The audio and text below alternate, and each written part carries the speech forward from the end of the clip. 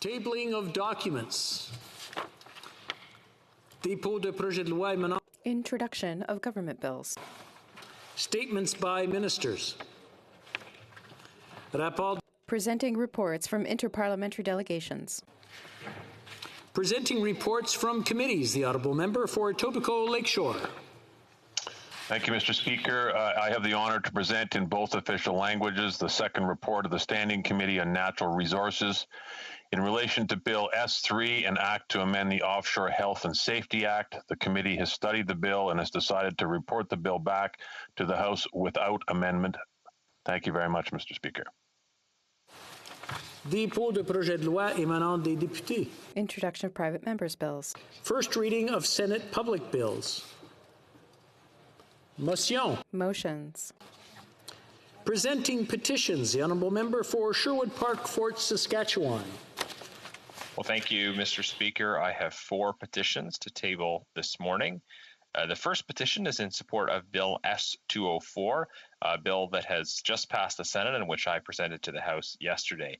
The bill would make it a criminal offense for a person to go abroad and receive an organ taken without the consent of the person it came from. This bill has been before the House in various forms for approaching 15 years. The petitioners are very hopeful that this will be the Parliament that finally gets these measures passed into law. The second petition highlights the persecution of Falun Gong practitioners in particular in China, and it calls on the government to use tools such as the Magnitsky Act to sanction those responsible for these the persecution of Falun Gong practitioners. The third petition highlights the humanitarian and human rights situation in the Tigray region of Ethiopia. Petitioners are calling for various actions by the Government of Canada to respond to these events, including an international investigation into credible reports of war crimes and gross violations of human rights law. Petitioners and others are concerned about broader issues of human rights and intercommunal tensions in Ethiopia and are calling for greater engagement from the Government of Canada on them. And Mr. Speaker, the fourth and final petition I'm tabling in the House today is with respect to Bill C6. The petitioners are supportive of efforts to ban conversion therapy. They're also concerned about the definition of conversion therapy that is used in Bill C6 and the effect that it would have of prohibiting private conversations, the expression of personal views and conversation, things that in reality have nothing to do with conversion therapy, but that could be falsely defined as such based on drafting problems with the bill. Petitioners implore the House and the government to work towards a version of the bill that actually bans conversion therapy and to get that bill passed into law as quickly as possible. I commend these 4 petitions to the consideration of members. Thank you, Mr. Speaker. Presenting petitions, the Honourable Member for Saanich Gulf Islands. Thank you, Mr. Speaker. Presenting virtually this morning petition from a number of constituents concerning the Trans Mountain Pipeline. The constituents initially launched this petition at a time that the Government of Canada had not finalized purchase, but the points remaining to continue to present this petition relate to the fact that diluted bitumen has no scientific way to be cleaned up, which the petitioners emphasize puts the areas in which the Aframax tankers in largely increased numbers will transit from Port of Burnaby to other ports represent an unacceptable level of risk to the marine ecosystem. They call on the government to cease any federal spending on completing the Trans Mountain Pipeline or purchasing it. Thank you, Mr. Speaker. Presenting petitions, the Honourable Member for Essex. Thank you, Mr. Speaker. I appreciate the opportunity to rise in the House and table this petition regarding the dire financial circumstances facing over 12,000 independent travel advisors across Canada. Over 12,000 Canadians have been forced to near bankruptcy, slipping through the massive cracks of this government's inept COVID response. These travel advisors have been left to languish, excluded from all COVID businesses assistance packages. This petition, Mr. Speaker, calls for the House to immediately get sector-specific funding to these long-suffering business owners. Thank you, Mr. Speaker. Petitions, présentation de pétition, the Honourable Member for Central Okanagan, Similkameen Nicola. Thank you, Mr. Speaker. I have 2 e-petitions I am here to table today. One is related to animal testing for cosmetics. The petitioners in here, over 600 of them, have said that they would like the Canadian government to examine some of the other practices around the world, particularly Europe, and to update our laws accordingly. The second one is one very dear to my heart, Mr. Speaker. It is in regards to the interprovincial transit of Canadian wine, beer, and spirits. This is an area where the petitioners have, and again, it's an e-petition, have called upon the Government of Canada to support Bill C-260. Unfortunately, the Minister of Finance did not include such measures in her bill for the budget this time, Mr. Speaker, and I'm hopeful that, hook or by crook, that we will see interprovincial trade of beer, wine, and spirits in Canada. It should not be a crime, Mr. Speaker, to share some of the good ales and fine drinks across this great country. Thank you. Presenting petitions. Présentation de pétitions. Questions on the order paper. The Honourable Parliamentary Secretary to the Government House Leader. Yes, thank you, Mr. Speaker. I would ask that all questions be allowed to stand at this time, please. Even so ordered. Well, I am now prepared to rule on the question of privilege raised on April 28th, 2021 by the member of Portage Lisker concerning allegedly misleading statements made by the Prime Minister. The member argued that the Prime Minister, by denying he knew of allegations of sexual misconduct against General Vance in 2018, intentionally misled the House during oral questions. In support of that allegation, she presented internal emails from the Privy Council office and testimony given before the Standing Committee on National Defence. The member then reviewed the precedents in this matter. Following this, she intervened again to point out that when there is some doubt on the matter, the chair should let the House decide, while stressing the importance of clarity for the deliberations and the integrity of the information provided by the government.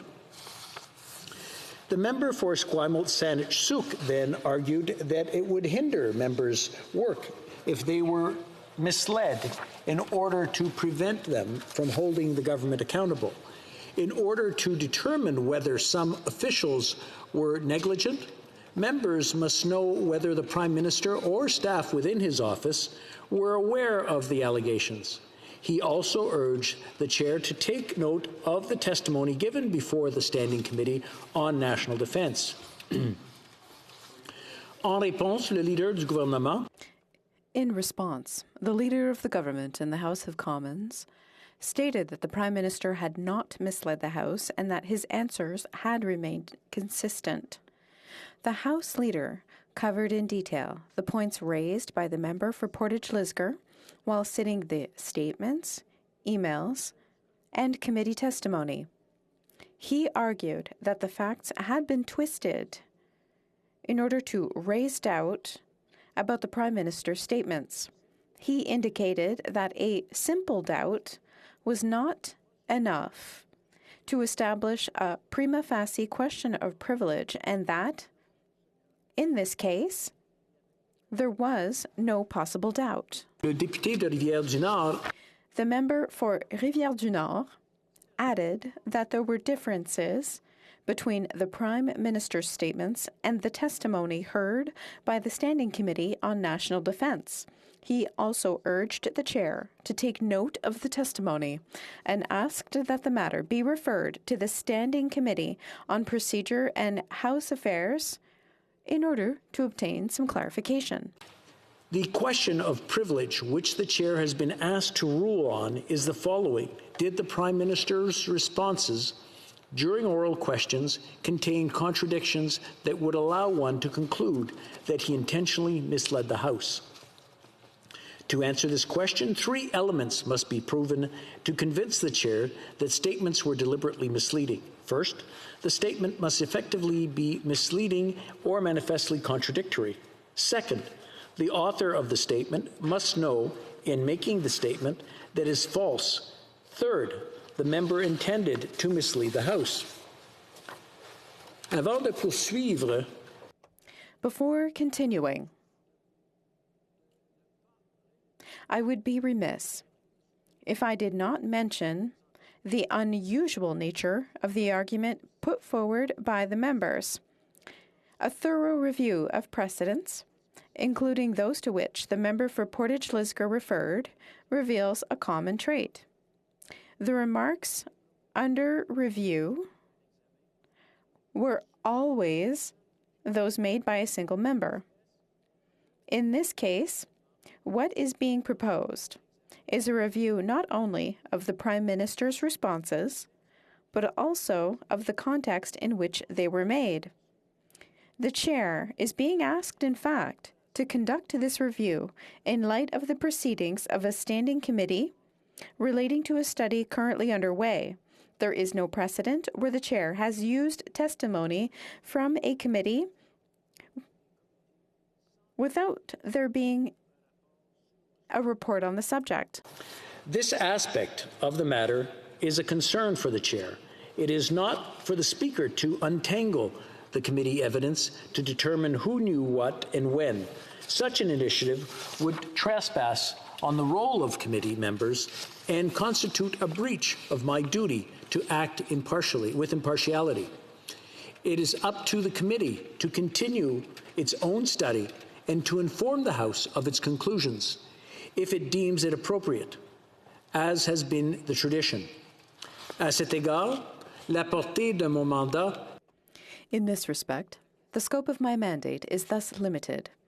The question of privilege raised is tantamount to asking the Chair to, on the one hand, compare the responses given by the Prime Minister during question period, and on the other hand, rule on his intention when those responses were provided. Globalement, comme le président Milliken. More broadly, as Speaker Milliken summed it up on April 21st, 2005, at page 5412 of Debates, and I quote, "In the present case, I must determine whether the Minister's responses in any way impeded members in their performance of their parliamentary duties, and whether the remarks were intentionally misleading." End quote. When previous questions of privilege concerning misleading statements have been deemed to be prima facie questions of privilege, the three elements to be proven to convince the Chair that the statements were deliberately misleading were clearly satisfied. In the example cited by the member for Portage-Lisgar from February 1st, 2002, at pages 8,581 and 8,582 of Debates, and in a similar case from March 3rd, 2014, at page 3,430 and 3,431 of Debate, the members involved admitted that they had made false declarations in both cases. Given the indisputable evidence before the House, previous speakers ruled on February 1st, 2002 and March 3rd, 2014, at the aforementioned pages in the Debates, that a prima facie case had been established. Given the contradictory statements made by the members in each case, my predecessors determined that there was no choice but to have the situation referred to the appropriate committee for further consideration. À l'égard de la question de privilège, with respect to the question of privilege before us, I have reviewed the responses to oral questions offered by the Prime Minister on March 10th, 11th, and 24th, 2021, and on April 27th, 2021. The Chair did not find contradictions in them or elements that would allow one to conclude that they are misleading statements. There is thus no reason to continue this analysis. I acknowledge that some members think that the Prime Minister's responses are contradicted by the information presented in committee, while others maintain that the same information confirms the validity of his response. These disagreements occur frequently in the House, and it is not the Chair's role to adjudicate them. In the event that members are clearly and deliberately misled by deceptive statements, the Chair may have a role to play to ensure that members can perform their duties. Based on the information I have, that is not the case here. Thus, the Chair cannot conclude that the Prime Minister deliberately misled the House. I find that there is no prima facie question of privilege. Je remercie les députés. I thank the honourable members for their attention. Orders of the day.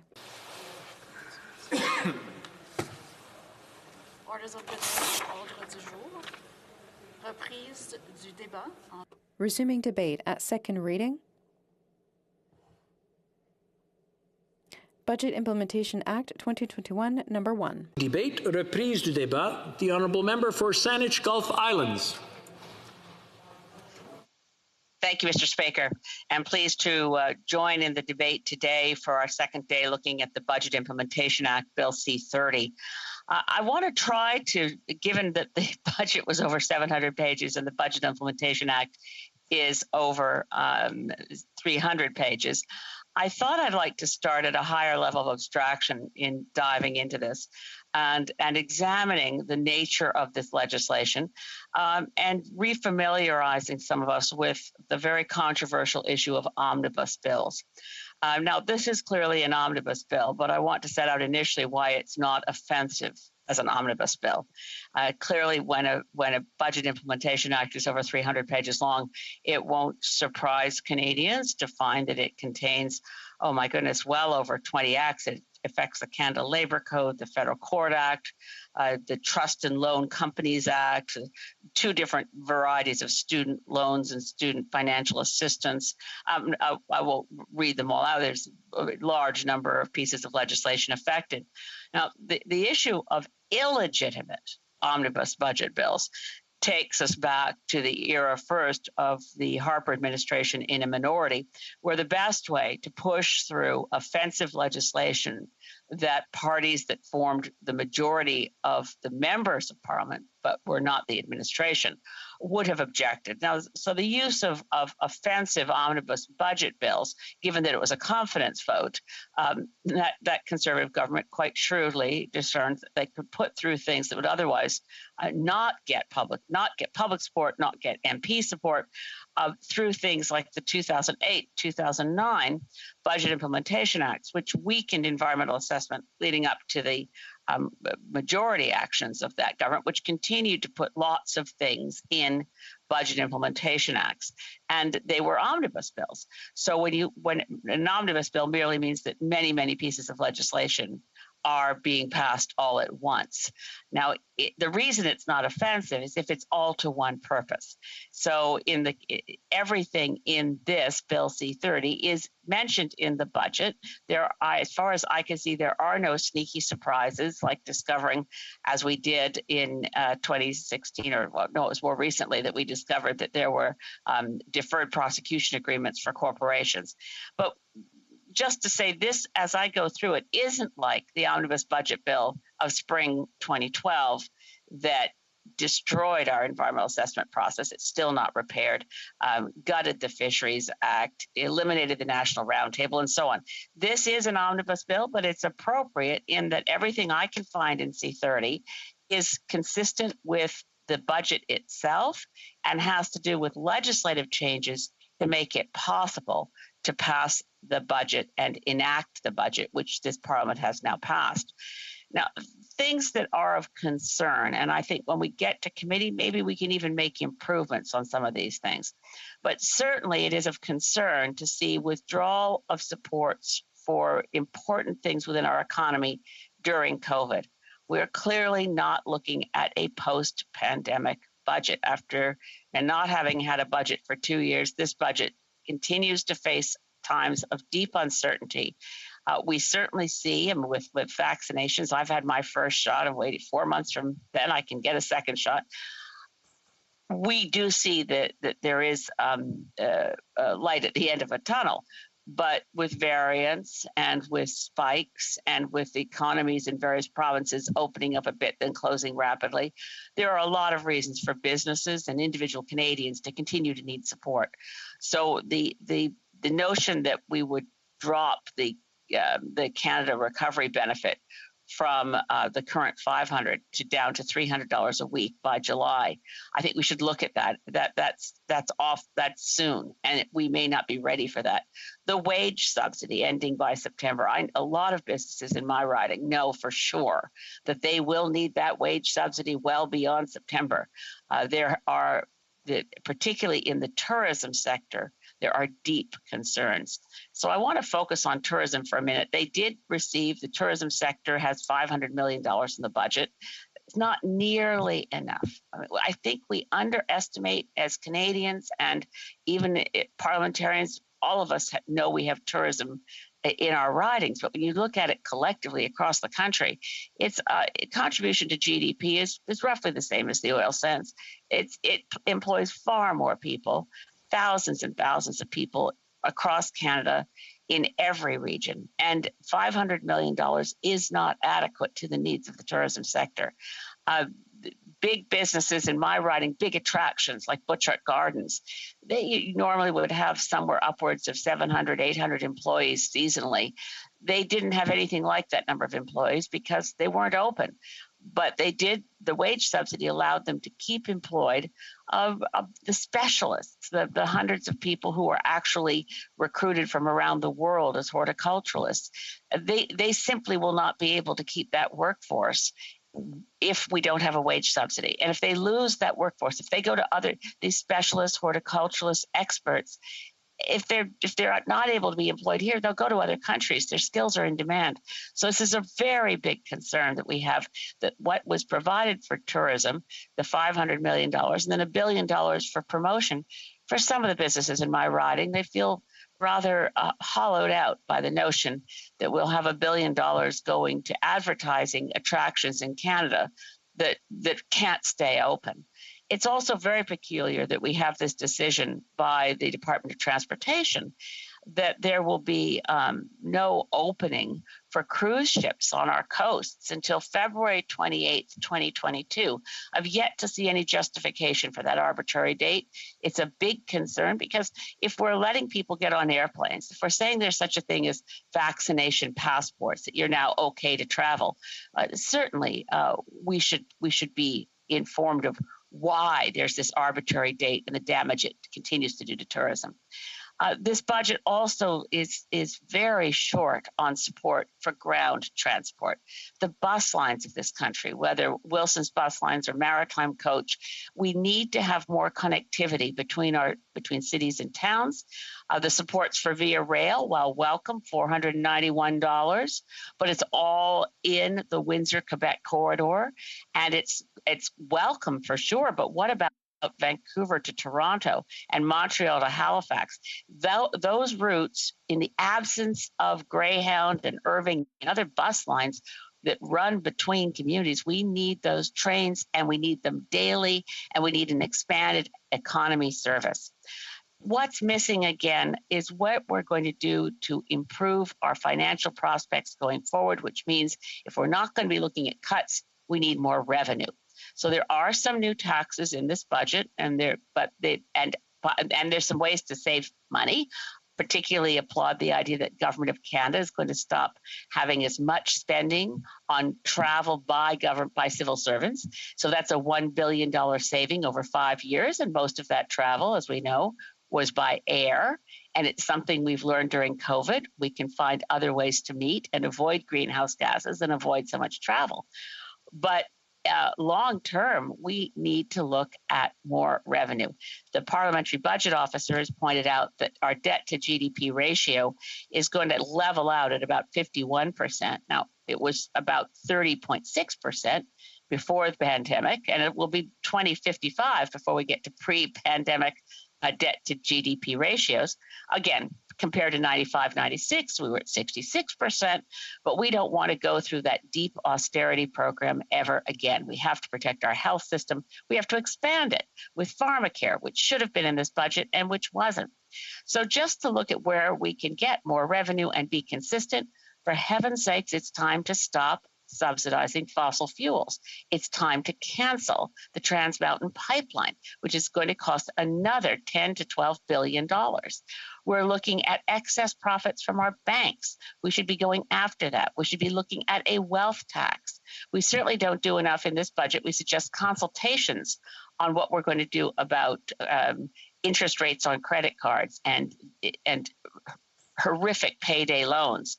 Those things need more attention. But we do need to look at improving the revenue line such that we can afford, which we must do, universal pharmacare, so that we can make sure the daycare program takes place across the country for all Canadians, and that we bring in support for low-income dental initially and get rid of the student loan and interest on Canadian student loans. All those need revenue in their appropriate place. And with that, Madam Speaker, I thank you for the time to speak to Bill C-30.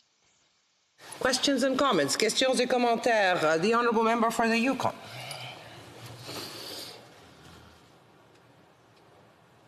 You're on mute. Madam Speaker, and I really... Oh, you can't hear me? We hear him here, Madam Speaker. You can hear me now? Okay, thank you. Thank you, and I always appreciate the words of the member. She's very helpful, especially related to our porcupine caribou herd, which I'll mention later. But just thank her for clarifying omnibus bill. All budget implementation acts are omnibus bills because they have to deal with so many bills and departments. And to clarify that on the $1 billion for tourism, that's 500 directly to tourism, 100 million for marketing, and 400 for tourism events like festivals and museums. But then on top of all the other existing programs that are extended, there's 700 million for business financing and expansion of the business financing program. I just wanted to thank the member for her great support over the years for the protection of the porcupine caribou herd that has so much effect on our Gwich'in, and note that in the budget, I'm sure hopefully she supports the 24 million for the Pan-Arctic scientific research through the Polar Continental Shelf Program, which many MPs might not know of, but is very important. The honourable member for Saanich Gulf Islands. Thank you, Madam Speaker. And that very generous praise from the member from the Yukon for my work. Let me just say, my work to protect the porcupine caribou herd and the Arctic National Wildlife Refuge just across the border from the Yukon is nothing compared to that of the honourable member for the Yukon, who's been a champion from well before I went into politics. So we've worked together for decades. Thank you, Madam Speaker. L'honorable député de... The honourable member for Louis-Saint-Hubert. Longueuil-Saint-Hubert, sorry. Yes, thank you, Madam Speaker. I want to thank my colleague for the speech. Always interesting to hear her talk about, tourism, for example. That was really interesting. But, in the budget, they're going to give a $500 check to seniors age 75 and up. They say that next year they'll probably increase OAS, but that's a year away. So they're essentially creating two classes of seniors, those 75 and up and those younger than that. In Quebec, the Federation of Seniors said this weekend that, seniors are really angry. There's nothing that says that those 75 and older are poorer than younger seniors. So what does my colleague think about this creation of two classes of seniors? The honourable member for Saanich Gulf Islands. Merci. Yes, thank you. Thank you. I want to thank my honourable colleague for his question. It's clear that there's no justification for this idea of having two different types of seniors. I mean, I am 66 now.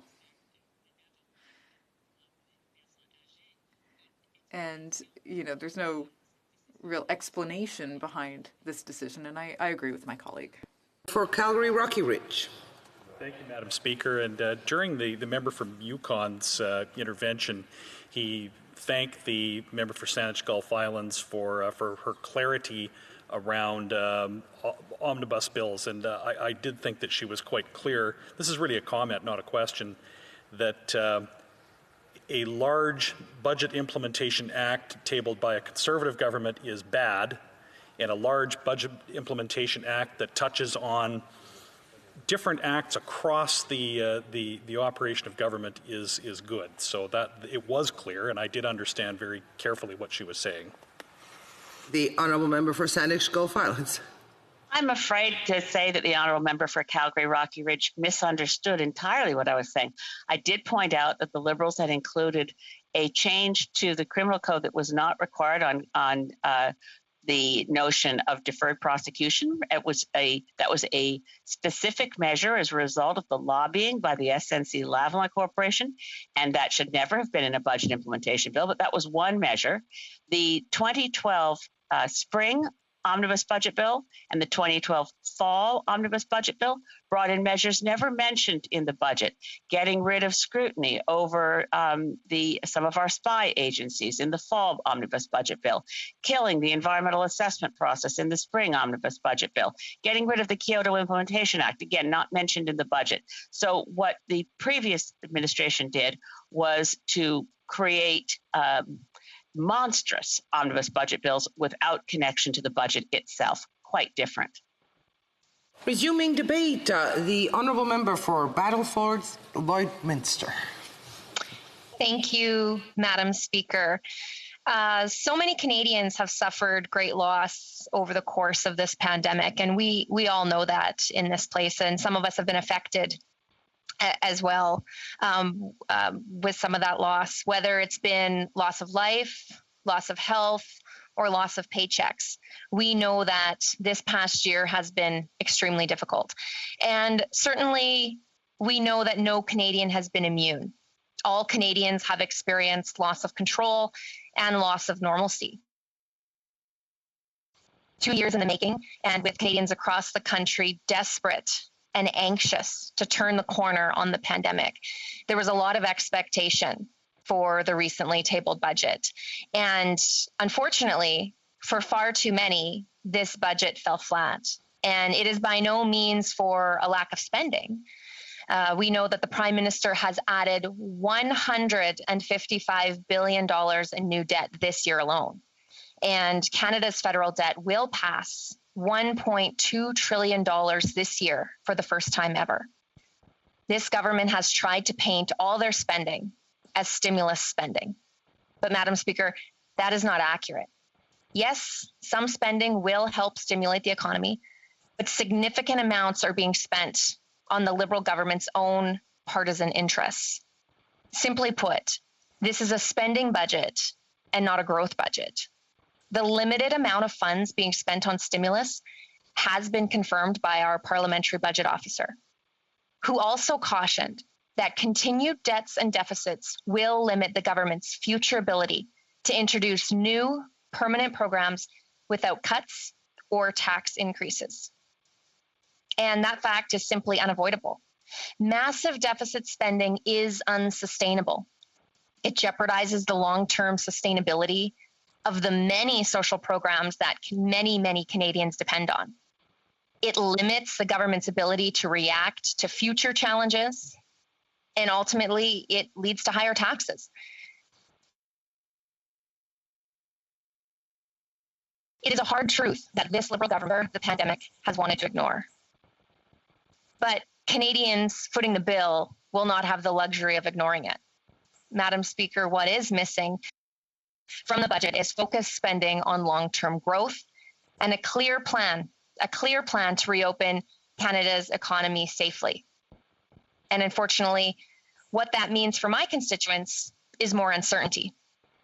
This budget abandons the natural resource sector as a fiscal anchor, one of the greatest contributors to our national prosperity.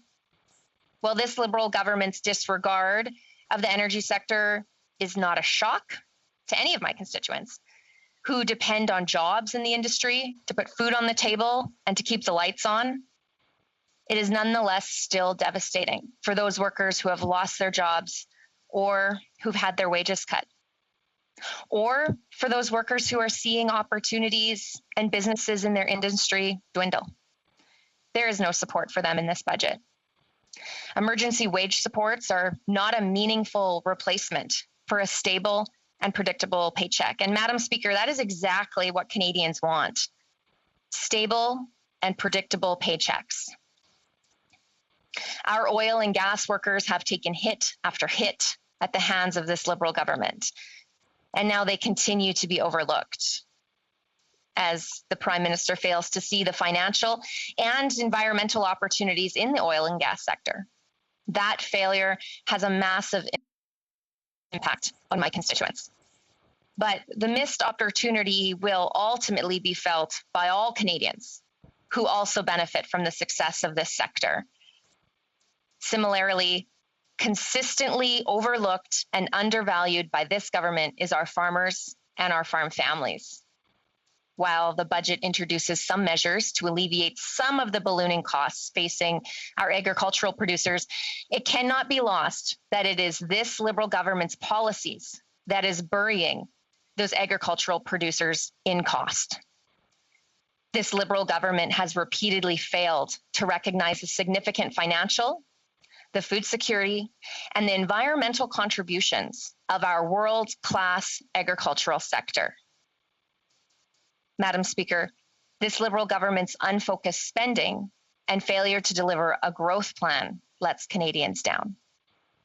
It lets down Western Canadians who do not see themselves or their livelihoods in this Liberal government's reimagined economy. It lets down those Canadians who have lost their jobs during the pandemic and don't know what the future holds. It lets down those Canadians who can't afford more taxes and are already struggling to make ends meet. And Madam Speaker, that includes those low-income seniors who were left out of this budget. Madam Speaker, we know that seniors have been disproportionately impacted by this pandemic, from health to social isolation to financial costs.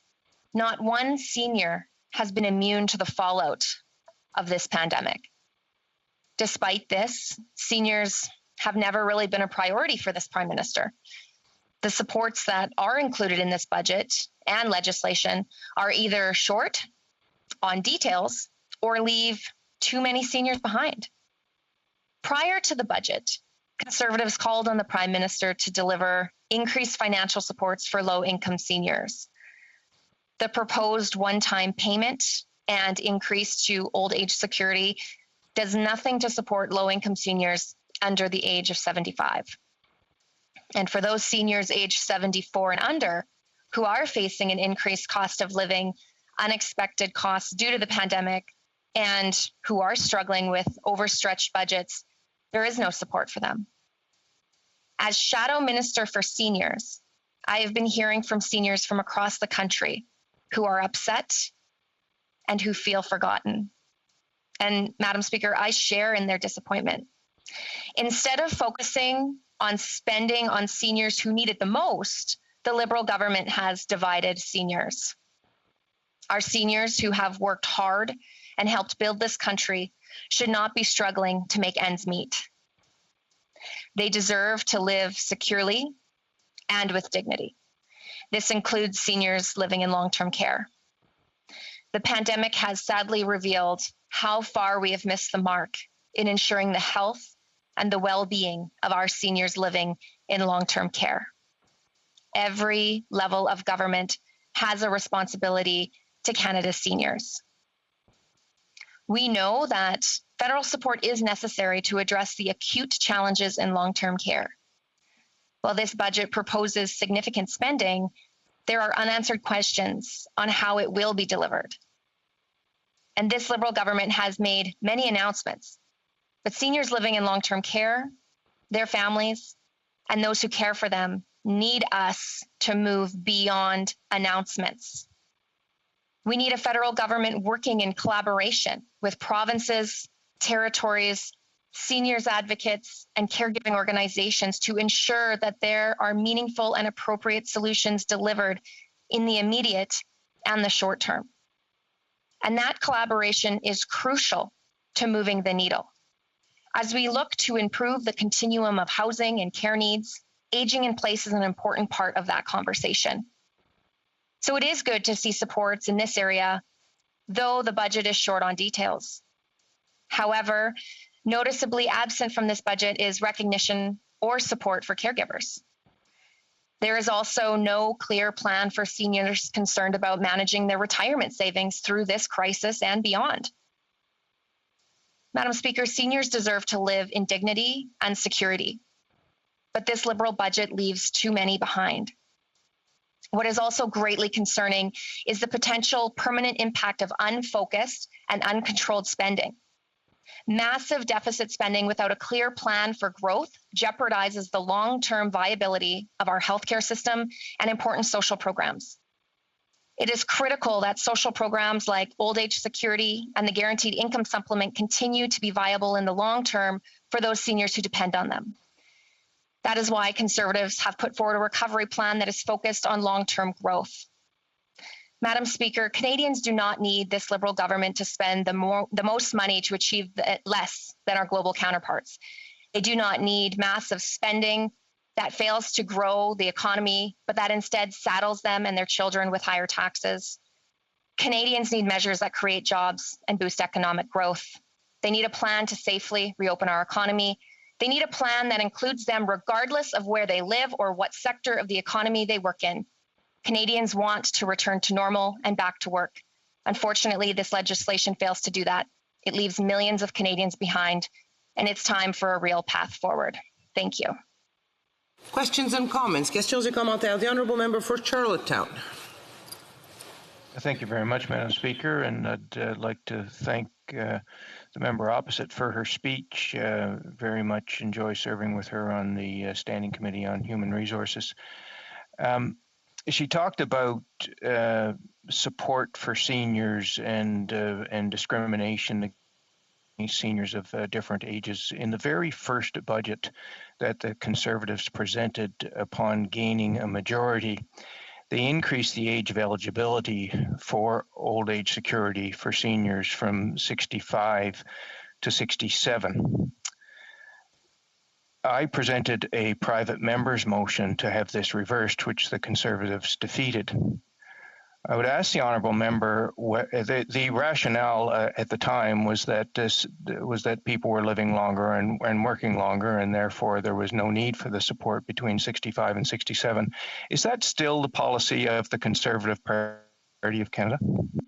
Honourable Member for Battlefords Lloydminster.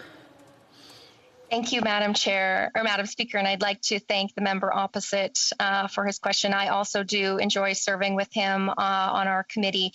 Madam Speaker, I will say that we've heard the increase for OAS, for 10% increase for OAS for seniors that were 75 and up, was a campaign promise in 2019, still hasn't been implemented.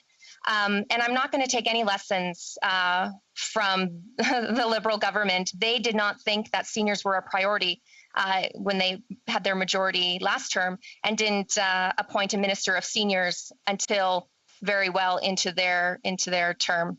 Thank you, Madam Speaker. The Honourable Member for La Pointe de Lille. Thank you, Madam Speaker.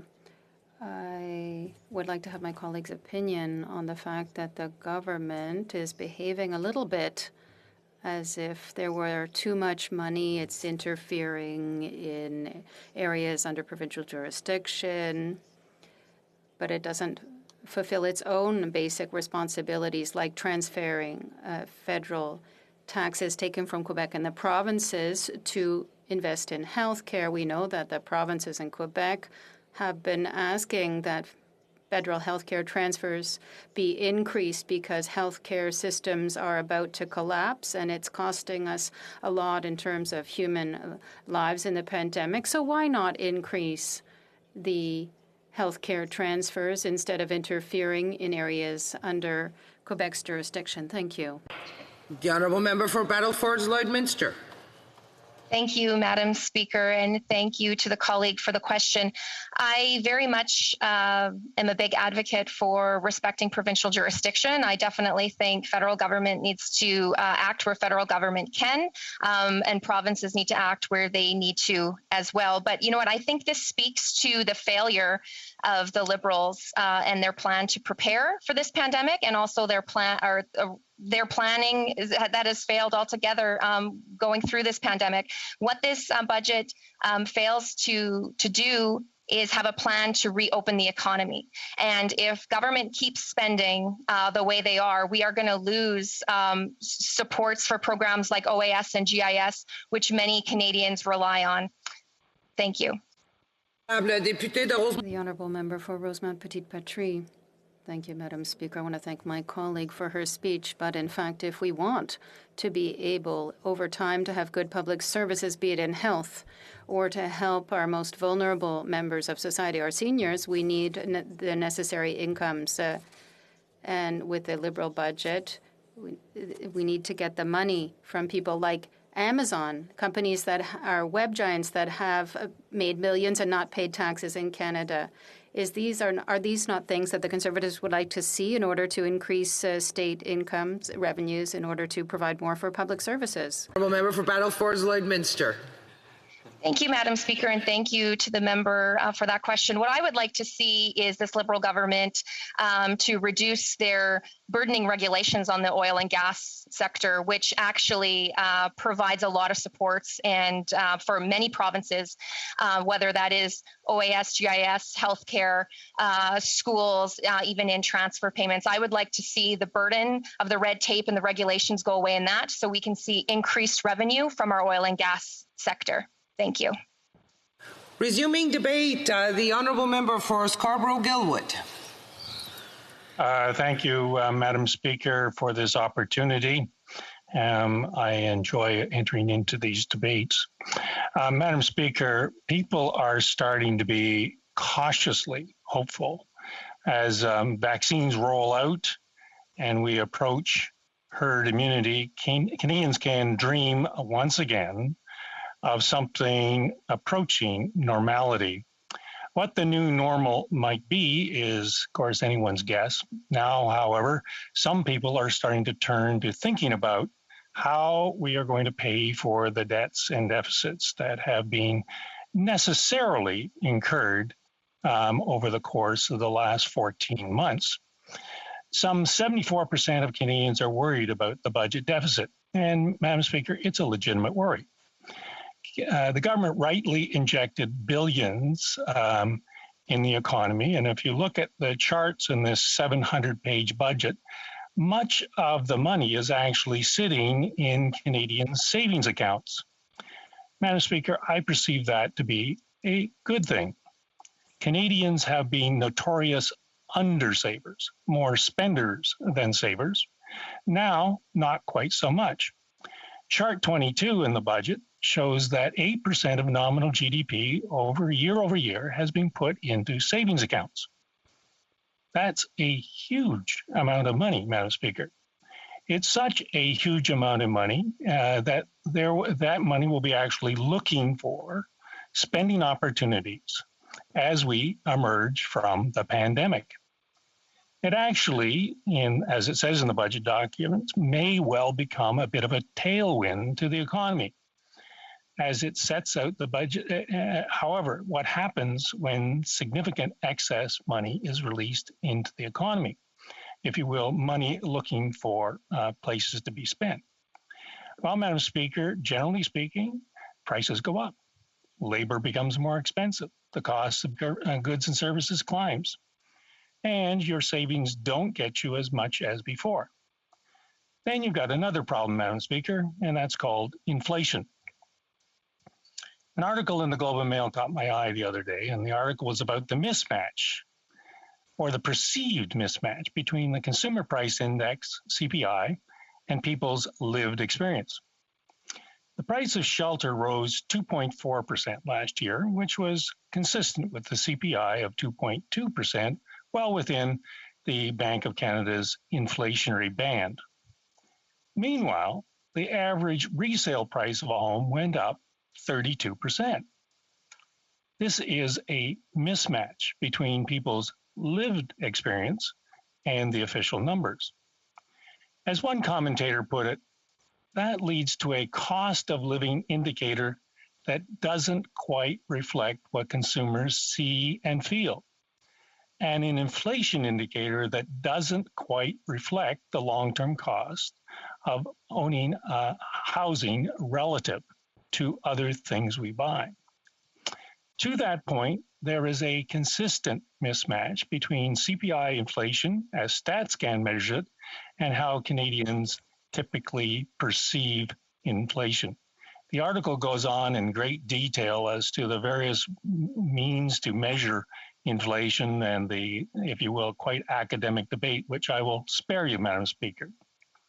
However, in an online survey conducted by the Bank of Canada last year, 55% of the respondents said that a 2% inflation was not a realistic representation of their experience of inflation, while 66% of respondents believe the inflation in Canada is generally higher than 2%.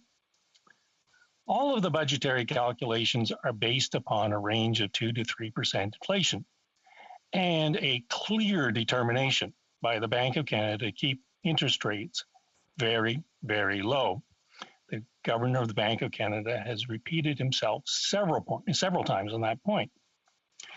The reason that Canadians are concerned about the size of the deficit is the fear that it will become overwhelmingly expensive to the detriment of other initiatives if inflation takes off and therefore interest rates take off. On the present consensus numbers generated by the absolute best economists in Canada, Canada can afford a very large deficit and debt to GDP ratio. Historically, we've actually been here before, Madam Speaker. Post-World War II, we had something like a debt to GDP ratio in the neighborhood of 116%. And in 1995, we were named as an honorary member of the Third World. We had a debt at that time of 67% debt to GDP. By virtue of economic expansion and some prudent measures, we were able to deal with those situations which are worse than what we are presently experiencing, which is a debt to GDP ratio of around 50%, give or take, projected forward for the next 5 years. Yet there is a lingering doubt that CPI doesn't quite get the picture right, not on housing, not on shelter, not on food, not on lumber, not on steel, not on cement. In this morning's Globe and Mail, the article, Copper Hits Record High, the commentary on the rise of the price of copper, which is used for everything from plumbing to electricity to alternative energy, Chinese supply side jitters, and accommodating monetary policy, which is motivating companies to ramp up spending. Virginia-based trader Dennis Cartman said that the monetary authorities, whether it's the Fed, the Bank of Canada, the Bank of Japan, the Bank of England, have been extraordinarily expansionary. Copper, lead, zinc, aluminum, tin, iron ore, steel are telling you something is going on in the global economy. He added this is inflationary, and this is more than just transitory circumstances. It's secular in nature. And this is where it might end badly, Madam Speaker. I started earlier about talking about Canadians having massive amounts of money in their savings account, some of which will go to feed a pent-up demand. What will happen, Madam Speaker, if Canadians go to spend their money and inflation has eroded their pandemic savings account? That will create a lot of very unhappy and very upset Canadians.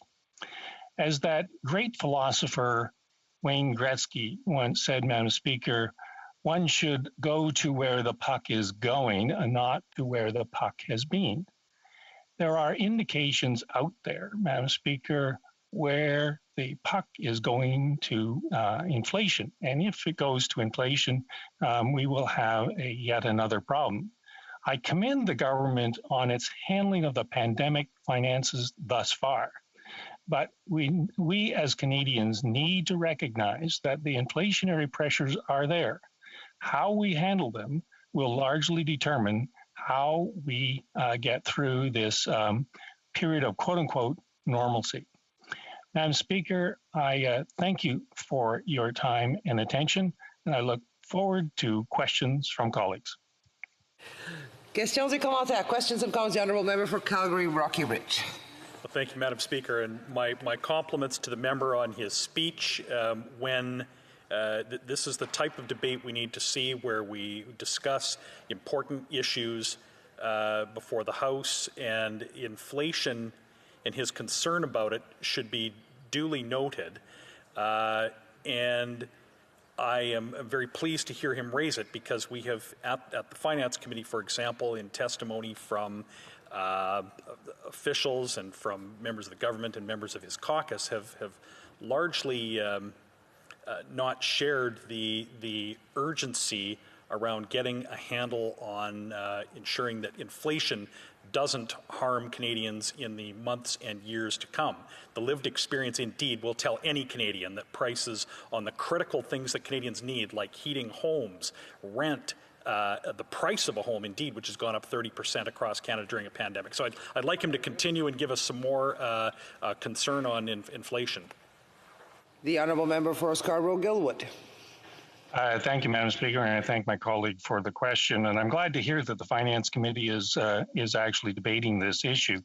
I don't profess to be a world's leading economist, but I do have lived through the stagflation of the 70s and the erosion of people's savings and the mismatch between what inflation was doing to their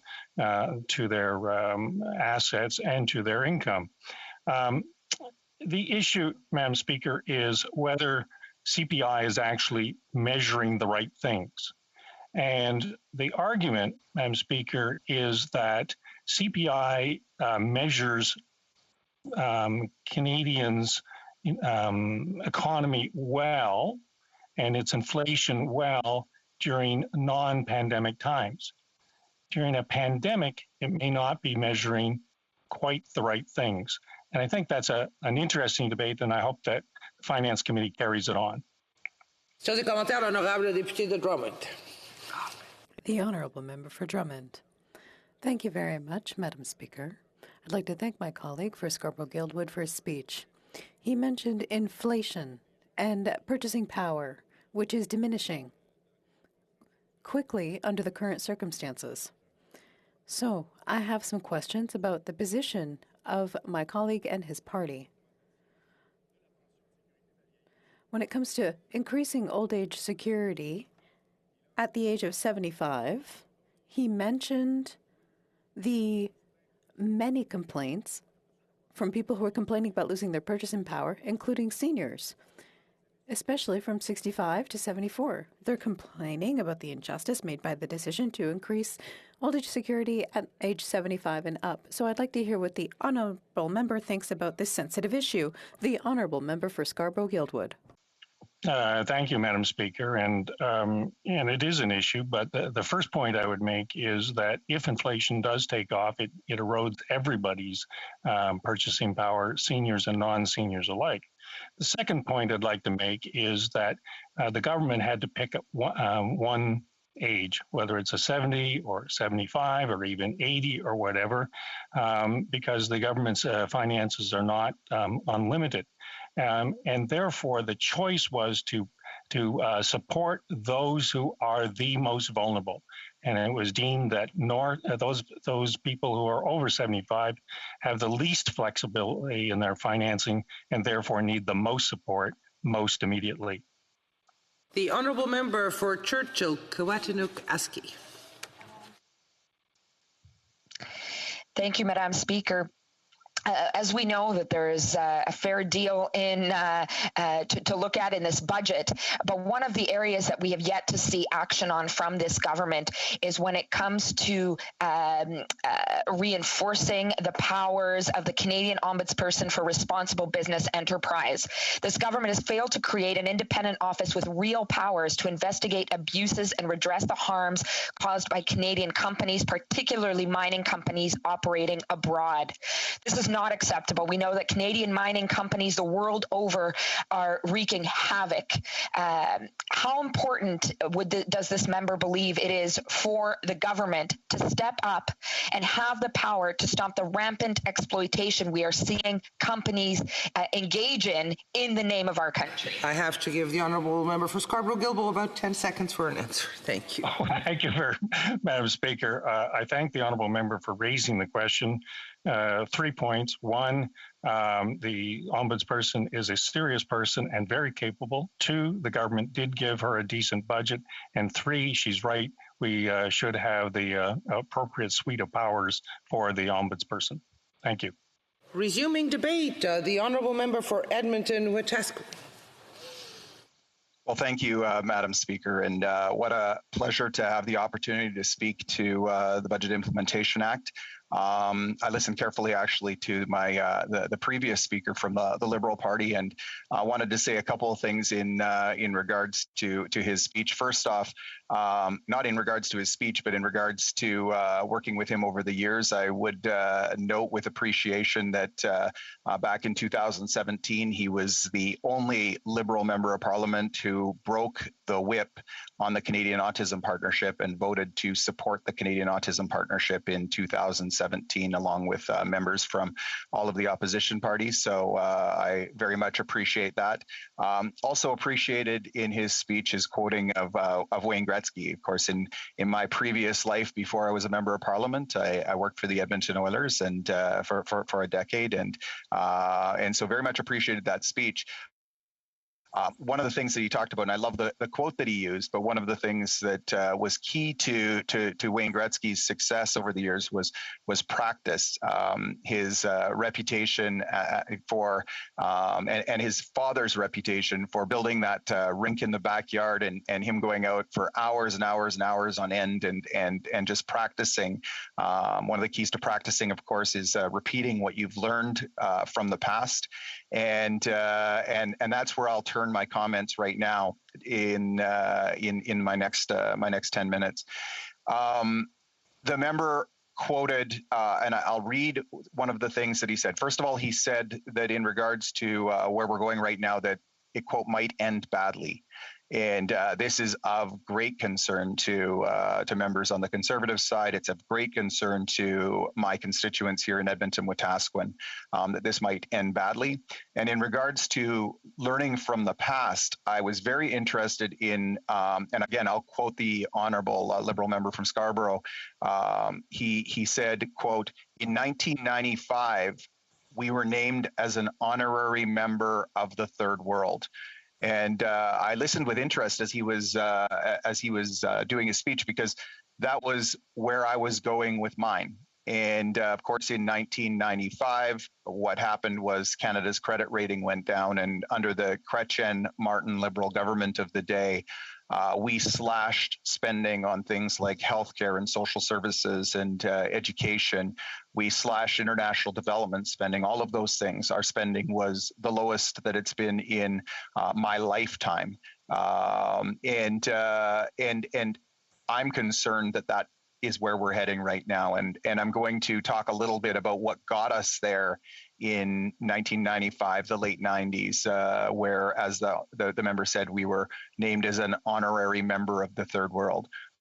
What got us there was, you have to go back to the Trudeau government of 1968, the Trudeau government of the 70s. When Pierre Trudeau and his Liberal government came to power, there was almost no debt in Canada. There was very little debt relative to where we are right now. And that Trudeau government decided to conduct an experiment. They decided that running deficits, perpetual deficits, was a good idea, and they ran deficits in 14 out of the 15 years that they were in power. 14 out of 15 years. And of course, when they left power, interest rates were at an all-time high. And there's been some comment about interest rates in some of the speeches so far.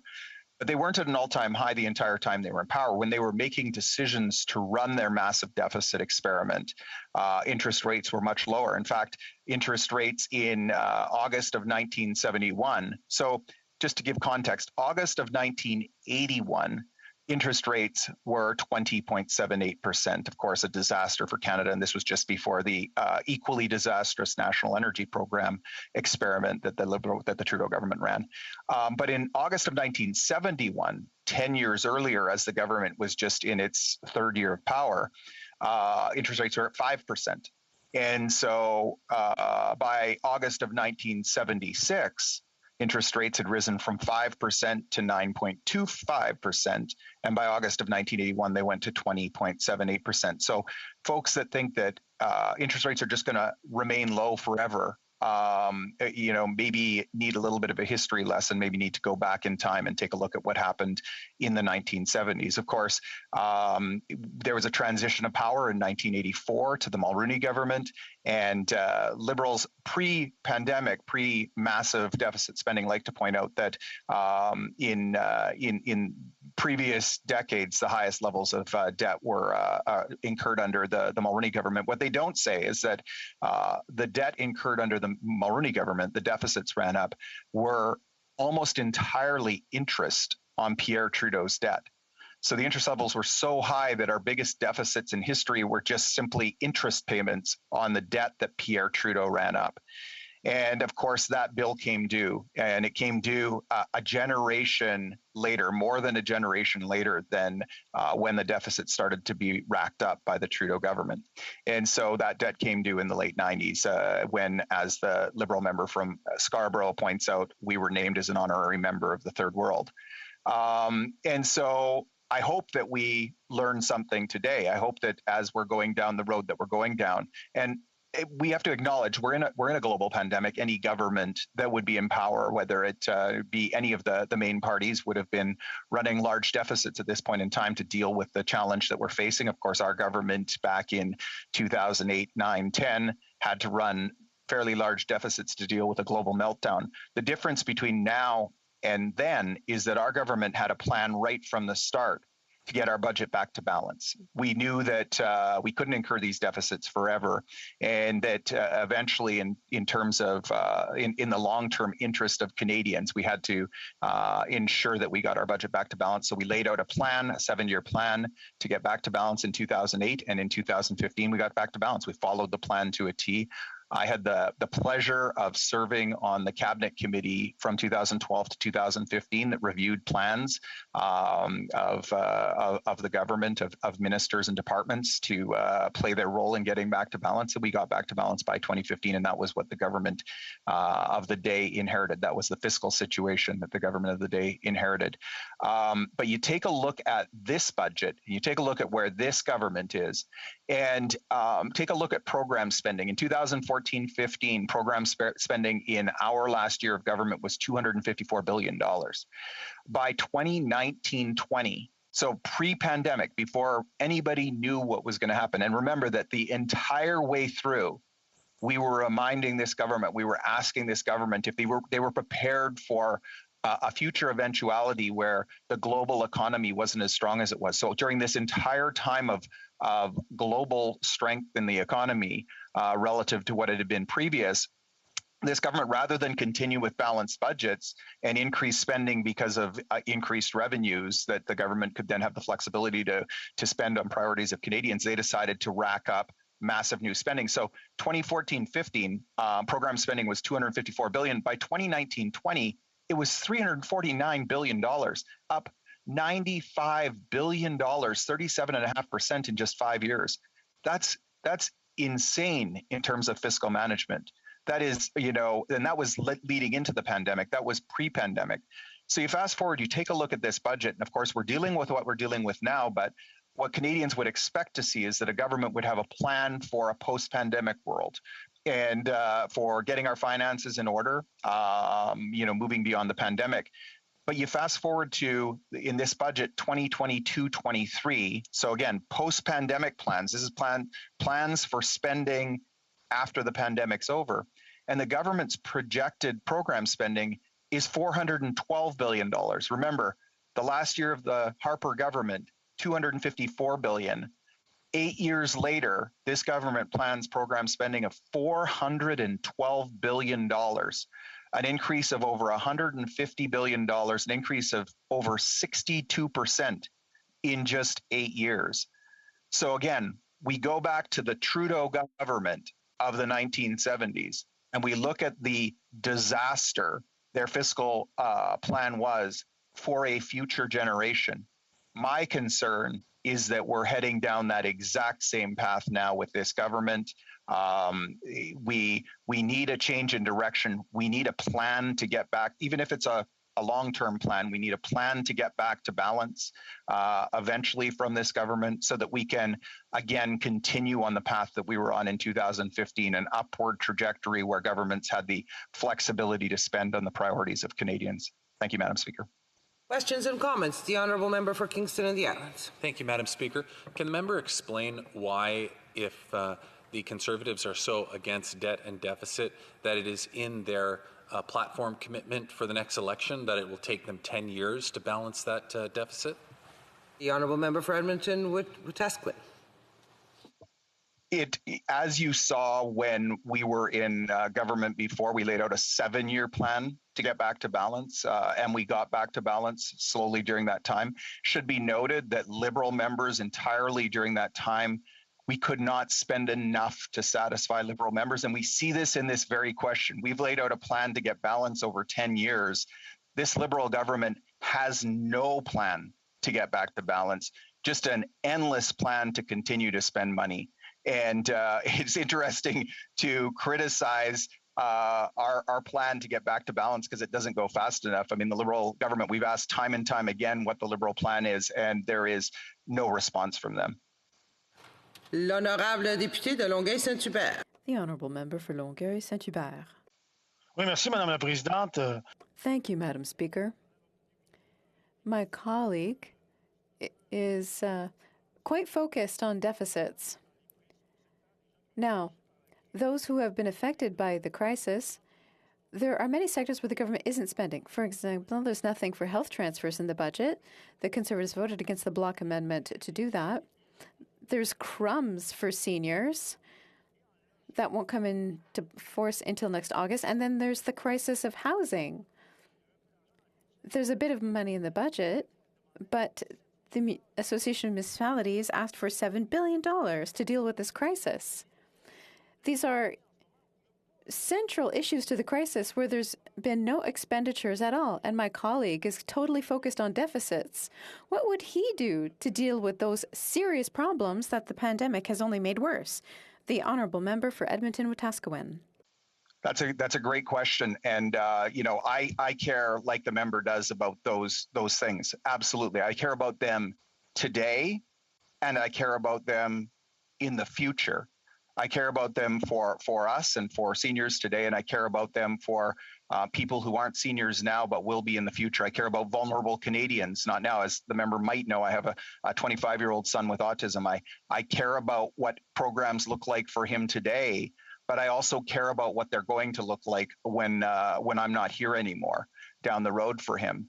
And right now, the path that this government is on is such that the spending that we're doing today is going to necessarily result in a reduction under whatever government's in power down the road. We've laid out a 10-year, we've said that we will have a 10-year plan, a nice long-term plan to get back to balance.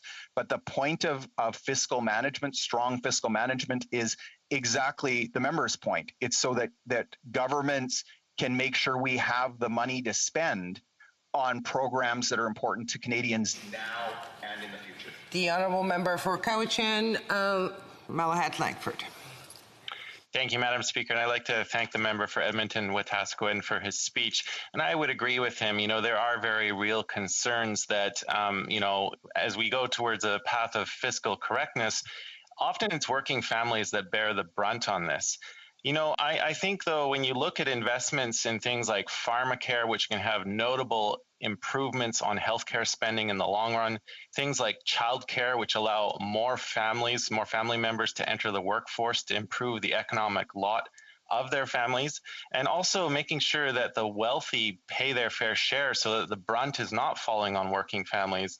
I'm wondering about those three specific measures, because so far Conservatives have showed a bit of an aversion to those measures when we know those types of investments will have notable and beneficial impacts on the long run. I'm wondering if the member can respond to that. Thank you. The Honourable Member for Edmonton Wetaskiwin. All of the things the member mentions are good things. We want Canadians to be able to have access to those things. But I would point out for all members that we have to also look at the revenue side of the equation. And as a member from Edmonton, a member from Alberta, I have to point out that we have absolutely robbed our economy of our opportunity to fund some of those things because of our disastrous pipeline policy in this country that gives preferential treatment to oil coming in from Saudi Arabia and Nigeria and Algeria and Azerbaijan, countries like that. $25 billion worth of oil, for example, coming in from 2016 to today, gives preferential treatment over that oil relative to oil coming from Saskatchewan and Manitoba. Resuming debate, the honourable member for Humber River, Black Creek. Thank you very much, Madam Speaker, and as always, it's great to see you in the chair. And I'm pleased to be able to speak to Budget 2021. As you've been hearing yesterday, the other day, and today, our government can I interrupt the honourable member and ask her to distance her mic from her mouth? It's too close to your mouth. Yes, lower it a little bit. That's still too close. It's for the interpreters. We really have to. Thank you. I have to change my speaker at some point. How is it now? I think it's better. Yes, it's much better. Thank you. Okay. Thank you. All right. Thank you, Madam Speaker. As we have indicated today, as we're talking about all of these different issues in our budget and the future and how we are managing to practice where we're going and to make sure that we have a strong plan to finish the battle against this terrible COVID-19 that we've been dealing with. And clearly, as you've been hearing, our plan is to execute a plan to deliver 1 million jobs as promised. These jobs are critical for us to have a strong recovery from this pandemic. These jobs are going to help make the lives of our community members that I represent and all Canadians that much better. The Budget Implementation Act delivers a plan to support the residents of my riding and all Canadians. It includes extensions and expansions of critical COVID-19 support, programs for businesses and individuals. Examples of that, of course, are the wage subsidy, which has helped an enormous amount of Canadians, the rent subsidy for so many businesses that without that would have had to close down, and of course, the other recovery benefits that we have provided. The BIA also implements the major policy planks of Budget 2021, such as funding early learning and childcare, support for students to help them through these difficult times, and find the employment they need to start their careers, which also includes at the federal level a minimum wage of $15. It sets out a clear foundation for a greener, more inclusive, and more prosperous economy, making life more affordable for students by extending the moratorium on student loan payments. These are all critically important for our young people. Ensuring large multinational companies pay their fair share, which is a topic of much discussion during these difficult times. We know the benefits that have gone to many of the companies. So as one end of the spectrum suffered tremendously, another area benefited enormously. And I believe they should contribute much more to getting us through these difficult times. This is what we promised in Budget 2021. And this is exactly why we need this BIA to pass. It's what the legislation delivers. And I can tell you it's a great budget for the residents I know and love in Humber River, Black Creek, and for all Canadians. Our government values the contribution that seniors have made and continue to make to our communities. I miss visiting my local seniors groups. I call the presidents of these organizations as often as I can. They all want to get back to playing bingo and cards at their local community centers, which some are being used now to deliver the important vaccines that our government has secured to protect our most vulnerable from COVID-19. I know these seniors will see their lives get back to normal soon because this hard work the government is doing to end this horrible pandemic. Our policies are showing positive results. 25% fewer seniors live in poverty than when the Liberals took office in 2015. That is a direct result of the good work our government has undertaken, including restoring the age of eligibility for old age security and GIS to 65 years as opposed to the suggested 67 years, and increasing the GIS for the most vulnerable single seniors. The Budget Implementation Act proposes to increase old age security by 10% for seniors aged 70. I have to interrupt the honourable member. I have a point of order. Honourable député de Drummond. The honourable member for Drummond on a point of order. Madam Speaker, I believe my colleague's headset is not adjusted properly. I think it's still too close to the mouth. If she could perhaps move it up between the nose and the mouth, because we're hearing a lot of sort of explosive noises, and I think it's very difficult. Yes, so we were just saying the same thing. Well, perhaps we'll try now. All right, we'll try this again and see if it's better now. It is better. Yes, it is. Thank you so much. Thank you. Thank you. Thank you to my colleague for raising it. By 10% for seniors aged 75 and over, which will help lift more seniors out of poverty. Taken together, our government's ambitious and progressive measures are making a real difference in seniors' financial security. However, we know there is much more work to do. Canadian seniors can always count on the Liberals to listen, understand their needs, and work hard to try to deliver for them. Now, education is the smartest investment anyone can make, and our government is committed, as I mentioned earlier, to making life more affordable for students, to ease new graduates into working life and make sure they're not prematurely burdened by loan repayments. Budget 2019 made the 6-month grace period after leaving their education interest-free, and during the pandemic, our government imposed a 6-month moratorium on all student loan repayment and committed to a 1-year suspension of interest accrual on student loans in 2021-22. The BIA would extend the waiver of interest accrual on Canada student loans and Canada apprentice loans until March 31st, 2023. Let me assure you, Madam Speaker, that every little thing we do or big things that we do help a lot of people and relieve their stress levels that we know they're going through at this particular time. Also increasing the threshold for repayment assistance to $40,000 for borrowers living alone, so that nobody earning $40,000 per year or less will need to make any payments on their student loans. This will support an estimated 121,000 additional Canadians with student loan debt each year. These measures will ensure that Canada's youth are set up to succeed as we recover from the pandemic. So now let's talk about a favorite issue of mine, which is childcare, Madam Speaker. I've always enjoyed visiting the local barbecues and events organized in the communities that I represent. Getting to see the new families with their children brings a lot of joy to my life. I know I will soon be back at the 3rd annual Taste and Sounds of the Jane and Finch at San Romano Way.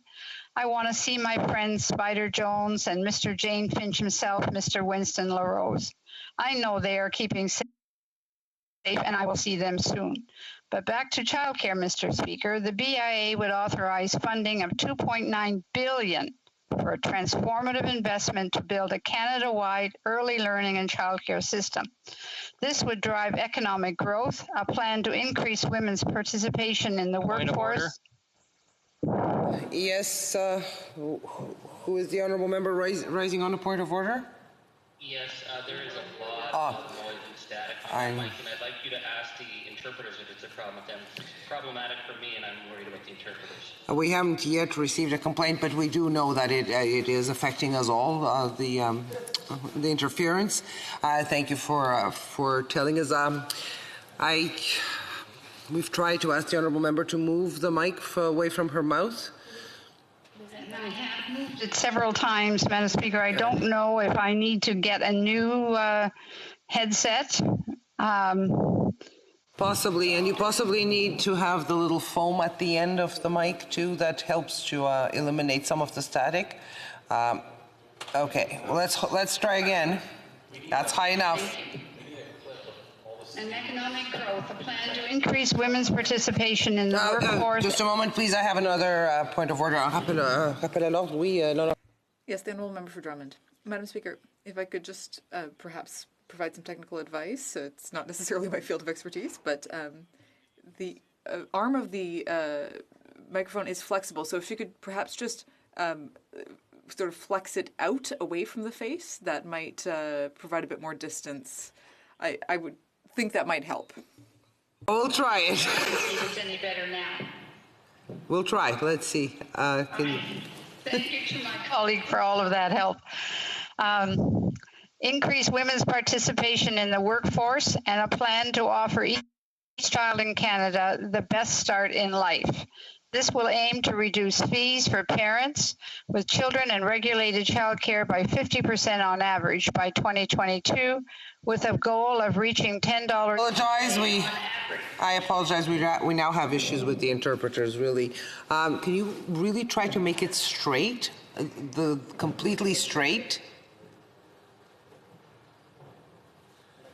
Okay, let's try now.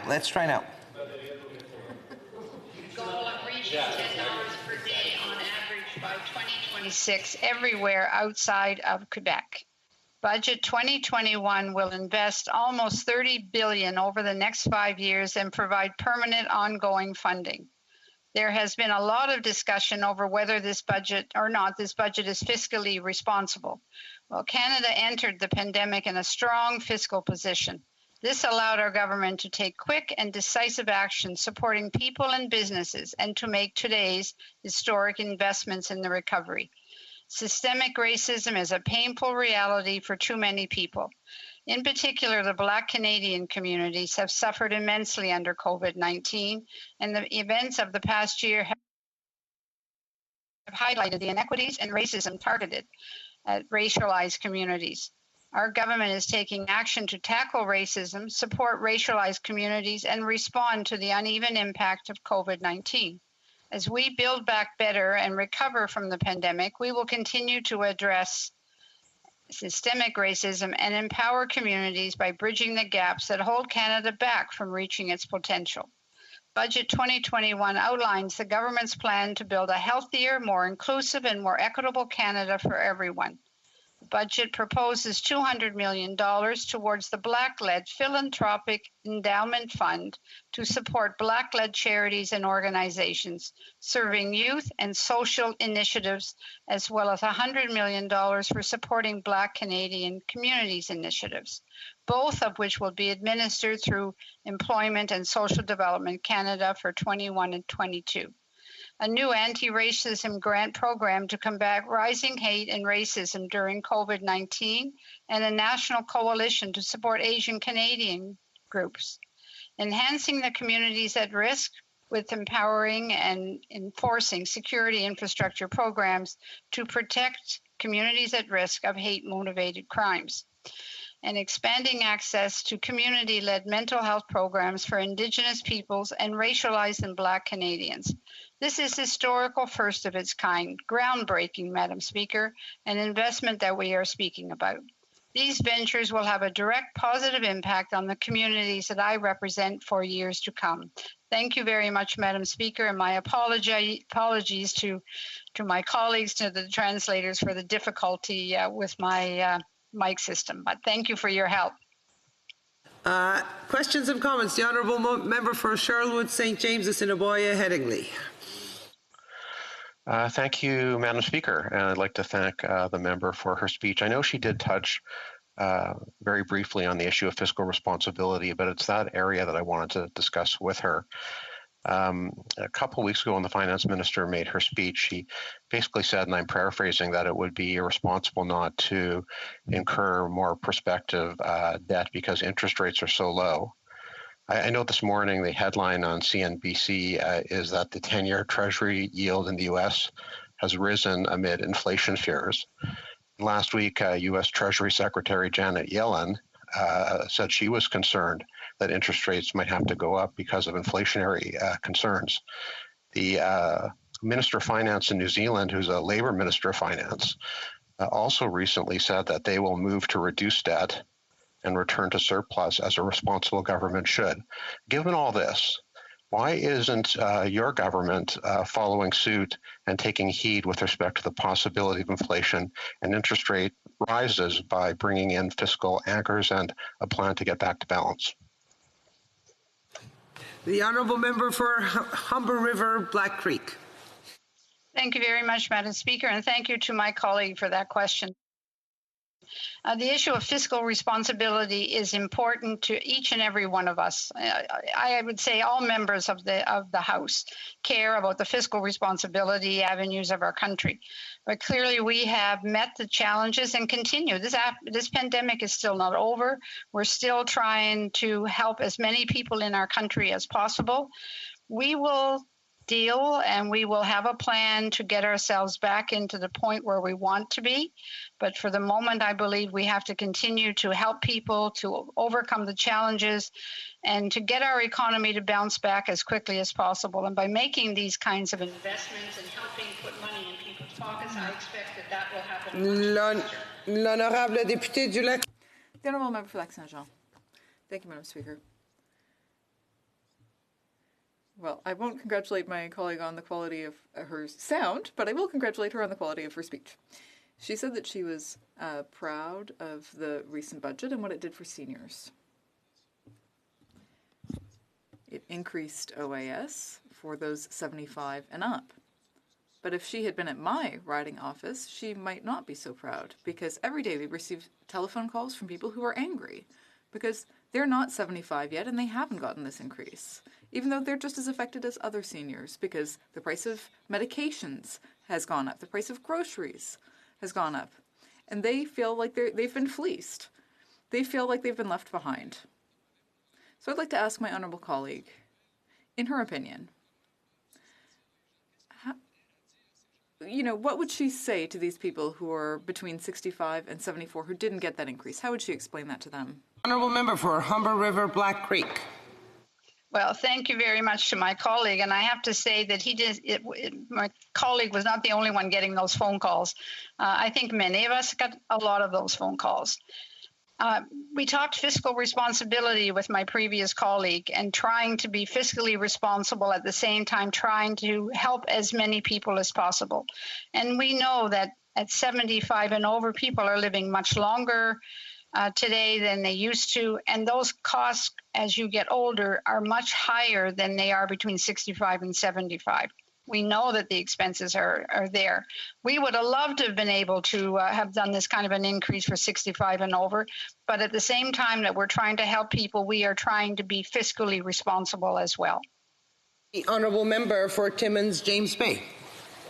Thank you, Madam Speaker. I was speaking with a young Canadian who went to work in the United States, and within a month, she had the vaccine. She was called 3 days in a row by 3 different health agencies in her city to get access to the vaccine. I compare that to Ottawa workers that I know who are relying on Twitter, word of mouth, rumor. 2 young workers I spoke to in Toronto who took an Uber 45 minutes across the city on the wild off chance they might get the vaccine. I think what we have to admit here is that between the feds and the provinces, Canada has absolutely failed in the delivery of the vaccines. We've had politicians patting themselves on the back, but the fact that we have such uncertainty with so many of our young millennial workers and our Gen Z workers who are frontline and who have no other choice, that they're having to rely on Twitter to find out where to get a vaccine, is a real condemnation of this government's response to this pandemic. Member for Humber River, Black Creek, 10 seconds for an answer. Thank you very much to my colleague for that question. It's been a tremendous challenge, I believe, for everybody, the provinces, the government, the territories, to handle this pandemic. It wasn't something that we had a plan on how you have to do the rollout. I think everybody has done the best they could. It's lots of issues that we have to resume debate. Reprise du débat, l'honorable député de Thérèse de Blainville. Resuming debate, the Honourable Member for Thérèse de Blainville. Good day, Madam Speaker. I will have a preamble to say that I hope that I won't have the microphone issues experienced by my previous colleague, and I will call on my colleague, the Honourable Member for Drummond, to call me to order if it does indeed occur. I think that's good advice. And I'm not certain if I have to say that I'll be sharing my time. No? Okay. Thank you. I am pleased then to speak today on the Budget Implementation Bill, Bill C-30. My first observations, as you will see, are that it's a budget with billions sort of scattered everywhere. But at the same time, we have to note that it's a budget implementation act that contains a number of half measures, and a number of things have been left out. And above all, there is a great lack of structural measures if we think that it should be a recovery budget. So, if I may begin with the announcements made with regard to labor laws, I'd like to start by saying that there is something good in this budget because the Minister of Labor is putting forward a commitment that she had in her mandate letter, and that was to amend the Canada Labour Code in order to increase the minimum wage to $15 an hour. Obviously, at the federal level, this impacts about 26,000 people only, but it is a sign, a signal to all those who, during the crisis, have come out of the shadows. Sorry, there seems to be another conversation taking place. Madam Speaker, there is a side conversation happening with a member. I do not see who the member of parliament is. However, okay, the honourable member for inaudible for the interpreter. For Humber River Black Creek could put herself on mute, please. Thank you. Je continue. If I may continue, Madam Speaker. Thank you. Clearly, the microphones are a real problem. So I was saying about the $15 minimum wage. I think that's a good sign. All these essential workers, these guardian angels who have come out of the shadows during the pandemic, and we had to realize that we're talking about low-income earners where they do not earn enough and they need to have a minimum wage of at least $15 an hour. At least this sends a signal. Still, with regard to labor legislation, I would say this is a half measure.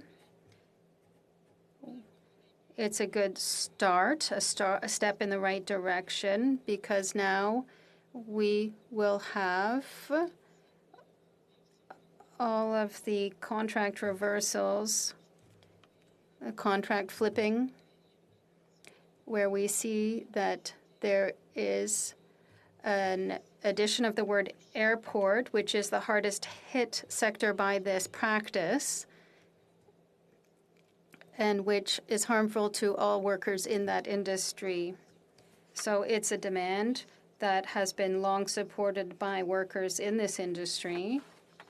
And just to remind everybody what contract flipping is and what occurs in the aerospace industry, in the airport sector, there is nothing to protect their working conditions that have been built over time. And we have seen that it is a situation that means that when there is a flipping of a contract and when another subcontractor gets the contract, it means that workers have to start over, lose their jobs, they lose their working conditions, they can even be rehired at a lower salary because the subcontractor has no obligation whatsoever.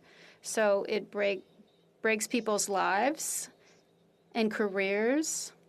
They have to be rehired by new employers, then start over, sometimes after decades, even 25 years of service. And yet you're doing the exact same job with the same tools, the same equipment, and you have the same schedule. But you're being asked to start all over again, so there should be protection. There will be a protection in the Budget Implementation Act if there is a contract flipping that occurs at an airport. I'd like to call it a half measure because they seem to want to protect only salaries. We have seen this with the conflict that occurred at the beginning at the Mirabel Airport. and Dorval Airport, we saw that there was a contract flipped with Swissport, and the workers had been getting $23 an hour for the same job, and then they began to earn $16 an hour. It makes no sense. Of course, it makes no sense, and this will correct that kind of situation, but we need to go further. Why stop halfway? It's like a half measure, because what is desirable is that not just salaries be protected, but also the working conditions, pension plans, insurance, and other rights. I think that's what the unions have asked for. That's what we wanted, and we hope that this part of the legislation will be improved to continue and to go further, so that when you see a situation and a labor practice like this, it's simple. You ask that workers do not pay the price when there is a change in supplier. And if you deal with an issue, then you should ensure that you don't have to address the issue a second time because you've only gone halfway the first time. So we want to see amendments in that regard. There was something that was forgotten in the labor legislation, but it's a long-standing demand. When a government says that it wants to protect the middle class and to protect workers,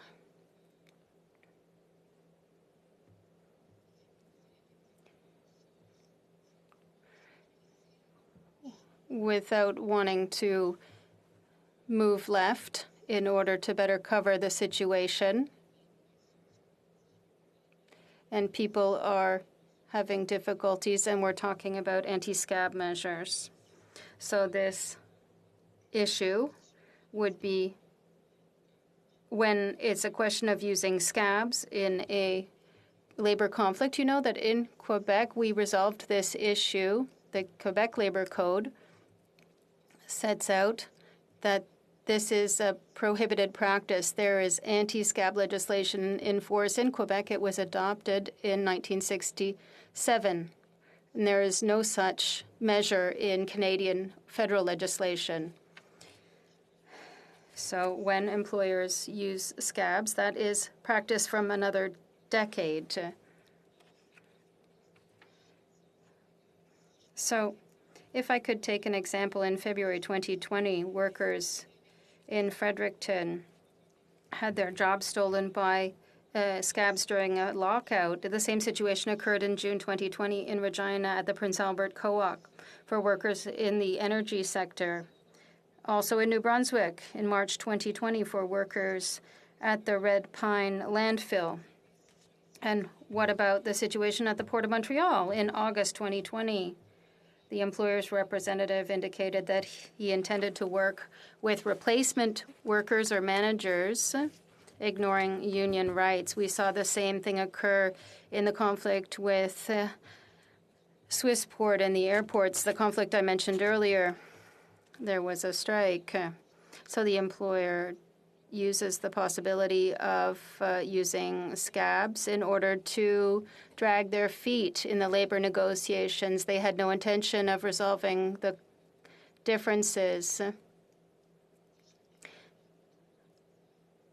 Are you indicating to me that I should move my microphone? To speed up. Oh, I see. Well, all this to say that the government, you're making me laugh, Madam Speaker. The government could fix an injustice by adopting anti-scab measures. Unfortunately, there is nothing set out like this in the bill. Now I would like to talk about employment insurance regime for the 200th time. Yes, I will do this quickly. It's incredible to think that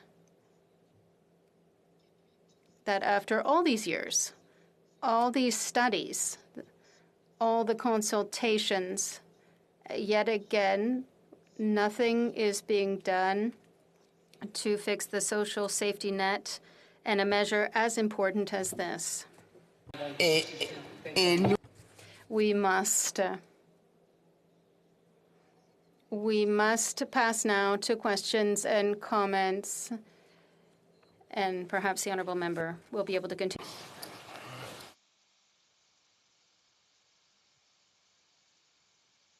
Sorry, who is called on? Oh, me? For the Yukon, yes. Oh, sorry, I didn't hear that. Thank you very much, Madam Speaker. You're doing a great job. And thank you very much to the member for a very thoughtful tone of her intervention. We need that more in Parliament. I'll give her two things. She could pick which one to comment on, whichever she would enjoy most. One is we have a huge digital economy in the Yukon, and there's a large investment in this budget to help businesses transform to the digital, modern, electronic economy, which people haven't talked about much. Does a member think that's important? Or she could comment on Quebec's had great experience with hydro, and our mining people asked for, in this budget, for more hydro support for electric planning and transmission, and they got it in this budget. Does she think that's helpful and beneficial for the money for hydro in the Arctic, in the North, and in the Yukon? The Honourable Member for Therese de Blainville. Thank you for the question. Well, there is one thing that is fundamental. Does the budget fully respond? There's one thing that is certain. We must make the shift to green energy in a fair and faster way. There's a sector of our economy like natural resources, hydroelectricity, that are major when it comes to this shift. But in keeping with what I said before, we must think of a fair, greener, and more environmental transition.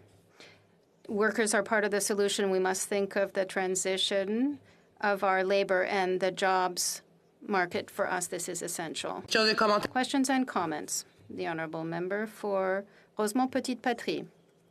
Thank you, Madam Speaker. I want to thank my colleague from Therese de Blainville for her speech. It's the first budget by the federal government in 2 years because we were collectively hit by the pandemic, and we have seen the extent to which we needed a public, strong, effective healthcare system. The Liberal government says that it has transferred a lot of money to the provinces for healthcare, but it's not recurring. How can she explain that the Liberals don't want to transfer permanently money, the means necessary, so that the province can have a robust and effective healthcare system? The Honourable Member for Therese de Blainville. Thank you very much for the question. This will allow me to conclude a part of my speech. When I was talking about structural measures that were not in the budget, there is the entire issue of healthcare transfers. The government has said that it's sent billions, but the money is one time. It's not structural. It's not going to be repeated.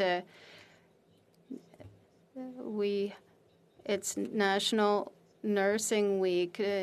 Tomorrow is National Nursing Day. The government has abandoned the essential share of its workers by refusing to correct this injustice and to deliver the funds required by Quebec and the provinces to adequately fund their healthcare systems, as well as the workers who are ensuring the quality of our services. Member for Saanich Gulf Islands. Merci, Madame. Thank you, Madam Speaker. And I want to thank my colleague from Therese de Blainville. I would like to say a big thank you for comments with regard to subsidies to fossil fuels. And I'd like to know if she agrees with me that we need to take serious action to fight against the crisis and cancel Trans Mountain Pipeline and stop the billions and billions in support for fossil fuels. The Honourable Member for Therese de Blainville. We must change the paradigm. In fact,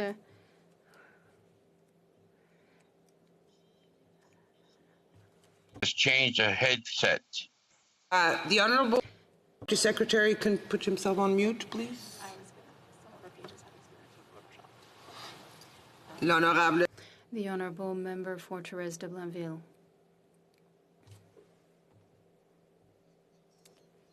You are now on mute, I believe.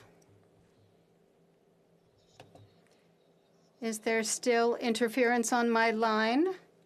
Okay, then. It's essential. We must change the paradigm. It should have been changed a long time ago. We need to understand that we need to be in a different place. It's not by investing in fossil fuels that we will change direction. I think these issues should have been resolved a long time ago if we want to be serious. We really must turn to clean energy. We have made many proposals. Wood.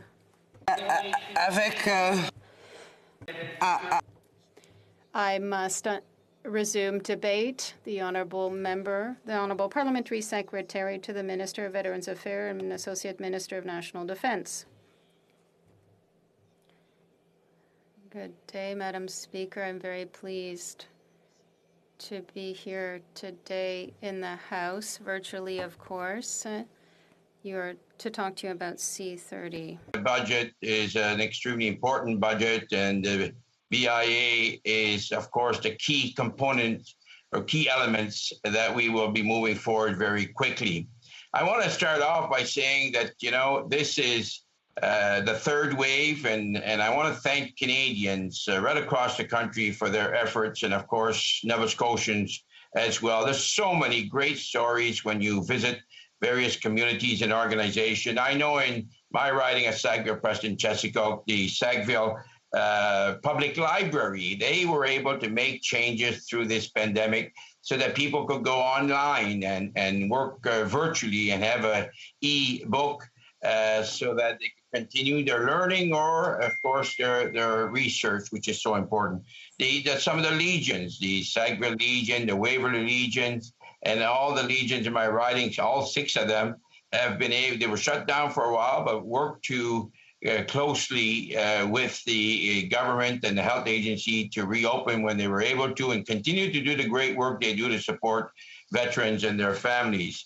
Even in the early learning, some of them in my riding, the First Lake Early Learning Center, they, of course, had to lower the number of students and have smaller groups, but they continued to do that work that needed to be done. And I can't say enough for teachers and students and parents who have done so well in continuing the learning of students. The Waverley, if you want, Museum, which they as well had the virtual learning and experiences, and they had students in the last summer working in this area to support their community. The Boys and Girls Club in the Preston area, which is the African Nova Scotian community, and they were able to support their community by delivering food and assisting seniors in their area as well. And then, of course, in the Porter's Lake, Lake Shore Recreation that continued to have summer camp last summer and will do it again this summer. Those are really interesting stories, Madam Speaker, that many Canadians could talk about right across this great country. 2 big pieces in the budget. Thanks for interrupting the honourable member, but it seems that you haven't chosen the appropriate connection for the mic and the headset on the Zoom settings. Let me have a look here and see if there's any. The interpreters are having issue. So headset under the microphone. I'm under headset microphone. Wait, now I'll try this one. Is this better? Is this better? We'll see. Can you say a few more words so we can see? It's the microphone, headset microphone. Yes, it's perfect. Yes, it's perfect now. Thank you so much. Thank you. Madam Speaker, I'd love to say I should start again, but that wouldn't work, would it, with you? So, Madam Speaker, 2 big areas of investment in the budget that I want to touch on before I go right into BIA, and that, of course, is the investment for veterans. An added $5 million for the next 3 years, $2 to $3 million already existing for the Wellbeing Fund. That's extremely important to veterans and their families, these organizations across the country. Also investment of $45 million towards veteran homelessness. We're trying to eliminate homelessness right across the country, and we're going to focus in homelessness for veterans as well, and mental health for veterans. In the Black community, I want to touch on that as well in our budget because, of course, I have the biggest and the oldest intergenerational Black community in Canada. So there's some major investment in the philanthropic endowment fund of $200 million, which will be funded to support Black communities, and it will be funded by Black Canadians. So they'll be led by Black Canadians, and that's important as well to fight, of course, anti-Black racism, and also investments in supporting Black Canadian communities, $100 million for programs that will support capacity building, which is so needed in our Black communities so that they can continue working closely and supporting their communities. In the BIA is the investment in childcare, and that's the most important one, I believe, to start off my speech on childcare, because it will give students and children a better start, but it will also allow many women to enter the workforce so that they will be able to go and work because we will have a child care program, and we're going to support Canadians by lowering the cost by 50% by 2022 and then down to $10 in 2026. This is a big investment. In the BIA, you'll find $2.9 billion for Canadian-wide early learning. So that means it's concrete, it's moving, it's real. Students, of course, education is one of the most important investments we can make, and trying to support young Canadians, we are waiver on the interest for the federal loans to 2023. So that's 2 more years. This will support 121,000 Canadians more than it would have what we have in prior years. And the threshold for repayment, it was $25,000. We'll be pushing that, of course, to over to $40,000. As I said, businesses have been doing well and being challenged at the same time, and we have worked closely with them. We'll be extending up till September many of the programs, the wage subsidy, the rent subsidy, and there's even room for us to go till November if the economy is in the need of more investment. We will be ready to move very quickly. Businesses can apply for up to $500,000 in loan for non-property, some investments and rehiring programs, digitalization programs, and of course credit card merchant fees, which is so expensive for small businesses. Now we'll have it the same as big businesses. That's a big help for the business community. They've been asking for that for many years. Healthcare, very, very important in Nova Scotia and Atlantic Canada and right across Canada. $5 billion added investment to our health transfer payments. So this is not just, towards that. This is over and above the health care transfer payments that are already existing on a 10-year running, if you want. So that's a big investment. And of course, we're going to increase the 15 weeks for EI sickness benefit when people are challenged with illness to 26 weeks. I know my colleague, a former MP from Sydney, Victoria, Mr. Eiking, was a big proponent of that program. We are investing in key areas where Canadians have spoken clear to us. Autism, a national framework for autism, a national strategy for diabetes, and of course, all the investments that we've put forward for vaccine and the success of moving those vaccines right across the country. And we will have all Canadians vaccinated by the first dose, if you want, by the end of June. Seniors, a very important sector of our economy. They've contributed and continue to contribute to the success of our great country. Since 2015, we've been able to eliminate or reduce the seniors in poverty by 25%, Mr. Speaker, 25%. And we've made some major investments. Back in 2016, we increased by 10% the GIS for those most vulnerable. And then we've also, of course, added a 300 for OAS and 200 for GIS tax-free during COVID. which was very, very important.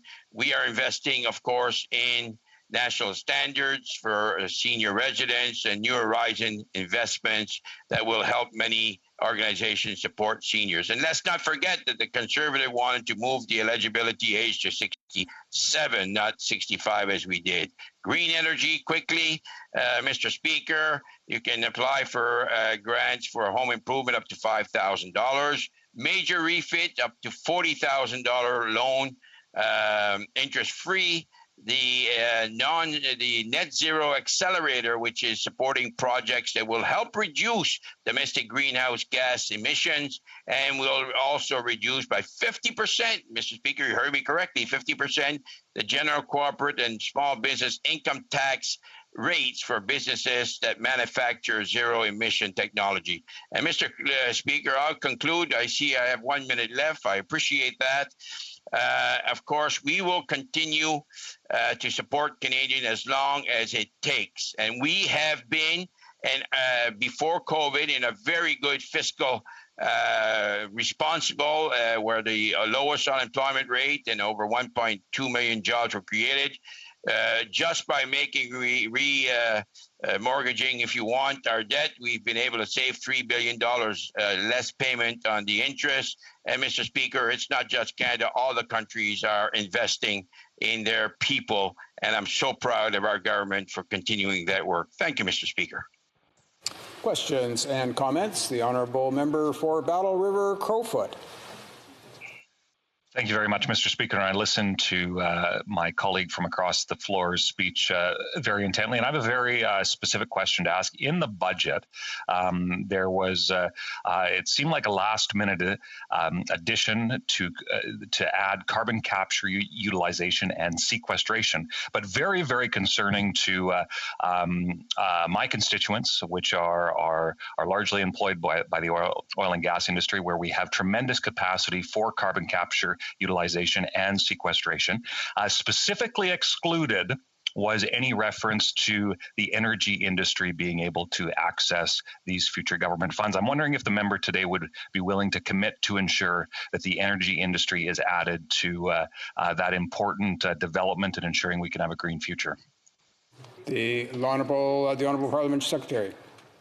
Thank you, Mr. Speaker, and I want to thank my colleague for his important question. As you know, we have been supporting the Albertan economy and all since the beginning with, of course, the investments in the pipelines to support them. And I'm glad he's talking about carbon because I understand now they are looking, the Conservative, to at carbon pricing as well. I'm glad that they see that because polluting is not free and we need to invest in that area. So again, I thank my colleague for his question. Question et commentaire, l'honorable député de Thérèse de Blainville. The Honourable Member for Thérèse de Blainville. Thank you, Mr. Speaker. I'd like to ask a question of my colleague. My colleague mentioned that special benefits for sick leave went up. I'm pleased to see this because there's been many requests over the last 10 years that the benefit be increased to 50 weeks. Many studies, many statistics demonstrated that we needed it. But with 20 weeks, there's a lot of workers who are being left out. Why not have acted quickly and increase the special sick leave benefits to 50 weeks? The Parliamentary Secretary. Merci, Monsieur Président. Thank you, Mr. Speaker, and I'd like to thank my colleague for her question. It's a very important one because, as you know, we have to continue to help Canadians, especially those who are experiencing problems. We know that we need to do better. We had gotten up to from 15 to 26 weeks, and I'm sure that will help a lot of people. We'll work with other stakeholders with every means necessary to support those individuals because people should focus on fighting their illness and not have financial difficulties while they do it. Questions and comments? Question Malahat Langford. Thank you so much, Mr. Speaker. Thank you to my Liberal colleague for his speech. I appreciated his mention in his speech of childcare. Childcare has always been very important to me and to the constituents of Cowichan and Malahat Langford, and it's something I very strongly campaigned on back in 2015. My question is really just on what the Liberal standard is with respect to negotiating with the provinces, because here in Bill C-30, we see under Division 34, a legislative framework has been set up to get the early learning and childcare system put into place. Yet when the NDP came forward with a similar legislative framework in the version of Bill C-213 to set up pharmacare, the Liberals voted against that. So my question is why? And second of all, when can constituents of my riding and across Canada expect to see action on pharmacare so that working families are no longer suffering under a huge burden of cost that is associated with unexpected pharmaceutical medication? Thank you, Mr. Speaker. The Honourable Parliamentary Secretary to the Minister of Veterans Affairs. Thank you, Mr. Speaker. I want to thank my colleague for his two important questions. I think the pharmacare one is very, very important, and we are continuing the work that we have started on pharmacare, bulk purchasing, and in many areas, we're investing more in pharmacare than we ever did, and we will continue that. The child care is essential. I agree with him 100%. This is something that should have been done years ago, and we are now moving directly forward on it with a $2.9 billion investment. But also, let me just state that we are going to work. We've already said to provinces and territories, we are ready. It is time to talk about how we're going to implement that in each provinces.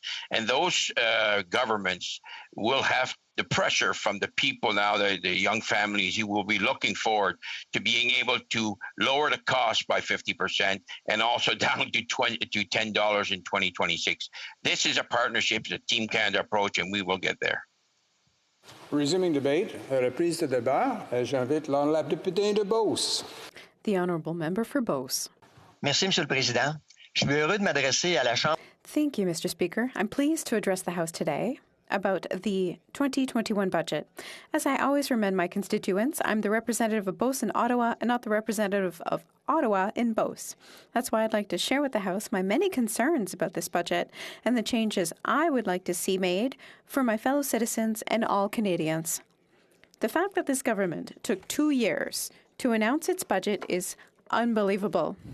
One would think that with 2 full years to develop the budget, it would not have so many blatant flaws. But we must remember that this government is constantly beset by scandals and other distractions. Since I arrived in Ottawa after the last election, I've seen that federal politics is complex. Everything moves at a snail's pace. It's extremely discouraging to have very good intentions and then to feel that nothing's moving forward with this government. As Associate Shadow Minister for Rural Economic Development, I've studied the budget closely, and there are many issues I'd like to raise today. First of all, I'd like to talk about the labour shortage affecting businesses in Quebec. Businessmen and businesswomen across the country have shown great ingenuity in finding ways to keep their businesses afloat in these uncertain times. Unfortunately, in rural areas, even before the pandemic, it was extremely difficult to meet labour needs. That's why the government should expand and improve existing temporary and seasonal worker programs to fill the gaps that remain in these businesses. The government also needs to eliminate red tape. In some cases, businesses have to deal with 3 different departments to get the labour they themselves recruited abroad. With current wait times, that's destroying our businesses. We can't continue to use the pandemic as an excuse. The ministers need to get to work and stop preparing their next election campaign. Secondly, I'd like to talk about a subject that I've been passionate about for years, which is public transportation in rural areas. The problem is that the money just isn't there. When the government promises these funds to the provinces, most of that ends up in big urban centres. With an aging population, keeping seniors in their rural municipalities could be facilitated by better access to transit. Without it, they choose to move closer to hospitals and health facilities to ensure their own safety. Same thing for newcomers. They also need transportation. Many businesses recruit employees abroad, and it's up to the employer to make sure that there's transportation. But employees don't have transportation to medical appointments, the pharmacy, or the grocery store. Public transportation in rural areas would help these workers and their families better integrate into their host communities. Without transit, students have no choice but to own a car, carpool if they can, or move closer to educational facilities which are often located in larger cities. About 20% of the Canadian population lives in rural areas, and a per capita contribution isn't appropriate to meet their transit needs. We should be calculating distance traveled instead. This approach would make for a better offer of transit in rural areas. I would now like to quickly talk about an issue of fairness not mentioned in the budget, which is the current state of the Income Tax Act during the transfer of a family business. The reality for business owners right now is that it costs them more in taxes to sell to a family member than to sell to a third party. The current law disadvantages farmers unfairly if they want to pass on their business to their son or daughter, and the owners then have to decide if they can keep their life's work in the family or whether they should sell it to the highest bidder. Beauce is a cradle of SMEs. I'll even give you an example. The owner of Les Escaliers de Beauce in Saint-Elzéar, Eddie Berthiaume, had to make the difficult decision that I just talked about. He was a 50% owner of his business for many years. He worked very hard. He worked for years to build this business. And he's finally ready to retire. Unfortunately for him, Mr. Speaker, when he decided to sell his shares of the family business to his children, he unfairly had to pay thousands of dollars in transfer fees. What's deplorable is that his associate was able to sell his 50% share of the company to a third-party buyer for little or no tax. How's that fair? And that's just one example of how the government is failing small businesses in this country. We don't need a government that's willing to give some exemptions to some Canadians while penalizing hardworking families like the Bertiaumes. I hope, Mr. Speaker, that the Conservative Party will get all party support when it's time to vote on Bill C-208 tomorrow. The next issue is the biggest problem that disadvantages rural and remote communities. That is the quality and accessibility of high-speed internet and cell coverage in rural Canada. As more and more Canadians are forced to work and learn from home, Connexion Internet et cellulaire. Stable and reliable internet and cell connections are essential. The Liberal government has completely mismanaged this. With more than 5 different programs and 3 ministers dealing with the same issue, it's been dragging on for far too long. It's been dragging on for years. Fortunately for Quebecers, the provincial government came up with a real plan with dates and targets for connecting them all by the end of 2022. The federal plan was so bad that the province came up with its own plan. The province simply asked for cost sharing.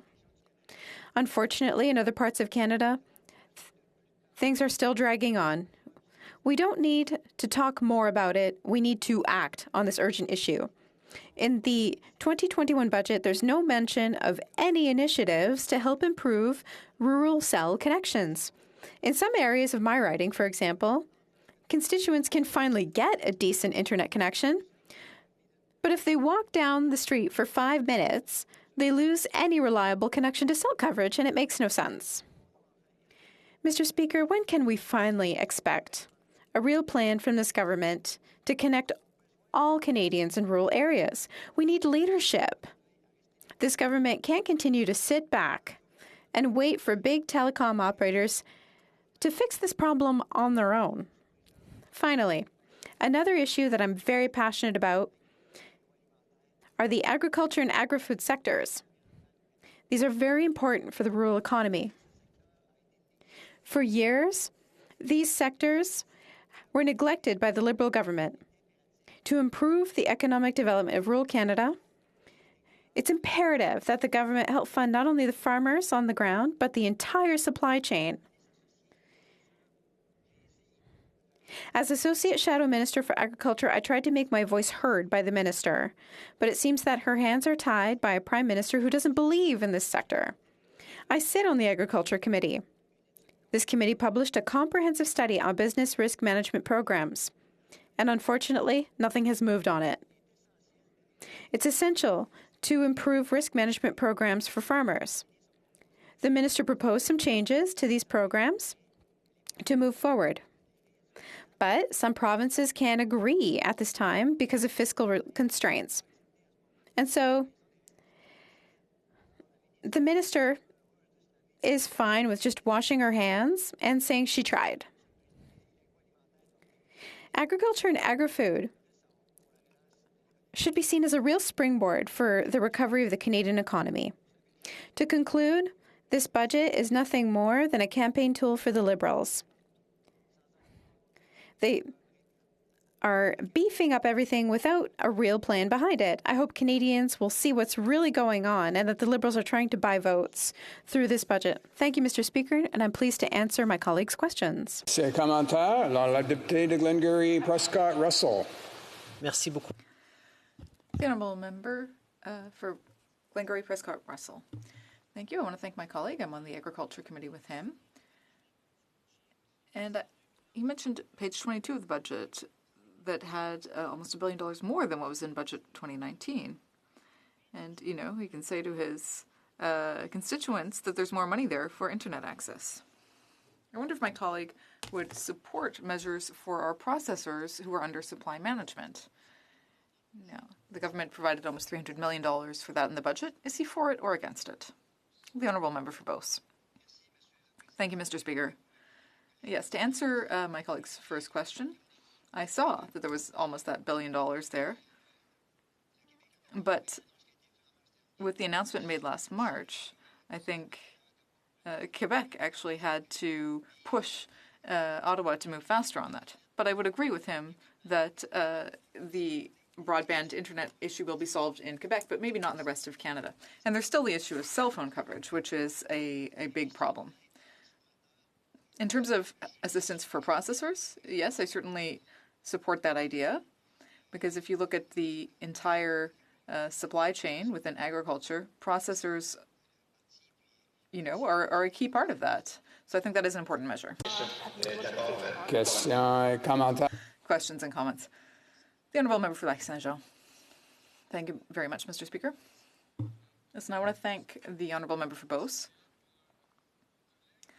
I like him a lot. There was part of his speech that really interested me. And that was what had to do with public transport in rural areas. It's an issue that affects my riding of Lac Saint Jean. And I'd like to know, what is his vision? I mean, I'd like him to talk a bit more about what he would like to do to see solutions in that area. The honourable member for Beauce. Thank you, Mr. Speaker.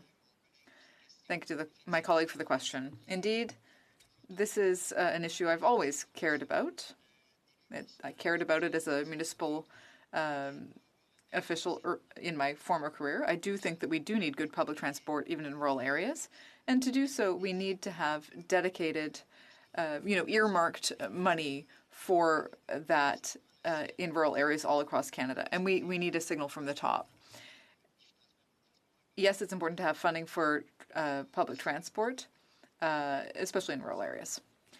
Questions and comments. The honourable member for Rosemont-la-Petite-Patrie. Thank you very much, Mr. Speaker. I want to thank my colleague for his speech. Now, in the last budget, the Liberals presented daycare as, a big part of the recovery. We saw that they were very successful in Quebec, and it seems like a good idea. But given that the Liberals first made that promise in 1993, does he believe them? The Honourable Member for Beauce. Thank you, Mr. Speaker, and I want to thank my colleague from Rosemont-la-Petite-Patrie for his question.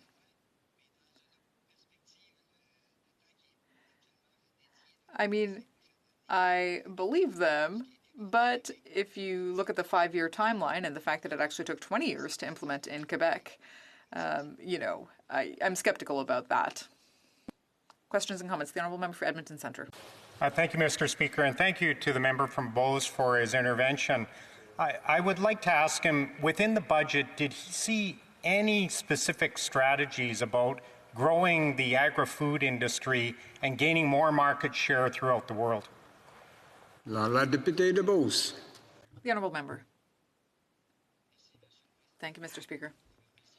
I want to thank my colleague from Edmonton Centre for his question. Based on my reading, no, I didn't see a lot to deal with agricultural development and to really improve exports. We are a country of agricultural exports, and unfortunately, I think we should have seen more concrete measures in the budget to really help us develop on that front. And we just have time for a brief question for the Honourable Member for Saanich Gulf Islands. Oui. Merci, Monsieur le Président. Thank you, Mr. Speaker. I want to ask probably a very brief question. The member for Rosemont-la-Petite-Patrie asked a question, but he forgot that it is the responsibility of the Conservatives, NDP, and the Bloc that the daycare program did not move forward.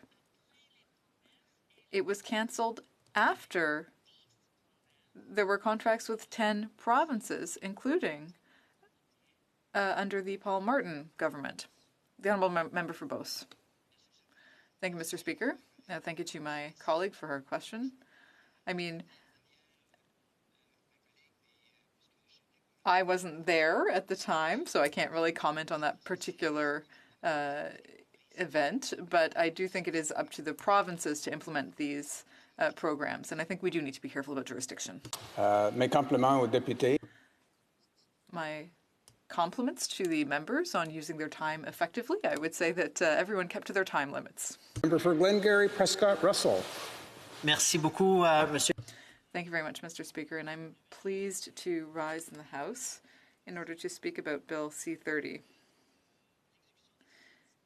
which will implement certain provisions of the budget. It was tabled, of course, by my colleague, the Minister of Finance, and it's the first time in the history of Canada that this was that it was a woman tabling the budget. I think that should be underscored. I know there are a number of members in this House who have already mentioned that, but I do want to mention that, that glass ceiling is being broken. Now, a girl in Canada can look to our House and see that a woman tabled a budget in Canada. The budget has 3 pillars, essentially. Since March 2020, our goal has been to help Canadians get through this pandemic. Secondly, there are a number of small and medium-sized businesses who had to close their doors. Certainly, it wasn't their fault. It was a result of the lockdown. And so we want to help those small and medium-sized businesses get through the pandemic.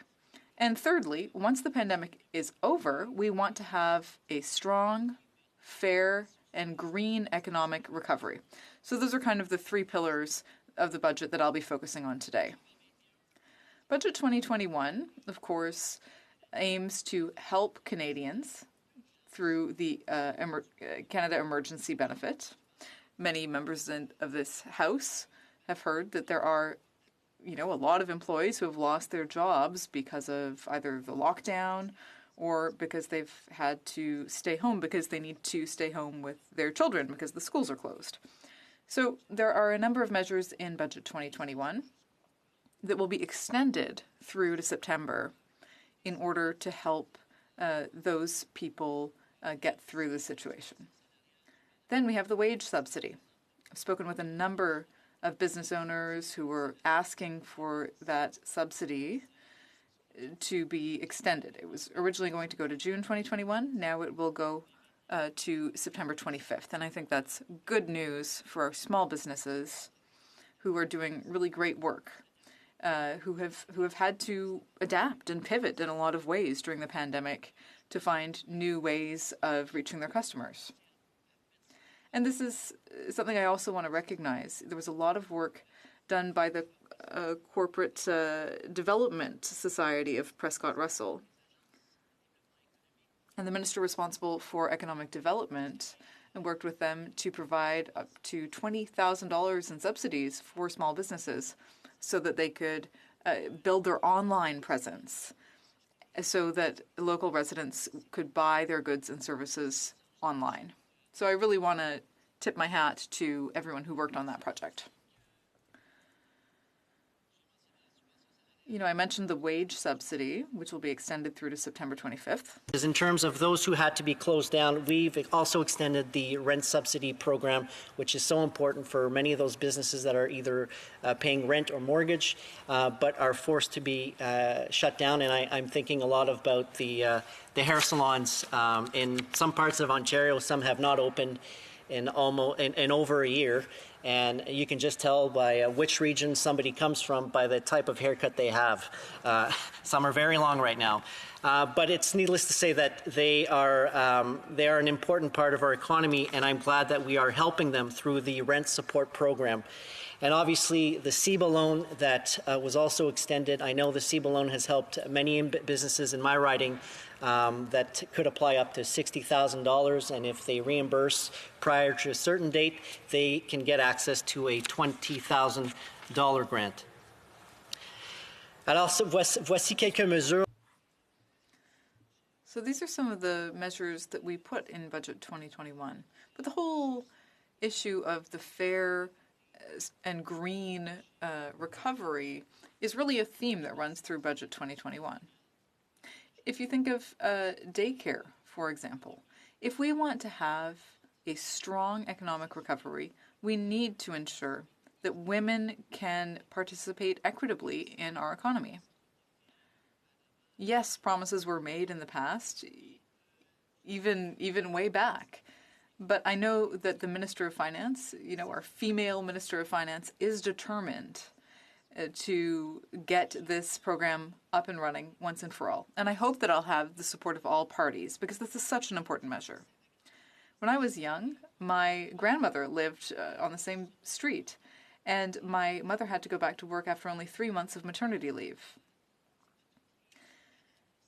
But not every parent has the option of having a family member take care of their child. That's why access to daycare services is so important. But there's also the cost. We know that parents can spend between $40 and $100 a day or more per child just to have access to daycare. Often you have to ask yourself, should I stay home and take care of the kids myself? Because it's just not worth it to work and to contribute to the economy. And that is a choice that people shouldn't have to make in a G7 country like Canada.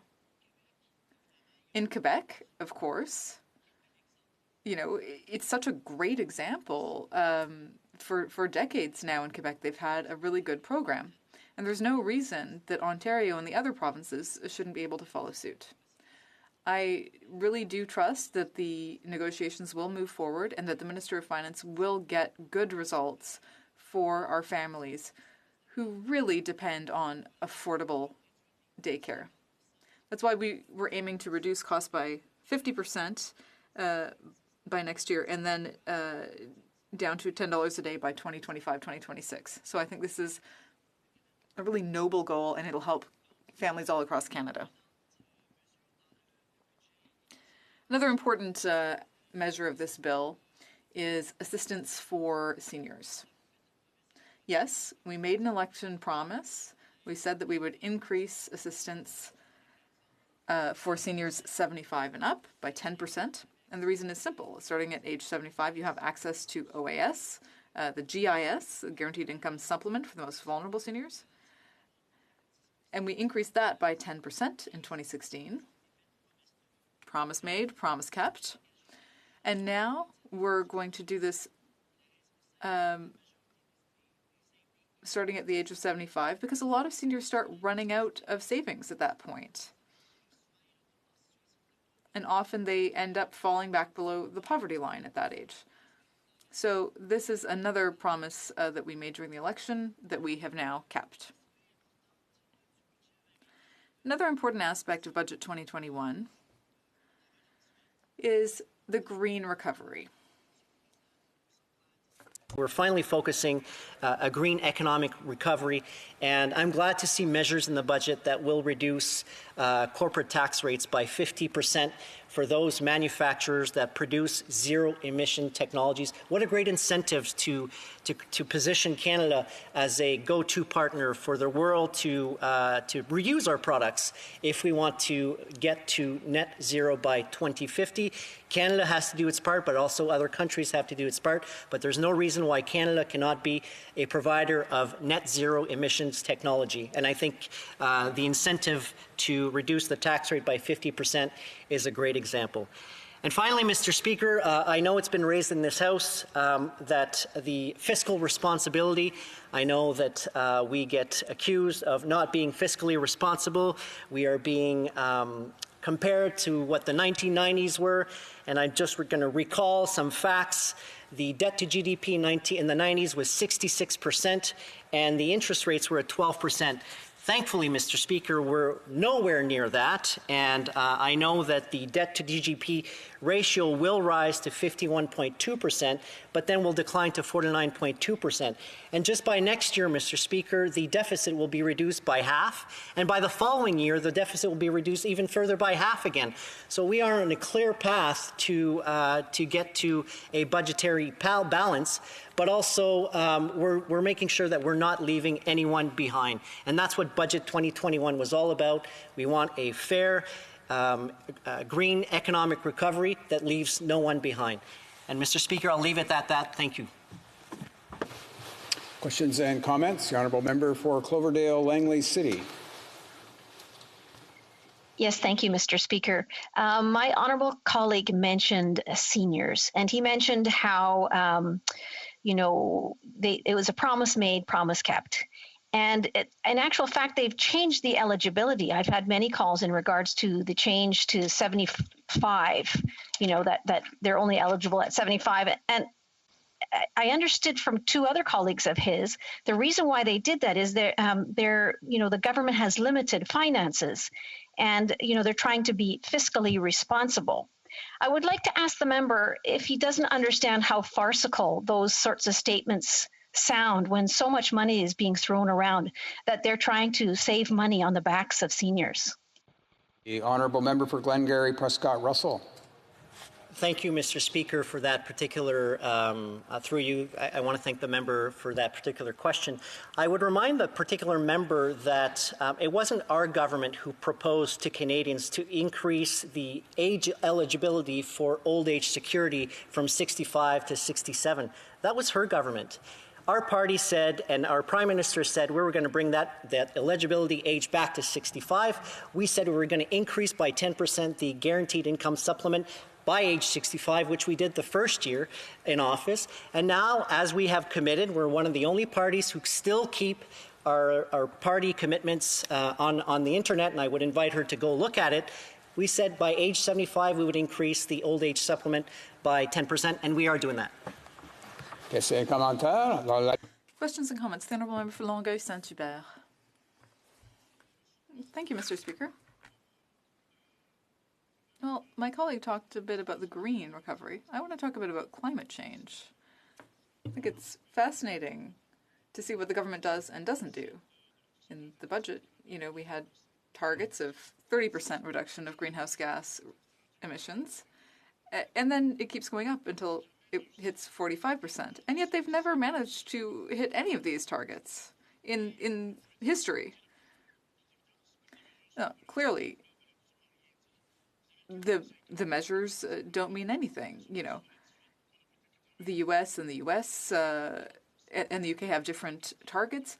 So can my colleague at least agree that if we really want to fight greenhouse gas emissions, the government should set up strong measures, which are not in the budget? The Honourable Member for Glengarry Prescott Russell. I thank my colleague for that question, but I don't agree with him. I would invite him to read the budget. I know it's really big, but there's a whole section dedicated to the green economy. I come from an agricultural community. I know there are $200 million in there for the the Climate Action Fund for our farmers to help them promote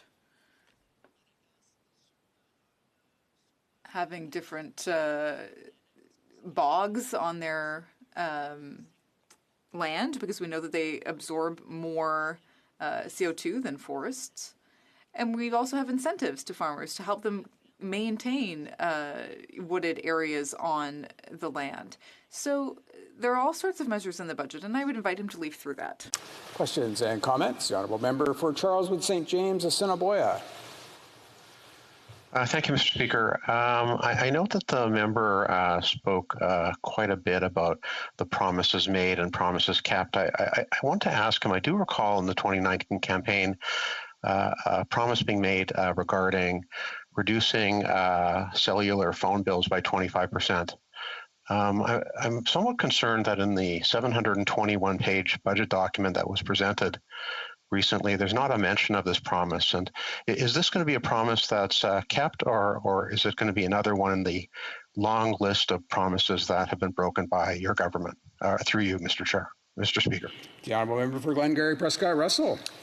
His question is very timely. I would invite him to look at the reports that were published about a few days ago that on average cell phone bills have gone down by 25%.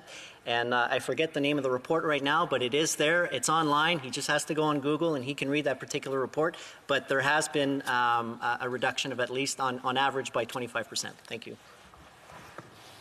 Resuming debate. Reprise de débat. Resuming debate, the Honourable Member for Rosemount Petite Patrie. Thank you very much, Mr. Speaker. With your permission, I'd like to take a few moments in the House to pay tribute to the work by Serge Bouchard, an entrepreneur, radio host, great writer, who for years was very reassuring in the evenings to us, and he had a vision of Quebec and relations with First Nations. A great Quebecer has just left us, and we will miss him.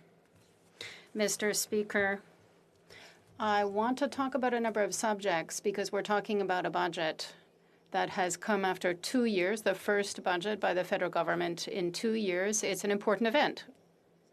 And 2 years that have upset our lives in every single community, where we have all had to learn to live, communicate, and build projects.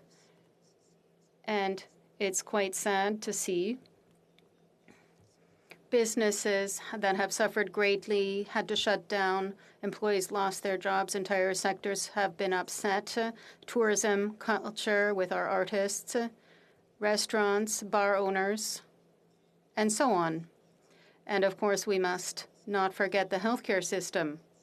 The healthcare system has tried to make miracles happen with few resources and difficult conditions, and I will come back to that, where we have seen millions of Quebecers as well as Canadians fall sick, lose their lives, many of them, in fact, and people are still dying.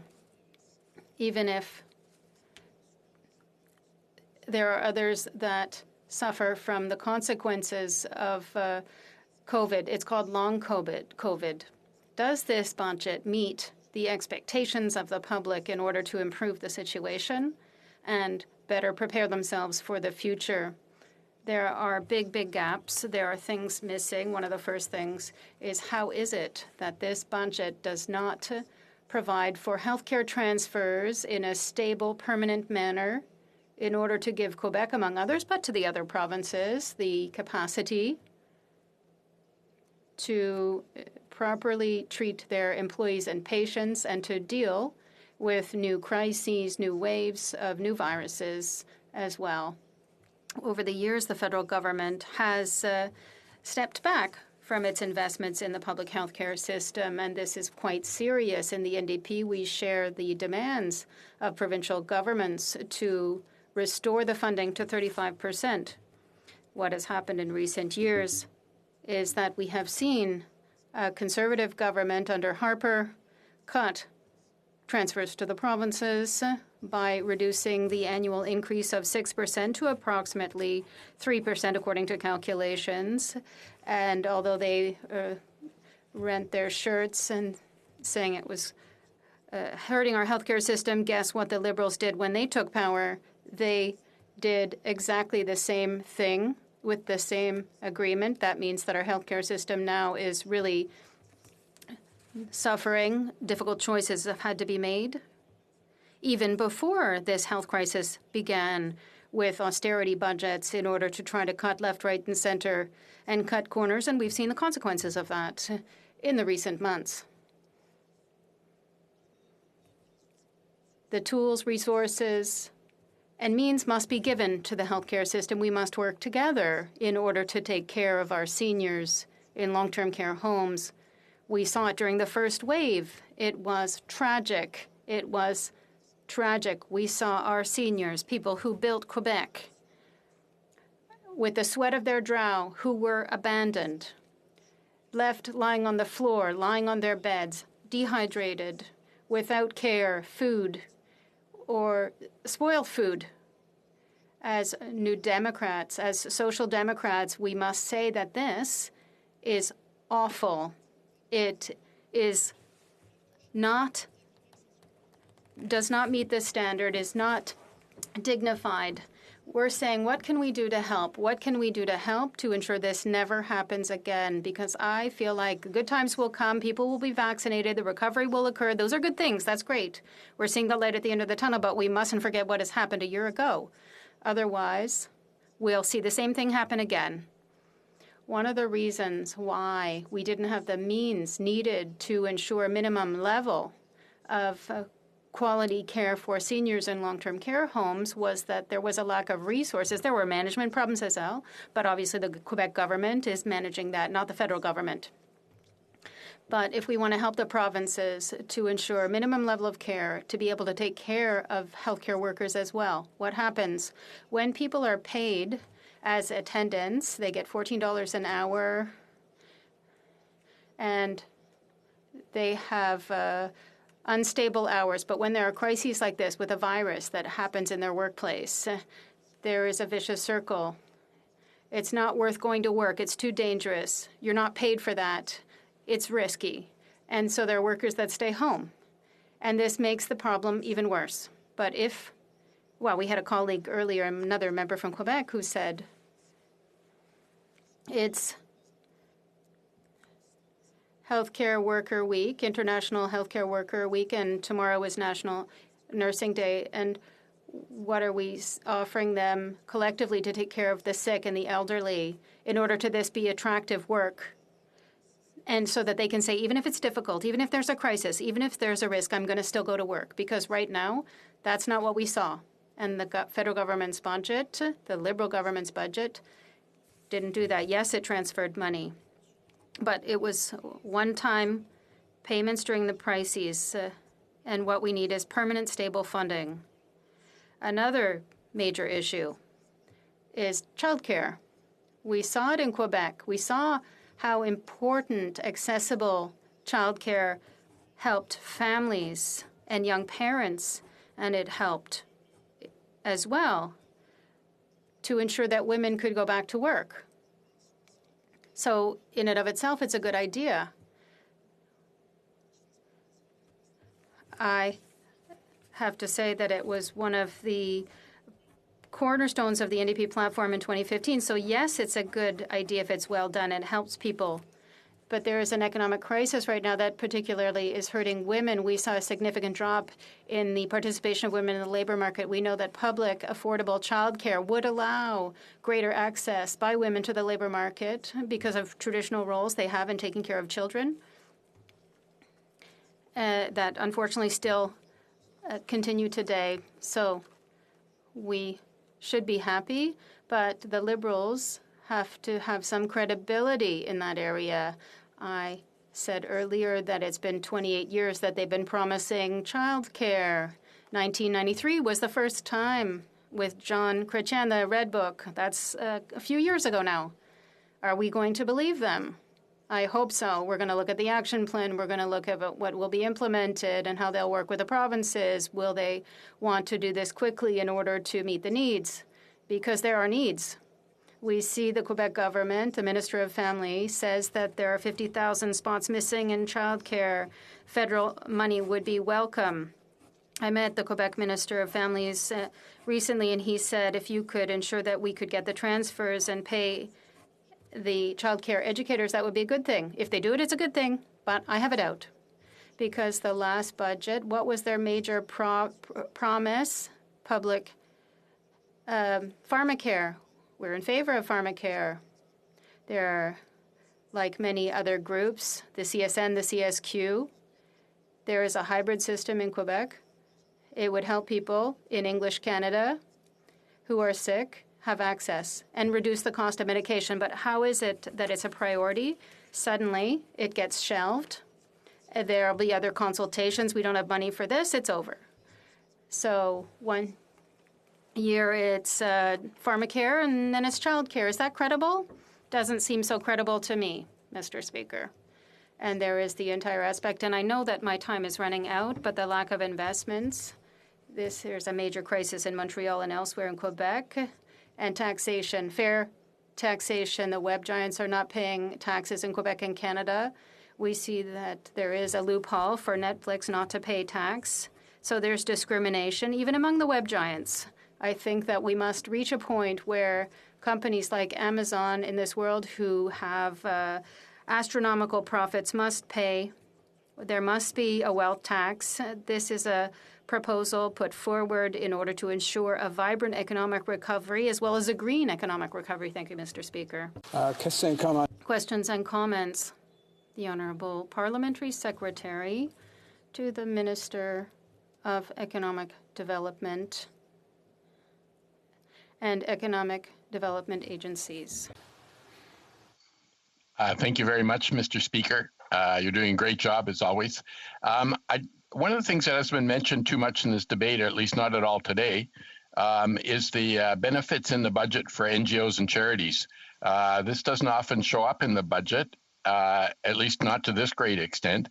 So there's a Community Services Recovery Fund of $400 million, $220 million for the Social Finance Fund, which is exciting and new, $50 million for investment readiness for social financing, which was expired and is being refunded now, and even opening up the Canada Small Business Financing to NGOs and charities, and studying an exciting new concept of social bonds. So I wonder if the member supports these types of items to support charities and NGOs. And I always enjoy listening to this member, so I definitely wanted to comment.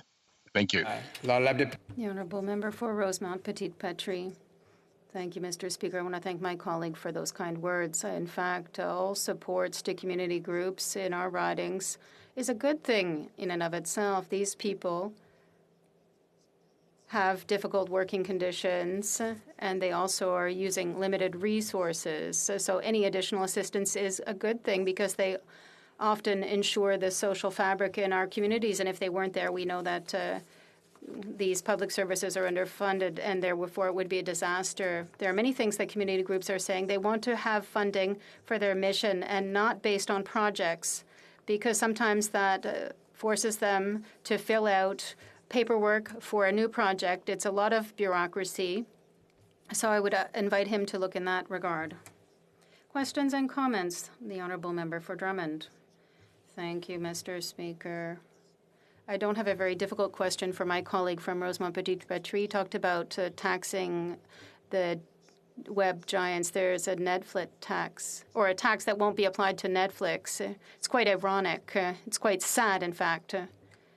I would like to hear my colleague talk about the impact that this lack of courage by the government has had in imposing proper royalties on the web giants. I'd like to hear him talk more about this subject, Mr. Speaker. The honourable member for Rosemont Petite Patrie.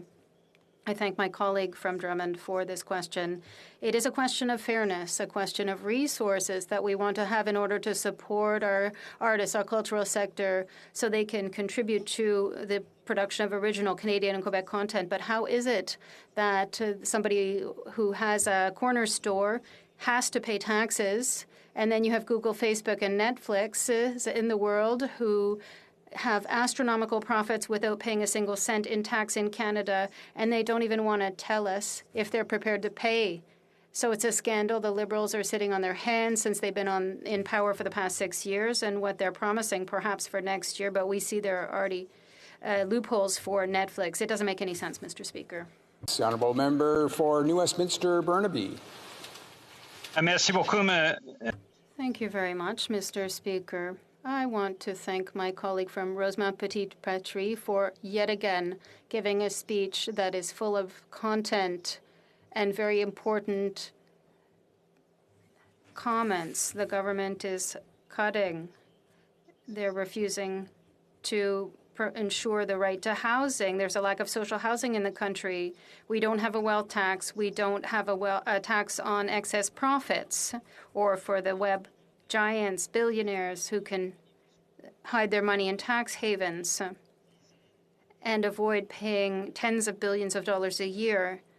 What will it take to ensure fiscal equity, to make the Liberals understand, instead of cutting for the average Canadian, they should impose these taxes? The honourable member for Rosemont Petite Patrie. Thank you, Mr. Speaker. I want to thank my colleague for that excellent question and his comments. Yes, we could talk for a long time and go further than what I mentioned quite quickly. We could talk about the tax on capital gains, tax loopholes for the sale of various shares that benefit the Bay Street bankers here in Canada, when this money could be used to fund, yes, social housing, public transit, the healthcare system, better access to university for students, more research. He made a good point, my NDP colleague, because there's the whole issue of the tax havens. We talked about taxation, taxing the wealth, and the taxing the web giants. But according to the Department of Finance, it's about $16 billion per year that could be had from the tax havens. The parliamentary budget officer said $8 billion a year could be recovered. So the Liberals have to work for the people, the workers, instead of what they're doing for bankers. Debate, reprise de débat. The honourable member for Fredericton. Thank you, Mr. Speaker. I'm thankful for the opportunity to speak to Bill C-30 and to share some of my reflections, not only on this government's budget and its implementation, but how this government views its relationship to Canadians. I've been open in my critique of this budget. There was some good, some things to be optimistic about, but ultimately this long-anticipated budget lacked the courage required to lead this country into a bold new future. Canadians were not given a clear picture of what concrete steps will be taken to lift us up from our darkest hour. What we all need is leadership. A leader speaks with clarity. Instead, we often spin our wheels with mixed messaging. This government has clearly indicated that we will be net zero by 2050, while missing the point entirely that the decade we are currently in is actually the most important to avoid the worst impacts of climate change. A leader speaks with consistency. On the one hand, this government declared a climate emergency in 2019, and then within the month had purchased the Trans Mountain Pipeline to shepherd it through construction to more than double oil sands production. A leader acts with integrity. This government says that no relationship is more important than the relationship with Indigenous peoples, yet we see court injunctions enforced on unceded lands across this country in the name of law and order. Reconciliation has lost its meaning. This budget is just another example of symbolism over substance, where we maintain the status quo under the guise of transformation.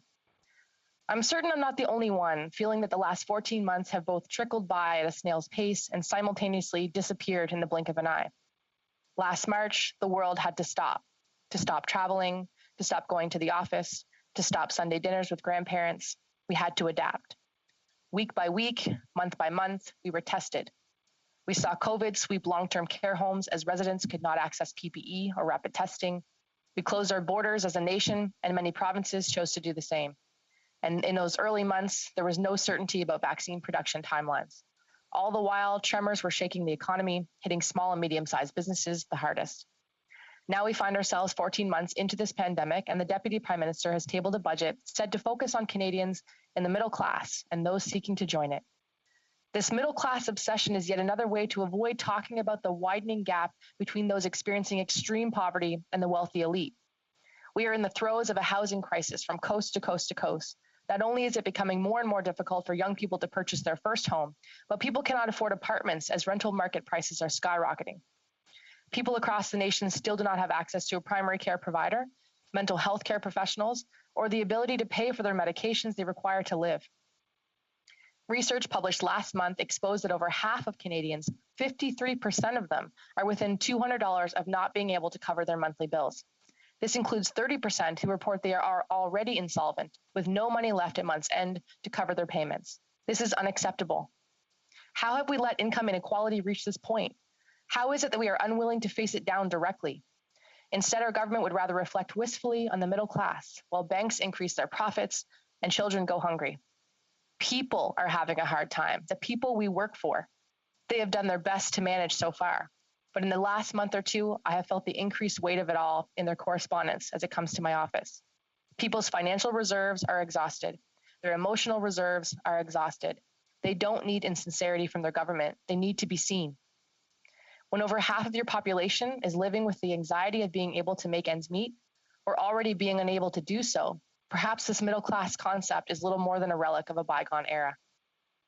I think it's important to name things as they are so we can approach them with integrity. I want us to have real conversations about offering stability, health, and well-being to Canadians, meeting them where they're at, understanding their urgency, and acting. This budget is a missed opportunity to truly offer Canadians a shift to directly improve their quality of life. I was hoping that one lesson taught by the pandemic was that we were able to act quickly and put in place life-changing programs like the Canadian Emergency Response Benefit. It kept people quite literally alive in many cases. Even with the CERB, this government demonstrated indifference to the most vulnerable. We determined an amount that will be livable, knowing full well that we continue to ask persons with disabilities, seniors, and those on social assistance to live on much less. We had a chance to offer Canadians the stability of a ground floor to ensure that basic needs are met. We could have offered a collective sigh of relief with a guaranteed basic income, but instead, many Canadians are still holding their breath. And I won't hold mine while I wait for the promises made by this government to come through. Another lesson I was hoping to see reflected in the budget was the need to address racism and systemic inequality. We still wait for action on missing and murdered Indigenous women, girls, and Two-Spirit people. Words will not protect them. Words will not have their cases investigated the way they should be, and words will not root out hate and white supremacy in our society. The Anti-Racism Secretariat should have a robust plan to reach into every corner of our institutions to confront the vectors of power that have been at play since colonization began. Racism kills. We must adopt Joyce's principle that aims to guarantee that Indigenous people have equitable access to all health and social services and to the highest attainable standard without discrimination. We also need concrete, long-lasting actions for change in the criminal code, police enforcement, and the carceral system. We know that our society will not be able to thrive until we break down the barriers that prevent people from living their full lives. Until there are real reparations, real justice, we cannot talk about reconciliation. This budget is supposed to be about building a more resilient Canada, one that is better, fairer, more prosperous, and more innovative. But without implementing a guaranteed livable income, I don't see how it will help Canadians to be more prosperous. And while refusing to hike the capital gains tax and a reticence to impose a significant wealth tax, this has nothing to do with being better or more fair. Who will bear the brunt of the deficits anticipated for the next decades? It's one thing to announce long overdue investments in healthcare and housing, but these were needed decades ago. Will this government have the courage to implement a tax to target the large corporations that are profiting off this pandemic? As things stand, these corporations are the ones building back better, and they're doing it on the backs of Canadians. The minister also said that this budget is in line with the global shift to a green, clean economy. Everyone here should know without any surprise that I strongly support that vision, but I wish I was able to believe that this statement had value beyond the rhetorical. I see the situation we are facing as a potential opportunity. As the entire world looks to shift away from fossil fuels, we are given an incentive to figure it out now, to invest in innovation that will meet the energy demand with renewable energy or that will reduce our total energy demand. The economic opportunity of new industries combined with an effort to redirect workers to these sectors holds immense potential. I know that some Canadians, indeed some members of this House, see me as an idealist or perhaps even naive, but my commitment to the rotational workers in my home province and beyond is real. And I believe with every fiber of my being that their best futures are not traveling to and from Alberta for dwindling work in a dying industry. Their knowledge and skills can be transferred to benefit the economy of the future, one that is sustainable and renewable, one they can proudly leave to their children and grandchildren. But that takes courage. Courage to stand your ground, to do what's right, even when some people don't like it. I know that with all of my colleagues in this House, we share the common objective of improving the lives of Canadians. And I also know we see different ways of getting there. As a woman, a mother, an educator, I want to put the emphasis on the well-being of people above all.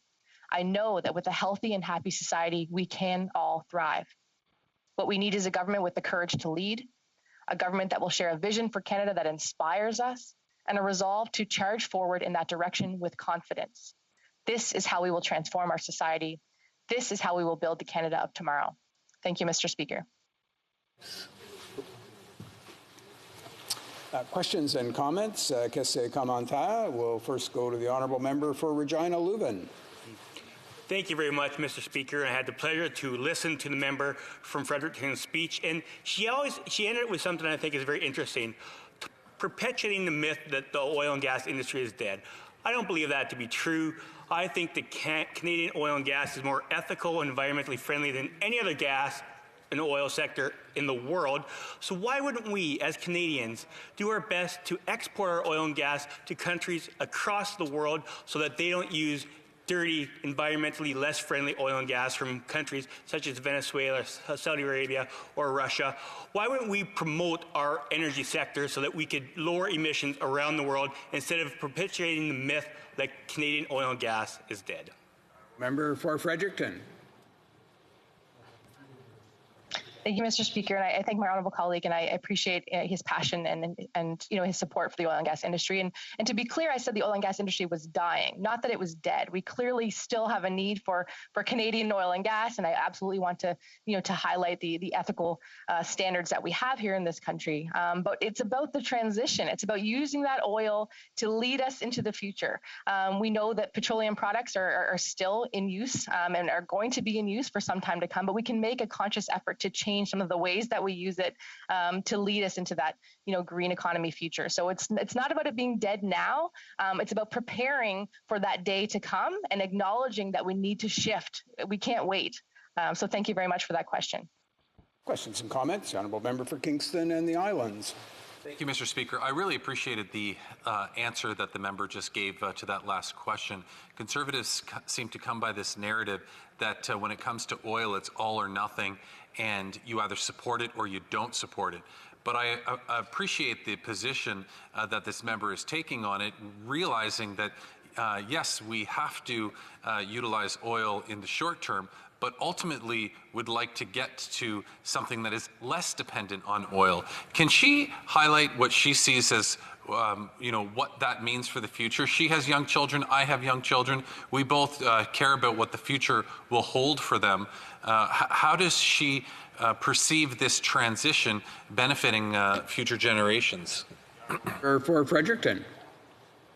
Thank you, Mr. Speaker, and I'm certainly appreciative of that question as well, especially in light of being a mother. Any decision that we make as a government must be made, with the foresight of future generations and how they're going to benefit. And certainly oil and gas can contribute to building wind turbines and solar panels, so the renewable energy that we know is ready and available and affordable for Canadians now. So that's very much how I see this transition and this, happening in Canada. And I also, really want to highlight the need to reduce our energy demands. There's so many ways that we can retrofit commercial buildings, residential buildings. Look at all our personal decisions that we make on a daily basis as far as energy consumption goes. And there's ways that we can reduce while meeting the demand that we currently have with renewables. So just a comment as well, I don't believe we need to emphasize a broader future of nuclear energy. I really think it's about reducing that demand of energy first, and then utilizing the amazing renewable technology we have now. Question commentaire, l'honorable député de Longueuil-Saint-Hubert. The Honourable Member for Longueuil-Saint-Hubert. Thank you, Mr. Speaker. I really appreciated my colleague's speech. And I share her concerns for those who are most vulnerable. This morning, in a newspaper, I heard about a single mother with 3 children who is having a great deal of difficulty finding housing. She's a victim of domestic violence. Trying to find even a single room is terribly expensive. Years ago, the government launched a housing strategy, but no funds were spent in Quebec because negotiations were ongoing. We could have housed this woman if an agreement had been signed. In Montreal, we've also seen improvised camping areas set up by people experiencing homelessness that are being torn down. Could the federal government not do better? The Honourable Member for Fredericton. The Honourable Member for Fredericton. Thank you, Mr. Speaker. And I thank the Honourable Member for that question as well. And as I mentioned, we're in a housing crisis, and it's playing out in multiple ways. You speak about the impacts of victims of domestic violence, not being able to turn to a safe place to, put a roof over their head with their children. You're talking about some of the tent cities that we're seeing in our big city centers.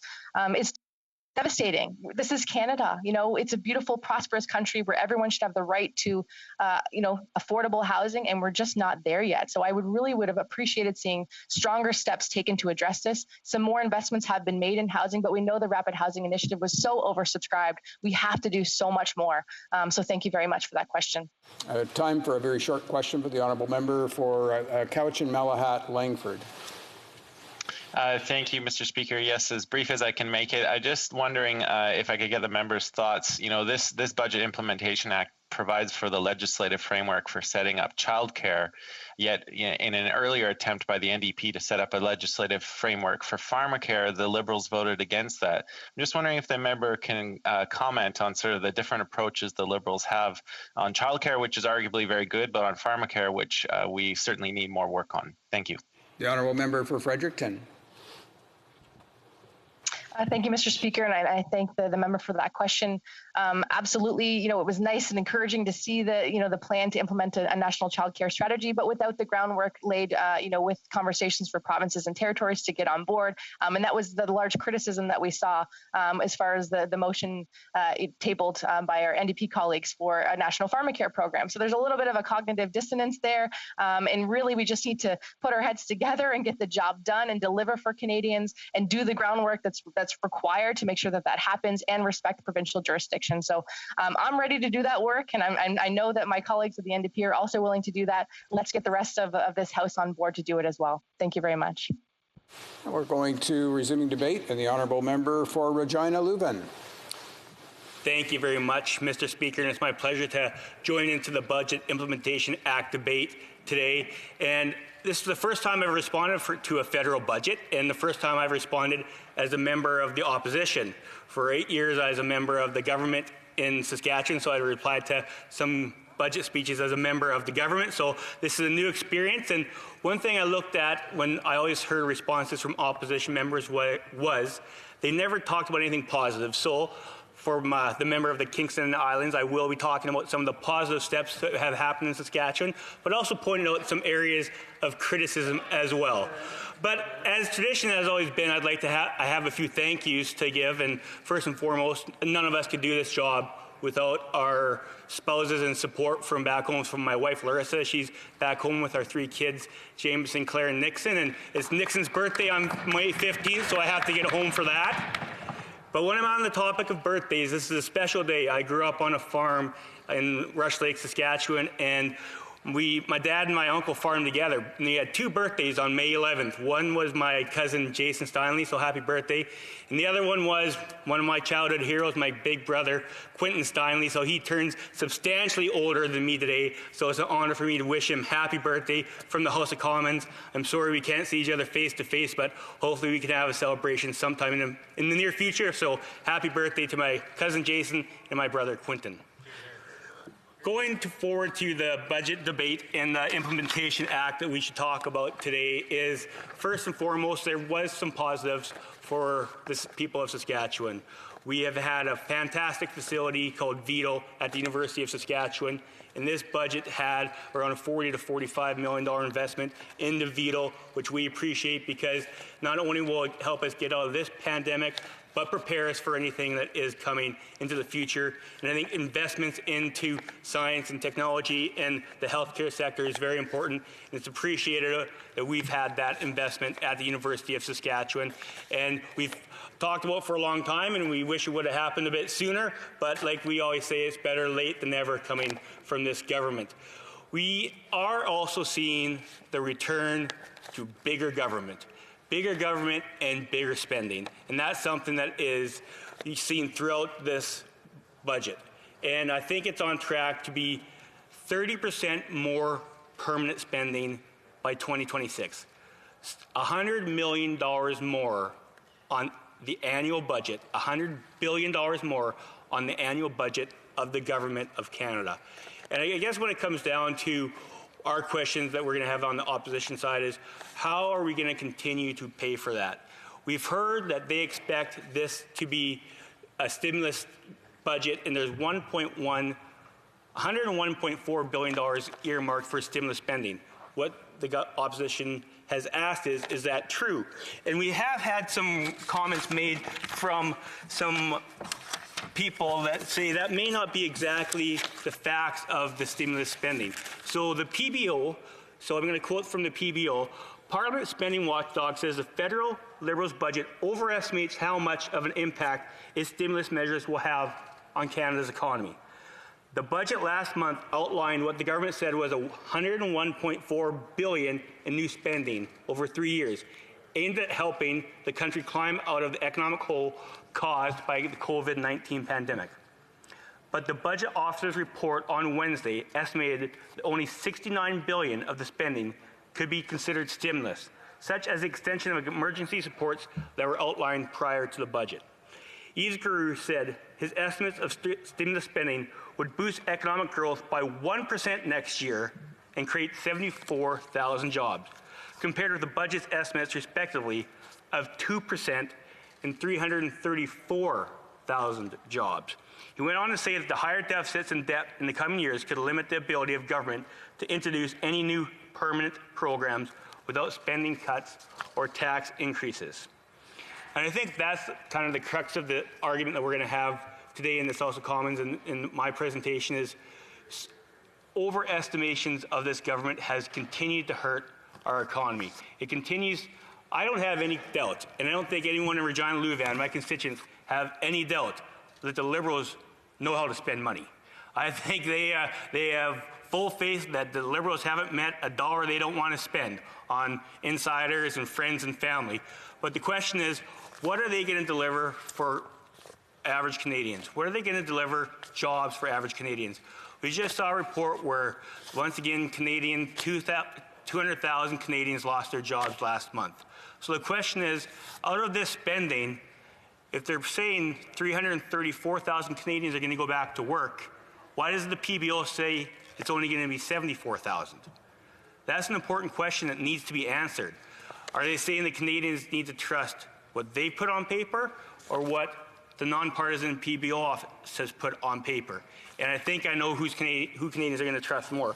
But there's also comments from other sectors and comments from the CFIB that has talked about what they'd like to see is also a plan to reopen. I think a lot of small businesses, when I've talked to them in Saskatchewan, is they don't want to be dependent on a government program or a government check. They'd rather see clients and customers coming into their doors and having their doors open and being able to earn that money than wait for a government check. So I think what we'd also like to see is what's going on in Saskatchewan. And I'm quite proud of our provincial government and the plan they've rolled out as to how to safely reopen. There's a 3-phase plan where on May 30th,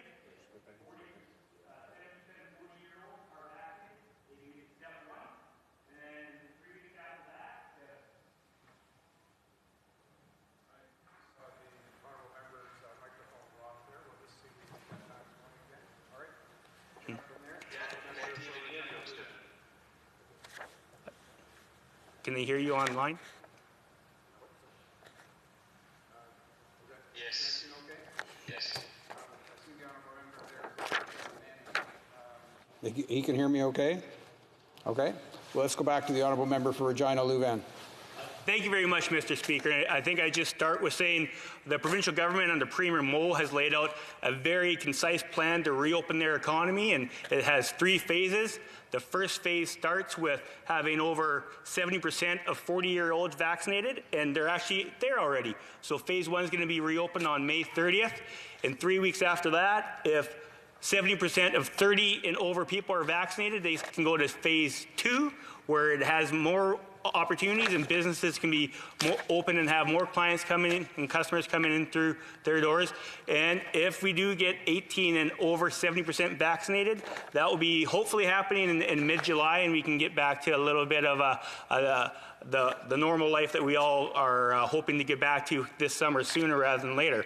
So there's some of that missing from the budget on how to safely reopen our economy, and that's what we look at from an economic development point of view.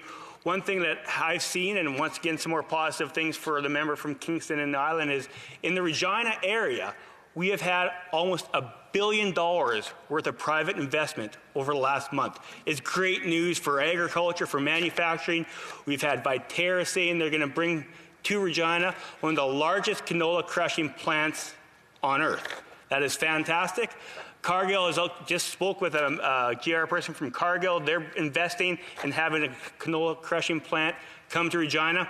And Federated Co-op has just bought True North, a renewable diesel refinery, and they're going to be expanding and setting up a renewable diesel refinery in the Regina area. So there's good news on the horizon in Regina, but there hasn't been much from the government, federal government side. That has been private business. The government of Saskatchewan has set up an economic atmosphere of success, and that's what I want to talk about towards the end of my comments is we need to create more opportunities in our major industries. And one of the industries that continuously gets left behind by this government is the oil and gas sector. We know we saw through the economic downturn in 2008, what brought us back faster than any other G7 country was our oil and gas sector, our manufacturing sector, and our agriculture sector. And I want to talk about that, being a member on the Agriculture Standing Committee. We just finished how to increase processing capacity across the nation. And the government had lost out on a major processing facility through Maple Leaf Foods. And actually the chair of the Agriculture Committee, who is a Liberal member, asked a VP for Maple Leaf Food, why didn't you guys build in Canada instead they built their new processing facility plant in Indiana? And you know what the answer was, Mr. Speaker?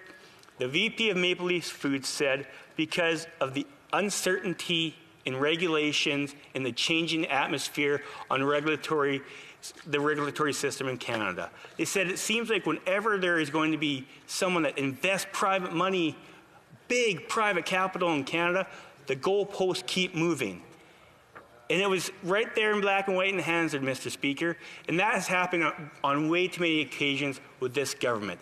They continue to change the goalposts when it comes to their regulatory outlines and what they need for people when they invest in Canada. It happened at Tech Frontier. It happened again here with Maple Leaf Foods. And that's what we need to see from this Liberal government, more certainty, and that's why I'll be voting against this budget. Thank you, Mr. Speaker. Questions and comments? The honourable member for Kingston and the Islands. Thank you very much, Mr. Speaker, and I'd like to start by extending a happy birthday to the member's brother, and on his behalf, perhaps a point of privilege that his brother, I doubt, is that much older than him, despite the fact that the member indicated that. But in all seriousness, going to his speech, you know, we heard the member talk more about or how the government needs to be doing more to establish a plan to reopen.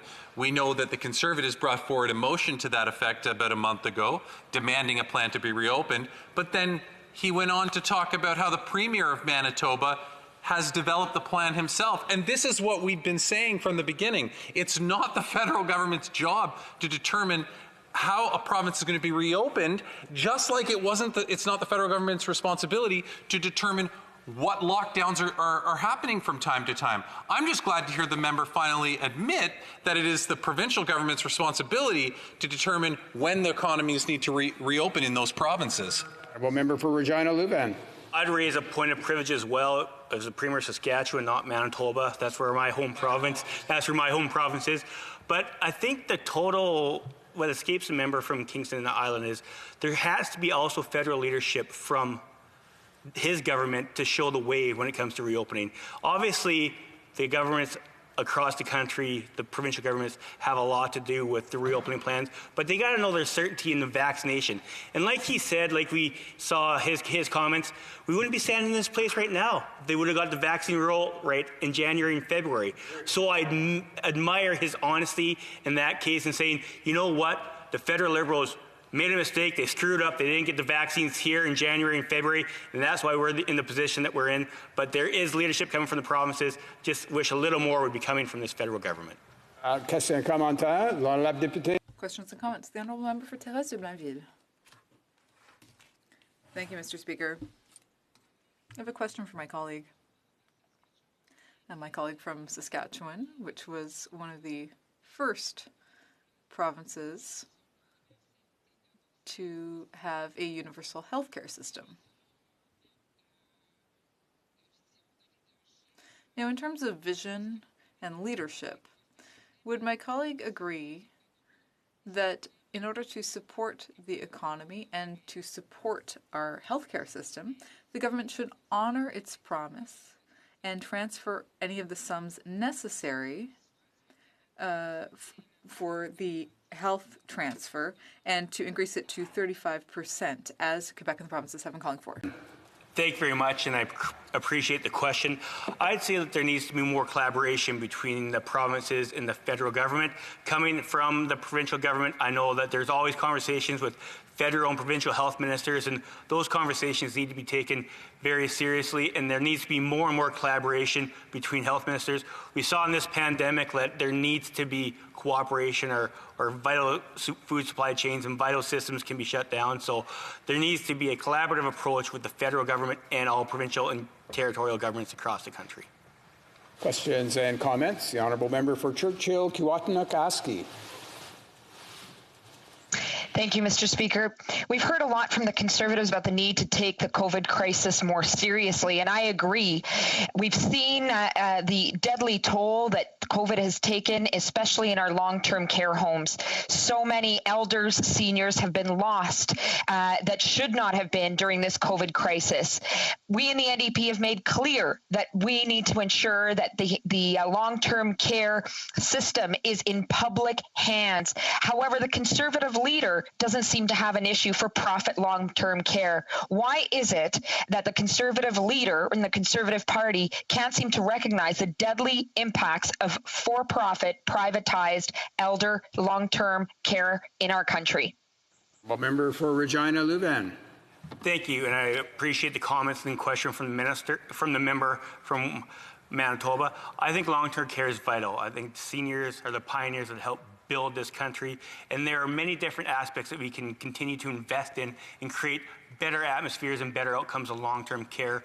We know we've talked about having some standard metrics to make sure that people are being treated equally across the country, and that comes with those same conversations to have with health ministers. But there's many arrows in the quiver that needs to be there for long-term care and treating our seniors with the respect they deserve and making sure that the end of their life is as successful and as prosperous and as comfortable as possible. I'm going to take a quick question. The honourable member for Saanich Gulf Islands. Thank you, Mr. Speaker. I'm an honourable friend from Regina Lubin. I was surprised by his reference to Maple Leaf Foods as an example of a company where it's unfair that they might go to the United States. We've had several outbreaks across the country. Workers at Maple Leaf Foods complaining in the Brandon, Manitoba plant, as well as the Ontario poultry plant. We have a history of listeriosis from one of the plants. The model of major industrial livestock and massive meat plants has come to have a rather harsh light shown on it during COVID. And I'd like to ask the honourable member if we wouldn't have potentially safer production and more plants if they were not mega industrial livestock slaughterhouses.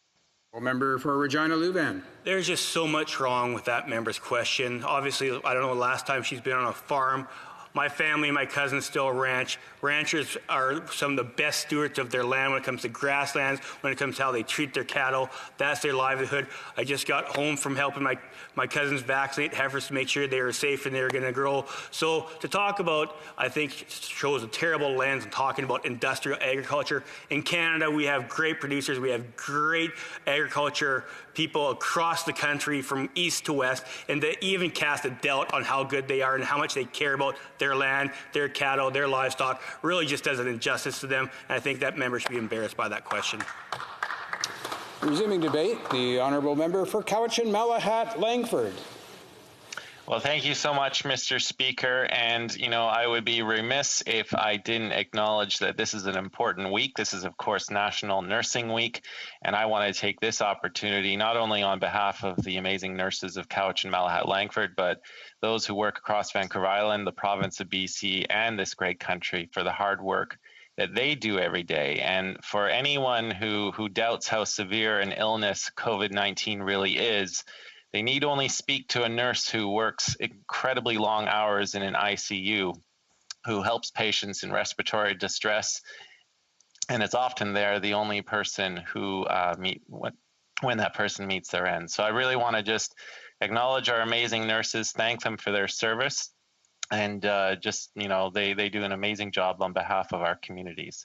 So we're at a point now where we have been battered quite hard by COVID-19, and this third wave has certainly been the worst out of them all. And I know people are exhausted. They're exhausted everywhere. I know some members before me have referenced the physical exhaustion, the mental exhaustion, the emotional exhaustion that we are all feeling at this moment. And we are all certainly looking for some light at the end of this very long and dark tunnel. I think we're at a stage now where there is a noticeable uptick in vaccinations, and we're certainly at a point in British Columbia right now where people in my age group are actually starting to book their vaccination appointments. And in fact, I just booked mine today. So I'm looking forward to getting the first one that's offered to me and joining the growing list of my fellow citizens who have taken their first shot. So today, Mr. Speaker, of course, we're here to discuss Bill C-30, the Government's Budget Implementation Act, which has, of course, followed their April budget and is going to propose several legislative changes to bring those measures into force. I don't think all of the measures that were announced in the budget are contained in this bill. I've heard reference that a second implementation act will follow in the fall of this year. I've been listening to speeches on C-30 today, and I know that there has certainly been some concerns expressed on the spending that's going on in this budget, and the eye-watering deficit that we find ourselves in. Of course, we wouldn't be in this stage if it had not been for the pandemic. We have had to open up the federal taps to help struggling small businesses, to help individuals weather this storm. But, to make sure that those small businesses are still in operation when we finally get clear of this thing. But in all of the concerns that I've heard during today's speeches about the spending that's going on, I haven't really seen much support or discussion from either Liberals or Conservatives on how we address the revenue shortfall and how we ensure that when we come back on the road of recovery, when we try to get the books back to a balanced status, that we're not unfairly placing the burden on working families. And we need only look to the example of the 1990s when, of course, the Liberal government with Finance Minister Paul Martin, they had a very large axe and they swung it everywhere. There were incredible slashes made to healthcare transfers, to housing, and that left a lot of working families in extreme pain. So how do we move forward in a way that saves working families from continuing to bear the brunt of the costs from this pandemic? Well, the answer is simple, Mr. Speaker. It's a wealth tax. We have proposed a wealth tax. It's a simple 1% tax on fortunes of over $20 million. And we do that because we're in a state now where over the last year, we've seen Canada's billionaires increase their wealth by an exponential amount.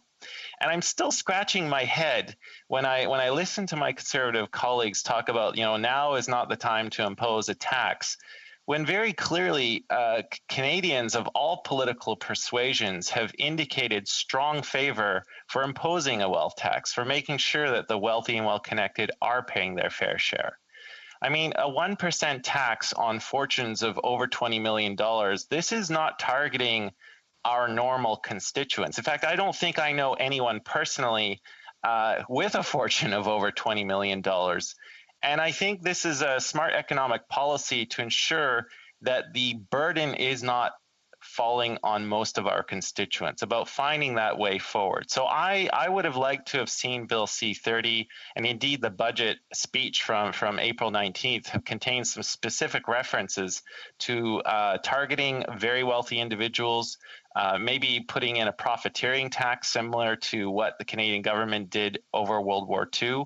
Harsher measures also to crack down on tax evasion, because we have so much revenue that is slipping through the fingers of the CRA right now, with people who can afford to pay that money, who have the means to pay the tax, are not paying their fair share and using existing loopholes to escape notice. And I think that is shameful behavior, because it's morally wrong, and it really does ensure that the rest of our constituents are having to shoulder that unfair burden. I've also been very interested in the part of this Budget Implementation Act that deals with childcare. Now, I'm a very strong believer and supporter of childcare. I ran very strongly on this platform in 2015. And, I do remember the Liberals criticizing the NDP plan back then. So it's nice to see that they've now adopted it almost 6 years later, and that it's finally in the budget. But, when I compare the rationale behind childcare versus what the Liberals have explained on pharmacare, I mean, here in this bill under Division 34, we see a legislative framework to set up childcare. And yet when the NDP proposed a legislative framework that was based on the Canada Health Act to actually bring in a pharmacare system, the Liberals voted against that. And so, yes, childcare is great, and I really hope that this time around it does succeed. But when it comes to pharmacare, I mean, we've been waiting since 1997. That was when the Liberals last promised it. And every month we have families right across country having to make those difficult decisions when they get unexpected medical costs. It can really, really break the family budget. So those are investments that can have a tangible impact on working families' budgets and help them make it from month to month. I also, the member for St. John's East, my great colleague, has introduced a motion in the House of Commons to really expand our healthcare system into dental care. I think that's also a key missing element. For the life of me, I can't understand why healthcare coverage ends at your tonsils, but does not include strong oral care. And we know, Mr. Speaker, that, Poor oral health is a very strong indicator of much more serious medical conditions. And many people, it ultimately is a class issue. People who have the means and the wealth can afford good dental care. And often people are lucky enough to have good dental coverage through their work. But a lot of people have lost those benefits from this pandemic. They've had their hours reduced and they've lost their jobs altogether. So we believe that those very important specific investments in healthcare need to be made. With regards, it's great to see that this Budget Implementation Act is going to address EI sickness benefits. Unfortunately, raising it only to 26 weeks when repeatedly the House of Commons has indicated support for addressing it to the full 52 weeks or even 50 weeks, I've heard in some iterations. And the reason that's important is because Canada Pension Plan disability benefits don't often kick in unless someone has a demonstrated illness or injury that is going to make them incapable of work for over a year. So often people are falling in the gap between what the Liberals are now proposing of 26 weeks and a full year, which is 52 weeks. And I think that's something that could have been done quite easily. That being said, the Liberals do enjoy their half measures. So if 26 weeks is what we're going to get this time, I'll accept it. But I want it to be known that it is not good enough and definite improvements need to be made. So, Mr. Speaker, I know I'm within my last minute, so maybe I'll end on a positive note. I mean, this budget was certainly a mixed bag, but I have to say that the NDP's critic for agriculture, it is nice to see some of the investments coming to that sector. Really trying to concentrate on the area of environmental sustainability, because I firmly believe that with our agricultural sector, our farmers are on the front lines of climate change, but they also have the tools to be one of our greatest weapons in fighting climate change. And so, in the future, I'd love to see more investments come their way that really concentrate on the sector's ability to sequester carbon. So I'll end there, Mr. Speaker. I appreciate this opportunity to share a few of my thoughts, and I welcome any questions or comments from my colleagues. Thank you. Questions and comments? We'll first go to the Honourable Member for Souris Moose Mountain. Thank you, Mr. Speaker, and I thank the member from Cowichan, Malahat, Langford for his speech. And at the very end, he touched on something that was very important to me in the issue of rural Canada and particularly agriculture industry. And I'd like to hear some of his comments on. I mean, the reality is that this little government totally has a misunderstanding of what rural Canada is. Because my riding of 42,000 square kilometers, ultimately, I have rural people, and the government's budget basically says we're going to put money towards public transit. And we're going to move, well, let's see someone put a bus line in from Merrifield, which is a 2.5-hour drive to Regina, if they're lucky. But the reality is his comments about the sequestration and carbon. And I would like to hear a little bit more on that aspect, because I'm sure he's well aware of when we have farmers who are great stewards of the land. They sequester carbon every time they crop. They recognize the crops they use. Organic farmers as well, don't use nitrogen, et cetera, to enhance that. But they use cover crops as well to put that nitrogen into the ground. I'd love to hear some further comments on that, please. Member for Cowichan, Malahat, Langford.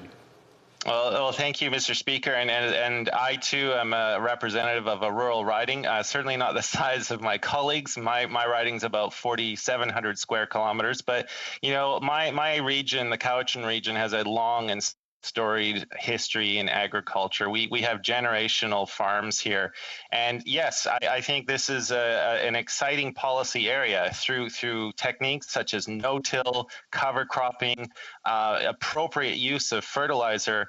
I think farmers can be, with the regenerative agricultural methods, stuff they already know, but can be encouraged to do more of. I think this is an exciting policy area, and it might help us get out of this bun fight over the carbon tax in finding incentives and rewards to give farmers the credit that I think they so very much deserve in fighting climate change. So I appreciate the member's question, and I think there's certainly areas that we can work together in developing these.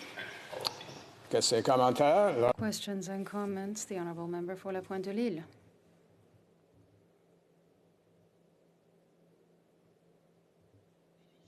Yes, Mr. Speaker, I had taken my hand down, but I would like to ask a question. I'd like to hear my colleague talk more about everything related to healthcare transfers. The fact that there is nothing in the new bill to amend the benefits and help the provinces in Quebec. The honourable member. Yes, Mr. Speaker, I know the member is speaking from his province's perspective, but, I think, the province of British Columbia, my home province, and indeed many of the premiers in our federation have called for increased health transfers because the provincial budgets really are breaking in trying to deal with the costs. And so, yes, I support what he wants to do. I also want to see, though, as I very clearly laid out in my speech, certain very targeted investments in a pharmacare system and a dental care system. I think these can fit very well under our existing Canada Health Act, which lays out conditions that provinces must meet in order to qualify for those transfer dollars. And I would really like to see us make bold steps in both of these areas. Some comments. The honourable member for Timmins, James Bay.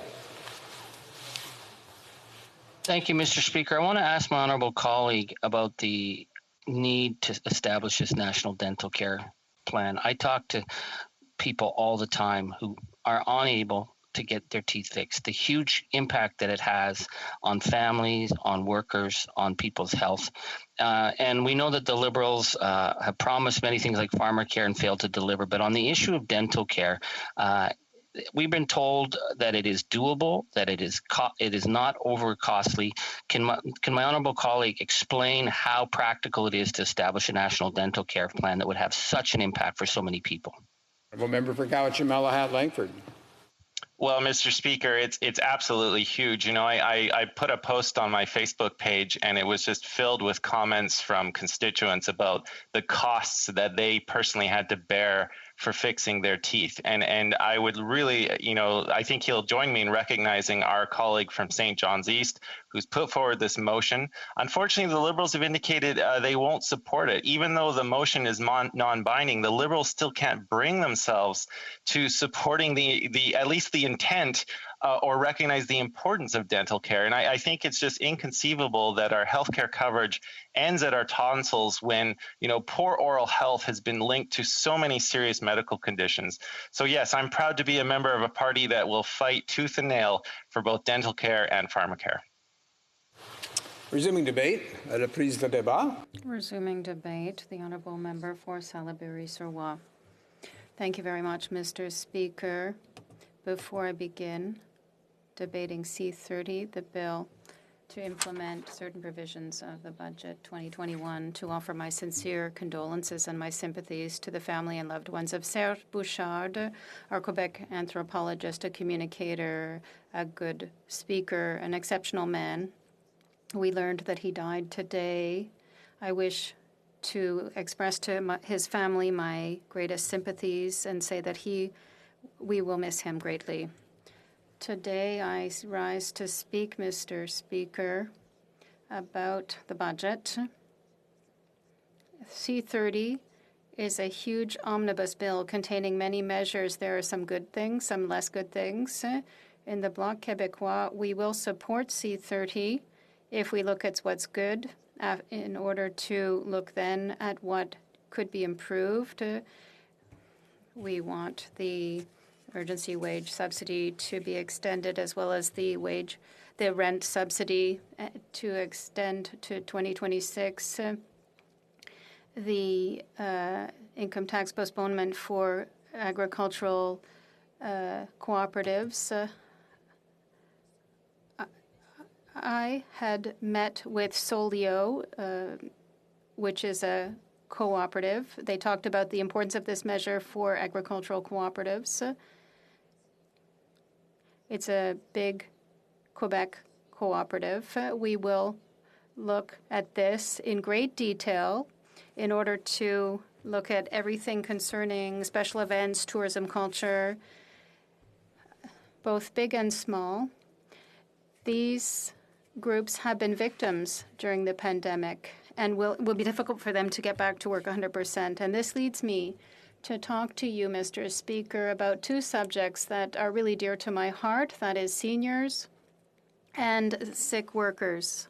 So if we start with seniors, you will understand that C30 announced with great pomp and circumstance the extension of the old age security for those age 75 and over, not now, not after the passage of the bill, but later. Why also only in 2022, and why for those only age 75 and older? There are some seniors groups, a large group of seniors representing many seniors in Canada, and they have spoken out against what is currently happening. And I want to quote what this association, this federation has said with so few words. With the budget, with the increase for those 75 years and over, we are creating two classes of seniors, those who are 65 to 74 and those who are over 75 years of age until the maximum limit, and they'll get an increase of 10%. But what we're seeing, after 75 years of age, the seniors will be entitled to an increase of $63.80 a month. So the Bloc Québécois has for many years been asking for an increase for all seniors age 65 and up of $110 a month. Why? Because it's quite logical. For years, the spending power of seniors has been dropping, and all expenditures are increasing, so that when you are a senior, the time comes when you have not had a job with a pension or been able to save a lot of money. There is a class of seniors now that is having difficulty making ends meet, more than we even think. In my professional career, I have worked with seniors. I spent my career working with them, and I know that as we speak, there are seniors who are not being able to pay for their medication or food or buy services because their savings are dwindling, and ultimately their ability to pay for things means they need an increase in old age security. FADOC, through its president, Gisèle Tassé-Goodman, I don't know if you've had the pleasure of meeting with her, but I did meet with her during the last elections. She is a strong woman, and she didn't really mince words. I'd like to quote her. She said, by introducing an increase in old age security exclusively for those age 75 and older, the government is creating two classes of seniors.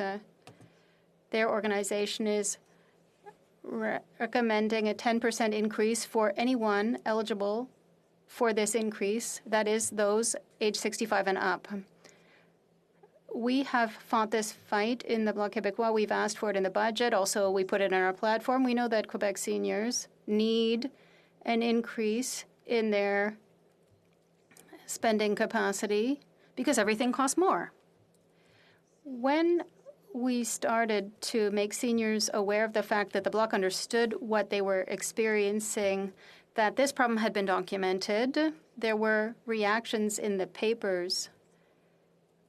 The ministers were saying, we're not giving seniors anything. But the money isn't getting to the pockets of the seniors. In fact, there is a multitude of programs, 3/4 of which belong to the Quebec and the provinces. So there is interference in a multitude of programs. And the same parliamentary secretary who said, well, we gave them lots of money through New Horizons, which is, yes, it's an interesting program. Yes, it's an important program in communities for seniors groups, for seniors who can't pay electricity or grocery bills every month. But what we need to understand is that by creating two classes of seniors, the government really mobilized seniors around this cause. I've never, and I would say this is my third term as an MP, I've never gotten so many letters from seniors who were upset with this decision. On social networks, there was much talk because people couldn't understand it, and the answers they're getting don't satisfy them either. I can think of all the organizations responsible for seniors who have dedicated their services to seniors, Beauharnois, Valleyfield groups, the Golden Age Club, in different areas. They all wrote to me to say to continue to speak out against the situation. It is discrimination, Mr. Speaker. It's a very important discrimination. We hope that the voice of seniors will be heard and that old age security pension will be reviewed to ensure that those over the age of 65 can also benefit from this increase. I cannot not talk about a great disappointment, not just mine, but a disappointment with the fact that the government has turned a deaf ear and hasn't listened in amending employment insurance for people who are sick from 15 to 26 weeks. We have documentation that proves that 26 weeks is not enough. The average number of weeks needed is 41. Why is this injustice being perpetrated? Why are people who are seriously ill, who are fighting for their lives, why are they not being supported to the extent that they need to be supported before they can go back to work? An answer was given during the briefing that was quite terrible, and it said that ultimately employment insurance is made for people who aren't going to be sick very long. It's not really in the spirit of the legislation to help people who are going to be sick for a long time because there's little chance they'll come back to work. I would have been very angry had I been there at this briefing. I hope that my bill, which will be introduced tomorrow, or spoken about, debated tomorrow in its last hour of debate, will go to committee so that we can document and prove that 26 weeks is not enough. What we need, Mr. Speaker, is rather 50 weeks. We hope that good sense will prevail and that the committee will be able to convince the government MPs that these 50 weeks are necessary for sick workers. And comments, Casse commentaire, the honourable member for Sherwood Park, Fort Saskatchewan. Merci, Monsieur le Président. Thank you, Mr. Speaker. I want to thank the member for her comments, particularly with regard to the situation facing seniors. I wonder if she could share a little bit more about the impact of COVID-19 on seniors. Seniors want to be able to see their grandchildren. Sometimes they need tests and make vaccines more widely available so that seniors are not as greatly affected. And yet this budget does not contain a plan to take us out of this pandemic. Do the seniors, the member is talking about, are they asking for assistance? The member for Salaberry-Sarrois. I want to thank my colleague for the question. Vaccine distribution was delayed, yes, and it delayed the massive vaccination of Quebecers. But now that we have vaccines, I would say that in Quebec, we are an example, along with Saskatchewan, where we can vaccinate. In fact, we vaccinated all our seniors in long-term care homes. They got a first dose and a second dose. And even in seniors' homes, they're getting a second dose. So we are high performers in Quebec when it comes to vaccinations. But what I have questions about is to understand the reason why the government is creating a two-tiered system for seniors. There's only one party here that doesn't seem to understand that we need to support seniors in their spending capacity and increase that spending capacity to help them meet their needs. We must increase the old age security for people aged 65 and up. Questions and comments, the Honourable Parliamentary Secretary to the Government House Leader.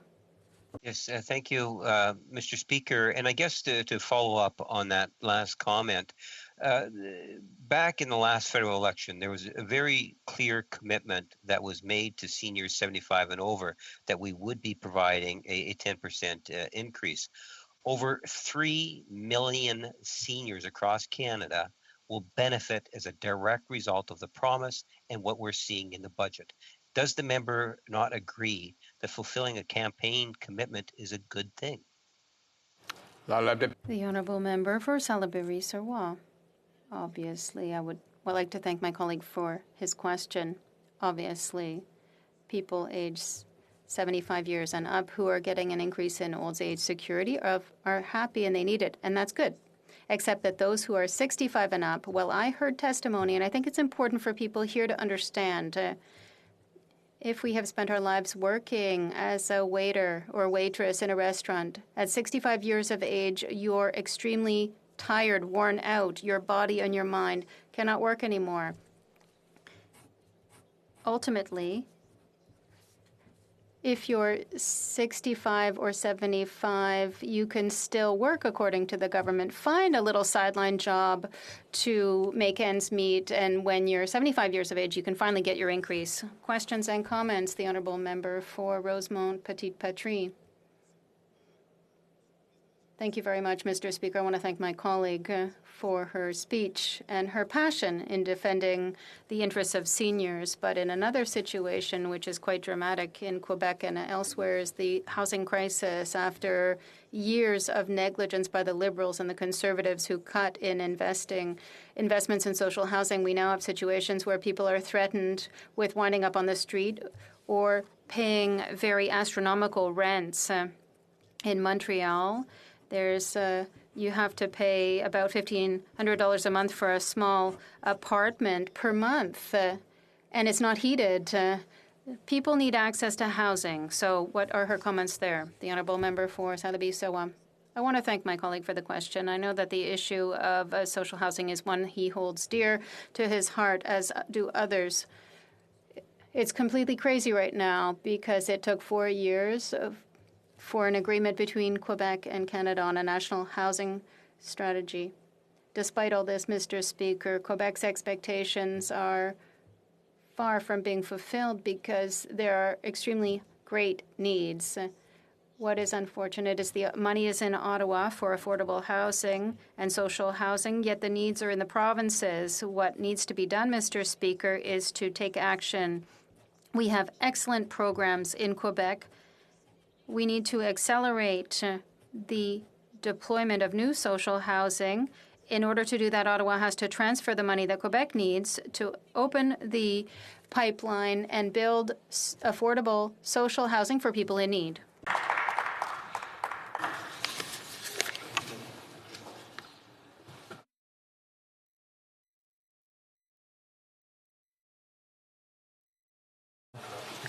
Huh?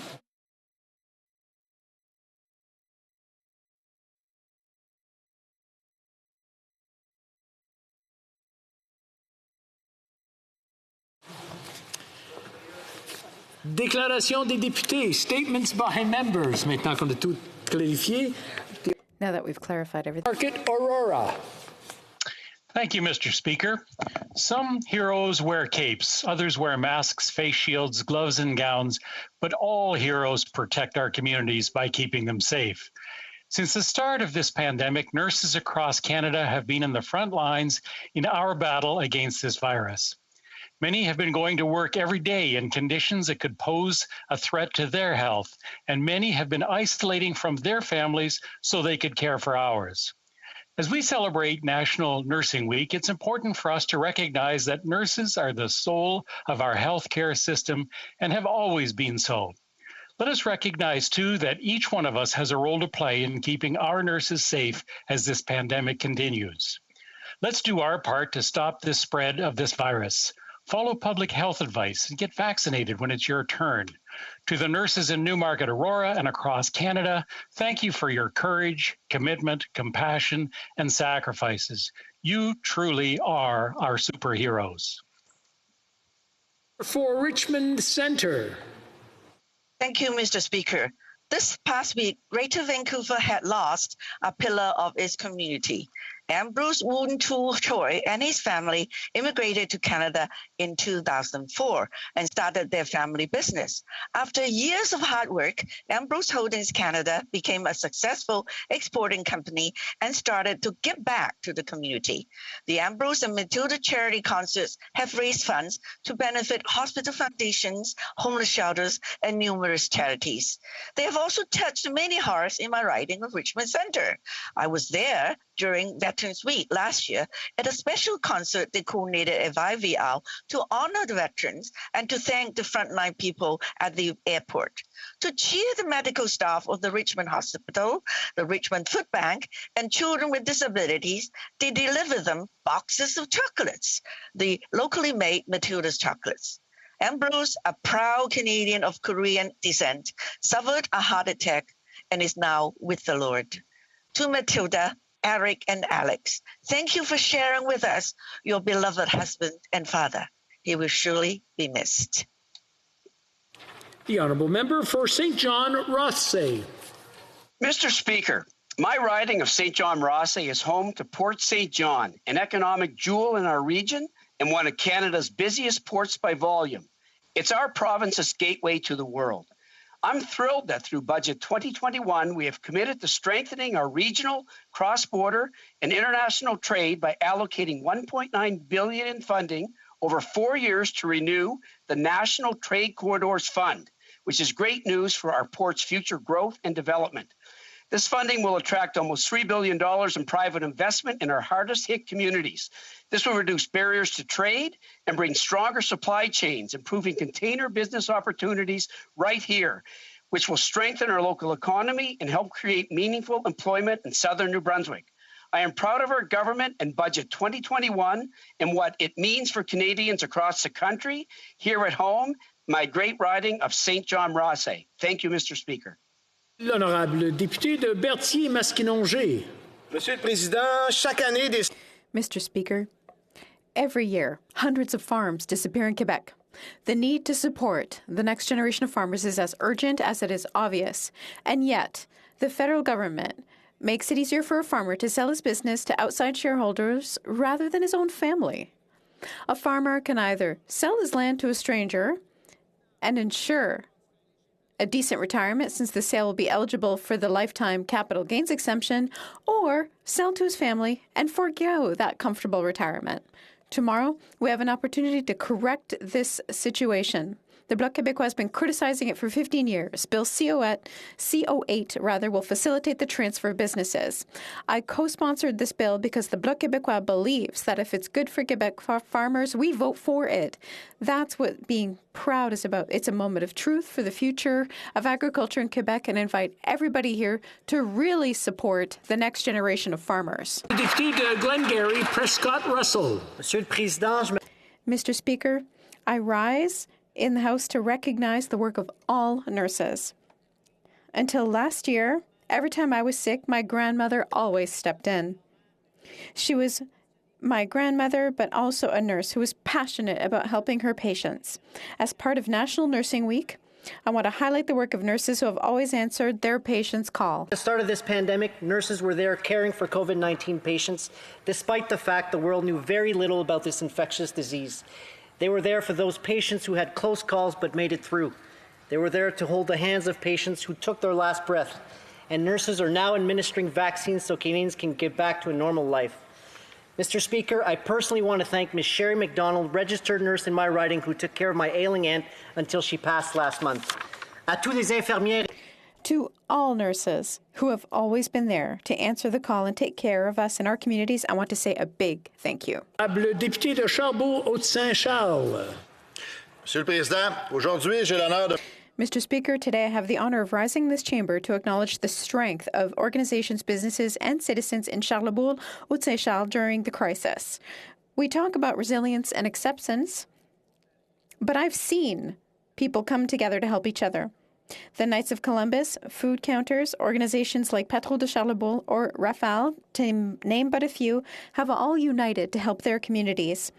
They've proven that during adversity, people who decide to work together can accomplish great things. I'm proud to highlight that a year after the start of the crisis, the work of the people on the front lines that I visited last year at this time to salute their courage to stay in the fight. The flag, "We Will Succeed Together," is displayed in their honor in each of the residences and long-term care centers. To the citizens of Charlebourg, Haute-Saint-Charles, entrepreneurs, volunteers, and organizations, I'm proud to represent you, and above all, I'm inspired by your commitment, which is a breath of fresh air in our riding. Thank you. The Honourable Member for Pickering-Uxbridge. Mr. Speaker, today I rise to recognize National Nurses Week, which takes place from May 10th to May 16th.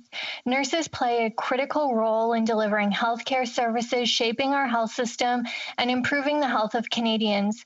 The dedication of nurses has never been more evident than it is right now during the COVID-19 pandemic. Across Canada, nurses have provided unwavering support to patients, demonstrating leadership and professionalism under challenging circumstances. Nurses have been working around the clock at great personal sacrifice and with the knowledge that being on the front lines may expose their own families to risk. I commend the great work nurses have done and continue to do, and I'd like to acknowledge one special nurse to me, the member for Brampton West, who put her scrubs back on to help her community during this pandemic. She's an inspiration to us all. I invite all of my colleagues to use the hashtag National Nursing Week on social media to celebrate the nurses across Canada and to thank them for their dedication to our communities. Thank you, Mr. Speaker.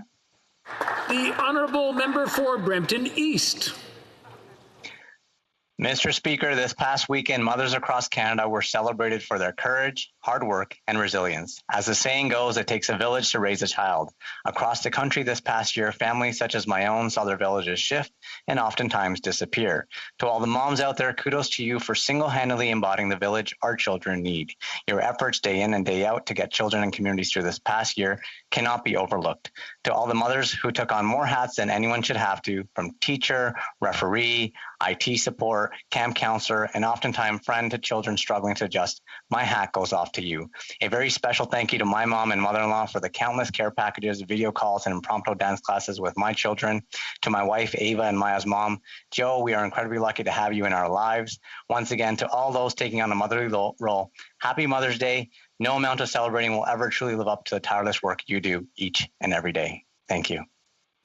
The Honourable Member for Sturgeon River Parkland. Mr. Speaker, the unseasonably dry weather in northern Alberta has wreaked havoc on our local communities.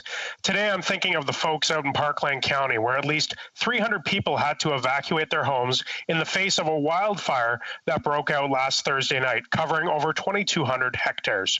I'm incredibly proud of the leadership at Parkland County, including Parkland Fire Chief Brian Cornforth and the over 60 firefighters who came from across Alberta, some as far as high level, to help battle this blaze. Mayor Rod Shagas of Parkland County also wanted me to particularly thank the staff at the Emergency Operations Center, the towns of Drayton Valley, Stony Plain, and the counties of Clearwater and Brazeau for their considerable assistance to our communities. The fire isn't out yet, but it's growing. It has stopped growing, and we will defeat it. This is the spirit of Alberta. We've made it through floods and fires, and now we're getting through this pandemic. And one thing I know for sure is that you can't keep Albertans down. We will always come back up. Alberta strong. L'honorable député de Madawaska-Restigouche. Merci, Monsieur le Président. Thank you, Mr. Speaker. Election day for most municipalities of beautiful New Brunswick. The results will be known in a few days. Avant de connaître ces résultats, j'aimerais souligner le travail. About these results, I want to highlight the devotion of the elected officials. Their mandate was extended by a year. During these years, working on infrastructure projects, for instance, festivals, cultural events, etc. Being on a municipal council takes a lot of time, and I thank all of these people for generously giving their time for the best interest of their respective communities. Aux maires, conseillères. To the mayor's councillors who will retire, thank you so much for your great work and good luck in your future endeavors. And to all new candidates, the best of luck to you. J'anticipe une belle collaboration. I expect great cooperation with municipal councillors, and together we'll work together on great projects in Madawaska, Restigouche. Good luck, everyone. Merci, Monsieur le Président. The honourable member for Calgary Signal Hill. Thank you, Mr. Speaker. It's now less than 24 hours before Enbridge's Line 5, carrying important petroleum products to Ontario and Quebec, is due to be shut down. If the Michigan governor follows through on her promise, thousands of jobs in Western Canada will be in jeopardy. But more important, the impact will be felt by Canadians east of the Great Lakes. When we wake up in the morning, the Minister of Heritage, who has spent much of his adult life hanging from the sides of buildings protesting pipelines, will have to explain to his constituents why they don't have propane to heat their homes. And Liberal MPs from Toronto who want to phase out fossil fuels will have to explain to their constituents why planes carrying vaccines can no longer land at Pearson Airport because there's a shortage of jet fuel. But just wait a minute. Maybe on second thought, Conservative MPs should be allowing the Michigan governor to shut this pipeline down, because she may be able to drive home a point to political parties in this place that no amount of debate to date could accomplish. The honourable member for Edmonton Centre. Mr. Speaker, as we watch other countries begin to open up and reduce their pandemic restrictions, the world witnesses Canada trailing far behind due to a lack of leadership from the Prime Minister. I was recently asked by a constituent, is there any hope? Canadians are desperate for leadership and clarity on when they will see an end in sight and how they will navigate through the coming months. They've been asking for transparency and a strategic plan to open the economy. Mr. Speaker, I rise today to say yes, there is hope with the Conservative Party. We are ready to lead where this Prime Minister has failed. We have a plan to secure the future, which includes the growth of jobs, renewed investment, and ample opportunity inclusive to every sector and every person in this country. This means taking full advantage of the abundance of natural resources, highly skilled and educated workforce, and permitted expanded access to global markets. Together, coast to coast to coast, we will foster a prosperous future for all, ensuring that no demographic or no region is left behind.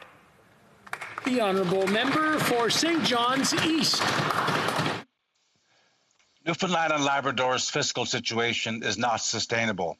A bad situation has been made worse by the pandemic, and major changes are recommended.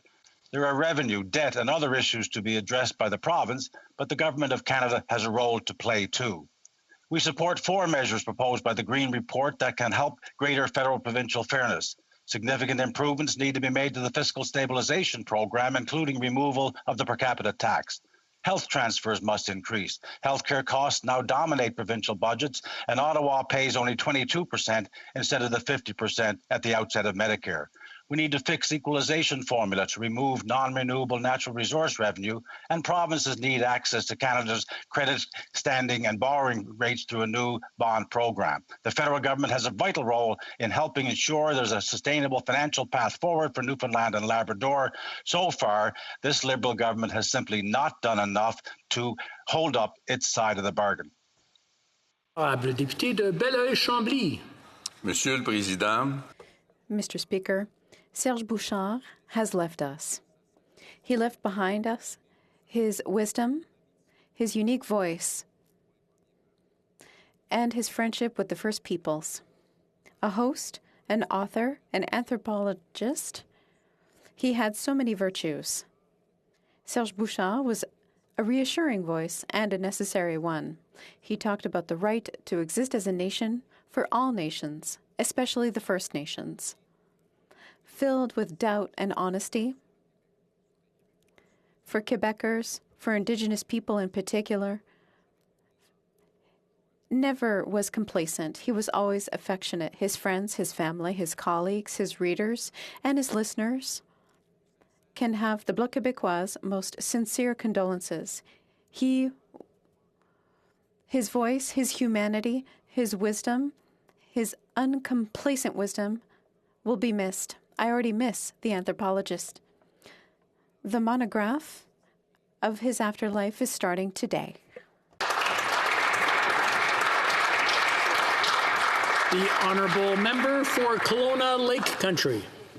Mr. Speaker, I've heard from hundreds of constituents in Kelowna Lake Country expressing their concerns about the Liberal government's attempted overreach to regulate individual Canadian internet users through Bill C-10.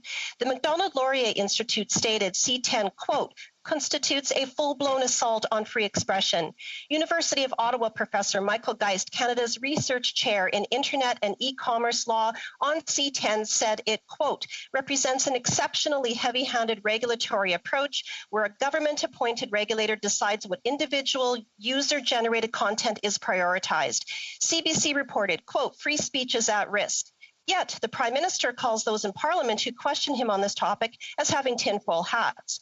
Now, the Liberal Minister for Canadian Heritage has been trying to undo the confusing pretzel of information he's twisted, but Canadians in this free and democratic country are smarter than he thinks they are. Conservatives will persist in standing for freedoms of Canadians who post their content online. Thank you, Mr. Speaker. The Honourable Member for Kitchener-Conestoga. Thank you, Mr. Speaker. Mr. Speaker, I'm honoured to recognize a campaign launched by the Canada Live Music Association, a campaign that holds a special place in my heart. I've been a professional musician my entire adult life, and I understand that making a living as an artist is challenging at the best of times. The pandemic has had a devastating impact on live events, with every stage in the world going dark. The Canadian Live Music Association launched an awareness campaign, #ForTheLoveOfLive, focused on the impacts felt by our artists, festival and concert employees, venues, promoters, talent agencies, production crews, and many others. To everyone associated with the live events industry, you have our support, you have our respect for the resilience you're demonstrating. We've all cherished memories connected with live music and events. Let's show our support by posting messages with the #ForTheLoveOfLive. We look forward to the day when live performances return, when all the world's a stage once again. Thank you, Mr. Speaker. Oral questions. Question orale. The Honourable Leader of the Opposition. Mr. Speaker, tomorrow, the Governor of Michigan wants to shut down the Line 5 pipeline that is critical to the Canadian economy. After many months of inaction, this morning, mere hours before the deadline, the Liberal government filed an objection with the court. Is this last-minute legal action an admission that this Prime Minister's outreach to President Biden has failed? Right Honourable Prime Minister. Mr. Speaker, Line 5 is a critical piece of infrastructure both for Canada and the United States. It's vital for energy workers and families on both sides of the border. Today, the Government of Canada filed a submission in U.S. court in support of the continued safe operation of Line 5 and in support of continued mediation between Michigan and the company. As we have for many months, Ambassador Hillman and government officials will continue to engage with our counterparts on this important issue. Monsieur le Président, demain... Mr. Speaker, tomorrow the Governor of Michigan wants to turn off Enbridge's Line 5. This closure would affect all workers from Montreal to Lévis. After months of inaction, this morning, a few hours before the deadline, the Liberal government tabled an objection at the court. Why is the Liberal government again lagging on protecting Canadian jobs? The Right Honourable Prime Minister. On the contrary, Mr. Speaker, Line 5 is essential infrastructure for Canada and the U.S. That's why we're working on this issue and have been for months. This line is vital for energy sector workers and families on both sides of the border. Today, the Government of Canada tabled a memo before the American court concerning the safe operation of Line 5 and a requested mediation between Enbridge and Michigan. Ambassador Hillman and other officials from our government are continuing to raise this issue with their American counterparts. The Honourable Leader of the Opposition. 5 fois. 5 times the Prime Minister's Cabinet and the Privy Council office used the term sexual harassment in emails concerning General Vance. Why did the Prime Minister personally approve a pay increase for General Vance when his office was studying allegations of sexual harassment? The Right Honourable Prime Minister. Mr. Speaker, as the Leader of the Opposition knows well, it's not my office that studied these allegations, that would be inappropriate for a political office to lead the investigation into such allegations. That's why my office ensured that this was passed on to the appropriate authorities so that they could do their independent investigation. Our government has always taken the protection of women and men serving in our armed forces seriously, and we will always be there to support survivors. The Honourable Leader of the Opposition. Mr. Speaker, 5 different times the Prime Minister's office, the Privy Council office, and the Minister's office all used the phrase sexual harassment in emails regarding General Vance. A senior Liberal told the Toronto Star this weekend that the PMO and PCO both knew it was of a sexual nature. Why did the Prime Minister personally sign off on General Vance's pay raise while his office was actively covering up allegations of sexual harassment? The Right Honourable Prime Minister. Mr. Speaker, that's simply not the truth. When allegations were brought forward from the Ombudsperson to the Minister of National Defence, he knew that it would be inappropriate for politicians to engage in such an investigation. That's why he forwarded it to the appropriate authorities at the PCO so they could follow up on it. That, by the way, was exactly the same process followed when the Leader of the Opposition was in government and received allegations concerning General Vance. We followed the right process on this, and we know we have much more to do to ensure the protection of anyone who wants to come forward. Honourable Leader of the Opposition. The right process, Mr. Speaker. The Prime Minister just contradicted his Chief of Staff. Katie Telford did investigate the nature of the allegations because she told committee, Mr. Speaker, that she knew the complaint was not, quote, a safety issue.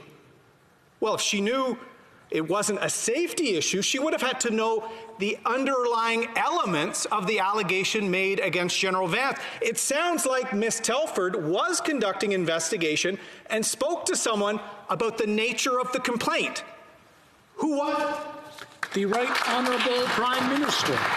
Mr. Speaker, as a government, from the very beginning, we have taken extraordinarily seriously the responsibility of standing up for survivors, of making sure that women and men who serve in our armed forces, in our institutions across this country, have the right kinds of support and recourses. What is very clear is, despite all the significant actions that we've taken as a government, all the significant progress that we've had, women and men who are survivors of sexual assault or harassment still aren't getting the right support. That's why we are doing more, Mr. Speaker. We will always take this seriously and put survivors' interests first. L'Honourable. The Honourable Member for Belleuil-Chambly. Thank you, Mr. Speaker. At the beginning of the pandemic, we all agreed that we didn't want to have an election during the pandemic. The government led consultations on what we might eventually be able to change for the Election Act, but it didn't finish those consultations. It tabled a bill. It didn't allow anyone to study that bill. And now it's imposing a closure, with the NDP's help, to allow an election during a pandemic. Does the Prime Minister want to have an election during the pandemic?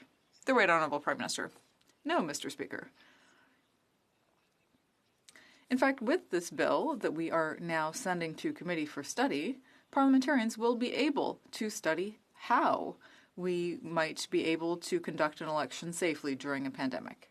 But we don't want an election. In fact, Mr. Speaker, it's the Bloc Québécois and the Conservative Party who just a few weeks ago voted saying that they didn't have confidence in the government, though they're looking for an election. On this side of the House, we are working to deliver on Canadians and to get them through the pandemic. The Honourable Member for Belleuil-Chambly. Well, I'm not afraid of an election. Bring it on. But we don't want to have an election during the pandemic. Now, if there's no pandemic, we don't need an act to manage an election during a pandemic. So it seems like the government wants to have an election during the pandemic.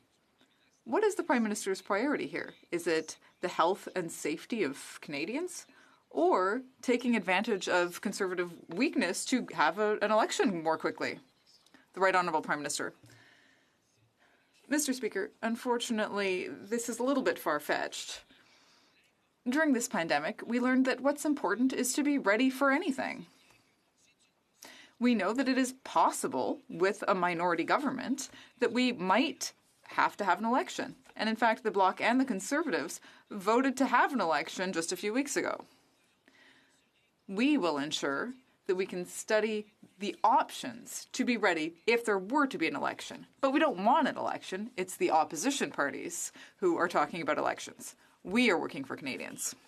The Honourable Member for Burnaby South.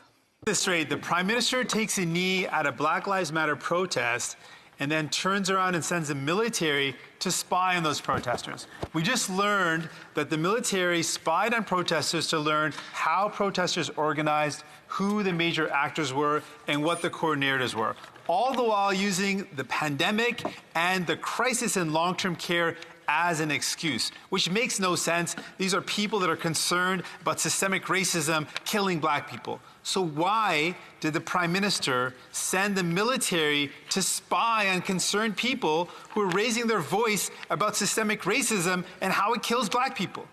Right Honourable Prime Minister. Mr. Speaker, I agree with the member of the opposition that these the leader of the NDP that these reports are extremely concerning. People have a right to gather and protest, and we are looking into this matter. These reports are very disturbing. We know there are systemic challenges that the military is facing that must be addressed. It's a priority for this government that we promote equality, equity, and inclusion in all of our activities, including in the Canadian Armed Forces, and we will be following up on those troubling reports. Honourable Member for Burnaby South. Today we learned that the Prime Minister sent the Canadian Armed Forces to spy on Black Lives Matter activists. And as a justification, he cited the healthcare crisis and the pandemic. This makes no sense. There's no connection between these things. This is a movement to call for racial justice. Did the Prime Minister send the armed forces to spy on other protesters in other provinces like Quebec? Protesters calling for racial justice? The Right Honourable Prime Minister. Mr. Speaker, like the leader of the NDP, I'm very concerned by these reports and some of the information that we heard this morning. This is very troubling. And that's why we are going to be closely monitoring the situation. Because all across Canada, people should be free to protest and to express their disagreement with the policies of government and society. We will always be there to defend freedom of expression and the freedom to gather. We recognize that within the armed forces, there are issues with systemic racism and discrimination, and we will be monitoring that as well. The Honourable Member for Chicoutimi-Le-Fjord. Mr. Speaker, the Minister of Heritage himself confirmed that the government would be regulating social media users who have many followers or subscribers. He even mentioned that they would be regulated not by the government, but by the CRTC. I can't believe that Canadians who have a lot of subscribers or who are successful online would be subject to the regulation of their content. The Conservatives are proud of Canadian culture and talent, so why are the Liberals trying to regulate that? The Honourable Minister. Thank you, Mr. Speaker. It's been clear since the beginning that what we want is to focus on two things. First of all, we want social media platforms to contribute financially to our cultural industry in Quebec and Canada. And secondly, we want to make sure that our Canadian artists can be discovered on platforms like YouTube. I was relieved to see that the Conservatives are finally starting to listen to the cultural sector, and they've stopped their 2 weeks of useless filibustering. We will continue to stand with our artists and content creators, and we are looking forward to resuming, to the committee resuming its work soon. The cultural sector is behind us on this one.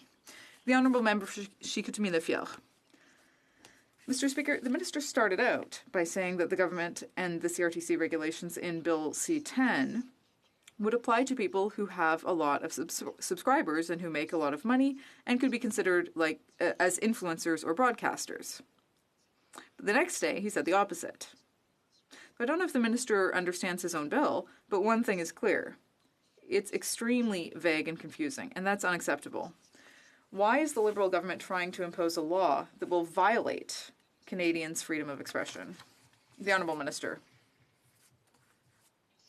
Thank you, Mr. Speaker. Bill C-10 aims to standardize the rules for Canadian creators and web giants. It will force large, powerful foreign companies to contribute financially, to support Canadian culture, and to allow different audiences to discover our culture as well. The bill explicitly says that these obligations will only apply to web giants and not to Canadian users.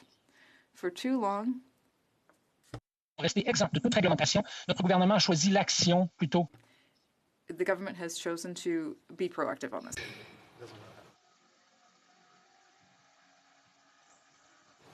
The honourable member for Lethbridge. Aspiring creatives have found a way to successfully market themselves on social media.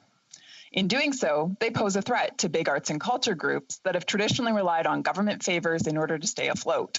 Finding it hard to compete with savvy YouTubers, those arts and culture groups knocked on the government's door and asked the Prime Minister to tip the scales. Enter Bill C-10. Please remind me, how does picking winners and losers protect Canadian culture? The Honourable Minister. Thank you, Mr. Speaker. Unfortunately, we have another sad example of Conservative Party members dragging through the mud our great Canadian creators, wildly renowned around the world, who've just recently, a number of them won a number of awards at the number of different festivals, Mr. Speaker. It's a sad moment, and unfortunately another example of how the Conservative Party is again listening to the most extremist element of its own party while dragging the mud our Canadian artists. Member for Lethbridge. Speaker. The minister is talking about those groups that receive handouts from the government in order to stay afloat. He's not talking about those individuals who work hard in order to capture an audience organically on YouTube. Canadian content creators have worked hard to capture massive audiences without any help from government. And yet we see the Liberals attempting to tip the scales in favor of those big lobby groups. And they're doing so by penalizing individual Canadians for finding success on social media without government support. Bill C-10 is a disastrous attack on freedom and those with a creative or entrepreneurial edge. So when will the Heritage Minister listen to Canadian content creators and back off? The Honourable Minister. Thank you, Mr. Speaker. Again, let me be clear. C-10 aims to level the playing field between creators and web giants, and I continue to be baffled by the fact that the Conservative Party of Canada has decided to side with some of the wealthiest and most powerful companies in the world against our Canadian artists in this country and our musicians. We will require big, powerful foreign streamers to provide information on their revenues in Canada, financially contribute to Canadian stories and music, and make it easier for individuals to discover our culture. The bill explicitly says that obligations apply to web giants only, not Canadian users. L'honorable député. The Honourable Member for Richmond North Athabasca. Mr. Speaker, the Minister of Heritage outdid himself yesterday by reporting on Twitter that public opinion is currently being manipulated by a misinformation campaign deliberately implemented by commercial interests who would rather not have the same rules imposed on them as broadcasters. Does he really consider the concerns of Canadians, analysts, experts, professors, and all those who've spoken out against his bill are part of some grand conspiracy theory? Seriously? The Honourable Minister. Thank you, Mr. Speaker. I'd like to read an extract of a letter in the press this morning from Professor Saunier at the University of Montreal. He says that the entire cultural industry in Quebec is aware that Francophone culture is increasingly being marginalized by some of these big companies. This is a dangerous game that the Conservative Party is playing. Now, they claim to be defending the French language, but this honourable member will be depriving Quebec artists of hundreds of thousands of dollars. The honourable member for Richmond Athabasca. Mr. Speaker, this minister loves to change the channel. It's insulting to see this minister, following his repeated failures, blaming honest Canadians who were shocked by the Liberals' attack on our freedom of expression. The The only reason we're in this mess is because of his inability to deliver a decent bill. And if his latest public statements are any indication, he's doing nothing to dispel people's doubts. Why does the minister insist on playing petty politics with free speech advocates, as he just did by attacking freedom of expression? The Honourable Minister. Thank you, Mr. Speaker, and I want to thank my honourable colleague for giving me this opportunity to name some of the many organizations that have already supported Bill C-10. For example, the Society of Authors and Composers in Quebec, the National Alliance of Music Industry, the Association de distributeurs exclusifs de livres en langue française, the SOCAN, the French-Canadian Cultural Association, the Union of Artists, the Society of Performing Artists, the Quebec Association of Dramatic Artists. Rivière du Nord. The Honourable Member for Rivière du Nord. Mr. Speaker, when you question the government about General Vance's allegations of sexual misconduct, they say, we acted immediately. But, Mr. Speaker, they didn't fire him. They didn't investigate. They didn't initiate disciplinary action. They didn't implement the recommendations of the 2015 Deschamps report. Nope. Instead, they kept the general in his position with a nice salary bump for 3 years while shelving the Deschamps report. So when the government says, we acted immediately, what are they talking about exactly? The Honourable Minister. When Mr. Walburn brought the information forward, I reached out immediately to the Privy Council office, and then the Privy Council office officials reached out to Mr. Walburn the very next day. That's immediate action, Mr. Speaker. But we know that we have a lot more work to do. Our government takes allegations of sexual misconduct very seriously. No one should feel unsafe at work. Some of the work that we have been doing, Mr. Speaker, when we passed Bill C-77, a declaration of victims' rights to put victims at the core of the military justice system, and which also reviews unfounded cases. We have more work to do, Mr. Speaker, and we will get it done. Thank you. The Honourable Member for Rivière du Nord. Mr. Speaker, it's very embarrassing that it's still this minister answering these questions. After 3 years of inaction, unfortunately, he has no more credibility. After refusing to hear the allegations against General Vance, he just doesn't have the credibility to intervene on behalf of victims. That's why the Bloc Québécois has called for him to be removed from office. He's lost credibility. So does the House leader realize that he undermines the credibility of his own government every time he asks this parliamentarian to speak out on sexual misconduct in the military? The Honourable Minister. Mr. Speaker, no politician should ever be involved in any investigation, Mr. Speaker. We need to take swift action, and swift action was taken. When the information was brought forward, it was immediately passed on to the Privy Council office, who followed up with Mr. Walburn the very next day. As I stated, Mr. Speaker, we have a lot more work to do, and we will get it done. Thank you. The Honourable Member for Kildonan St. Paul. Mr. Speaker, while small businesses in my riding are struggling with yet another lockdown, the Liberals have been showering their rich Bay Street friends with millions of taxpayer dollars. We've recently learned that a hedge fund company worth $180 billion received $3 million from the taxpayer through the wage subsidy. Meanwhile, a woman entrepreneur in my riding who opened up a gym right before the pandemic hit has been unable to qualify for any federal programs, and yet the Liberals refuse to fix this. So will the Prime Minister explain to women entrepreneurs why Bay Street hedge funds deserve more support than they do? The Honourable Minister. Thank you, Mr. Speaker, and I'd like to thank the member opposite for the question, because it gives me an opportunity to talk about how important it is that our business support programs, very much including the wage subsidy, continue to be in place and will be in place until September 25th.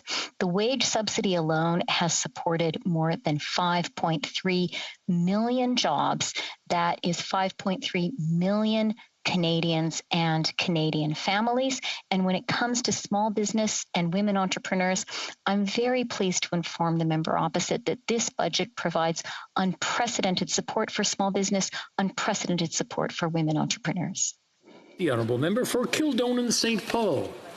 Mr. Speaker, the member didn't answer my question, particularly not for the female entrepreneur in my riding, and she didn't address the fact that Liberals provided $2.9 million to Fiera Capital, a hedge fund whose executives and shareholders made over $100 million in bonuses and dividends last year. And I just feel that this is a tremendous disrespect for Canadian taxpayers, Mr. Speaker, because we see regular, hardworking, middle-class Canadians struggling through yet another wave of lockdowns, and they're going to be the ones to pay for all this Liberal borrowed debt through tax hikes. So why is the minister sticking hardworking Canadians with the bill and allowing rich money managers to make millions off taxpayers? Honourable Minister.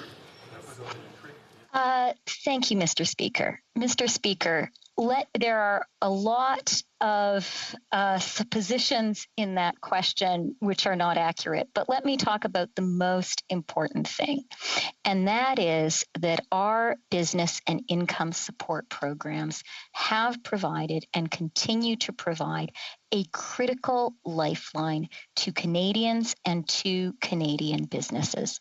The wage subsidy alone has supported 5.3 million jobs across the country. We're going to be there to support Canadians as we fight this third wave.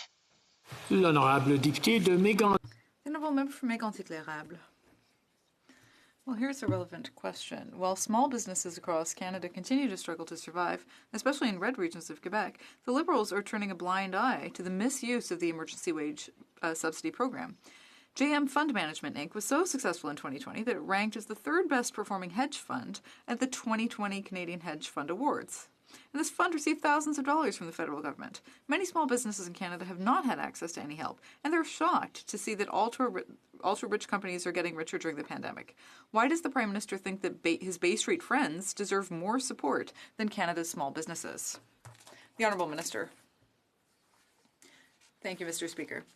And thank you for the question, because it gives me the opportunity to reassure all Canadians and all Canadian businesses that the federal government will be there for them. All of our support programs for businesses and for individuals have done necessary work, especially now as the third wave of the pandemic is hitting very, very hard. 5.3 million jobs are being supported by the wage subsidy. The Honourable Member for Mégantic-L'Érable. Mr. Speaker, 3 years ago today, the Prime Minister and the Premier of Quebec jointly announced the construction of the rail bypass in Lac-Mégantic. 3 years later, the citizens of Lac-Mégantic are worried. Work still hasn't started on the site, and time is running out. On March 15th, I asked the Minister of Transport to reassure residents. It was only this morning, following pressure from the Mayor and the intervention of columnist Bernard Drinville, that a press release was finally issued. I'm addressing the Prime Minister here. Can the people of Lac-Mégantic still trust him to deliver on the rail bypass by 2023 at the latest? The Honourable Minister. Monsieur le Président, depuis... Mr. Speaker, since I was appointed, I have made this important file a priority. Today, we reiterated our commitment to have this project completed by 2023. I've had recent conversations with CP, with the mayors of Lac-Mégantic, with the mayors of local municipalities to reiterate our commitment. Constructions will begin next year, and we are committed to completing the project by 2023, Mr. Speaker. Honourable Member for Winnipeg Centre. Mr. Speaker, last week this government opened 50,000 permanent residency spots for essential workers, but the minister excluded many from applying, including refugee claimants, undocumented workers, and many other temporary foreign workers. Essential workers in Winnipeg Centre and throughout Canada deserve better. They put their lives at risk every day. Why does the minister perpetuate a two-tiered system of migrants instead of granting permanent residency status for all? The Honourable Minister. Mr. Speaker, I am very proud of the pathway that we announced, which will allow 90,000 essential workers and recent graduates to stay in Canada with permanent residency. These newcomers are already contributing in our hospitals and our long-term care homes, and we've also introduced pathways for those asylum seekers who helped similarly in Quebec across the country. Mr. Speaker, I will always stand up for the work that we are doing on immigration in Canada, as it will accelerate our economic recovery and assure prosperity for all Canadians. The Honourable Member for Timmins, James Bay. Privacy Commissioner Daniel Tedian is raising serious alarm bells that Bill C-11 will undermine the fundamental privacy rights of Canadians. Case in point, Clearview AI that broke Canadian law when they took millions of photos of Canadians without their consent for their controversial facial recognition technology. Now, the Privacy Commissioner is saying Bill C-11 will actually protect the interests of companies like Clearview over the rights of Canadians. So why are the Liberals using Bill C-11 to rewrite the privacy laws to stack the deck in favor of corporate outliers like Clearview over protecting the rights of Canadian citizens? The Honourable Minister. Thank you very much, Mr. Speaker, and I thank the member for the question because I think we share a commitment to protect the privacy interests of all Canadians. And that's why we very much value the advice that we receive from the Privacy Commissioner. Mr. Speaker, while it's important to ensure that we provide the National Security Intelligence Establishment and law enforcement with the tools that they need to keep us safe, at the same time, we must always make an effort to ensure the protection of the privacy interests of all Canadians. And Mr. Speaker, we will Point of order, Mr. Speaker. Yeah, point of order. The Honourable Member for Charlemagne. Longueuil-Charlemagne, excuse. My apologies, Mr. Speaker. The minister's camera was not on. We couldn't see him. Comment on that. We were hearing it. I just want to remind the Honourable Minister to turn on his camera in case he gets another question. I think, is it okay with the House that we leave it at that? We won't have him repeat it? No, not leave it off. We'll just leave. We'll have the Minister turn it on next time. The Honourable Member for Vancouver Centre. Mr. Speaker, we know that human trafficking is a modern form of sexual slavery which disproportionately affects women and girls as well as other vulnerable and marginalized persons. I know it is crucial that survivors of these crimes have access to support services. Yet, many do not know how or where to turn for help. Can the Minister of Public Safety inform this House what resources our government has made available to support survivors of human trafficking? The Honourable Minister. Well, Mr. Speaker, first of all, let me begin by thanking the Honourable Member from Vancouver Centre for a very important question and for her unrelenting advocacy on behalf of survivors. Mr. Speaker, we acknowledge that human trafficking is one of the most heinous of crimes, and we are committed to ending it. And to that end, we are making significant investments of nearly $75 million. In particular, we are also assisting wraparound care funding for organizations such as Reach Edmonton Council and the YWCA in Moncton. The National Human Trafficking Hotline connects survivors to services any day and at any time. We are also investing in all of the supports required for the survivors of human trafficking to help them recover from this terrible offense. The Honourable Member for Aurora, Oak Ridges, Richmond Hill. Mr. Speaker, there can only be trust in our military when Canadians have confidence that their elected representatives will hold the military in check. But an unelected and unaccountable member of the Prime Minister's staff decided to withhold critical information from the Prime Minister, breaking that trust. Any allegation against Canada's top general is serious and could jeopardize the safety of the country and its citizens. So who told Katie Telford that the allegations against General Vance weren't a safety issue? The Defence Minister? The Privy Council? General Vance? Minister. Mr. Speaker, we take allegations of sexual misconduct very seriously, and immediate action was taken. We need to make sure that no politician is ever involved in any type of investigation. This is why nonpartisan public officials, that's where the information was given to. And it's also very important, Mr. Speaker, that the previous government also followed that process. We need to make sure that we listen to our survivors and making sure that we have a harassment-free workplace in the Canadian Armed Forces, something that we are absolutely committed to doing. Thank you. The Honourable Member for Aurora, Oak Ridges, Richmond Hill. And yet, Mr. Speaker, the Defence Minister and Katie Telford withheld critical information about Canada's top soldier from the Prime Minister.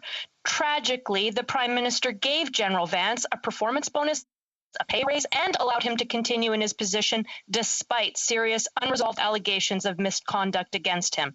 This is reprehensible and should never have happened. Under this Prime Minister, no one is at fault. No one is held accountable. Will the Prime Minister admit that he was wrong to reward General Vance while allegations of misconduct remain unresolved? Honourable Minister. Mr. Speaker, our government takes allegations of sexual misconduct very seriously. No one should feel unsafe at work. And that's why when we created the Sexual Misconduct Response Center, which provides confidential 24/7 support service to the CAF members anywhere in the world. We also listen to survivors, Mr. Speaker. We put in place response and support coordination program for CAF members who experience sexual misconduct. We have a lot more work to do, Mr. Speaker, and we will get it done. Thank you. The Honourable Member for Calgary, Nose Hill. Earlier this morning, the Prime Minister stated, "A one-dose summer sets us up for a two-dose fall." Many Canadians may now be wondering when they can expect to get their second dose of vaccine and or become fully vaccinated, if they will have to wait longer than 4 months to get a second dose of vaccine, and if this means a longer period of lockdowns due to delayed vaccinations. By what date can every Canadian who wants one expect to have access to both doses of vaccines and or become fully vaccinated? A clear date. The Honourable. Thank you very much, Mr. Speaker. And first, let me say today's a very important day. We hit 20 million doses delivered to Canadians across the country. And Mr. Speaker, we are now administering the most doses daily in the G7. And I want to thank all Canadians who are stepping up to accept vaccination. This is an important tool that we have. We can see the finish line, Mr. Speaker. And as Canadians get vaccinated, indeed, we see cases go down. I want to thank all Canadians for accepting vaccination when it's their turn. The Honourable Member for Charlebourg-Saint-Charles. Mr. Speaker, this morning the Prime Minister stated in a press conference, a one-dose summer sets us up for a two-dose fall. We're used to this confusion. It's always the same with the Liberal government. The Prime Minister had already said that everybody who wanted to be vaccinated would be by September 30th. First day of fall is September 21st. Can the Prime Minister be clear and give us a specific date to Canadians so they know when they will be fully vaccinated and we'll get our freedom back? The Honourable Minister. Merci, Monsieur. Thank you, Mr. Speaker. It's a good day for Canada. Million doses into this country as of today, Mr. Speaker. And of course, we are seeing Canadians step up in unprecedented ways to get vaccinated. In fact, I will say, Mr. Speaker, we are now administering the most doses daily in the G7. What that means, Mr. Speaker, is that Canadians are taking their health seriously. They're taking the health of their communities and their loved ones seriously. And we can see the finish line, Mr. Speaker. I encourage all Canadians to take the vaccine when it is their turn. The Honourable Member for Pierre Boucher, Les Patriotes, Verchères. Mr. Speaker, the residents of Lake Megantic were victims of a rail disaster. People are still waiting for a bypass line to rebuild their town peacefully. The Prime Minister made a commitment to achieving this bypass line. He even signed a petition to that end. Will he honour his promise and work to ensure that the bypass project is completed as soon as possible? The Minister. Monsieur le Président. Mr. Speaker, since my appointment, I have made this important file a priority. To reiterate our government's commitment to have this project completed by 2023. I have been in touch with CP on a regular basis. I've been talking to the mayors of Lac Mégantic and the region. Our government is committed. Project construction will begin next year, and we are committed to completing it by 2023. Thank you, Mr. Speaker. The Honourable Member for Pierre Boucher, Les Patriotes, Verchères. Mr. Speaker, I just asked exactly the same question to the Prime Minister that my colleague, the member for Terrebonne, asked on May 19, 2016. So it'll be 5 years. What has changed since then for the people of Lake Megantic? Not a single thing. The train still goes through the same downtown centre that the fire devastated, where 47 people died. The Prime Minister had promised a bypass line for 2022. Now it's become 2023. People are now concerned that it could be 2025. It'll be 8 years this summer since the tragedy When will it happen? When will action be taken? When will it be resolved? The Honourable Minister. Speaker, the tragedy of Lac-Mégantic is still with us today. We stand in solidarity with the people of Lac-Mégantic. Our Prime Minister, our government made a solemn commitment to the people of Lac-Mégantic. We have been working diligently on completing this project. I am pleased to say that progress is being made today. We've reiterated our commitment. I understand my honourable colleague wants to cause a political issue out of this, but we remain committed to the people of Lac-Mégantic, Mr. Speaker. Honourable Member for Lakeland. Mr. Speaker, the Public Safety Minister has presided over a deadly spike in organized crime. NSICOP said it's become, quote, pervasive in Canada. By 2019, groups had more than doubled in less than a decade. There are 12 new high-level threat organizations in the past 5 years alone. BC has already faced 15 gang-related murders so far this year. So, instead of targeting law-abiding firearms owners and retailers and reducing penalties for serious offenses like they are, when will the Liberals actually crack down on gangs and criminals? The Honourable Minister. Well, thank you, Mr. Speaker. And as the member is likely aware or will recall, our government actually invested $327 million into not just the RCMP, but provincial and municipal police services capacity to do gun and gang investigations. We've also made significant investments in communities and kids to address the causes of gun crime, all of which, by the way, the member opposite voted against. But, Mr. Speaker, we also are listening to victims and to the police about the need to restrict the access that criminals have to guns. And that's why in Bill C-21, we've introduced strong new measures to keep those guns out of the hands of criminals, to remove guns from a dangerous situation made deadly by the presence of a firearm, and to prohibit a number of weapons that have no place in our society. Well, member for Richmond Centre. Mr. Speaker, in my home riding of Richmond Centre, on the front steps of the domestic terminal of IVL Airport, a 28-year-old was gunned down. All major roads leading out of Richmond were then shut down, and roads were jammed for miles in an unsuccessful attempt to locate the getaway vehicle, which was later found burnt. At least as of this morning, the multiple shooters have not been arrested. The RCMP confirmed this is related to the ongoing gang conflict. When will the Minister of Public Safety prioritize action against truly violent crimes? The Honourable Minister. Well, thank you, Mr. Speaker. And I'm happy to remind this member that when we made available $327 million for the RCMP, provincial and municipal police services across this country to tackle gun violence, she voted against it. But I will also say, Mr. Speaker, we've been in contact with the police of jurisdiction. And with respect to the recent spike in gun violence, I spoke recently to the Solicitor General in British Columbia. We are committed to working together to continue to address the incidents of gun and gang violence that's taking place in British Columbia. And Mr. Speaker, we're also making significant investments, particularly in the community, so in the Lower Mainland, to invest in community organizations that help kids make better choices with respect to gun violence. The Honourable Member for Steveston, Richmond East. Mr. Speaker, I was at YVR mere hours before the Greater Vancouver's 10 shooting in 3 weeks took place publicly in broad daylight. This past year, the government has cracked down legal firearm owners, airsoft players, and paintball gamers, ignoring the real issues threatening Canadian lives. With their Bill C-22, criminals may not even have to serve prison time. When will they stop harassing law-abiding Canadian citizens, stand on the side of ordinary Canadians, tackle illegal guns, and remove these violent thugs from our streets? Honourable Minister. Well, thank you very much, Mr. Speaker. And while we promised Canadians that we would strengthen gun control in this country, the Conservatives, of course, have promised the gun lobby that they'll weaken it. Mr. Speaker, we brought forward strong legislation. We prohibited weapons that have no place in society. Bill, and you know it. And additionally, Mr. Speaker, I apologize. I was interrupted by a heckler there, Mr. Speaker. I wonder if you might want to address that.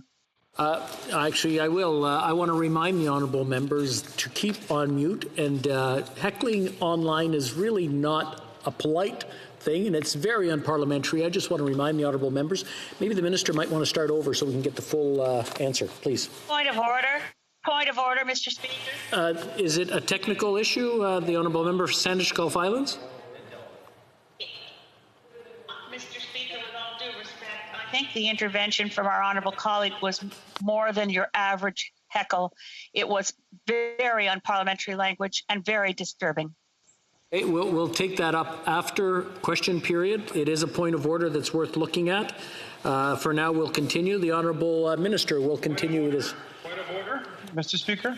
Okay. I just want to remind the honourable members, if it's a point of order emanating from question period, we take it up after question period. If it's a technical issue, I'll take it right now. Is it a technical issue? C'était une interruption. It was an interruption during Bill Blair's speech. Not only did the member speak, but he is not addressed. We'll talk about it after. If the honourable member could keep his comment and raise it at the end of question period, that would be great. Right back to the Honourable Minister of Public Safety and let him answer his question without an interruption. Well, thank you very much, Mr. Speaker. And as I have said, our government has promised Canadians that we will strengthen gun control and take the actions which are necessary to reduce gun violence and to keep Canadians safe. And at the same time, we know the Conservatives have promised the gun lobby that they'll weaken gun control. Mr. Speaker, in addition to introducing legislation which will make it more difficult for criminals to gain access to guns and to interdict their supply coming in across our borders, we've also invested significant hundreds of millions of dollars in law enforcement's important work of interdicting these criminals who are engaged in gun violence in our communities right across Canada. Mr. Speaker, those investments, along with strong legislation to control guns in our communities... The Honourable Member for Saint Laurent. Mr. Speaker, for decades, the aerospace industry has been recognized as a leader and a jewel in Canada's crown. The sector contributes over $25 billion to our economy and represents over 210,000 jobs, including in my riding of Saint Laurent. During the COVID-19 pandemic, the industry has been hard hit. Can the Minister of Innovation, Science and Industry give us an update on the measures that our government has put in place to support this innovative sector? The Minister. Thank you, Mr. Speaker, and I want to thank my honourable colleague for her excellent question and all her work. We recognize that the aerospace industry and its workers have been hard hit by the pandemic. That is why in the 2021 budget we included historic investments, including more than $1.75 billion to promote innovation and $250 million to better position our small and medium-sized businesses. Aerospace is one of the most innovative industries, and we will continue to stimulate innovation and accelerate the green transition. Thank you, Mr. Speaker. Member for Barrie Springwater, Oro Medonte. Mr. Speaker, the Liberals are trying to regulate the internet and the algorithms of social media platforms. Bill C-10 is an attack on accounts with blue check marks who are simply wanting to express their opinions.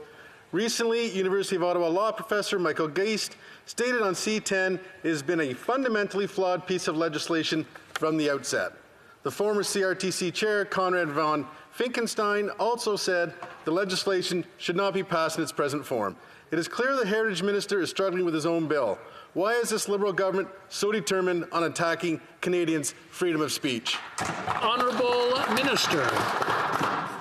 Thank you, Mr. Speaker. I would like to remind the honourable member that Peter Grant, Council and past Chair of Technology, Communications and Intellectual Property at McCarty-Tétrault, came out in support of Bill C-10. So did Janet Yale, Chair of the Broadcasting and Telecommunication Legislative Review Panel, Pierre Trudel, Law Professor at Montreal University and first head of the L.R. Wilson Chair in Information Technology and E-Commerce Law, Alain Saunier, Communications Professor at Montreal University, the Coalition for the Diversity of Cultural Expression, which actually represents 200,000 artists across this country, musicians from coast to coast to coast, artists, creators, Mr. Speaker, the Canadian actors.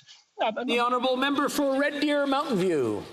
Mr. Speaker, my constituents of Red Deer Mountain View are shocked to discover that the Liberal government is planning to regulate what content they can post on social media channels like Facebook.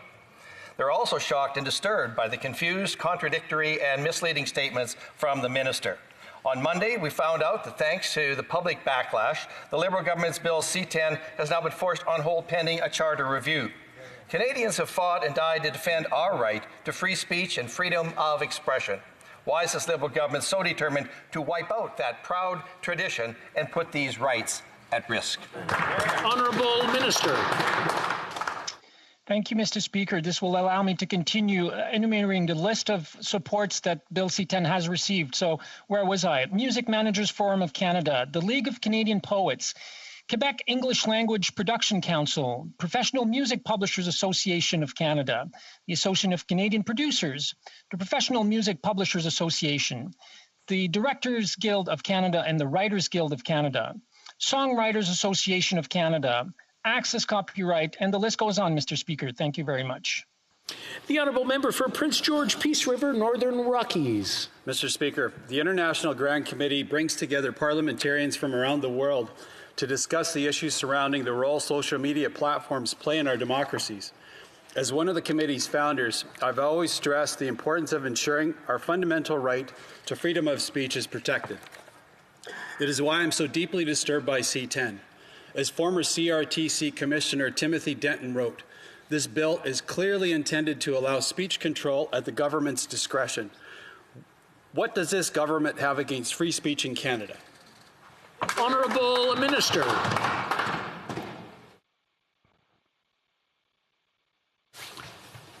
I believe you're on mute, the Honourable Minister, if you want to unmute. My apologies, Mr. Speaker. There we go.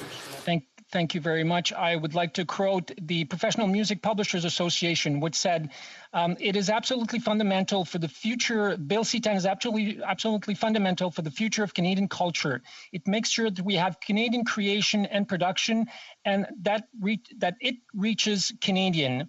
There is a misunderstanding in terms of what it means, and we have created the situation has created an unfair advantage for companies like YouTube, which must be changed. Thank you, Mr. Speaker.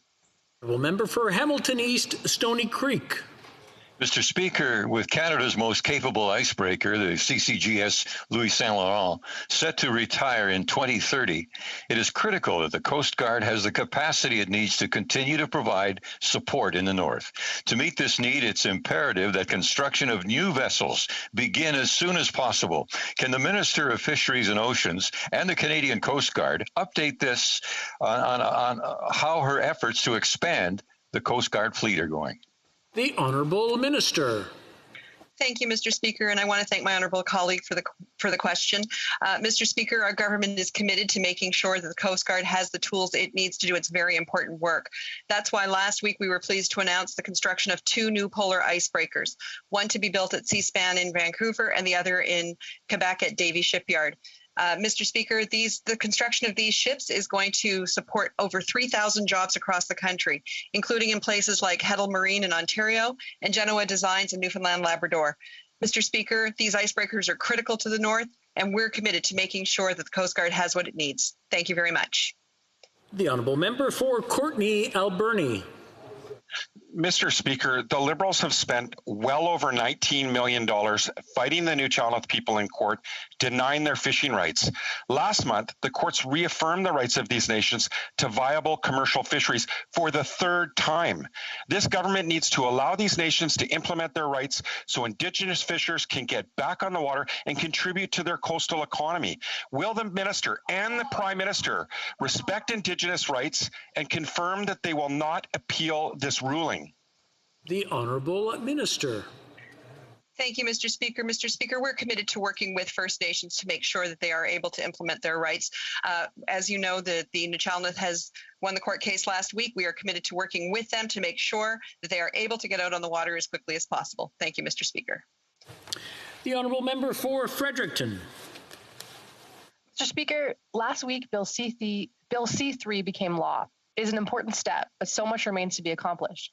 Whether the person was a member of the military or a victim of domestic violence, the evidence is unequivocal. The legal system is failing the vast majority of sexual assault survivors.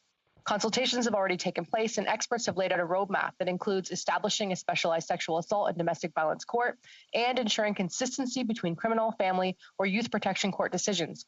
Mr. Speaker, even if judges are now receiving training, they are still operating inside a broken system.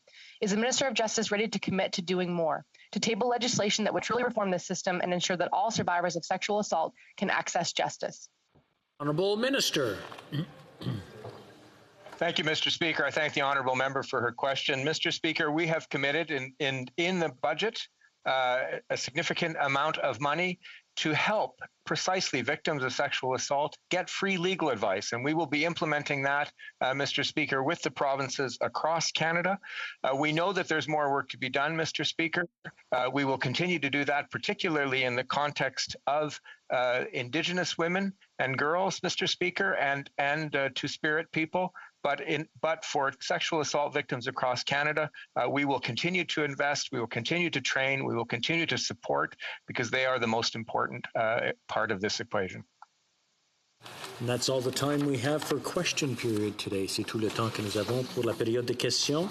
I believe we have a point of order for the honourable member for Medicine Hat, Carson Warner. I do, Mr. Speaker. I just need to put my headphone on first. Give me a moment, please.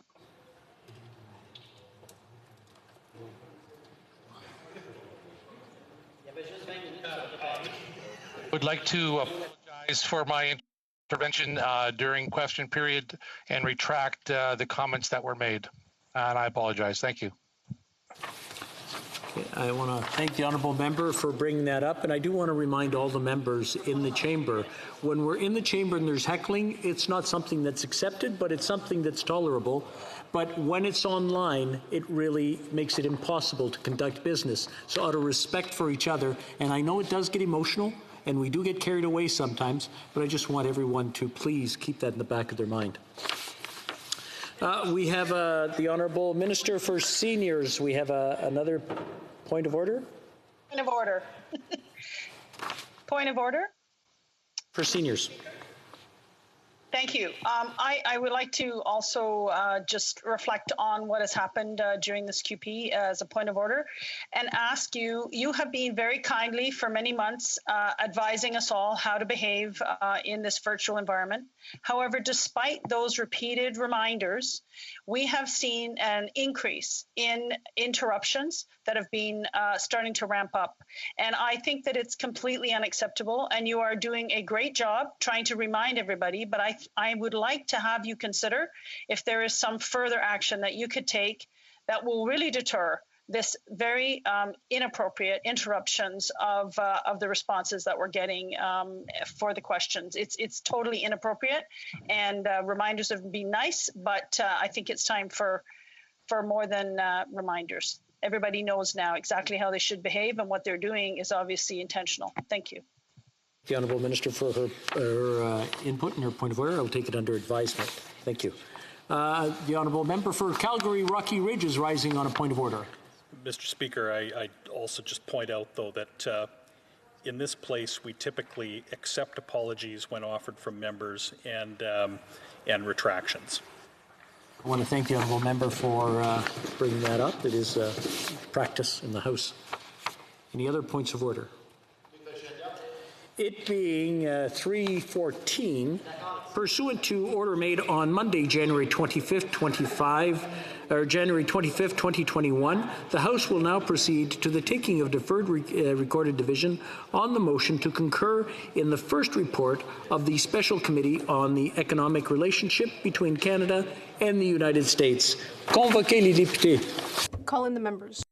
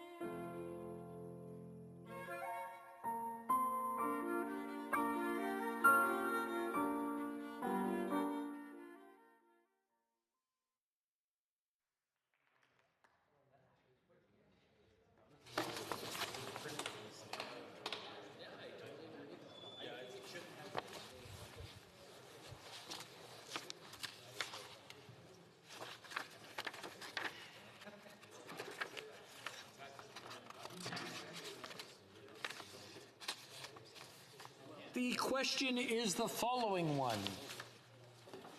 Mr. McLean, seconded by Mr. Strahl, moved that the first report of the Special Committee on the Economic Relationship between Canada and the United States, presented on Thursday, April 15th, 2021, be concurred in. La période de 10 minutes pour les députés votant par voie électronique a été activée. The 10-minute period for members voting electronically has started, and the House will now proceed to the vote for members participating in person. All those in favor of the motion will please rise. Gerritsen. Mr. Gerritsen. Monsieur Drouin. Monsieur Drouin. Monsieur Deltel. Monsieur Deltel. Mr. Kelly. Mr. Kelly. Mr. Aitchison. Mr. Aitchison. Mr. Zimmer. Mr. Zimmer. Monsieur Paulus. Monsieur Paulus. Mr. Richards. Mr. Richards. Mr. Cumming. Mr. Cumming. Mr. Patzer. Mr. Patzer. Mr. Diot. Mr. Diot. Mr. Shipley. Mr. Shipley. Monsieur Terrien. Monsieur Terrien. Madame de Bellefeuille. Madame de Bellefeuille. Monsieur Champoux. Monsieur Champoux. Monsieur Simard. Monsieur Simard. Monsieur Barcelot-Duval. Monsieur Barcelot-Duval. Mr. Green. Mr. Green. Que tous ceux qui s'opposent à la motion veuillent. All those opposed to the motion will please rise. The House will now wait for the voting period to end before resuming its proceedings.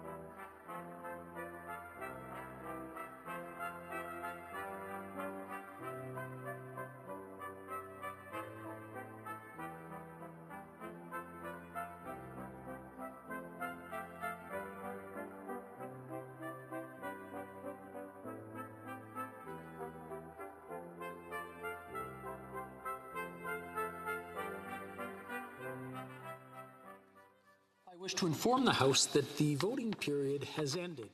Si des députés n'ont pas pu voter.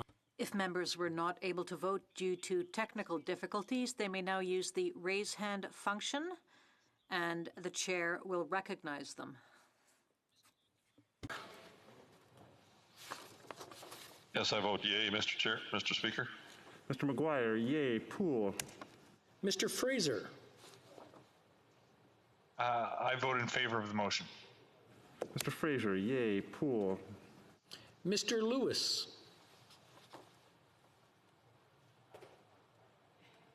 Mr. Lewis? Mr. Speaker, Mr. Speaker, I vote in favor, and I did vote, by the way. It apparently wasn't confirmed. Thank you. Okay, it didn't connect, so I'm glad you took a second swipe at it. Mr. Lewis Essex, yea. Poole. Mr. Bertina. Mr. Speaker, as usual, the facial recognition didn't function properly. Was my vote recorded as yea? Your vote was recorded as yea. Thank you for confirming that. Mr. Chong. Mr. Speaker, I'd like to confirm that my vote was recorded as yea. I'm not sure if it went through on my phone. It was recorded as yea. Thank you. Thank you. The table will now compile the results of the vote.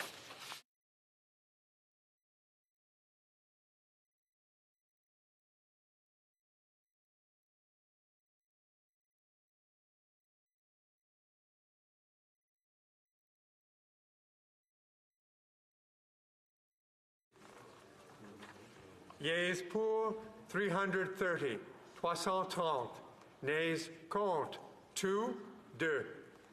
Je déclare la motion. I declare the motion carried. Conformément à l'ordre adopté. Pursuant to order made on Monday, January 25, 2021, the House will now proceed to the taking of the deferred recorded division on the motion at the second reading stage of Bill C-19. The question is the following one.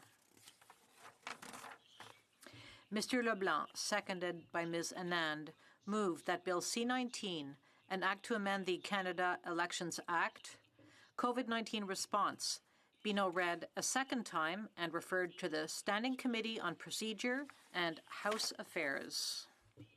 Period for members voting electronically has started, and the House will now proceed to the vote for members participating in person.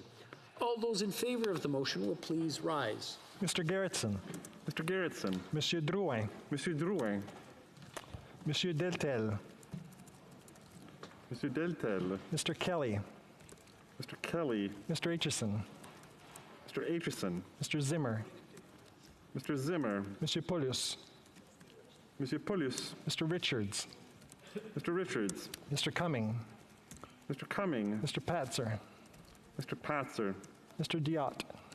Mr. Diot. Mr. Shipley. Mr. Shipley. Monsieur Terrien. Monsieur Terrien. Madame de Bellefeuille. Madame de Bellefeuille. Monsieur Champoux. Monsieur Champoux. Monsieur Simard. Monsieur Simard. Monsieur Barcelou Duval. Monsieur Barcelou Duval. Mr. Green. Mr. Green. All those opposed to the motion will please rise. La Chambre attendra maintenant la. The House will now wait for the voting period to end before resuming its proceedings.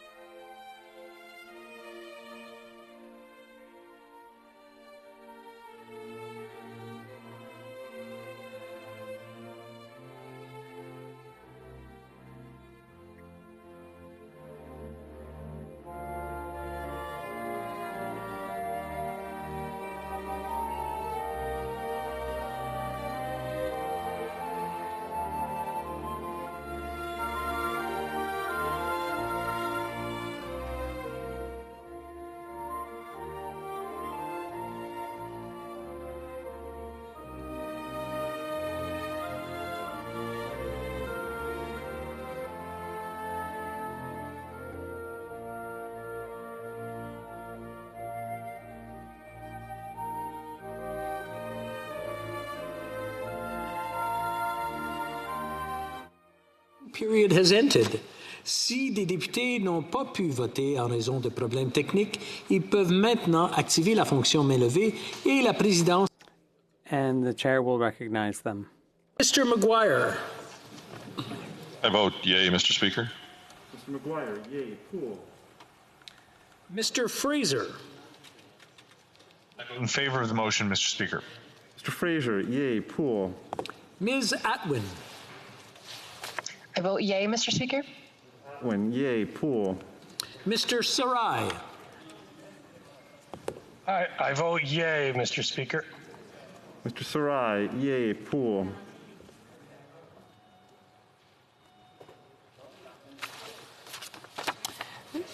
The table will now compile the results of the vote.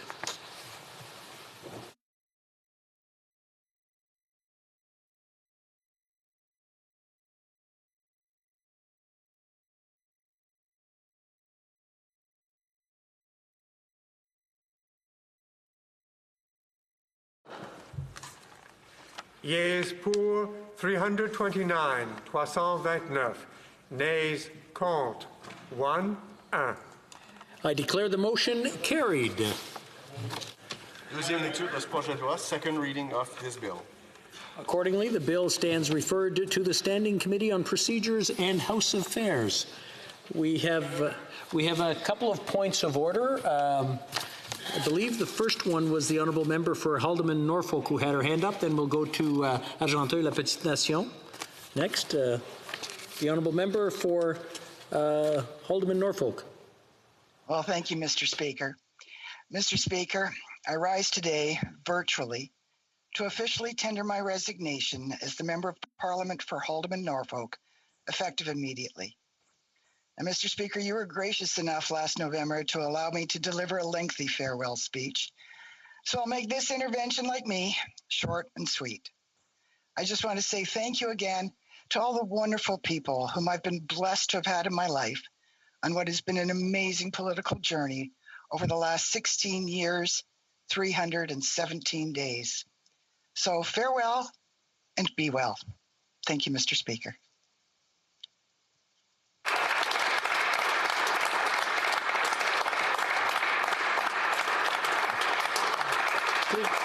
The Honourable Member for Banff Airdrie, the Honourable Member for Argenteuil-La-Petite-Nation.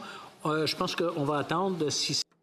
I believe we'll wait if it's not in connection with this. Airdrie. Thank you, Mr. Speaker. And I just want to take just a few seconds on behalf of the Conservative Caucus and Conservative members all across Canada to thank the member for Haldeman Norfolk. I think I can use her name now. We want to thank the Honourable Diane Finley for her exceptional career in this Parliament.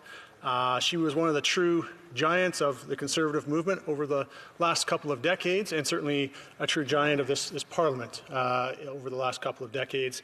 You know, as a key cabinet member in the Harper government, and then later on in opposition as the caucus party liaison, she did a great service for both the Conservative Party and for all Canadians. And above all, Mr. Speaker, she did politics the right way. You can never really truly say that anyone was not partisan in any way in this place, but she was never more partisan than she needed to be. She always worked to be as cooperative as she could and to seek to advance what she was trying to advance, but doing it always with integrity. And I can say, Mr. Speaker, that you know, this honourable member, Ms. Finley, she leaves this place without a doubt with the respect of all members of this caucus, of all of her colleagues, of all of her constituents, and I would say probably of all members of this place, because she did politics the right way, she did it with integrity, and she was able to get a lot of things done on behalf of her constituents and all Canadians. And we thank her for her service to this country.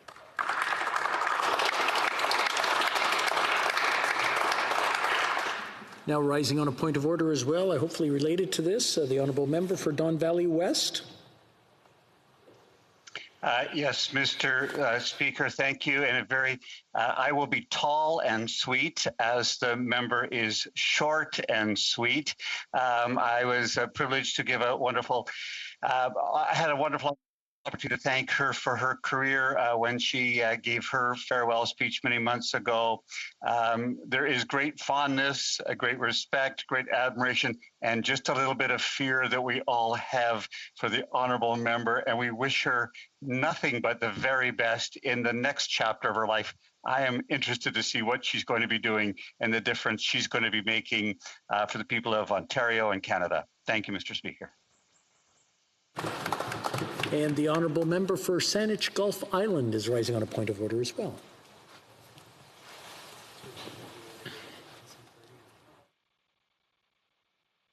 The honourable member's on mute. I'll let her start over again. Oh, thank you, Mr. Speaker. I'll try to be short and sweet as well. And just as my honourable colleague just said, we did get a chance to give longer speeches, but I'm surprised today. I didn't expect a sudden resignation. So I just want to say to our honourable colleague from Haldeman, Norfolk, and she is indeed honourable, and she's sweet, and she sent me chocolate after my last speech, but she doesn't have to send me chocolate again, although who would complain? Working in Parliament with her when she was a minister, she denied it. She said, "Oh, I was partisan, I was fierce," but no, she was partisan, she was fierce, but in the House, respectful, willing to work across party lines with one lone Green Party MP, and I remain grateful. And her service will be remembered as a service to our country and our democracy. And be well and enjoy retirement. And that's not to you, Mr. Speaker. You can't retire. To the honourable member for Haldeman, Norfolk, be well and much love. Thank you for following the rules of the House. The honourable member for Salaberry-sur-Roi. Mr. Speaker, in turn, on behalf of the Bloc Québécois, I'd like to thank the member, and I'll call her by her name like my Conservative colleague did, Diane. I wanted to express all my admiration for her great career. We're losing a woman in this place, Mr. Speaker. That's sad news, but I know that her retirement is well-deserved. I wish her happy times with her family and loved ones. She's given a lot to this place, and now it's her turn to receive and enjoy the rest of her life. So happy retirement, Diane. Ms. Finley, member of the electoral district of Haldeman, Norfolk, having resigned, it is my duty to inform the House that a vacancy has occurred in the representation. Pursuant to subsection 25(1)A of the Parliament of Canada Act, I will address a warrant to the Chief Electoral Officer for the issue of a writ for the election of a member to fill this vacancy. I guess, as the Speaker, I guess I can fare the honourable member well. It was always a pleasure to have her.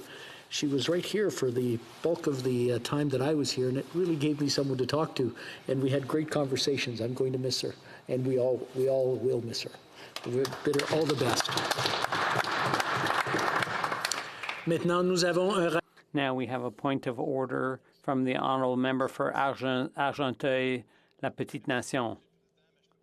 Thank you, Mr. Speaker, but I can't miss this opportunity to take my turn in wishing Diane well, happy retirement, and to thank her for all the years that she spent in politics. We know it's not easy, and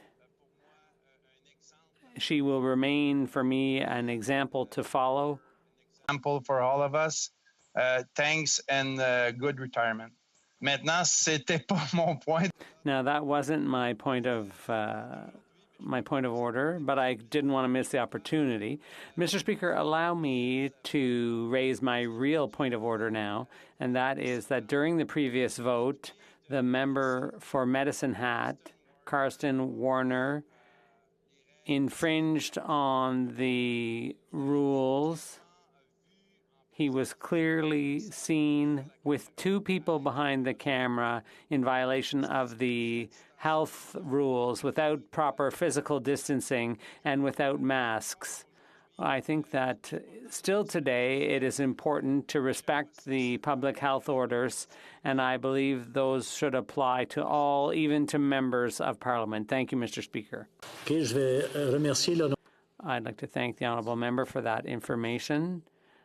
I will take that under advisement and get back to the House if it's deemed necessary. Thank you. Airdrie. Mr. Speaker, just I was made aware during the last vote, and I raised this for a couple of reasons. We had a member of our caucus who was the member for Edmonton West, did get a confirmation that his vote was received. Yet it appears as though, at least in the dashboard that we have, that his vote was actually not counted for some reason. So there appears to be some kind of a technical error that has occurred there. I raised it for two reasons. I didn't become aware of it until after the vote result was announced, but I would ask that if it's discovered that he, in fact, there was some kind of a technical glitch that prevented his vote from being entered, even though he had confirmed that it was, in fact, registered, that his vote would be allowed to be counted, first of all. And second of all, that if there is, in fact, a technical glitch that occurred, we would want to ensure that whatever it was that occurred is addressed and fixed so that we don't see that problem arise in the future for other members. The honourable member for bringing that up, and I believe that we can count his vote. I mean, seeing that it was a technical issue and it is being brought up as soon as possible, all things considered, how it worked out. The honourable member for Edmonton West, Mr. McCauley. Yes. Mr. McCauley.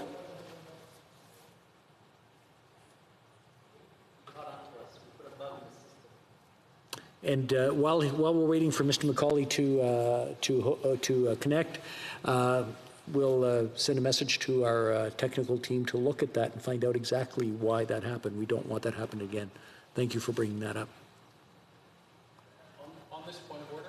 Yes, the honourable member for Kingston and the Islands. While we're waiting to we're waiting for the member to connect on this point of order, Mr. Speaker, I do want to say that I think that it is indeed the right thing to do by allowing this member to still cast his vote. At least I would not object to unanimous consent on that. However, I would ask the House, and in particular the members here, to reflect on the fact that the member from Hamilton was not given that luxury last week when a technical error or a user error was made on his part. He brought that forward, and for some reason that unanimous consent wasn't given. So I think it's worth considering and to reflect back upon as we allow this member to have his vote included today.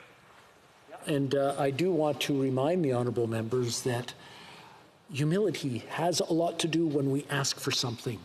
And asking for unanimous consent, normally it's done in a position of asking for permission for something.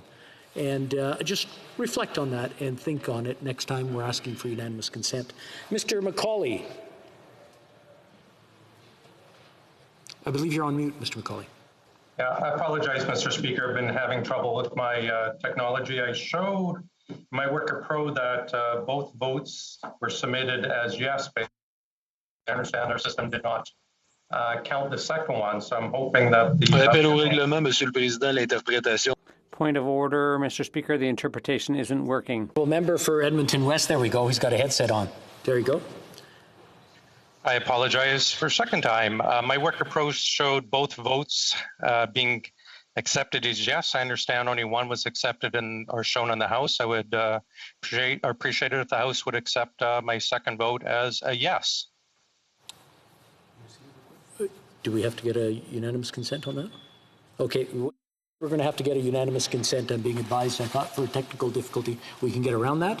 But all those opposed to the honourable member moving the motion will please say nay. Agreed? Agreed. The House has heard the terms of the motion. All those opposed to the motion will please say nay.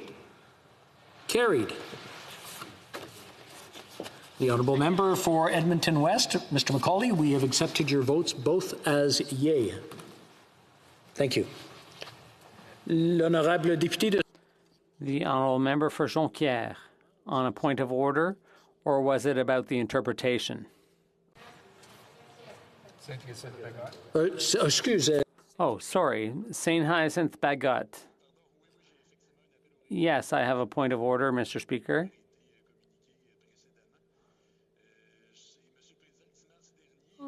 On March 10th, Bill C-205, an act to amend the supply management, was referred to the Trade Committee by the House. I'd like to bring it to the House's attention that that has still not been studied according to the House's instructions on March 10th.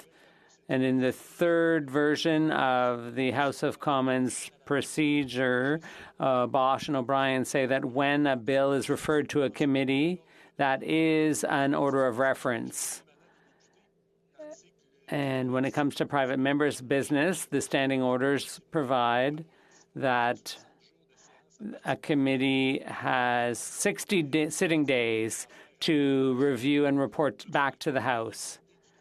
And on May 3rd, the committee's schedule, proposed by the chair of the committee, proposes that clause by clause of this not occur until 3 months after the reference.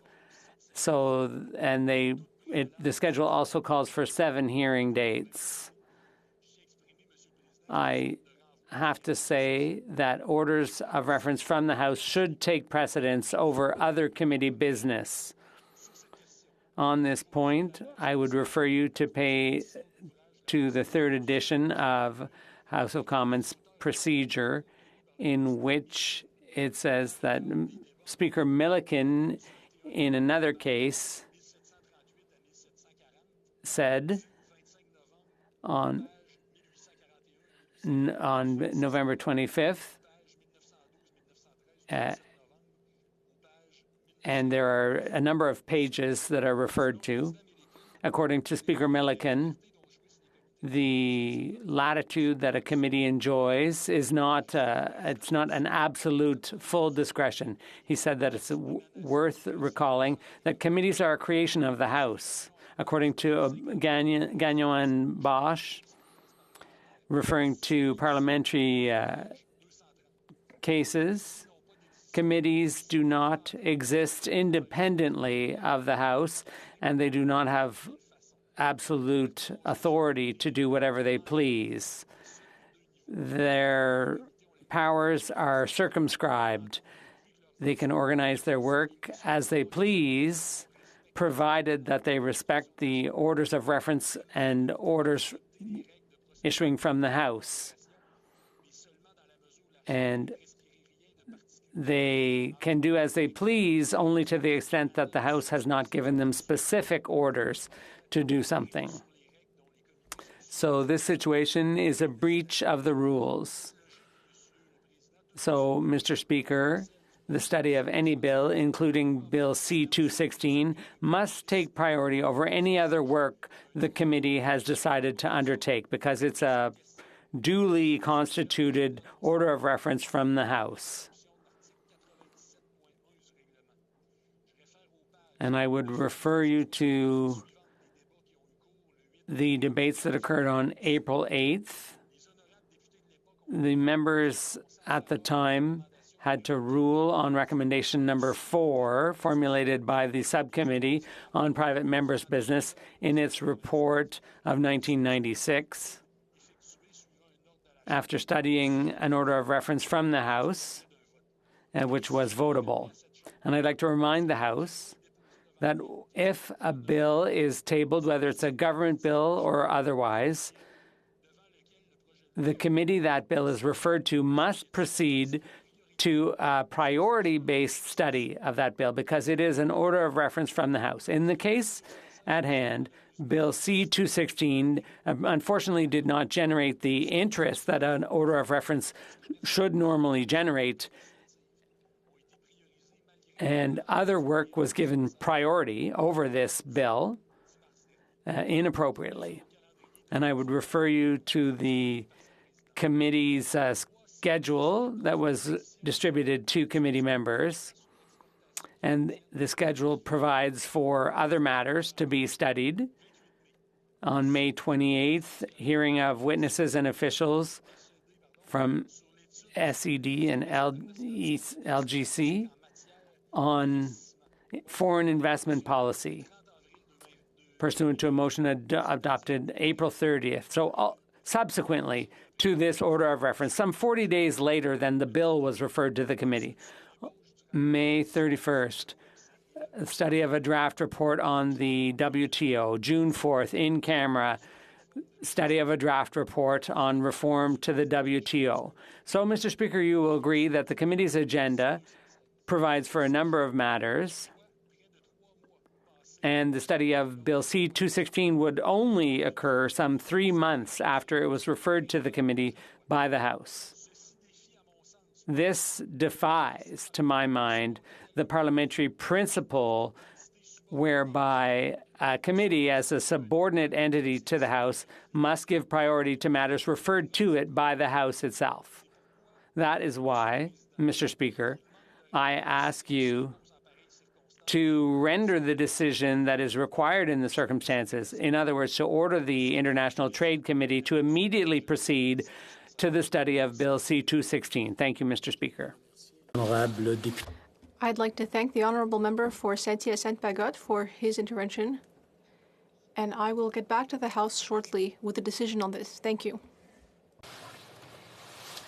Je désire informer la Chambre que I wish to inform the House that due to the deferred recorded divisions, government orders will be extended by 26 minutes. Orders of the day. Orders of the day, government orders, government bills, commons, resuming debate at second reading stage of Bill C-30, Implementation Act 2021, number 1. Resuming debate, the honourable member for Edmonton Manning. Thank you. Thank you, Mr. Speaker. I wanted to start the speech off with a single line. Mr. Speaker, I told you so. Now, I mean no disrespect, but if you remember to about a month ago, I think it was in mid-April, I said that I wouldn't be surprised if Bill C-14 wouldn't go through the other place by the time we got our hands on this 2021-22 budget. Obviously, I was right. To make it even better, Bill C-14 hasn't been returned to us, and it's been a month since I made that prediction. But I'm not here to speak about Bill C-14. I'm here to speak about another bill. It spends a lot of money. It massively increases our national debt, and it doesn't do a whole lot to help Canadians. I'm going to be talking about Bill C-30. Because like I said, this budget would spend a lot of money, $154.7 billion. Even if Bill Gates were to liquidate his entire net worth, that still wouldn't be enough to cover the bill for this. I wanted to talk about all of this money. If my colleagues here would think back to last year, back to when Minister of Finance started her current portfolio, she was very eager to bring Canada's fiscal firepower to bear if September's throne speech is to be believed. But there's a bit of problem with that. This isn't Hollywood. We can run out of ammo. Our barrels can overheat. We need some way not to not burn through all this firepower too fast. Or in other terms, we need some sort of fiscal anchor. Why do we need a fiscal anchor? Fiscal anchors serve as national ceiling, or caps to the levels of public spending, deficits, and debt that government are prepared to reach in their fiscal policy. They serve many purposes, including, one, retaining the confidence of lenders and global markets, like credit access and favorable rates. Two, establishing a positive investment climate for businesses. And three, providing a measure of fiscal discipline inside government. So if the finance minister doesn't have one, it becomes very difficult for her to put any sorts of constraints on her colleagues in cabinet and caucus, and ensuring that the government has the ability to respond to future economic shocks and unforeseen crises. Before COVID-19, the current government fiscal anchor was a decreasing a debt to GDP ratio. That anchor has disappeared. Now the budget has one, a vague, pretty useless one. Great. You're committed to the reducing the debt. But the fiscal anchor is supposed to be a prudent, specific debt target, not quote, will lower it over the medium term. Fiscal anchors need to be a target that people can use to hold the governments to account with no vague statements. It's clear that this budget doesn't have a fiscal anchor. It's clear that this is just written in there to hide their lack of future planning. So what kind of fiscal anchors could the government have used? And I'm not talking about that vague, literally one line that's in the budget. So the first one is the debt to GDP ratio. Now, this is what the Liberals would clearly claim they've got right now. But again, you need targets and accountability, not vague statements and no accountability. A good example would be keeping the debt to GDP ratio under 30%. Any of my colleagues here may remember that as Bill Morneau's favorite target. The so-called anchor in a budget says it wants to reduce the debt to GDP, but it does not provide a goal or a target. So when debt to GDP is at nearly 50%, a reduction is pretty easy to do. But whether the reduction is effective is another matter. Now, another anchor the government could be used is something like the deficit to GDP ratio. Again, this one that they've got a one-off section about, simply saying that they will reduce COVID spending. Great. So what about other spending? This budget introduces a lot of spending, permanent spending, stuff like Made in Ottawa childcare programs, Made in Ottawa pharmacare. This is a lot of new, permanent program spending, and these are just small drops in the bucket. The PPO found that the purported growth spending in the budget would only produce a fraction of the government growth that the government said it would. So 1% growth, 74,000 jobs per PPO, so that works for $100 billion, that is over $1 million per job. So if keeping the deficit to GDP ratio down is one of this budget's fiscal anchors, why would it spend so much money frivolously? In all honesty, Mr. Speaker, had I asked that in the question period, I'd receive the government's famous non-answer, which is disappointing. So since we both know that they won't answer, Mr. Speaker, I'll tell you what the real reason why the federal government wants to spend this avalanche of cash. It's an election budget. That's why there's a lot of growth funding that won't cause growth. No productivity measures, nothing to address Canada's uncompetitive regulatory regime, just a lot of money for programs that look good in a nice red cover election platform with a big L on the front of it. And what worries me, Mr. Speaker, what really deeply worries me is that this government does not seem to care about what all of this purposeless spending will cause. And it's not just from this budget, but all of the previous ones too. This government has spent more than all previous prime ministers combined in the history of Canada. At this point, the government is spending so much that our grandkids, if not our great-grandkids, will still be paying off. It's like a credit card out in their names, maxing it out and leaving it for them to deal with. And like actual credit cards, Mr. Speaker, the interest rate is critical to this. I know that the minister would say, oh, it's fine. The interest rate is low, so we can borrow easily. That's a quote from the minister. But again, our national debt is like a credit card. So if there's a small jump in the interest rate, even a 1% jump, that is another $10 billion per year in debt servicing costs. And just like with credit cards, the interest can go up if we don't pay down our debts. So what if another massive crisis comes up and we end up spending another few $100 billion? Our creditors must start wanting us to pay the money back, and it will be tougher for that future government if they need to borrow money during that crisis. Plus, we have to consider inflation. What if inflation goes up in the future? Right now, the Bank of Canada has the inflation around 2.2%.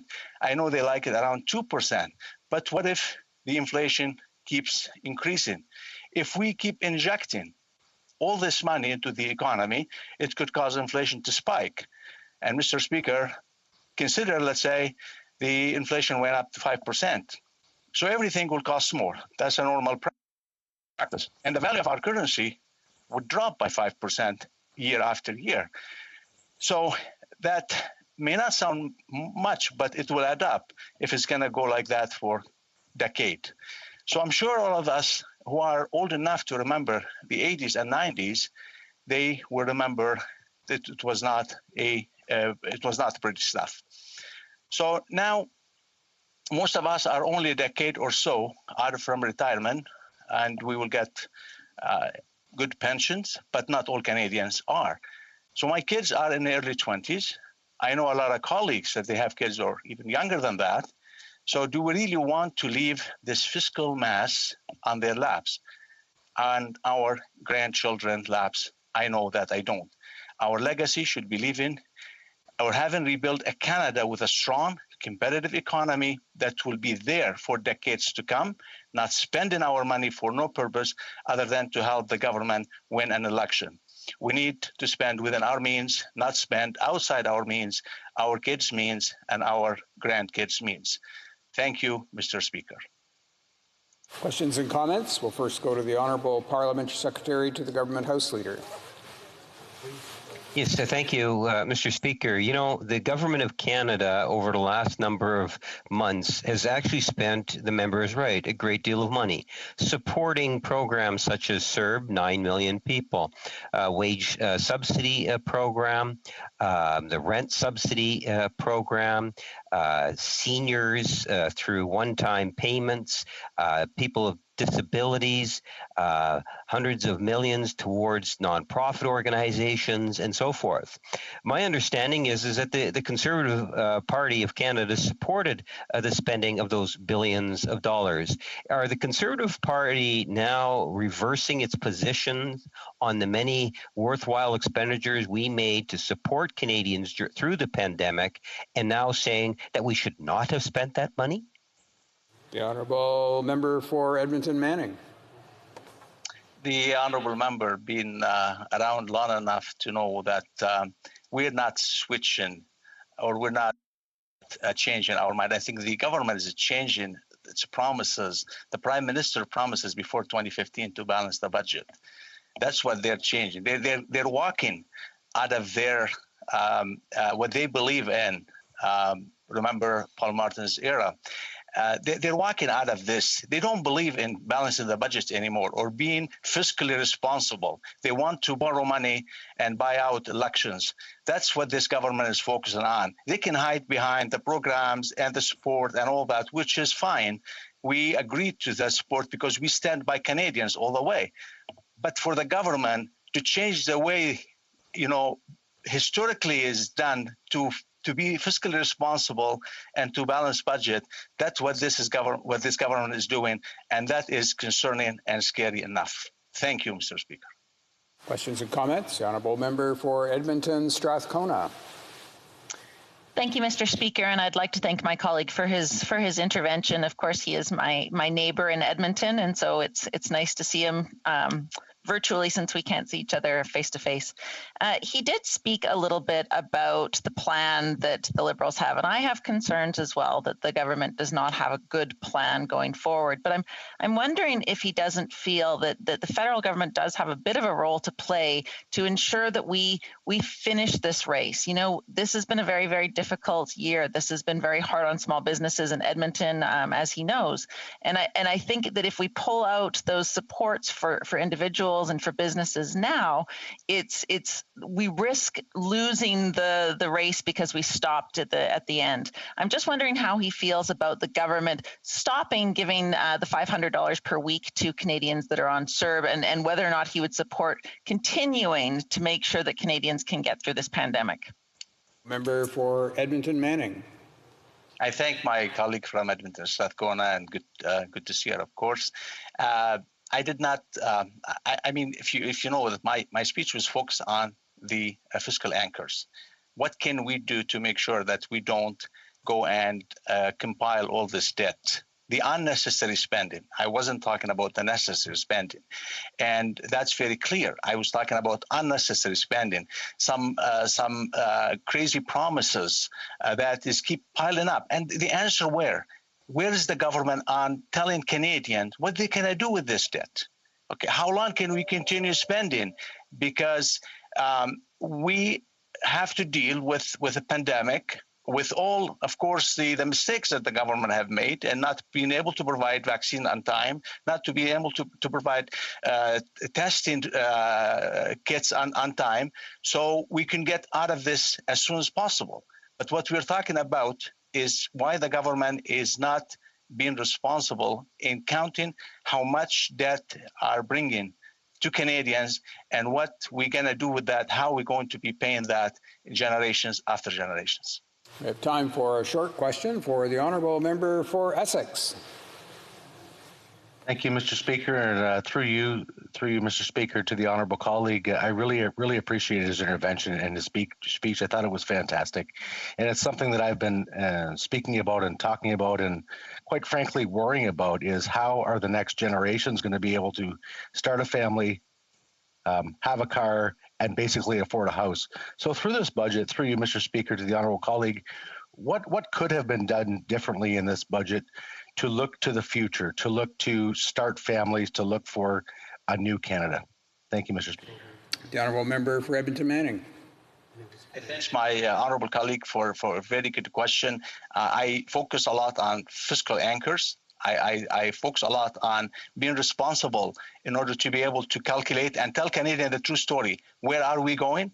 The way this budget that was introduced this is a suicidal route toward the non-end, at least somewhere nobody understands, Canadians cannot understand, and it's very scary. So the fiscal anchors are the answers, and they did not exist in this budget. Thank you. Resuming debate, the honourable member for Brampton South. Thank you, Mr. Speaker.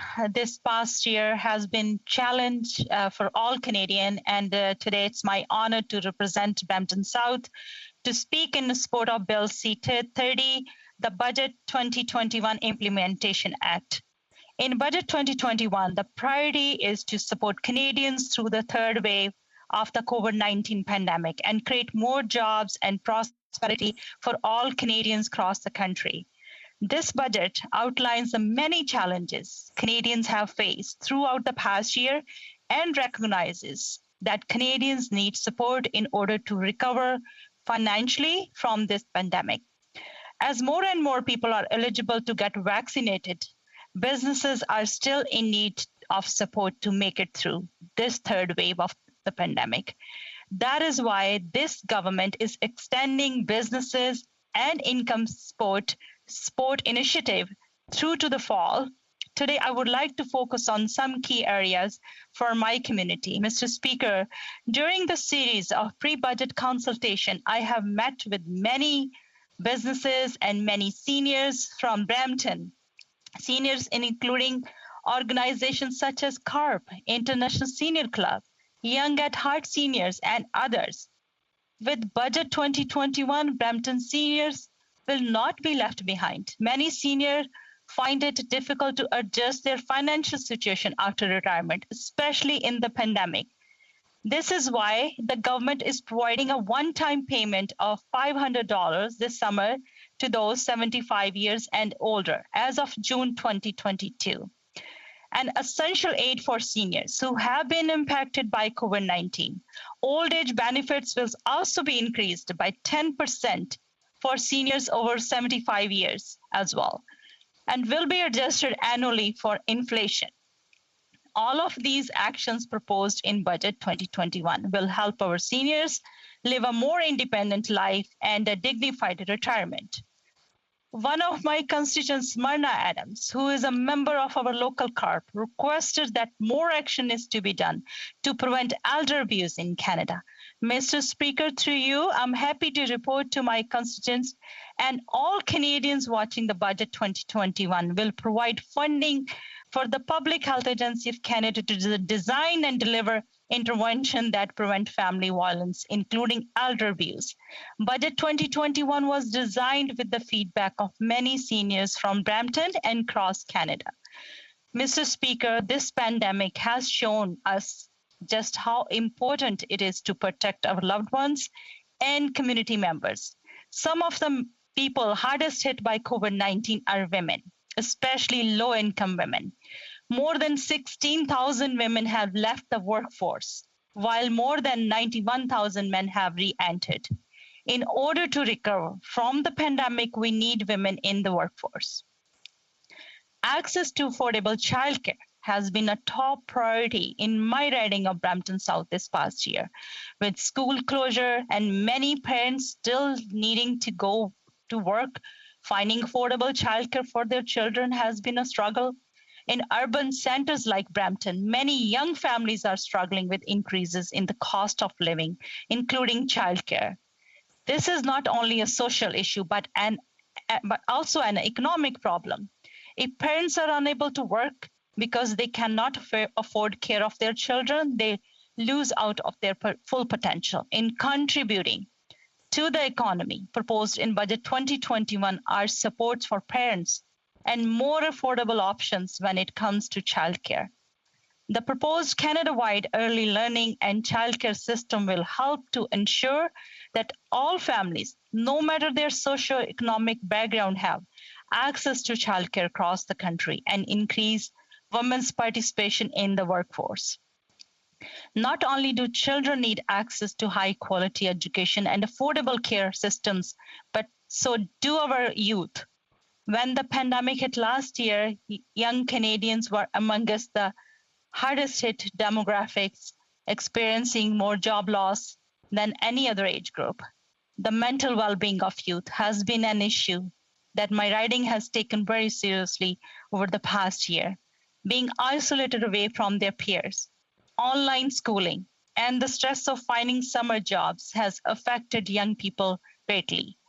In Budget 2021, the federal government is investing $5.7 billion over the next 5 years to help youth by creating more job opportunities and provide them with the ability to finish and further their education. The government's overwhelming support for young Canadians has been apparent over the last year. $7.4 billion was spent on youth when COVID-19 hit Canada last year in order to help young Canadians through this difficult time and create more opportunities for them to get meaningful work experience while supporting small businesses. Making education a little more affordable is a pillar of this budget. By waiving interest on student loans for another year, this is giving students an opportunity to save money and not worry about making additional payments. Summer employment opportunities have been increased with 75,000 job replacement in 2022 and 23 through the Canada Summer Job Program. In my riding, over 600 young Canadians will be employed through Canada Summer Jobs, and my riding will be benefit over $2.7 million. This will ensure students are securing job opportunities for the summer and learning important skill and work experience. Students and young Canadians will benefit from the new Canada Recovery Hiring Program by offering small businesses to hire more people faster. This will in turn help young Canadians looking for summer job. Our government recognizes that infrastructure investment create good jobs and build healthy communities. It is the right time to start investing in Canadian communities in order for the economy to recover from this pandemic. I know that in the coming year, my community will benefit from some recent infrastructure investment that the government has made. This includes over $500,000 to create a youth hub at the South Fletcher Sportplex, upgrading our Rose Theatre and making it more accessible with a grant of $2 million, $35 million in Safe Restart funding to support the city of Brampton, a grant of $38 million of flood mitigation that will allow us to protect the transfer of our downtown Brampton and build the city's transformative Riverwalk project.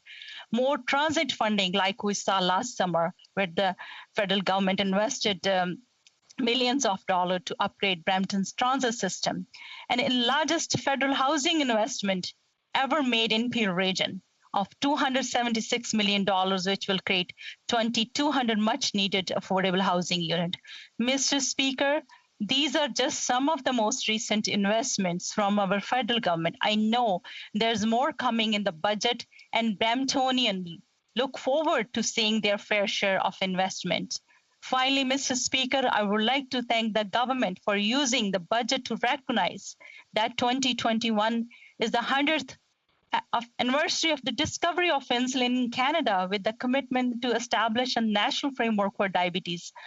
Member of this House know that is something that I have long advocated for, to help the 11 million Canadians living with the diabetes or pre-diabetes.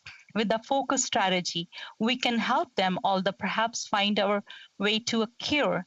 Mr. Speaker, Brampton is a community of essential workers. Many of my constituents work in healthcare, manufacturing, food processing, distribution, transportation, and other essential industries. I extend my thanks to them all for the hard work they have continued to do over the last year.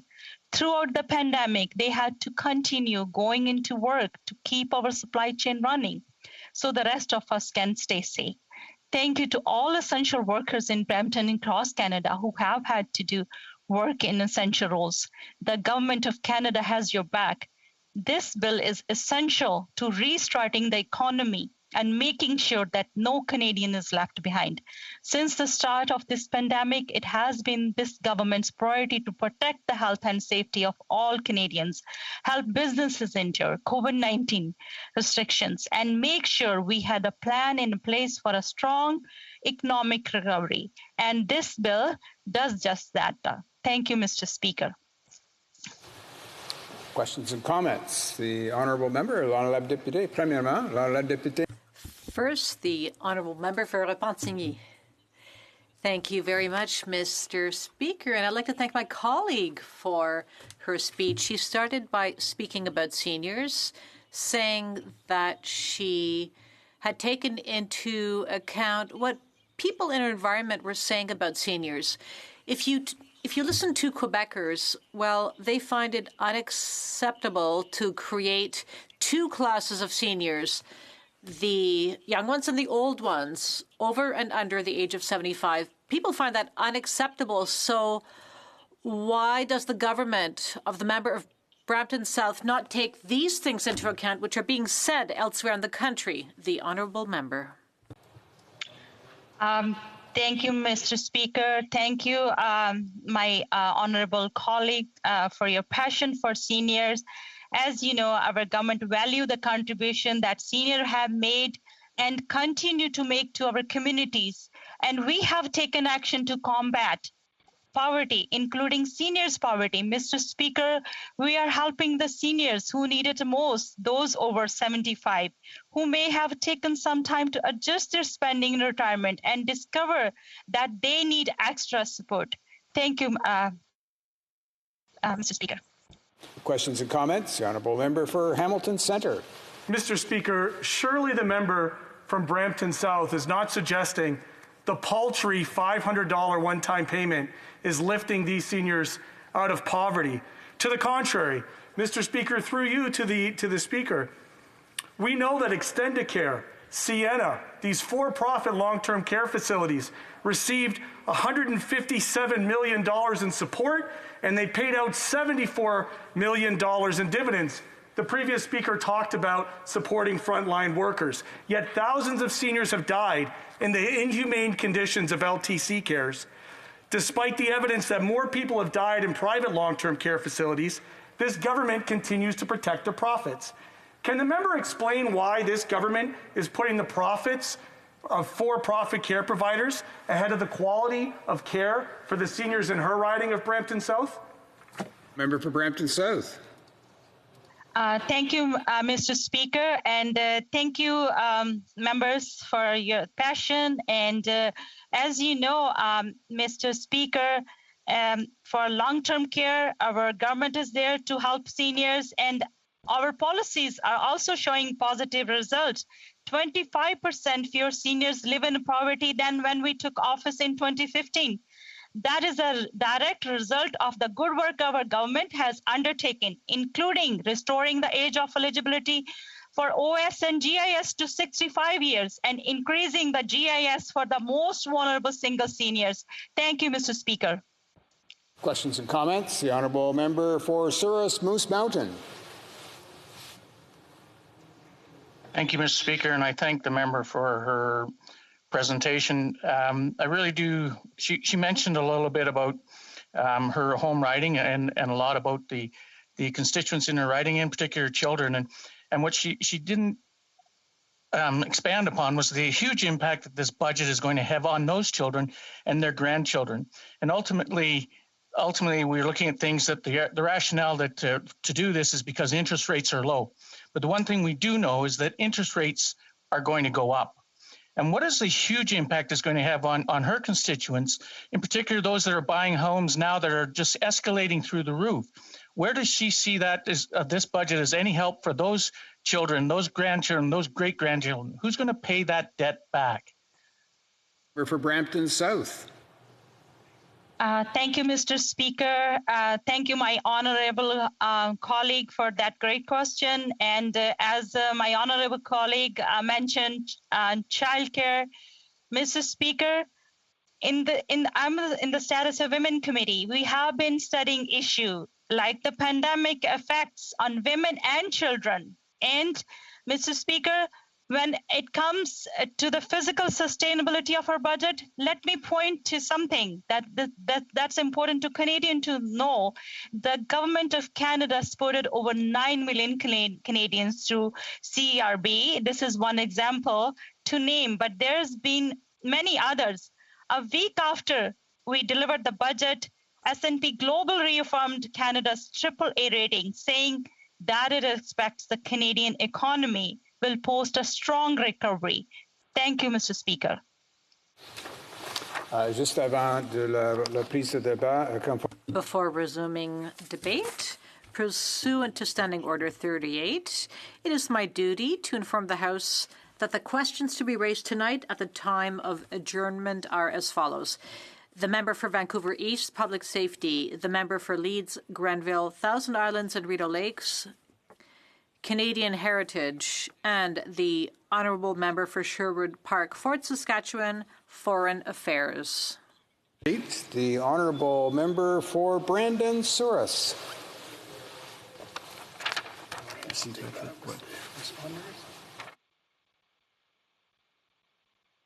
Oh, I'll just ask the Honourable Member just to activate his microphone there. I think we see him, but we're not getting any audio there.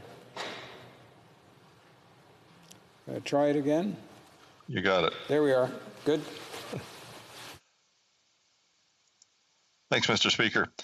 I just wanted to say that for those following the debate on this Budget Implementation Act, I'll provide the necessary context for how we ended up with the most expensive federal budget in our lifetime. It's imperative that we as legislators look at the full picture and to the future when debating a bill like this. Right now in Canada, there are countless families and businesses on the brink of losing everything they have. The recent job numbers were horrendous, as our economy shed another 207,000 positions and our unemployment rate is 8.1%. These aren't just numbers and statistics, they're people's livelihoods and their careers. And many of these jobs were in the service and retail industry. These workers now find themselves without a paycheck and for some fear rather, that their jobs will never come back. Every single constituency has been hit hard. All you have to do is look at the empty storefronts and the vacant buildings to understand the severity of this economic and health crisis our country is facing. We are now in the third wave, and my province of Manitoba is back in lockdown. But we're not unique, as every province is in a race to stop the spread of COVID variants. While other nations have done a tremendous job of procuring enough vaccines for the first quarter of 2021, which helped them to mitigate against a third wave, we in Canada haven't been so fortunate. We find ourselves in this tremendous, tenuous position, terrible position, due to a series of failures. My Liberal colleagues who might not take my word, for those I only need to point to the recent Auditor General's report that proved beyond a reasonable doubt their government was woefully unprepared for the pandemic. My Liberal colleagues could also review the speech given by the member from Kingston and the Islands when he himself admitted, quote, "If vaccines came sooner, we probably wouldn't be standing in this place right now," end quote, which was in response to the emergency debate that took place just last week. And for once in my parliamentary career, I can say I agree with my honourable Liberal colleague. But I don't plan on litigating everything that has happened to date. But for the purposes of this debate, it must be said that if we were able to procure enough vaccines for the first quarter of 2021, we would be in a far better position than we find ourselves today. And if the government had moved quickly to shut down flights from countries where the variants are out of control, it would certainly have helped limit the spread of these variants.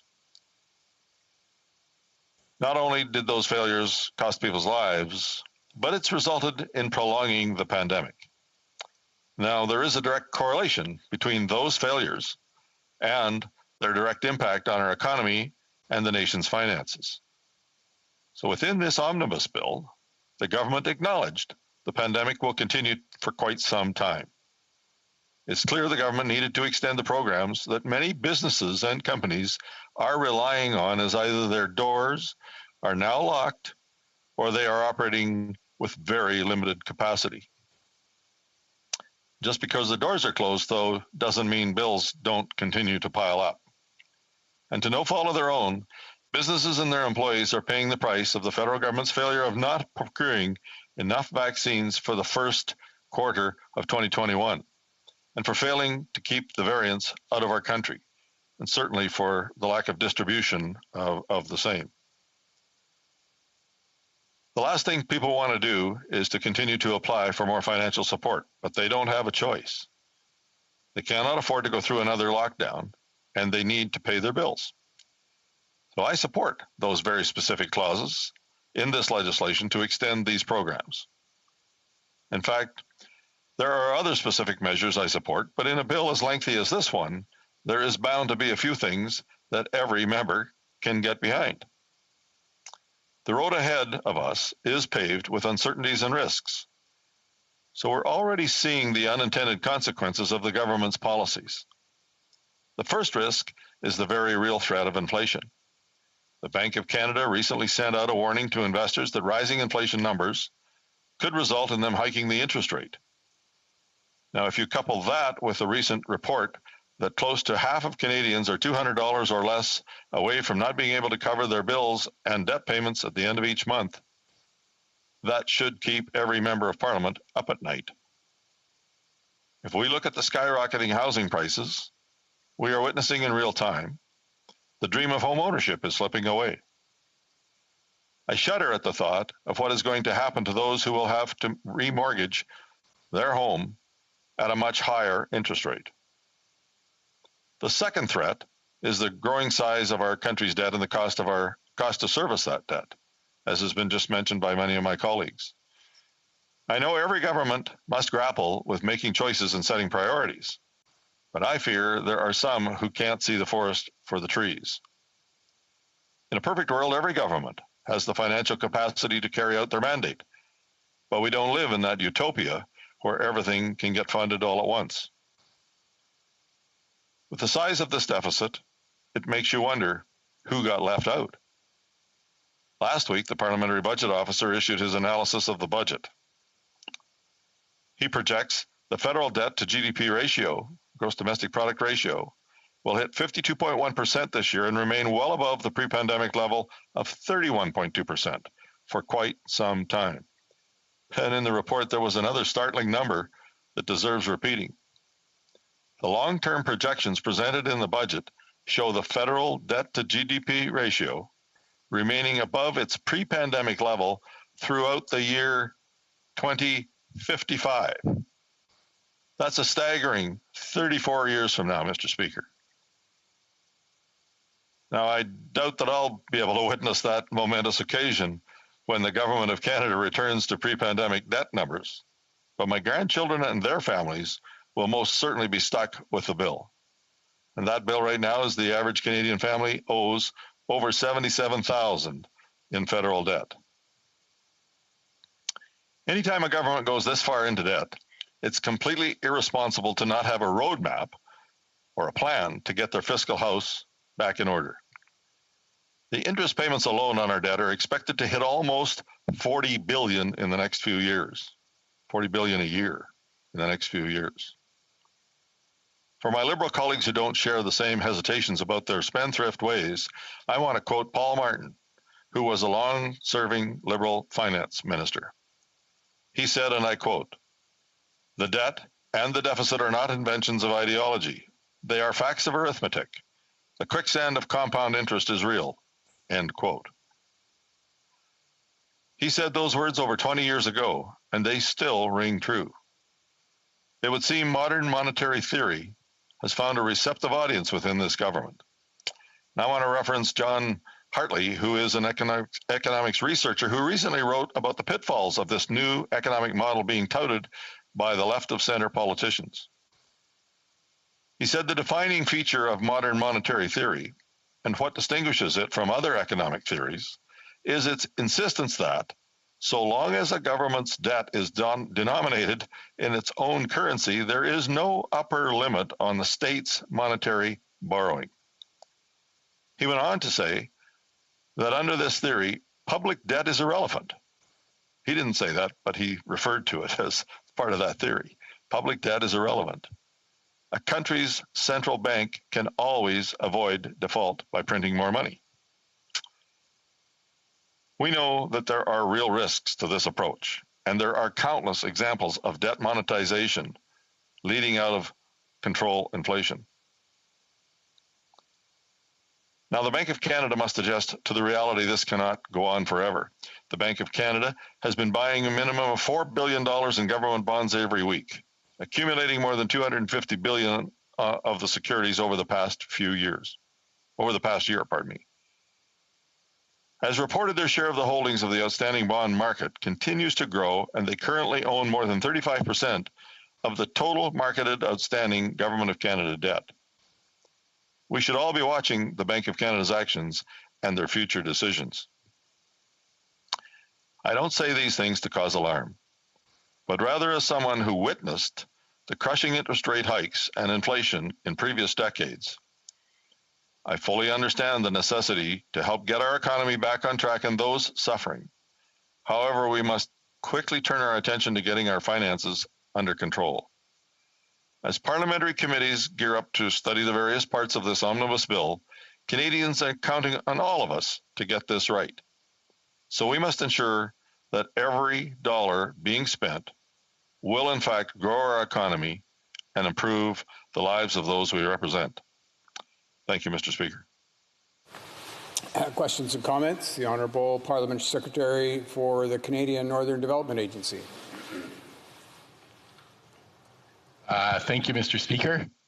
Can you hear me okay? Yes. Okay. I'd like to thank my friend Larry. We're both on the International Committee representing the Arctic nations together, and we have a great working relationship, and I always appreciate hearing from him. We work very well together. He started out by explaining how many businesses and individuals are on the verge of bankruptcy. So I assume he supports the items in the budget, such as the extent, he mentioned actually he supported the extension of the wage and rent subsidy and lockdown subsidy and RRF. But I assume he also supports the extension, the flexible access to EI for another year, the Canada Recovery Benefit to September 25th, adding another 12 weeks. And then brand new programs on top of these extensions, $1 billion for tourism, $700 million to support business financing, improving the Canada Small Business Financing Program, and enhancing the low-income workers benefit to to help all these people in these dire situations. Is there any of those items the member does not support? For Brandon Souris. Thank you, Mr. Speaker. I want to thank my colleague from Yukon for his excellent question. I want to, and he is quite right. I did say in my speech that I do support those. In fact, as a Conservative Party, we helped the government make sure that there was more inclusion in those in the programs that he has set up, the wage subsidy, the rental subsidies, the areas of CERB when it was active. We're supportive of the employment insurance program that's going now. And we know that there are other sectors of our society that are going to need to be kickstarted and helped to get back into it. He mentioned tourism as being one of those. I know that's very important in his region, but and the infrastructure spending as well. But the problem we have with the infrastructure spending is there hasn't been a lot of it coming out the door. There's been lots of announcements, but we need to make sure that we get into activity. There are many projects in many areas of Canada that need to be going forward, and we need to look carefully at the programs as to how we can do it. The big part of it is, and it was mentioned by some of my colleagues, is that there was many things in this budget. As I referred to, there was hardly anybody that was left out of it. It certainly looked like an election budget. And so I guess my only concern, and you may have heard it in my speech. Nous allons continuer. We're going to continue to questions and comments. The Honourable Member for Avignon, Lamitis, Matane, Matapédia. Thank you, Mr. Speaker, and I'd like to thank my colleague for his speech. I think he would agree with me. I always have a bit of a hard time hearing the Liberals say that we're going to fall into a recession after the pandemic and that it was necessary to invest hundreds of billions of dollars. And the PBO says to stimulate the economy, a lot less would have been enough. And the creation of jobs, the Liberals keep saying that we require a 2% increase in job creation, whereas the PBO says 1% would suffice. So I wonder what my colleague thinks about the Liberals' claims and what's in the budget, and as compared to what the PBO has said. The Honourable Member for Brandon Souris. Well, I want to thank my colleague for that question, and in answering it, it'll probably finish off the question or the answer to the previous one as well to my colleague from the Yukon. There is, when I say there's no plan, I say that there is no fiscal plan for how to come back to balancing a situation of making 34 years to get back to where we were pre-pandemic, which was still out of control at that time, even with many years of deficit financing, increased debt of about $80 billion, even at that, is not good enough. And it's really irresponsible to look at the Canadian situation that we're in and putting Canadians in to say that we don't have an accountability program for 34 years. I have time for a short question for the Honourable Member for Hamilton Mountain. Thanks, Mr. Speaker, and thank you to my colleague for his speech. He's mentioned about the many countless families facing bankruptcy and almost the financial collapse. But one of the things that I've been hearing across the country is the amount of seniors that were omitted from this budget from 65 to 74. And they're angry, they're frustrated, and they're disappointed as they only have the GIS and OAS to live on. So I'm hearing this as the critic for seniors, and I want to know what he's hearing in his riding on the issue of seniors being omitted. Member for Brandon Souris. Well, I want to thank my colleague for that observation and his question from that observation as well. And so certainly seniors are telling me that they're concerned about the levels that have been imposed upon us by the Liberal government in this activity as well, in this budget. And you know, seniors have suffered a great deal through the pandemic with the vaccine rollout. I was very much in favor of them being vaccinated upfront. For many of them, along with our frontline workers who've done a great job as the best they can with the vaccines that they were limited in getting. And so that's certainly a good observation that my colleague has heard, and one that I've heard as well. Before we go to resuming debate, I do notice that there are many members that are interested in participating in the question and comment time, which is quite normal for budget bills and their ilk. So I would just ask honourable members that we should at least be able to get three exchanges rather, in that 5-minute period of time, sometimes even more. But I'd ask honourable members just to keep their observations and their questions concise. Same for the member who is responding to those questions, and we'll see if we can get more members the opportunity to participate in debate this afternoon. We'll now go to resuming debate, and the honourable member for Dauphin, Swan River, Neepawa. Thank you, Mr. Speaker. Mr. Speaker, after a record 2 years, Canadians were finally provided with a federal budget. Unfortunately, it was the longest wait in our nation's history, some of the most troubling times in a generation. Before I begin addressing the budget and the impact it will have on people who I represent, I want to congratulate the Minister of Finance on making history. Last month, she became the first woman to deliver a federal budget in Canadian history, and for that, I applaud her.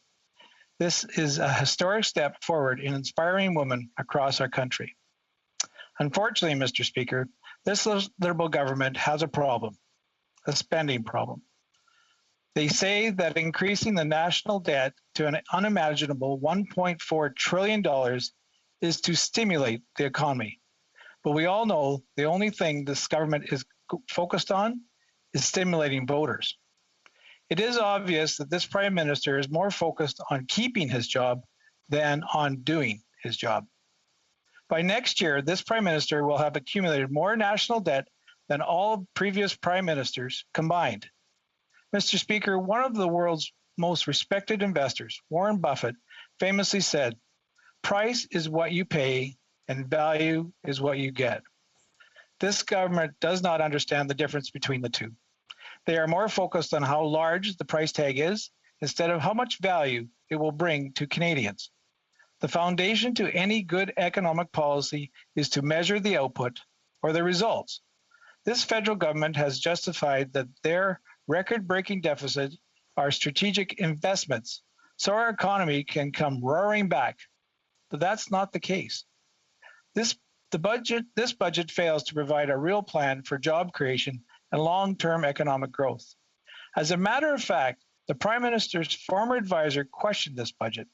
He admitted that the Liberals are, and I quote, doubling down on programs that do not address our innovation shortcomings and have yielded few results to date. So where is a plan for coherent growth? Where is a plan to be competitive on the world stage?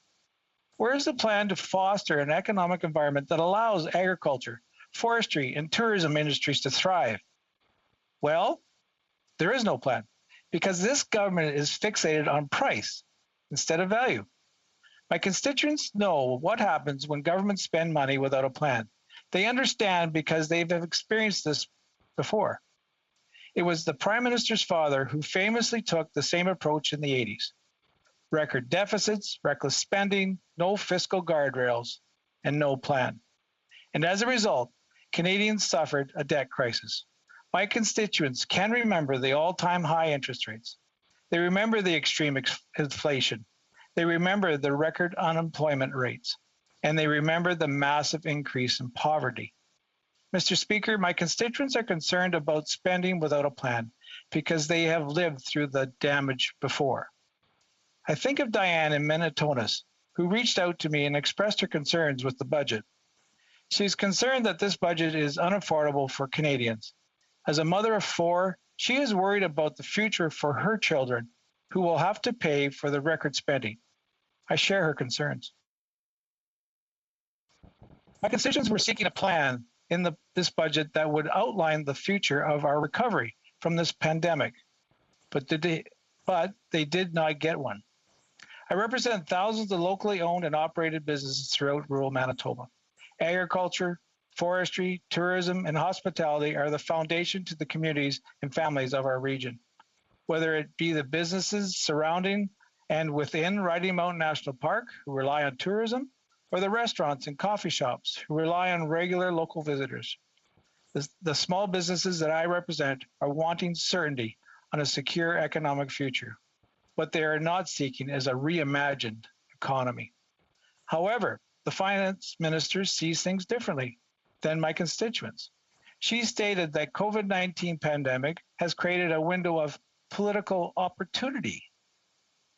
Mr. Speaker, thousands of Canadians have died, jobs have been lost, and businesses have been shuttered. But this government sees the tragedy as a political opportunity. I recently heard from an outfitter in my riding who relies on business from American clientele. She is frustrated that the government refuses to discuss what the future will look like with our American neighbors post-pandemic. Unfortunately, because this federal government has failed to provide our country with enough vaccines, they cannot have these important conversations. While other developed nations reopen for travel and business, Canada is experiencing a third wave because of this Prime Minister's own incompetence. Premiers across Canada have called on the federal government to increase healthcare funding. However, this budget has no new money for healthcare transfers to provinces such as Manitoba. In a time where the federal government should be stepping up to support the provincial healthcare system, they turned a blind eye in their budget. The seniors in this country were also disappointed to read this Liberal budget. Once again, this government has failed our seniors by not providing them the support they need. Seniors across my constituency are telling me that they can no longer afford to live with dignity on a fixed income due to the rising costs of living. I will admit there are some things that sound good in this budget. For example, I welcome the proposed investments for connectivity. Access to high-quality internet and cellular service is essential for all Canadians, and investments into rural Canada is key to closing the connectivity divide. However, I am skeptical of this promise because as of today, no money from the currently existing Universal Broadband Fund has been announced for Manitoba. Proposals such as the Parklands Multi-Community Broadband Project have yet to receive any funding. But I would strongly caution Canadians on the promises in this budget. The Liberals are notorious for overpromising and under-delivering, and my constituents know that. The best way to predict the future is to look into the past. Let's examine the record on a few of the previous promises. They promised to plant 2 billion trees. They promised to end the boil water advisories. They promised not to raise the Liberal carbon tax. They promised to be accountable. And they promised to balance the budget. And guess what? They failed to deliver on all of these promises, Mr. Speaker. Mr. Speaker, I should remind the House that it was only last year when this government mentioned the importance of the fiscal anchor and fiscal guardrails. Well, Canadians will be shocked to learn that the car has drove off the cliff. This government does not believe in fiscal sustainability. In nearly 750 pages, there is no clear mention of a fiscal anchor. The Canadians of today may not experience the full impact of government debt, but I can assure this House that Canadians of tomorrow will experience not only today's debt, but the interest as well. Mr. Speaker, each Canadian is now responsible for $33,000 in federal debt, and that number is growing. By 2026, interest payments on the federal debt could reach $40 billion a year. By next year, this Prime Minister will be responsible for more debt himself than all of the previous Prime Ministers combined. Unfortunately, this budget doesn't tell Canadians how the government is going to pay for this record amount of debt. I suspect that the explanation how they will pay for the new debt won't be shared until after the next election. I am confident that if this government is reelected, taxes will go up and promises will be broken as soon as the campaign is over. Why? Because history is bound to repeat itself. But Canadians won't be tricked, Mr. Speaker. They understand that higher spending today means higher taxes tomorrow. And when inflation decreases the value of hard-earned savings accounts and higher interest rates prevent homeownership, the last thing Canadians want is higher taxes. I will conclude with the words of former American President Herbert Hoover, who said, "Blessed are the young, for they shall inherit the national debt." Mr. Speaker, I can assure Canadians that a Conservative government would unleash the economic potential of our nation, stand up for rural Canada, and secure the future for all Canadians. Thank you, Mr. Speaker. Questions and comments? The Honourable Member for Kingston and the Islands. It's getting really tiring, Mr. Speaker, to hear the misrepresentation of a quote by the Minister of Finance. A number of Conservatives have done this throughout just about any debate that relates to the budget since the budget was introduced. What the Minister of, and they always are very good at cherry picking half of the sentence that they want to say. This member did it too, where he said that the Minister of Finance said, "I really believe COVID-19 has created a window of political opportunity." And of course, they stopped the quote there because finishing it would just look horrible. So if we actually finish the quote, which I'd like to do, she goes on to say, she says, political opportunity on the importance of early learning and childcare. Does this member not feel any kind of remorse for grossly misquoting the Minister of Finance? Honourable Member for for Dauphin Swan River, Neepawa. Mr. Speaker, this budget really had no focus.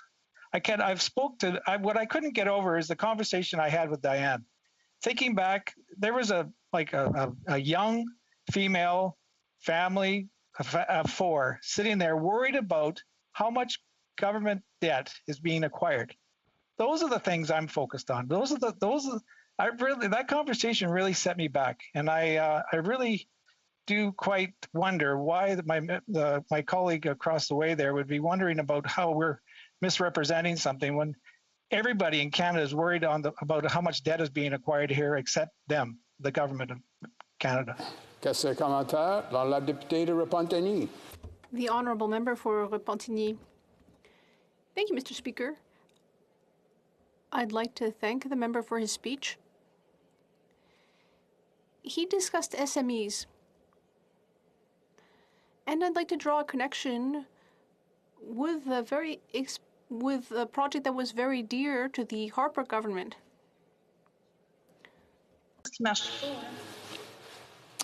Honourable Member for Dauphin Swan River on a point of order. Go ahead. Yeah, the translation's at the same level as the speech. I don't know what's going on there. Okay. Merci pour le rappel au règlement. Thank you for the point of order. Let me just check the interpretation. Is the interpretation currently working for those on the English channel? Yes, I would ask the member to give me a thumbs up.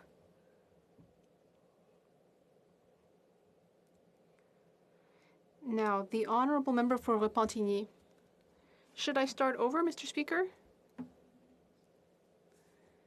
Yes, please go ahead. Well, I'd like to thank my colleague for his speech. In C30,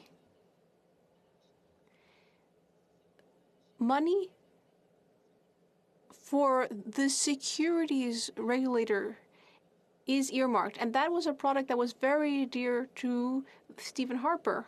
My colleague discussed SMEs in his speech. In Quebec, there are all sorts of SMEs and also all sorts of other stakeholders who are against this part of the bill. So, could he explain to me why successive governments in Ottawa prefer to listen to Bay Street banks than Quebec? Dauphin Swan River, Neepawa.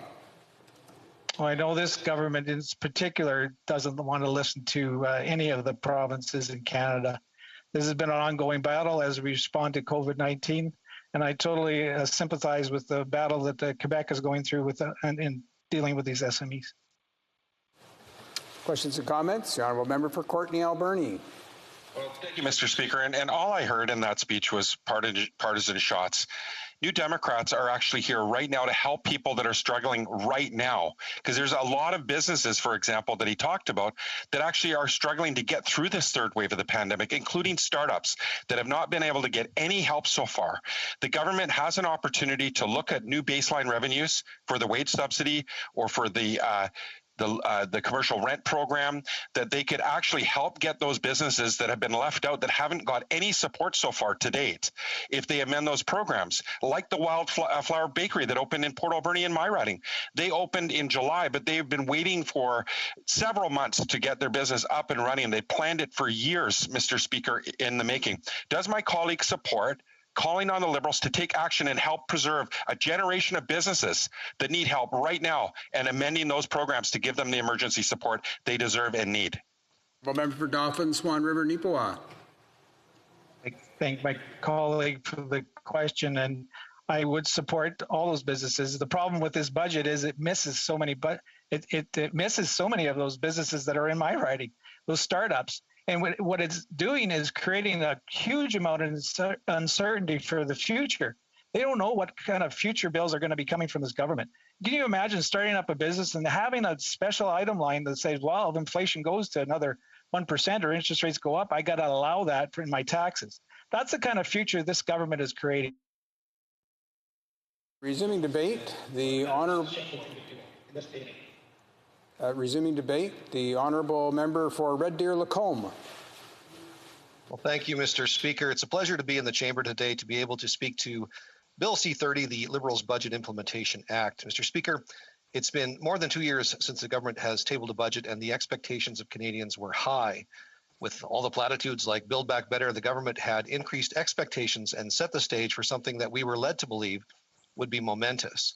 Unfortunately, Mr. Speaker, the government once again fell back to their default setting of overpromising, overspending, and underachieving. Plain and simple, Mr. Speaker, this budget is a letdown for the hardworking Albertans in my riding of Red Deer Lacombe. It is reasonable that a number of essential COVID-19 support programs that many Canadians rely on are being extended. And this is only fair considering they are necessary because of the failings and mismanagement of the pandemic by the Liberals in the first place.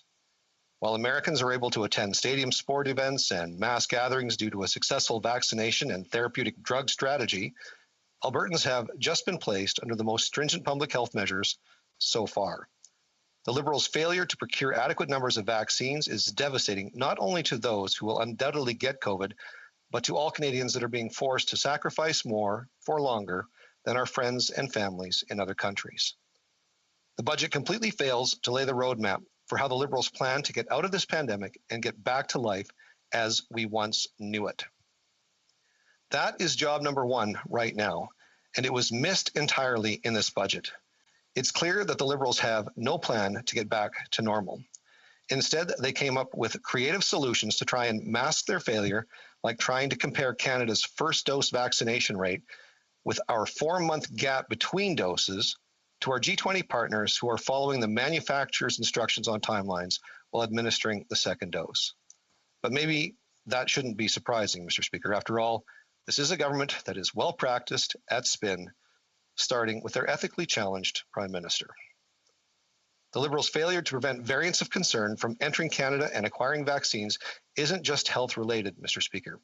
The longer it takes for us to begin the post-COVID recovery, the further we will fall behind. While the Liberals may be spending money like it grows on trees, which is easy to do when you're actually printing money to offset your spending, the reality is that only the private sector can lead us out of this, and private sector investment is going to flow to the jurisdictions that welcome it.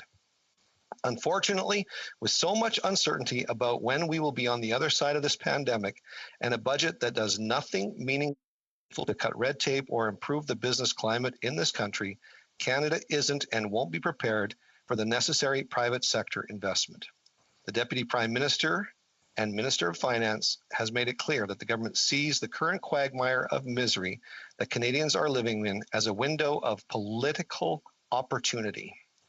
Mr. Speaker, this budget shows us exactly what kind of opportunity the Liberals are seeking, an opportunity to shore up their political fortunes for re-election. This budget is full of unnecessary, unproductive spending, electioneering that the government is trying to disguise as stimulus. The Minister of Finance promised that they would spend up to $100 billion in stimulus, but only if it was necessary. With many economists speaking out and telling us that stimulus spending of that magnitude wasn't necessary, I was hopeful that the Liberals would pull in the reins on their spending spree. But when it comes to the government, Mr. Speaker, the devil is always in the details. We know that the full $100 billion has been allocated, even though the Parliamentary Budget Officer has made it clear that a significant portion of it isn't actually stimulus at all. I guess nobody told the Minister of Finance that when you don't need the whole $100 billion in stimulus, you shouldn't spend it because it's borrowed money.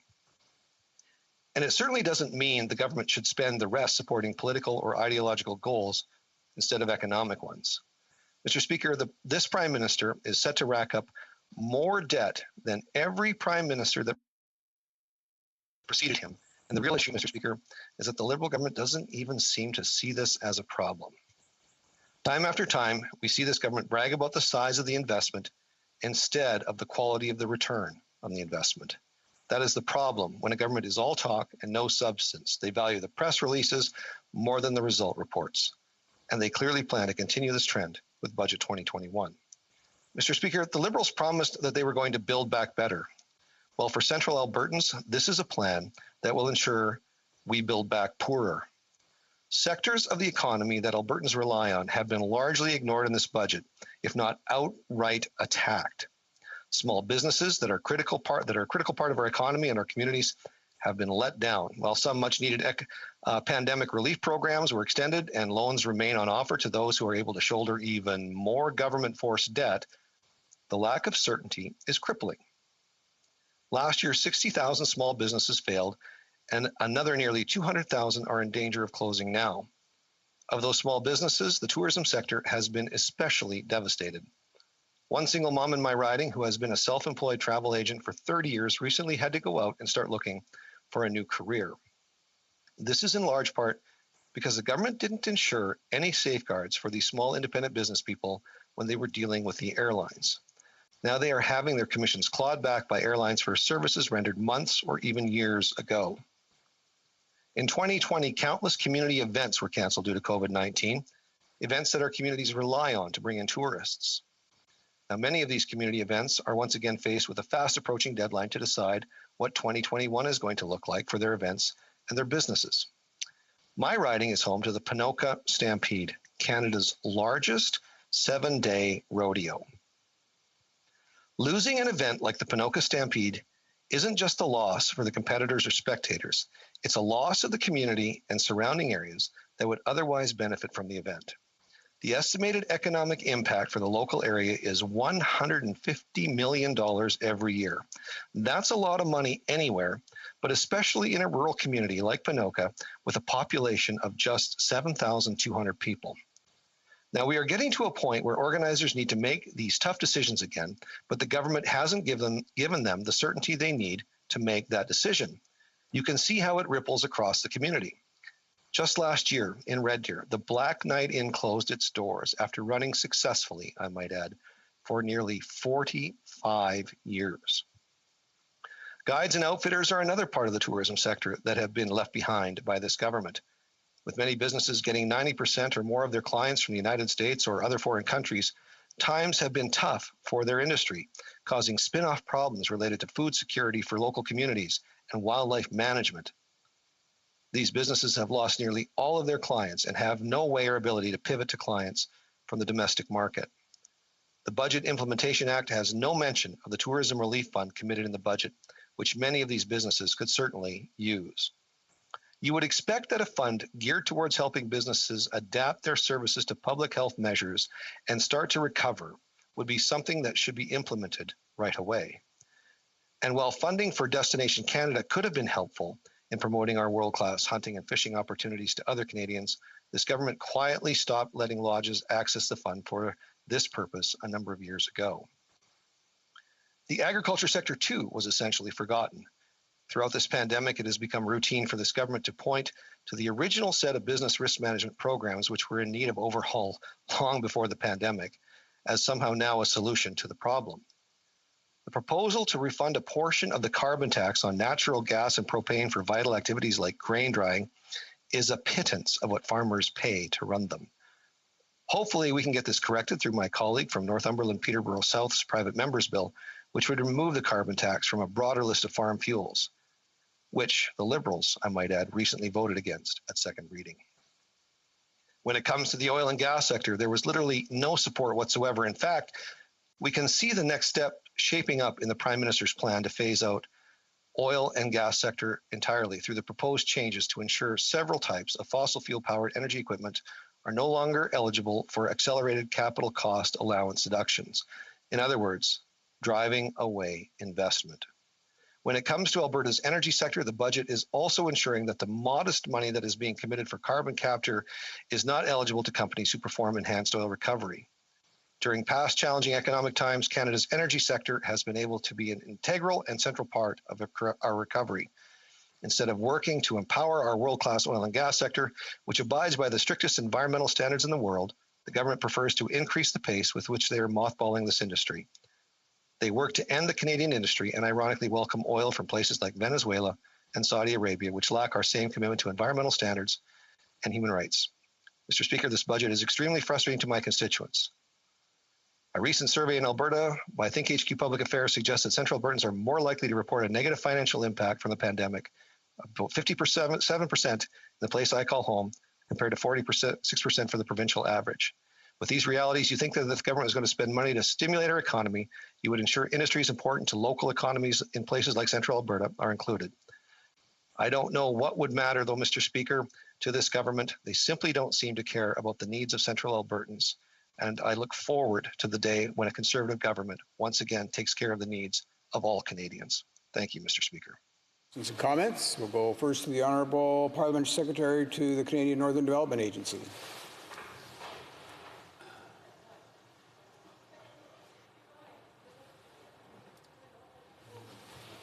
No, I just have to ask the Honourable Parliamentary Secretary to activate his microphone there. Try again. No, we're still not getting any audio. To unmute. Go. There we okay, are. sorry. Okay, that's good. Just so the member knows, Destination Canada is actually now supporting domestic marketing, and I'm glad he's called for support in tourism with the $500 million that we've special tourism relief fund, another $700 million for small business financing, and another $100 million for Destination Canada, marketing of Canada to get ready. And I'm glad he mentioned the carbon tax and that the Conservatives are putting that in. But my question for him is, he said there's all sorts of unfortunately and poorly and not needed funding in this budget. If he could go over that funding that's not necessary and not needed to support businesses and individuals, it would be interesting to hear. For Red Deer Lacombe. Mr. Speaker, I appreciate the question from my long-standing colleague in the House. I'll simply suggest, Mr. Speaker, that Canadians shouldn't believe that Liberals' expensive ideas in Budget 2021 are needed to fix the previous Liberals' bad ideas. What we actually need is a budget that gets our Canadian economy back on track, gets people back to work, gets us through the pandemic, rather than relying on support programs. The best solution for this is a free market economy with people with real jobs driving our economy forward, not a Liberal government driving us further into debt. Question commentaire, la députée de Trois-Rivières. The Honourable Member for Trois-Rivières.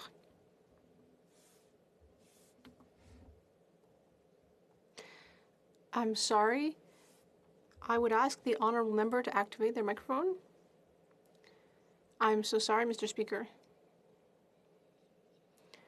Well, as my colleague mentioned, this budget creates a two-tier system for seniors, and it is refusing to offer appropriate health funding to the provinces and territories, funding which they need to face the pandemic. The member also discussed SMEs. There is something that stuck out to me in the budget, which is that charitable organizations will be excluded from the definition of small business. Does my colleague not think that this will further undermine the position of these small charitable organizations? What does my colleague think of that? Thank you, Mr. Speaker. Tom.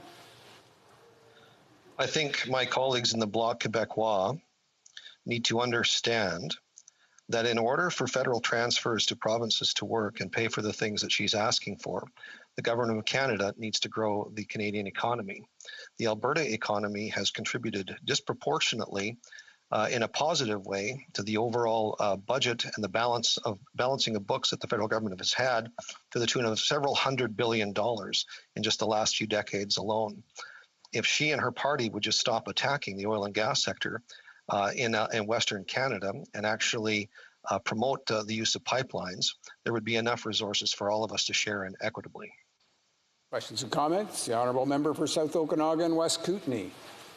Well, thank you, Mr. Speaker. And, you know, this morning I met with the Canada Health Coalition, and they had just one question for me, and that's why do the Liberals and Conservatives not want to add pharmacare to our national healthcare system when over 90% of Canadians want it?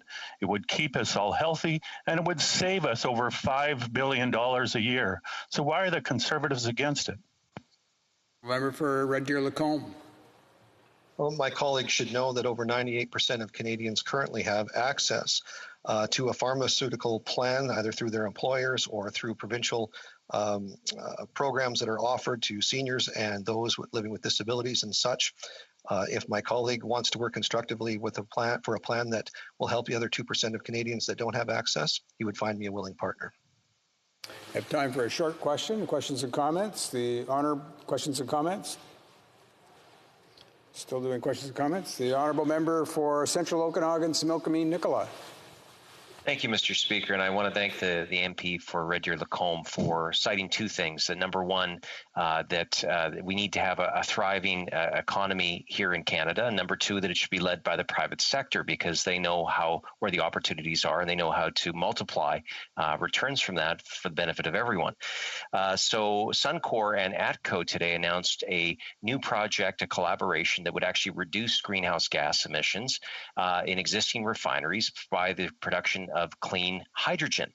Now, the government in its budget has excluded natural gas-based hydrogen projects from the list of zero-emission technologies eligible for tax reductions. Does this member believe that the government needs to start supporting the private sector in these kinds of things rather than just applauding but not really supporting made in Canada technology and solutions? A member for Red Deer Lacombe. I want to thank my colleague from British Columbia for that excellent question. I would also point out to him that in the budget, the Liberal government is supporting carbon capture and sequestration, but not carbon capture, utilization, and sequestration. There's a major project in my constituency right now that produces net zero oil, is creating jobs, wealth, and economic opportunity here. But because of this current Liberal government's ideological bent to stop everything that involves the use of oil and gas, none of the technologies, none of the innovations, none of the expertise in Alberta or in Western Canada or in the oil-producing provinces is going to get any shrift at all from this government because of their ideological bent to do anything and everything to stop the oil and gas sector. Resuming debate, the Honourable Member for Carleton. Monsieur le Président, vous souvenez-vous? Mr. Speaker, do you remember when you were in grade school when we were studying history and one of the students raised his or her hand and asked, why, if the king does not have enough money, why does the king not create more money? He's the king after all. Can't he just create more money, make more money available so people can spend more? There's no interpretation. Is that? This is the interpreter. This is the interpreter on the English channel. This is the interpreter on the English channel. Is the English coming through? Interpretation on the English channel. Ça fonctionne maintenant? Okay. The Honourable Member for Carleton, please continue. Well, I'll start again. Yes, please do. So, Mr. Speaker, do you remember when you were in grade school, when you studied history, and a classmate raised his or her hand and asked, if the king does not have enough money, why doesn't the king create even more money? He's the king, after all. All he can do is produce more money. It was a question which almost everybody asked sooner or later when they were young. So the teacher has to explain that if you make money, you add to inflation. But it's not only young students who are asking that question and who are thinking this, who are thinking that it might be good to make more money to spend more if you're a government. Today, there are academics, even members of the U.S. Congress, even Bernie Sanders, who's a former U.S. presidential candidate, who adopted a proposal called Modern Monetary Theory, the idea that governments can spend forever by printing money through their central banks. And if there is inflation, as the enlightened teacher would have told his or her students, well, governments would simply increase taxes to bring down inflation. So, at the end of the day, the population pays, but at the beginning, it might seem like it's free money. This theory is becoming more and more popular. The current government claims that it does not believe in this theory and pronounce itself against this theory. But is that really the case? Well, let's look at the numbers. Last year, the government had a deficit of $350 billion. The central bank bought $300 billion from that amount, that debt. So over 75% of it. In fact, now the Bank of Canada owns nearly a third of the federal government's debt. The increase of the debt held by the Bank of Canada is hundreds of percentage points higher. And this year, the government announced that it would borrow $3 billion a week. So guess, how much money will the Bank of Canada provide the Government of Canada every week? Well, $3 billion. So every penny, every week that the government borrows money, that same amount is provided by the central bank. This has never happened in Canadian history. Even during wartime, when money was needed to fund our armed forces, money was lent to the government by Canadians who bought war bonds. The government paid interest on those bonds, and this allowed Canadians to save while funding the war against our enemies. But today, the government has decided to print money. So, is this really a modern idea, a so-called modern idea? An idea which has been tried for over 2,000 years. If you think that this is modern, well, okay, fine. Maybe you can call it that. The dictator, Dion of Syracuse, he did not have enough money. He was waging too many wars and living beyond his means, living a sumptuous lifestyle. He could not afford those wars, so he took all the coins, all the money from his island, and every coin was worth 1 drachma, which was the Greek currency, and 1 drachma for 1 coin. But he stamped each drachma with a 2, a number 2. It was like magic. He doubled the value of the money available for spending. Magical. However, citizens had to pay twice as much afterwards for all the goods and services on that island, because clearly the money was worth half of what it was worth previously. So the very wealthy the people connected to the dictator, the bankers, the heads of the military and the large businessmen were fine, but ordinary people had to pay more simply to survive. And that's just not one example. During the Napoleonic Wars,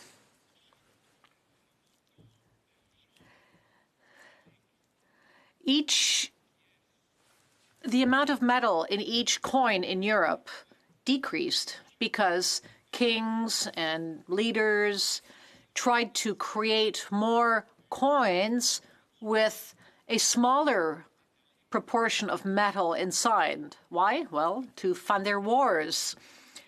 So they put less metal into those coins to fund their wars. As a result, the cost of living increased for the peasants in Germany during World War I. The governments increased the value of paper money 10 times after the war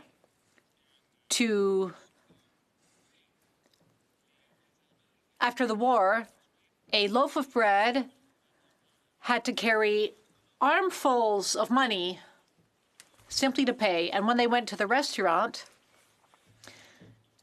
they ordered 15 beers as they entered the restaurant because overnight the prices went up as quickly as they wanted to consume. So you had to order your beers before the price actually went up by arriving earlier at the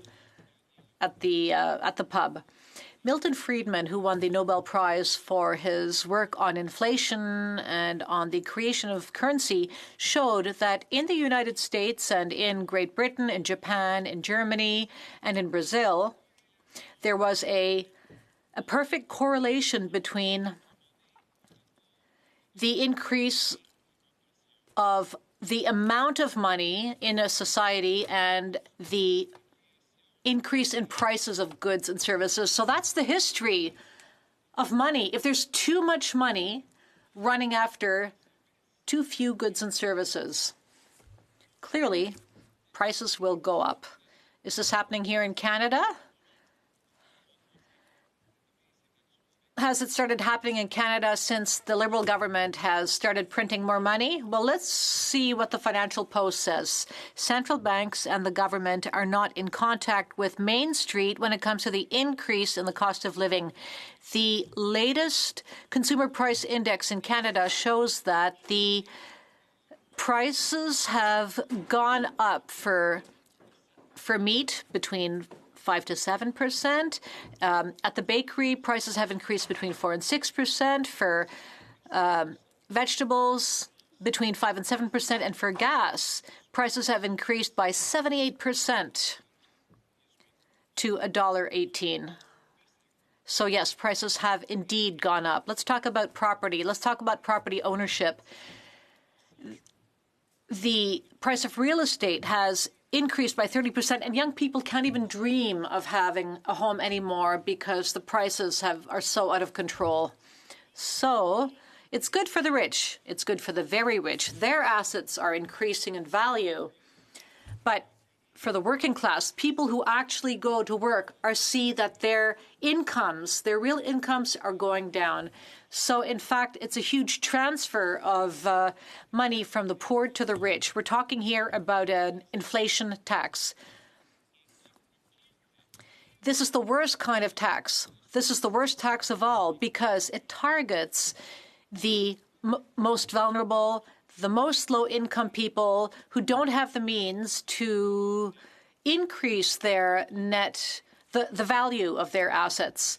So we have to stop this and stop central banks from printing money to protect the value of our currency, of the Canadian dollar, and to protect the labor and the work spent by workers at work in order that we have an economy which pays people based on their contribution, on merit, and not based on an inflation and an increase in their cost of living. Thank you, Madam Speaker. Fleetwood Port Kells.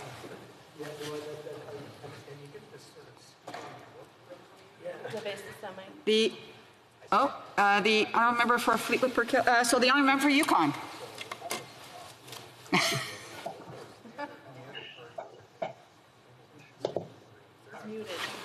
I think it would work a lot better if you put your mic on.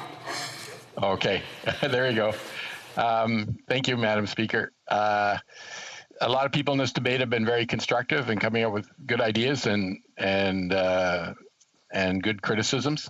But I'd like to ask the member in a 700-page document with hundreds of items to support businesses and individuals, could the member of all members in the House, the former finance critic should be able to analyze what are the things he supports, what are the good things out of that, to be fair.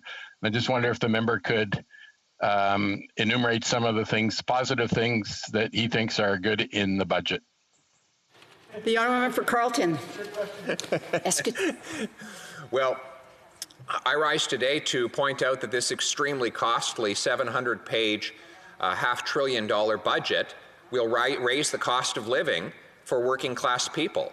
That when you print money to pay your bills, you drive up the cost of living, increasing inflation, which drives up interest rates.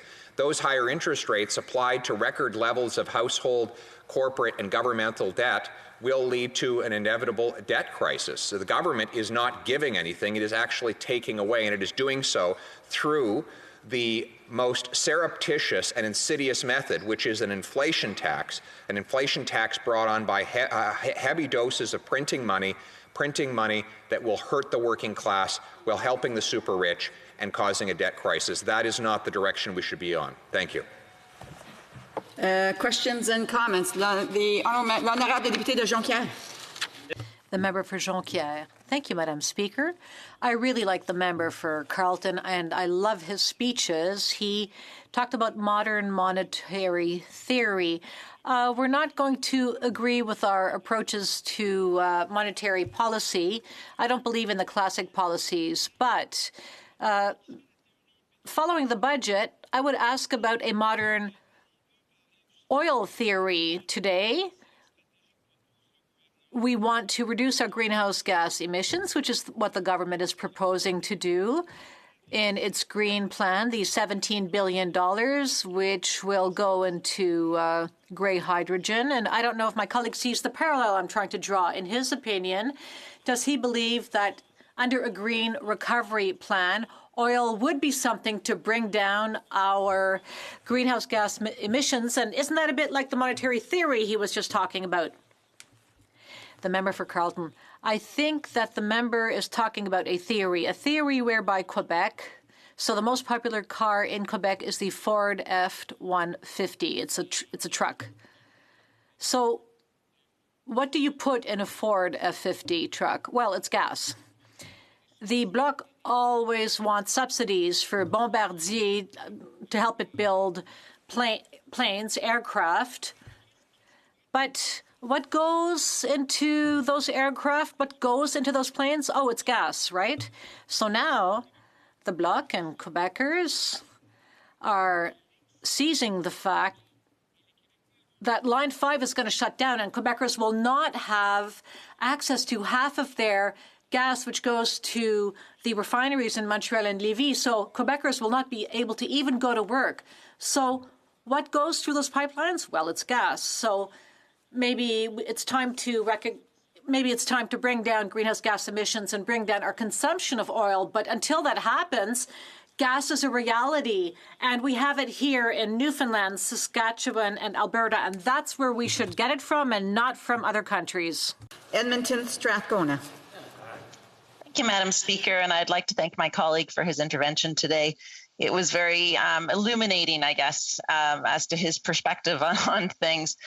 And he expressed a lot of concerns with the budget. And of course, I have concerns with this budget as well. I suspect our concerns are very different. I'm concerned that people will not thrive as we finish the third wave. I'm concerned that we don't have paid sick leave. I'm concerned that we don't have dental care, that there isn't enough support for post-secondary students. But I wondered if he could also share. His colleague from Red Deer Lacombe just talked about how 98% of Canadians, from his perspective, 98% of Canadians had access to pharmacare. Does the member believe that? And if so, how? The honourable member for Carleton, a brief answer, please. Well, the vast majority of Canadians do have access to drug coverage either through their employer or through their provincial social assistance. A small minority don't. We should look at how we can address that. But what shocks me with the NDP once again is how they seem to have no problem with this money printing exercise, even though it has been proven, and the Bank of Canada governor has admitted, that it balloons the assets of the super rich while diluting the wages of the working class. It is an inflation tax that transfers money from the have-nots to the have-yachts. I would think the NDP, which claims to care so much about the gap between rich and poor, would have something to say about that inflation tax. Resuming debate, the honourable member for Selkirk, Interlake Eastman. Well, thank you, Madam Speaker, and I'm glad to be able to speak on the Budget Implementation Act, and I just want to congratulate my friend from Carleton for an excellent speech. Now, I think it's very clear, Madam Speaker, that the Liberal so-called stimulus fund and this budget is really all about spending on Liberal pet projects and their partisan priorities, and not actually creating jobs and growing our economy. You know, we continue to see that there's no plan here to get back to a balanced budget. We know that spending on certain areas are completely out of control. This budget has been panned by the Parliamentary Budget Officer and a number of financial experts, as well as editorials that have not given this budget a passing grade in our major newspapers. And, you know, I think, and it's been said many times through this debate, but the Prime Minister of Canada, this Liberal Prime Minister, has racked up more national debt in this past 6 years than all the previous prime ministers and governments of all political stripes in the 150-year history of Canada before this Liberal government came into being or existence in this current Parliament and the one before. You know, my granddaughter's birthday is today, and Sarah turns one. Happy birthday, Sarah. And, you know, the thing is, when she was born last year, she was already on the hook for over $31,700 of her share of the national debt. And today, she is now on the hook for almost $40,000. That's how much it's gone up by this Liberal government. Now, there's no doubt we are dealing with a pandemic, and there's no doubt that there was a lot of emergency spending that had to come out. But we also know that there is a lot of money that has been wasted and has gone into Liberal priorities, not into the priorities of Canadians. And as it's been said many times, we're getting very concerned about the cost of this borrowing and how all this new money that's been printed has been pumped into the economy and how that is impacting inflation. And we see that whether you're looking at new home prices, whether you're looking at trying to buy lumber at your local lumber store to rebuild your fence or put a new deck in your backyard. And everything is skyrocketing because of this injection of cheap money that's been printed by the government of Canada. We went through this once before, and it was done under Prime Minister Pierre Elliott Trudeau. And I took out my first mortgage to buy some farmland back in 1984. And because inflation was out of control, and the Bank of Canada was trying to control that inflation, they had interest rates pegged at over 21% for mortgage borrowing. If we have that type of escalation in the cost of borrowing, there is no way that people will be able to afford these homes that they've bought. They'll be more than mortgage poor. They'll be into foreclosures. And the government of Canada's borrowing will grow exponentially. And we'll have to take money from other programs just to pay down the interest on this huge debt that we now have that's going to total over $1.4 trillion. Now, you know, we have in this budget another $101 billion in new spending over the next 3 years. We have a deficit left over from last year, $354 billion.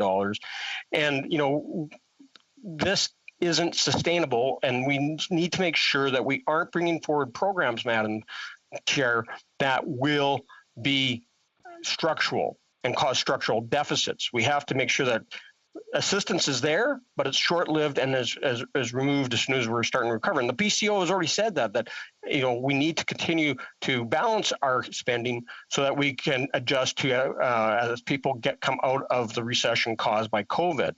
Because we got to remember that today's deficits are tomorrow's taxes. And 74% of Canadians in an honest poll has already said that they're incredibly concerned about the deficits that the government is racking up under these Liberals. Now, one of the things that's missing in this budget is there's nothing to increase productivity and competitiveness. And I look at when we were in government under Stephen Harper, we actually provided dollars to businesses and accelerate their capital gains losses against any equipment that they're buying to increase their productivity. So they could buy new machinery, they can buy new tools in their shops. By increasing productivity and increasing competitiveness so that they can be able to compete on the world market, they were creating more jobs. And by creating more jobs, Canadians are back at work, they're stimulating the economy because they're spending more, and they're paying taxes, of course. So this budget that we have in front of us right now is not a growth budget, and it fails to have any way to get Canada into a position of prosperity down the road. And as I said, the PBO, the Private Parliamentary Budget Officer, is that a significant amount of this spending in this program, in this budget by the Liberals will not stimulate the jobs or create any economic growth. And that's going to hurt, of course, the long-term outlook on this budget, which is they're expecting to see growth exponentially to fund that debt down the road. Now, I'm really concerned, Madam Speaker, about how this is affecting local businesses, especially in my riding, the Selkirk Interlake Eastman. And I know that there's so many businesses that are slipping through the cracks, especially seasonal operations. And here we are going into a second summer under COVID with lockdowns and not the ability for so many different businesses to operate. I'm thinking about caterers, and I've had a conversation with Danny's Whole Hog recently, and all the weddings that they had booked for this summer are now been canceled. They went last summer with almost no events to do and no catering available to them. And their barbecue business is right now pretty much dead. Instead of running 20 plus teams around the province doing barbecues every weekend, they're down to only several staff. Now, he's glad that he's had access to, the wage subsidy program, but there's no guarantee that's going to be extended down the road, especially as these seasonal businesses don't have revenues once we get through this summer and fall, and by then it's going to be too late for many of these companies. Summer camps in my riding, like along beautiful Lake Manitoba, Lake Winnipeg, and over in the Whiteshell, like Camp Arness, Camp Massaud, Gimli Bible Camp, Camp Cedarwood, they have not had any campers for last summer, and again, it's already been canceled for this summer. So they're looking for help. And one of my constituents, Jennifer Mills, has just been so tenacious in dealing with the loss of revenues to her company. She's in the carnival business, and I'm kind of having a neat industry in my riding where we got three main carnivals that go to the midways and the local fairs and rodeos and festivals, and they set up. So Canuck Amusement, Select Shows, Wonder Shows. Again, they're going into the second summer and over 20 months now without any revenue, and there's been no programs to support them. And Jennifer has emailed this Liberal government over 200 times over the last 20 months, and still nobody has ever bothered to respond to her, whether it's just been the Minister of Small Business, whether it's been the Minister of Finance, anyone. And that doesn't even deal with, Madam Speaker, when we start looking at hairdressers, restaurants, libraries, our outfitters, our museums, like they're all suffering, and yet there's no help coming for most of those businesses from this government. Agriculture is a key to this economy.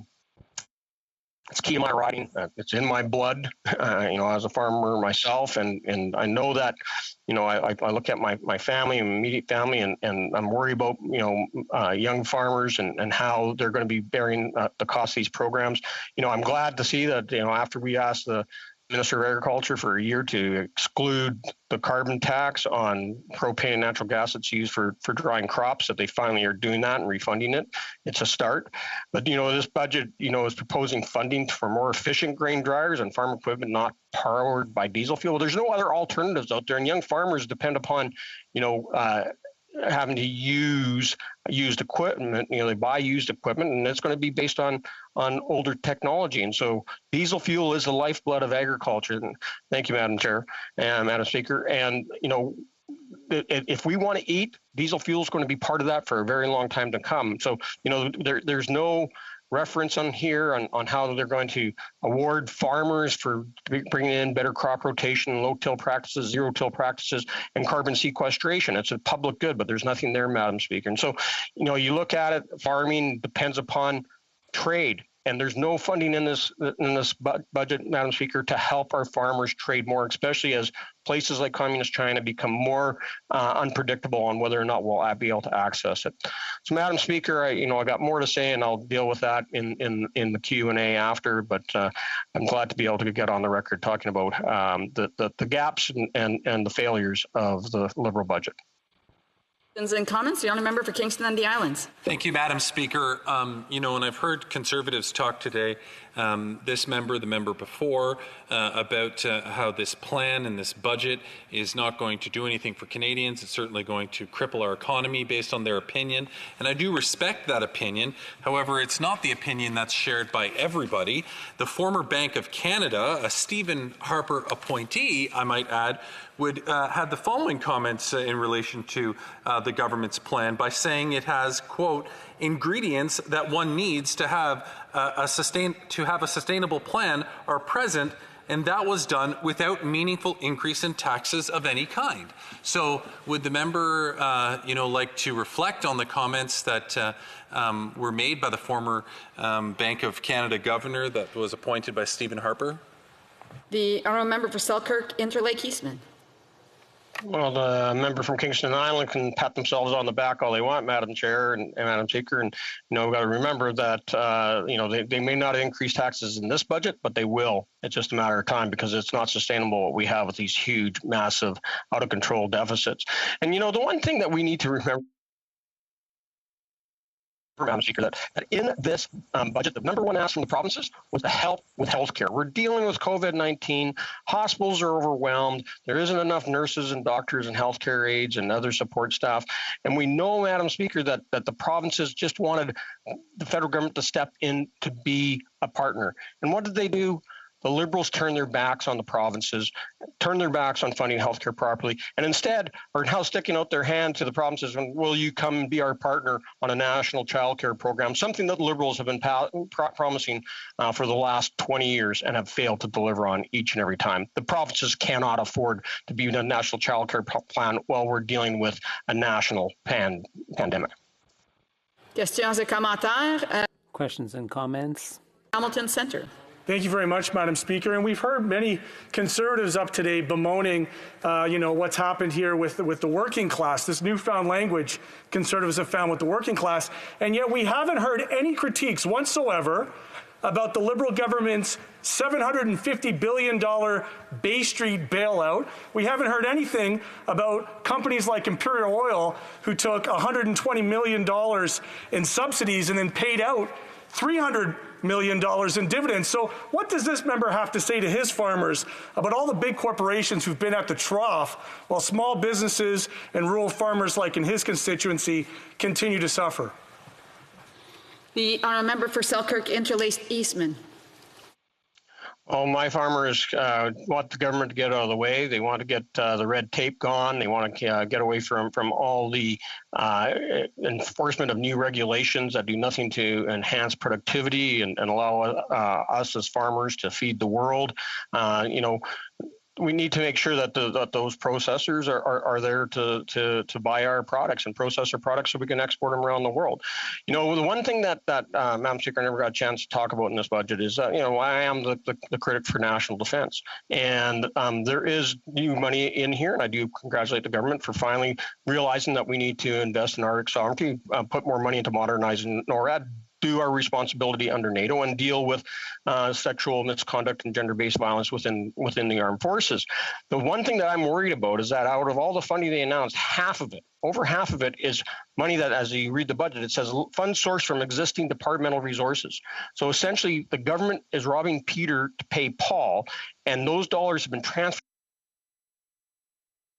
out of military infrastructure, which will hurt the overall competitiveness and our capability of our armed forces in dealing with security threats in the future. Then comments. The honourable member for Kelowna Lake Country.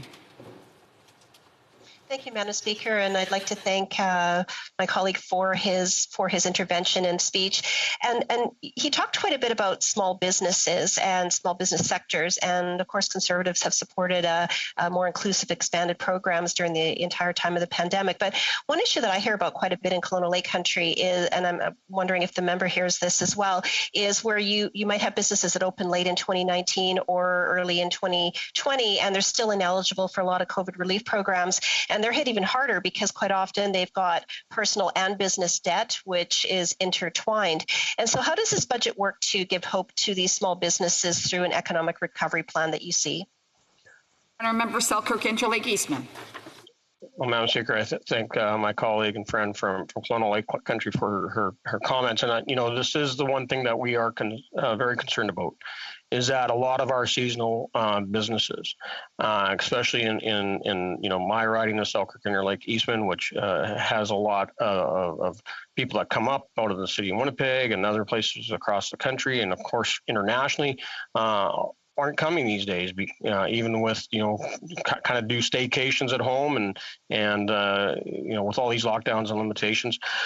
There is little offered in this budget that provides long-term hope to those businesses, especially those that have not been able to access the programs that were out there. And maybe they're a ma and pa type operation, and they don't have the opportunity to do things like a wage subsidy program or some of the other emergency business accounts. And the emergency business accounts, we've got to remember, that is just another loan, and that maybe they'll get some cash relief on it down the road, but it's just inheriting more debt, and that, of course, has to get paid back. Thank you, Madam Speaker.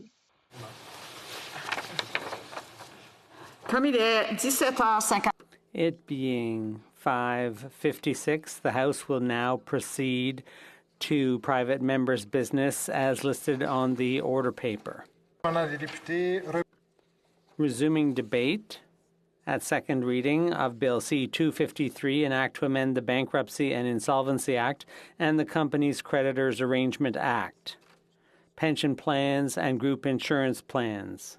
In the name of Mrs. Gill. Debate. The honourable member for Charleswood St. James, Assiniboine.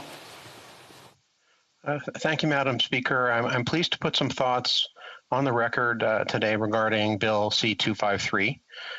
This bill would put pension plans in priority to secured creditors in the event of bankruptcy proceedings. Prior to my life in politics, I practiced commercial law for over 20 years as a partner in a downtown Winnipeg law firm.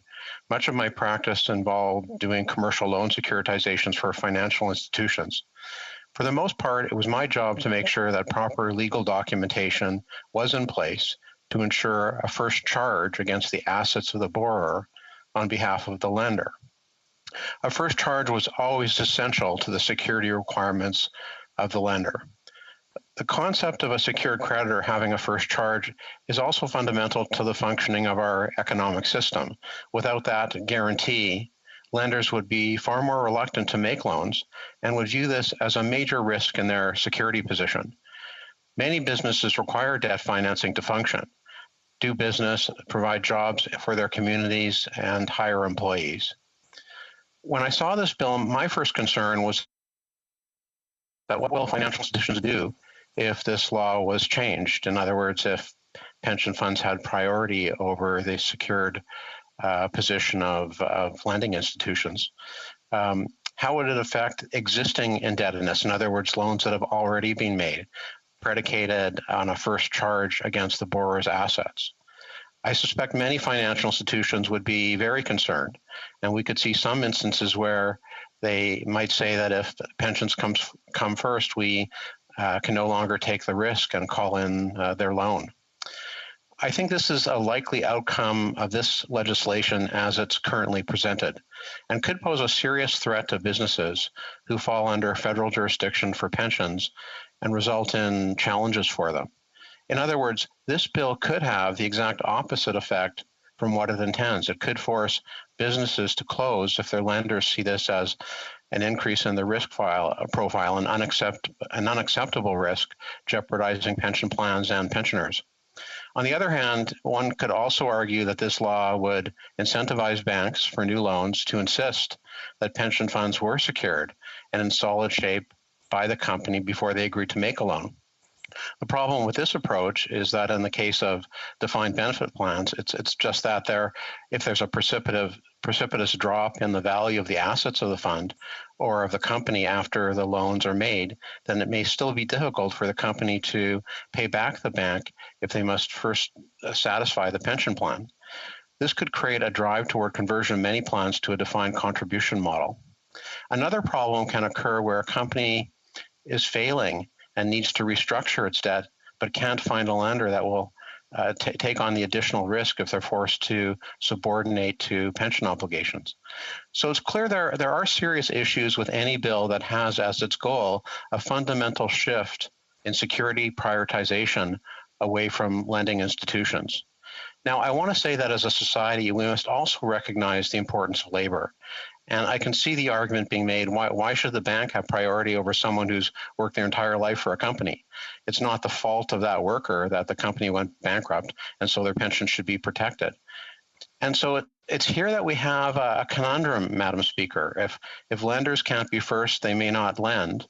And if they don't lend, there may not be a job. If pensioners don't receive their pensions in the event of a corporate bankruptcy, workers might not work, and again, there may not be a job. This is a difficult predicament, and as I was writing this speech, it made me think of the biblical tale of King Solomon's baby. In that tale, two women claimed to be the mother of the child. To settle the dispute, Solomon decreed that the child be cut in two, upon which the true mother revealed herself by insisting the baby be given to the other woman in order to save its life. Now, I don't have any such Solomon-esque wisdom in the case of pensions, banks, and private companies or public companies, but I do think that this bill, as it is presently constituted, could result in the end of some companies for lack of willing bank capitalization. What this debate does make clear is that we must find a better way to support businesses and their employees, and I think that you would be hard-pressed to find anyone who disagrees with this idea. When bankruptcies occur far too often, there's a long list of creditors and individuals who need to be made whole, and there's unfortunately not enough money to go around in many instances. And we also must consider the supply chain effects of a company unable to restructure its debt. What happens to the employees that work for the suppliers? There are all kinds of small business suppliers that could be shut out in the event of a bankruptcy. A working paper done by the OECD regarding priority creditor rights for pension funds discusses this issue. One of the arguments against measures like what Bill C-253 proposes is that if this were allowed, a range of social issues could come forward claiming priority rights such as health benefits or environmental claims, just to name a couple. Would these be prioritized over pensions, and how would we decide that? There's a strong case in the OECD working paper as well. It makes against changing the position of pension claims within creditor rankings. This argument centers on the fact that aside from the complications of changing bankruptcy legislation, doing so may be harmful to capital markets and be damaging to the investment climate. If pension funds are given super priority status, other creditors who may be small trades and personal creditors would be bumped down the line and increase their credit risk. These suppliers may also be more hesitant to provide their services in a pension super priority environment. Also, lenders, given the additional risk, could in turn pass this risk on to businesses in the form of more expensive interest rates and capital. Also, the marketplace could be adversely impacted with increased bad debts and potential failures. This could result in less confidence in our financial markets. It could also make Canadian businesses less competitive vis-a-vis foreign jurisdictions that do not have such a law. It could also be argued that any change in the ranking of pension obligations would have a negative impact on credit cost and availability. One alternative to help address the issue might instead be to make it illegal for shareholders to strip a company of its cash in the form of dividends when there is a pension shortfall. If you look at what happened with Sears Canada, in this example, this type of change would have benefited pensioners. Its majority shareholder an American hedge fund took out billions in cash from the company. In 2005, it took out 1.5 billion. 2010, 750 million. 2012, 100 million. But in 2007, there was already a pension shortfall of 36 million, and that shortfall continued to widen, reaching 267 million by 2015. There would have been more than enough cash available to Sears Canada to cover its $36 million pension shortfall in 2007, and any other future shortfall if cash wasn't being withdrawn from the company at a challenging time. So rules to prohibit dividend stripping when a pension is in a shortfall position could be beneficial by allowing a company access to more cash to cover its losses, and as a result could serve as an effective tool. Another option could be pension plan insurance that companies pay into in the event a pension is unfunded and a company faces insolvency. There are different alternatives to solving the problem this bill proposes to address. And I do believe that at committee there will be more alternatives discussed, and we'll have a chance to have a full discussion of the benefits and pitfalls from hearing witnesses like workers, employers, academics, financial institutions, and others to be brought forward and addressed. I think that as we work towards a solution on this issue, we must remain focused on ensuring that there is a balanced approach. The security of pension plans for workers must remain top of mind, but we also must avoid measures that could discourage investors and lenders from trying to save a company in despair. Madam Speaker, King Solomon would expect nothing less of us. Thank you. Resuming debate, the honourable member for Elmwood Transcona. Well, thank you very much, Madam Speaker. I'm pleased to rise today to speak to a bill that us in the NDP think is long overdue. Of course, one of my colleagues from Hamilton presented a similar bill in the last Parliament in order to finally give the pension obligations that workers have and the benefits that they expect to receive when they pay into a pension plan over the course of their working life, the due that they deserve. And it's one thing for members to talk about the kind of hypothetical situations about what this may mean for bank lending practices, what this may mean for creditors of various kinds. What's not hypothetical is that right now, when a company does go bankrupt, the pensions that workers have paid into their entire working lives are not given the respect and the priority that are due. What's not hypothetical is that real working people are losing out on the retirements that they paid into and that they saved for through a company pension. And that's wrong.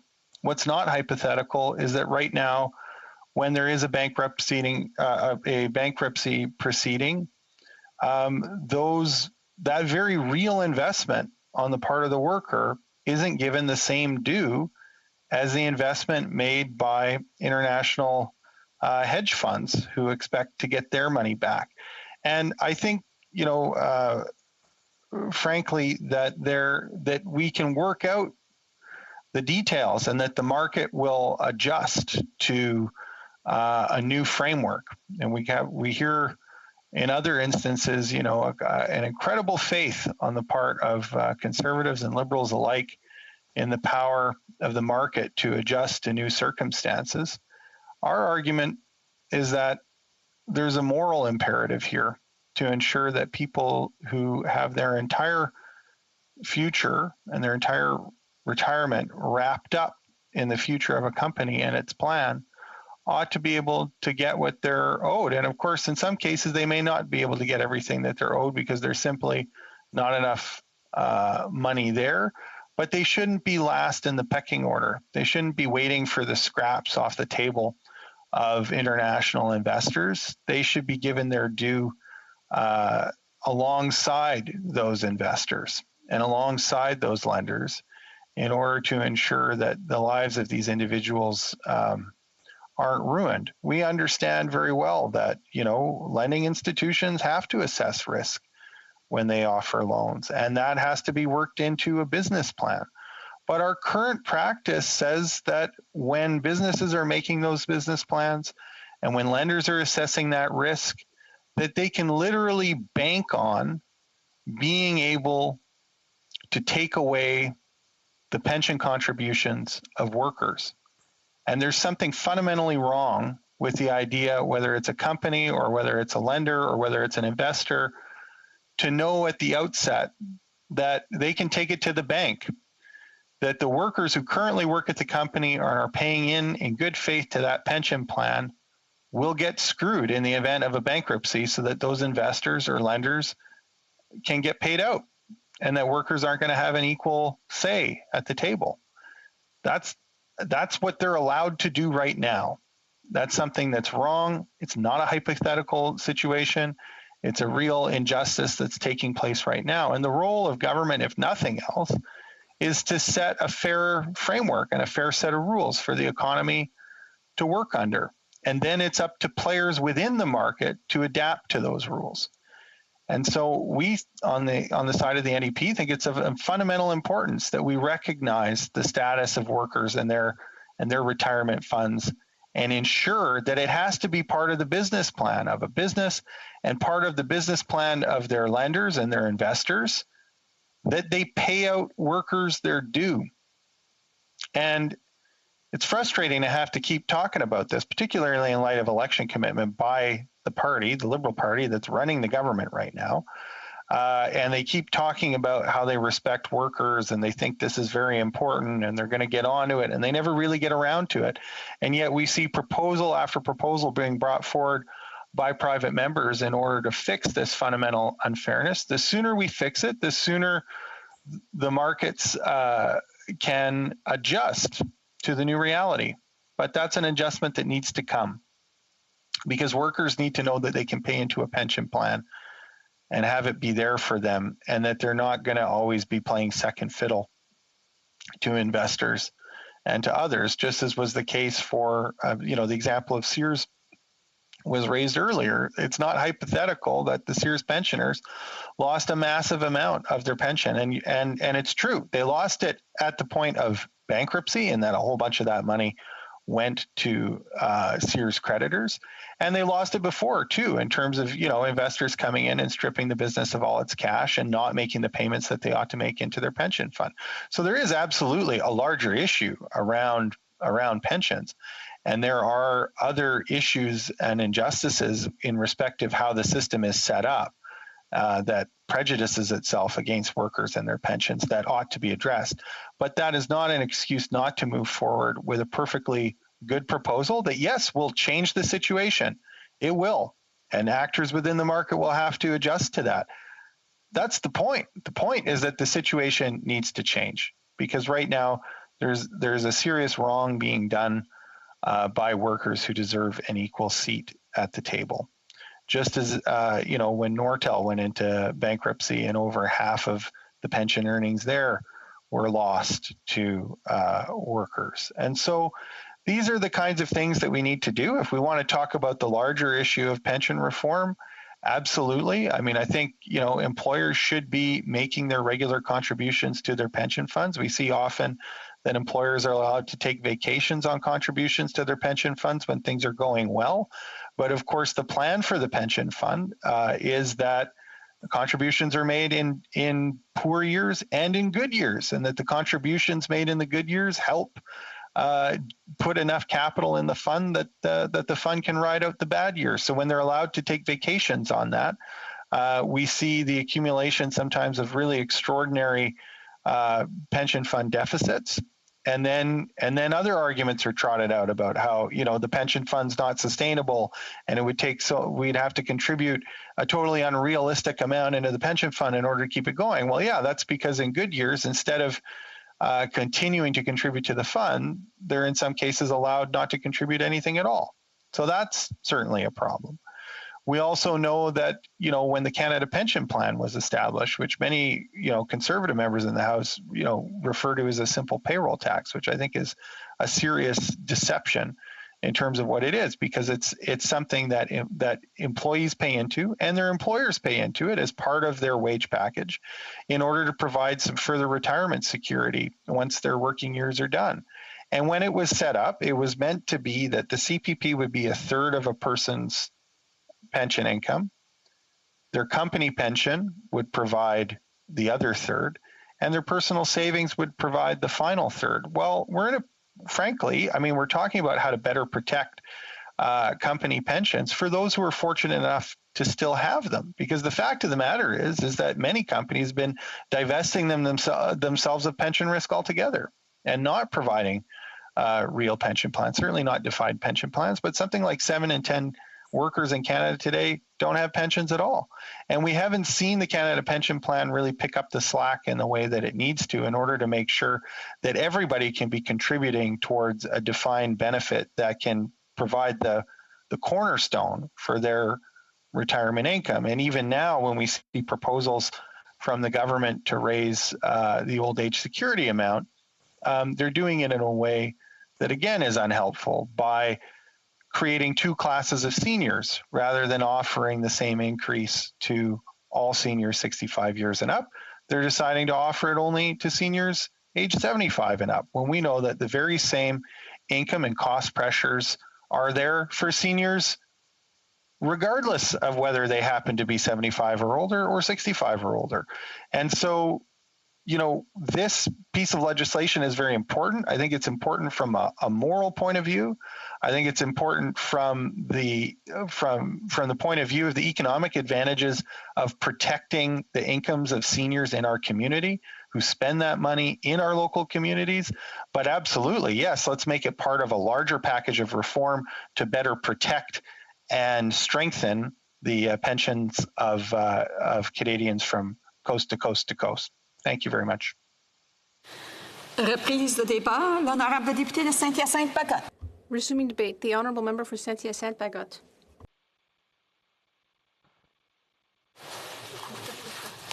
Je pense qu'on a un problème technique, ça sera pas long. I think we have a technical issue. We'll just get it fixed. I'd like to remind all members to get prepared, get ready before they speak. The honourable member, please. Thank you very much, Madam Speaker. And I do apologize. It's my birthday today, so I hope that on that account you will forgive me. Anyway, I sincerely apologize. I'd like to greet all of my colleagues. Dear colleagues, I am very pleased to be here virtually to speak about Bill C-253, brought forward by the Bloc Québécois, specifically the member for Manicouagan. The goal here is to amend the Companies Creditors Arrangement Act, as well as the Bankruptcy and Insolvency Act. Bill C-253 follows logically on Bill C-372, which was tabled by the member for Manicouagan in 2016. At that time, in the previous parliament, you will recall that it was only debated for 1 hour, and nothing was done in the matter, because the Liberal government didn't do anything.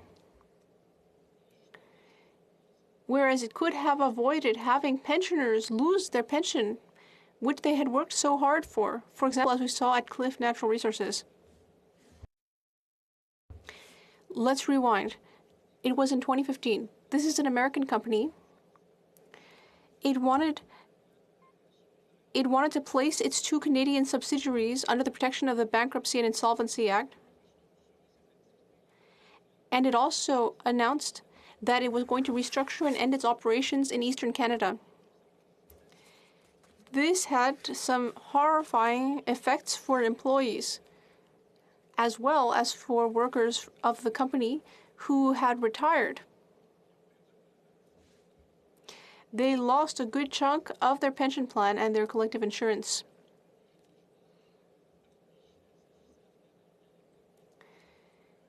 That is why the The idea was brought forward at the time by my colleague, who could tell you about it better than I can, because I wasn't in Parliament at the time.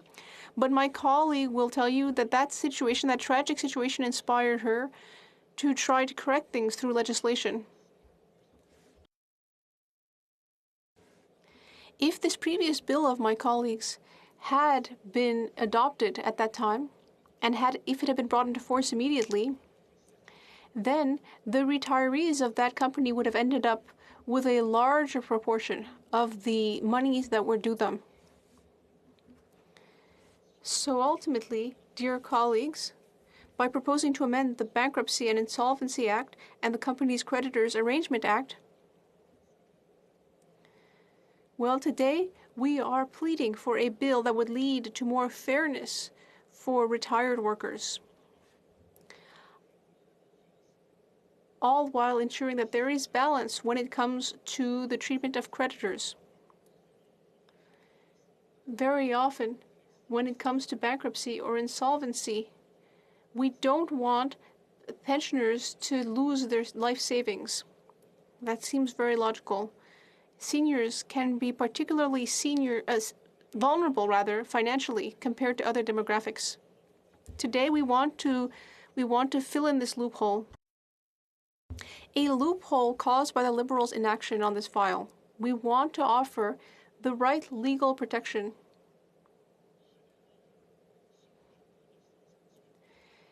So this bill, C-253, has two major initiatives in it. First of all, if a court is to authorize the restructuring and reorganization of a bankrupt company, that covers special amounts and amounts necessary to take care of any debts and liabilities, including with regard to pensions. To be clear, this will include improving the pension fund if the court believes that this is possible. Why? In order not to bring down the pensions of workers. This is, there's no way around this if we are to protect the pensions of workers. Second, when you look at the Bankruptcy and Insolvency Act, there are 6 categories of creditors. 1, the creditors whose debt is held in a trust. 2, unpaid suppliers. 3, the super priority creditors. 4, the guaranteed creditors. 5, the priority creditors. And 6,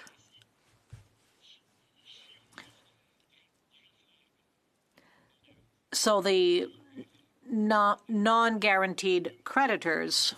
It's a difficult word in French. So keeping all that in mind, Bill C-253, which we are defending today, we would like more categories of payments and compensations to be added on top of those 6 categories. Special payments have to become a priority, and the same goes for the compensation of the holders of collective insurance policies, because the workers paid into this policy when they were working for the company. As well, the non-capitalized debt and other liabilities have to be paid out of the assets from the date of bankruptcy of the company. Now, my colleagues in the bloc and myself and my colleague from Manicouagan, who's sponsoring this bill for the second time, we are consistent in our views because we support the bill for several reasons. The bill will acknowledge that a pension plan is a form of deferred salary.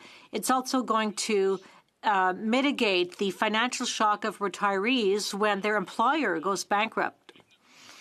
With our bill, bankrupt companies or companies which have to restructure will have to include the total amount of special payments and the amounts necessary to liquidate the uncapitalized liabilities within the pension plan.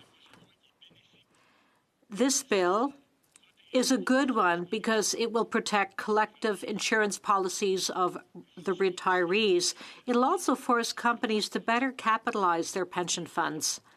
Lastly, the bill is going to allow the Industry, Science and Technology Committee to undertake a study on this extremely important issue for society.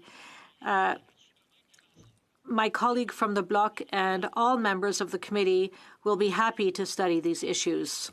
In conclusion, dear colleagues, if the bill was in fact finally adopted, C-253, which we are defending, will protect workers and retirees so that they never again lose their pensions, which they have paid into their entire lives by working hard. This type of injustice seems unacceptable. We have a moral duty to defend and to respect workers and retirees, that is, retired workers who generation after generation have slowly, over time, built the lifestyle we still enjoy today, and they are still working at helping us maintain this lifestyle. Ottawa's inaction has been going on long enough, and even if its position, which is that of the path of least resistance, well, it is dishonorable. If we do nothing, history is going to judge us today as politicians in the way that we are letting these workers fall through the cracks. Thank you very much, Madam Speaker. Debate, the Honourable Member Glengarry Prescott Russell. Merci beaucoup, Madame la Présidente. Thank you very much, Madam Speaker. Join my colleagues in the debate over Bill C-253 as we consider the important issues of protecting the retirement security of Canadian employees and pensioners when an employer faces insolvency. Our government recognizes that all Canadians deserve peace of mind when it comes to their retirement security and has taken several major steps to strengthen all aspects of Canada's retirement income system, including enhancements to old age security and the Canada Pension Plan. At the same time, corporate insolvencies create a challenge for workplace pension plans, as well as for the economic security for employees that may have unpaid wages and benefits.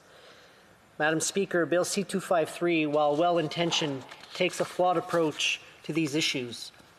By contrast, our government has taken important and practical steps to enhance the retirement security of all Canadians and better protect the interests of Canadian employees and pensioners in cases of employer insolvency. First, in 2019, the government made changes to insolvency, corporate, and pension laws to strengthen protection for workplace pensions, taking a whole-of-government evidence-based approach. These changes were based on feedback from national consultations with labour and pensioner groups, company lenders, experts, and the public at large. After listening to Canadians, our government enacted a comprehensive package to enhance retirement security via Budget 2019, which strengthened security for pensioners and workers, but also built on the internationally recognized successes of Canada's marketplace framework laws. The changes made to our insolvency laws have made corporate restructurings fair, more transparent, and more accessible for pensioners and workers. Participants in insolvency proceedings are now required to act in good faith. As well, corporate directors will have to think twice before approving excessive payments to executives at the expense of pensions or benefit plans.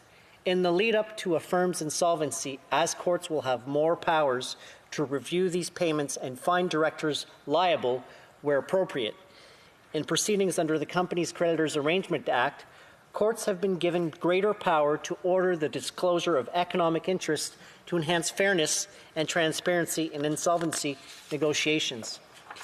The relief that a large corporation can seek on the first day of a CCAA restructuring is also now limited to what is absolutely necessary to avoid immediate liquidation.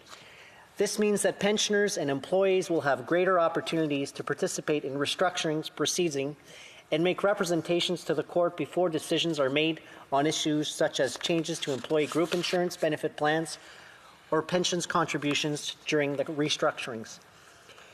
In our consultations, Canadians told us that a proactive approach to retirement security is the best and most sustainable approach. We received that message loud and clear, Madam Speaker, and that is why the government also amended federal corporate law to allow for more market oversight of corporate decision-making and work to better align corporate incentives with the interest of workers and pensioners. Moreover, we have taken measures to restrain unreasonable executive compensation by requiring federally incorporated publicly traded corporations to hold advisory shareholder votes. Taken together, these measures will further regulate corporate behavior and instill market discipline and oversight on corporate decision makers. Finally, our actions in the Budget 2019 also improve federally regulated pension plans by clarifying that if a pension plan is terminated, it must still provide the same benefits as when it was ongoing. Moreover, federal pension plans are permitted to transfer the responsibility to provide pensions to a regulated life insurance company to better protect pensions and pensioners from the risk of employer insolvency.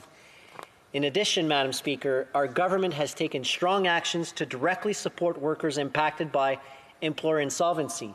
The Wage Earner Protection Program provides financial assistance, support to Canadians workers who have lost their jobs and owed wages, including termination and severance by their insolvent employer. Since 2008, the program has paid more than $337 million in wages to nearly 129,000 Canadian workers. In 2018, this government increased the amount of available to workers from 4 to 7 weeks of insurable earnings. In Budget 2021, the government committed to further strengthen the program by eliminating a 6.82% deduction that was previously in place. Quite simply, Madam Speaker, these reforms will put more money in the pockets of Canadians who have lost their jobs and are owed wages by their employer. Lastly, Madam Speaker, the best way to protect economic and pension security is by preventing employer insolvency in the first place. This is an incredible challenge in the context of the COVID-19 pandemic, which has been so hard for so many of our businesses from coast to coast to coast. That's why an essential part of Canada's fight against COVID has been unprecedented federal financial supports for Canadians and Canadian businesses, which has helped keep insolvency levels down. While the other side has dismissed these programs and the timely support they offer to Canadian families, businesses and workers, we made a promise to Canadians to have their backs through this pandemic as long as it takes. In Budget 2021, our government committed to extending these support measures as long as the fight against this virus requires. These actions that I just described will create better outcomes for pensioners and workers affected by the insolvency of their employer. In contrast, Madam Speaker, Bill C-253 is coming from a good place in terms of its intention of helping pensioners, but it takes a misguided approach in trying to do so. It would prevent some companies from restructuring, which would result in unnecessary job losses, hurt pensioners, harm small business, reduce access to credit and investment, and hurt Canadian competitiveness. Many firms are already struggling due to the pandemic, and this bill would worsen, not improve, the situation. I'm pleased to say, however, that our government has taken effective action. Our insolvency and corporate law changes, our wage earner protection program improvements, and support for businesses during the pandemic have all served to protect pensions and workers while also supporting the central objectives of Canada's economic recovery. These measures help ensure that our firms remain competitive and can continue employ hard-working Canadians throughout the country. Thank you, Madam Speaker. Resuming debate, reprise de débat, the Honourable Parliamentary Secretary to the Minister of Economic Development and Official Languages.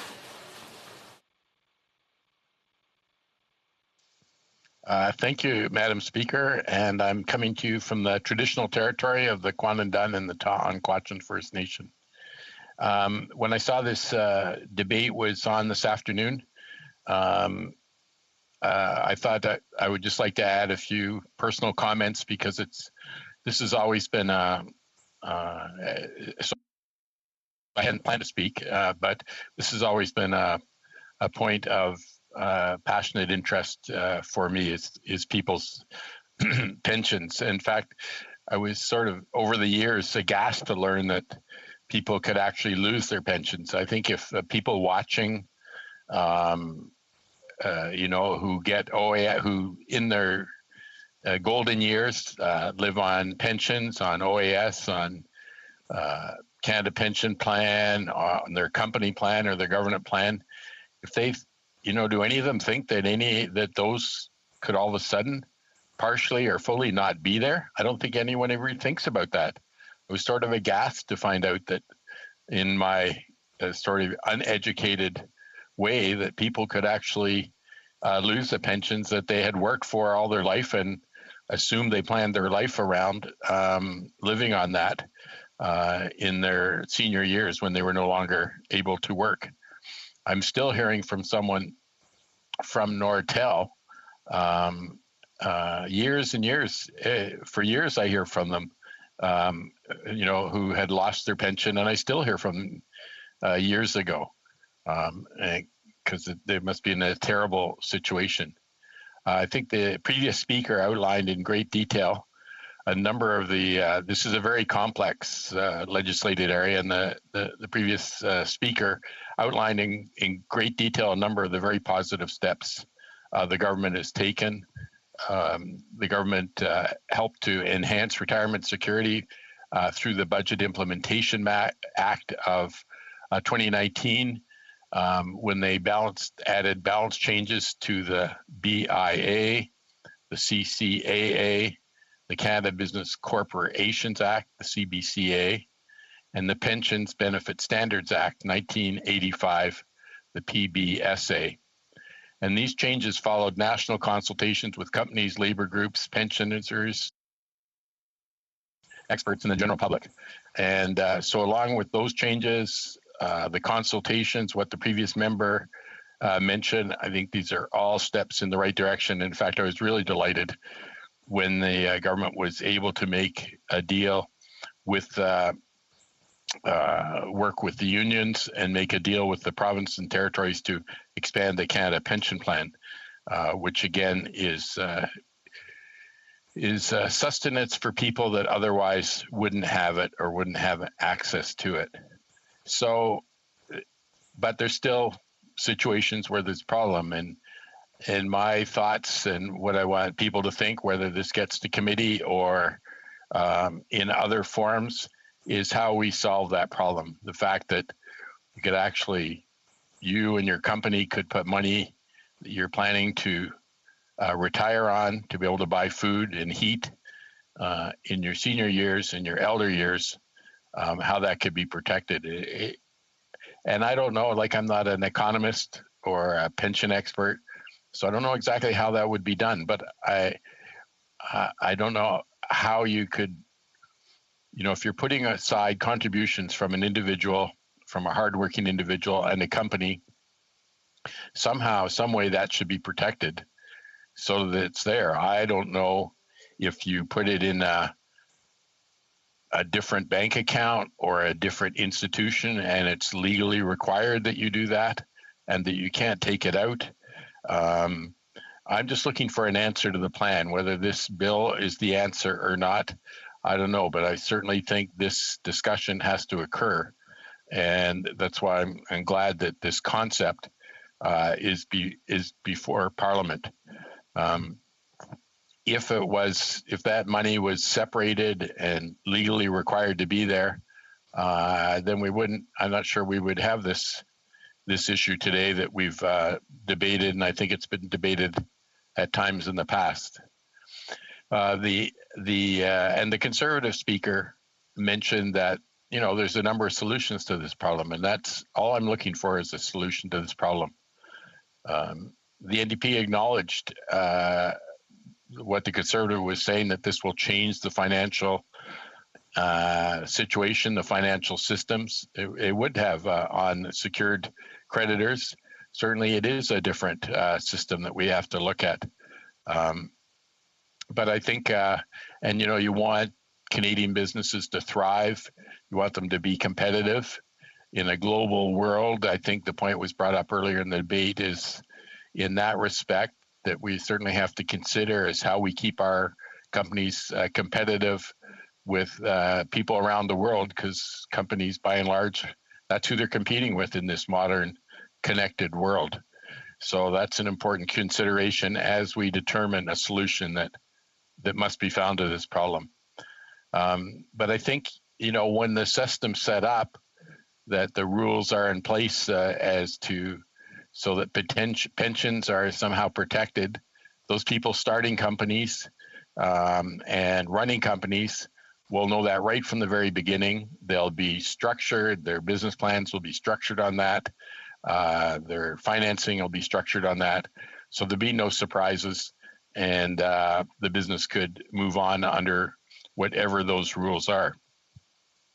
A point was made up about struggling companies, and certainly whatever the solution is, has to make sure that as much as possible, companies can be helped in where they're getting close to insolvency. We want to keep them in place so there's still jobs for the workers. But I think the solutions to that should not be the lifetime life savings of hardworking people. That shouldn't be a solution to keeping a company solvent so that people have jobs. There's have to find other methods to deal with the restructuring and keeping companies solvent, making sure they can get adequate financing. But it shouldn't be on the backs of people that have worked their entire life to support their family. And when they get to their few years of rest and retirement, they should be able to have that support. So I'm looking for whatever solution can be found to that. The problem exists still. Government's made very good progress towards improving the situation, but it needs to completely be improved, I think, so that people's pensions will always be there. Thank you, Madam Speaker. Resuming debate, reprise de débat. L'honorable député de... The honourable member for Manicouagan has 5 minutes for her reply. Thank you, Madam Speaker. I'm pleased to be here this evening to wrap up debate on this bill, which I care deeply about and have for over 5 years, because despite all the efforts we make here in the House, time and legislation moves slowly. So we're getting very close to a vote. There's a point of order. There appears to be a problem with the interpretation. So those who are online can, I'll speak in French and they can advise me if it's working now. Est-ce que ça fonctionne maintenant? Is it working now? Est-ce que ça fonctionne maintenant? Is it working now? Oui, non? Est-ce que ça fonctionne? No. No? Is it working? No. Est-ce que ça fonctionne en chambre, mais ça... It's working in the House, but not virtually? That's working in here. Not virtually, no English. Okay, on va continuer à essayer. Okay, we'll keep trying. Can we look into the problem? Technique, oui, c'est de valeur qu'on a des... It's unfortunate that we're having technical difficulties. Les ambassadeurs essayent de... I know that our IT ambassadors are doing their best to resolve the problem quickly. Is it working now? Est-ce que ça fonctionne maintenant? Is it working now? Yes. Okay, parfait. Okay, perfect. So the honourable member for Manicouagan can begin her speech afresh. Thank you, Madam Speaker. So it's a pleasure for me to be here in the House this evening, to wrap up debate on my bill C-253, which, despite its long title, it's very simple. The principle is to protect, what I'm hoping to do is protect the deferred wages of retired workers. In other words, when people pay into a pension plan, a defined benefit plan, they expect that when they retire, they will be able to receive, to get what they accumulated over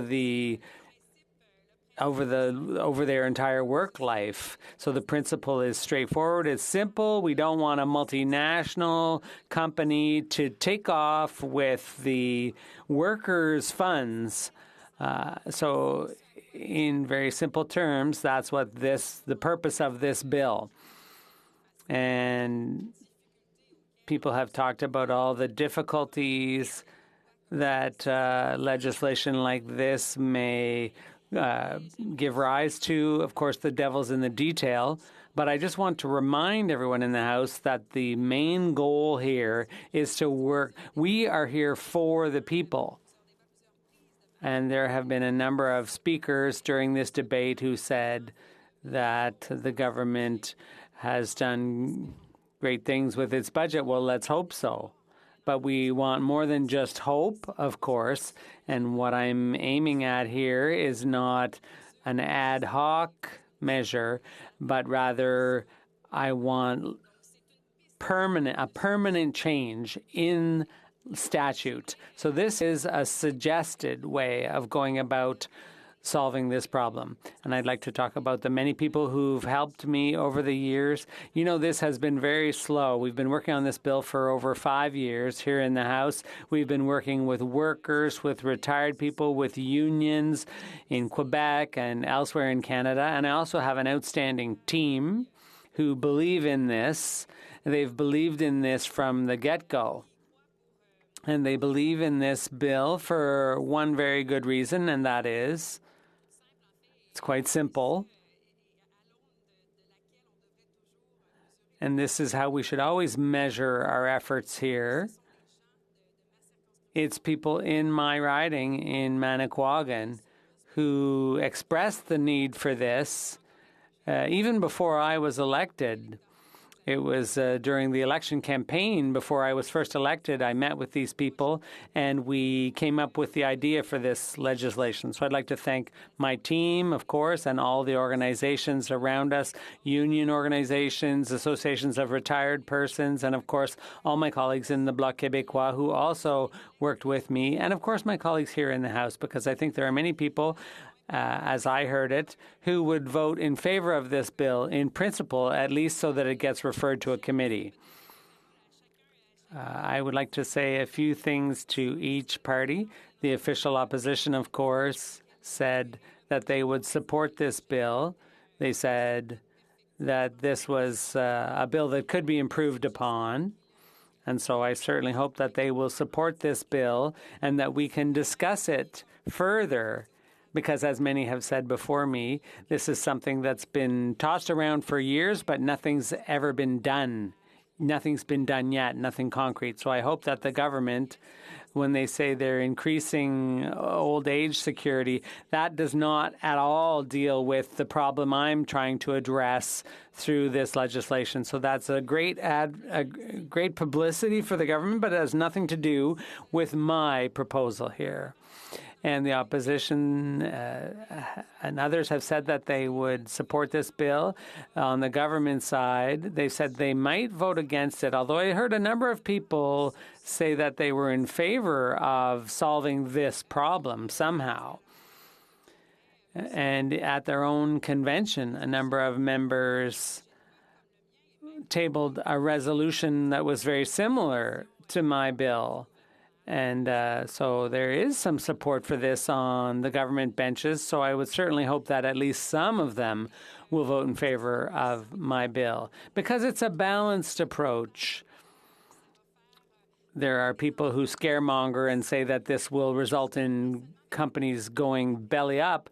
But when there was a bankruptcy, one case I can think of, the company was its own main shareholder, and they made off with the retired workers' pension funds. And I repeat my point that that money belongs to the workers and not to the multinationals.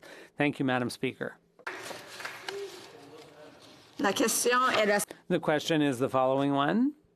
Mrs. Gill, seconded by Ms. Chabot, moves that Bill C-253, an act to amend the Bankruptcy and Insolvency Act and the Companies Creditors Arrangement Act, pension plans and group insurance plans, be now read a second time and referred to the Standing Committee on Industry, Science and Technology.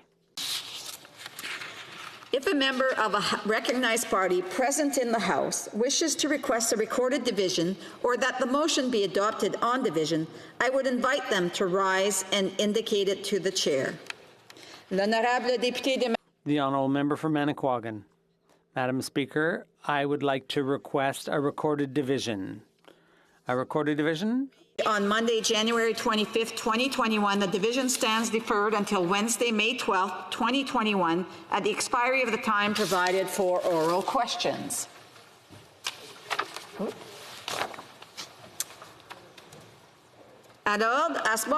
Order. Pursuant to Standing Order 38, a motion to adjourn the House is now deemed to have been moved and seconded.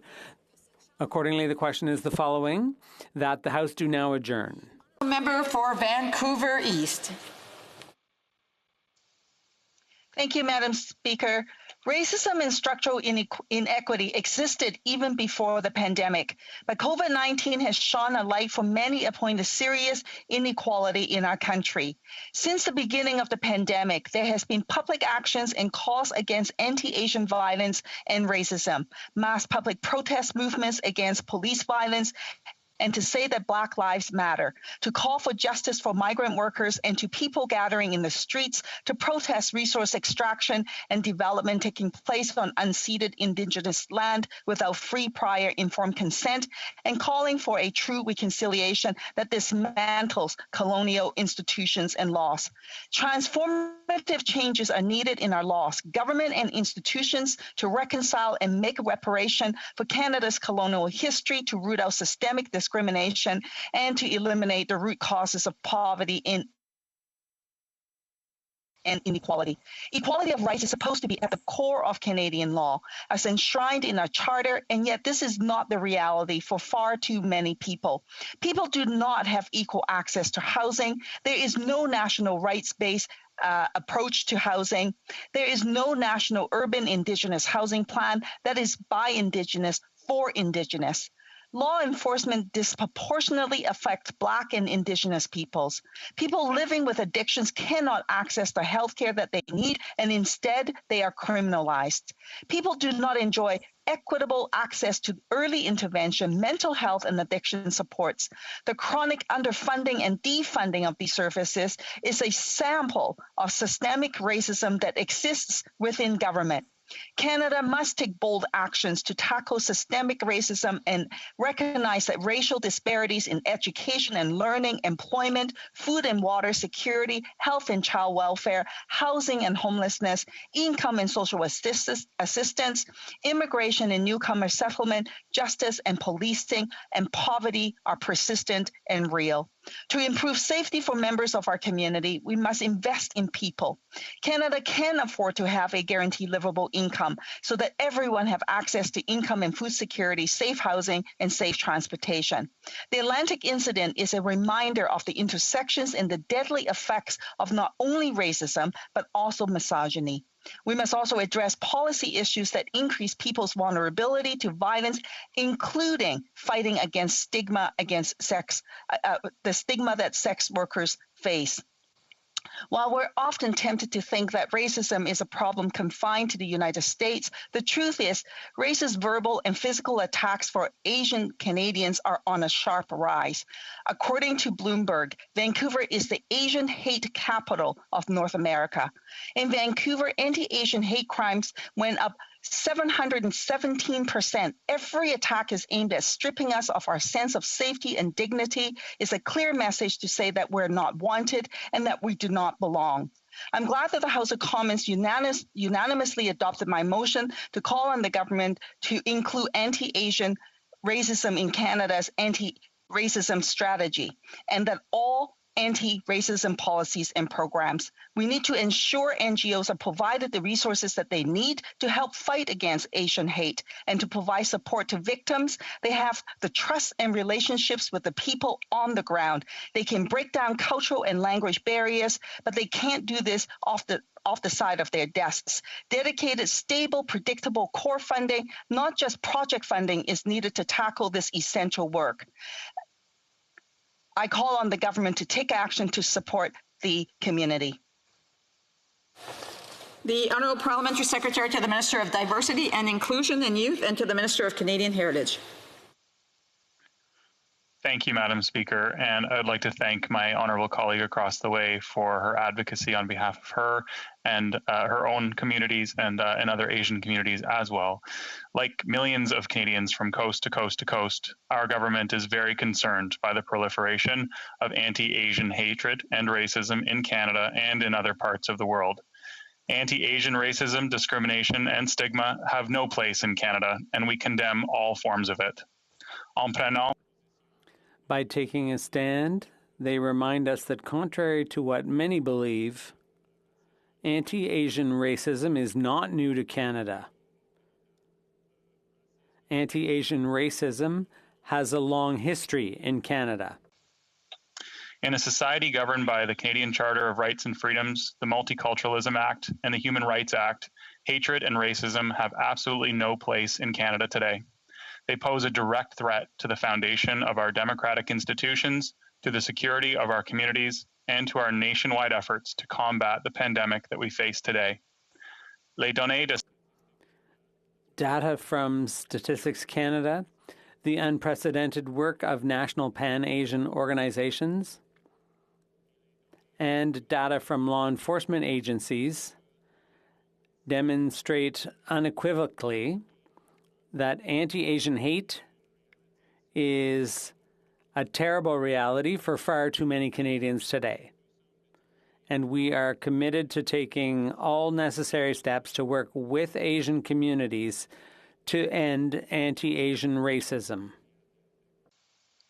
We have already made record investments to combat racism, including anti-Asian racism, through Canada's $45 million anti-Asian racism strategy. The Federal Anti-Racism Secretariat is working closely with Asian communities to help ensure that the federal government consistently addresses anti-Asian racism in all its programs and policies, not only in its anti-racism policies and programs. Through Budget 2021, we are investing $11 million to the Canadian Race Relations Foundation to facilitate initiatives like the establishment of a national coalition to support Asian Canadian communities. The Federal Anti-Racism Secretariat is also collaborating with Asian organizations to see anti-Asian racism addressed in the upcoming Anti-Asian Heritage Month activities. This year's theme is recognition, resilience, and resolve, an important theme to urge all Canadians to come together to combat all forms of anti-Asian racism and discrimination. Notre Initiative. Our digital citizenship initiative also supports the work of leading Asian community organizations in combating anti-Asian racism. In Budget 2021, we've also invested in improving the collection and use of disaggregated data. In addition, the anti-racism strategy also supports Public Safety Canada in developing a national framework and evidence-based guidelines to better respond to hate crimes, hate incidents, and hate speech. But we recognize that there is much more that we need to do. C'est la raison pour laquelle. And that's why, Madam Speaker, our government remains committed to taking concrete action against anti-Asian racism to ensure that Canada's anti-racism strategy and all other relevant government programs and policies are implemented and designed to be effective in combating anti-Asian racism. Asiatique. Merci, Madame la Présidente. Thank you, Madam Speaker. May is Asian Heritage Month. This is the second Asian Heritage Month to take place amidst the COVID-19 pandemic and rising anti-Asian hate.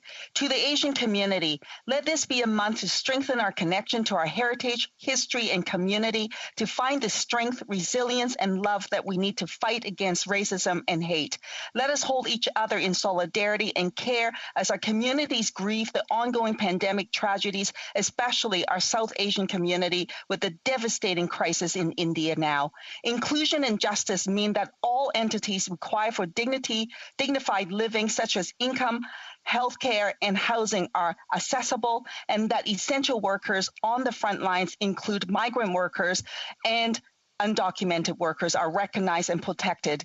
There must be a comprehensive and coordinated response to rising hate crimes, which prioritizes support for NGOs on the ground. Systemic racism at all policy levels must be addressed. The government has an urgent responsibility to act.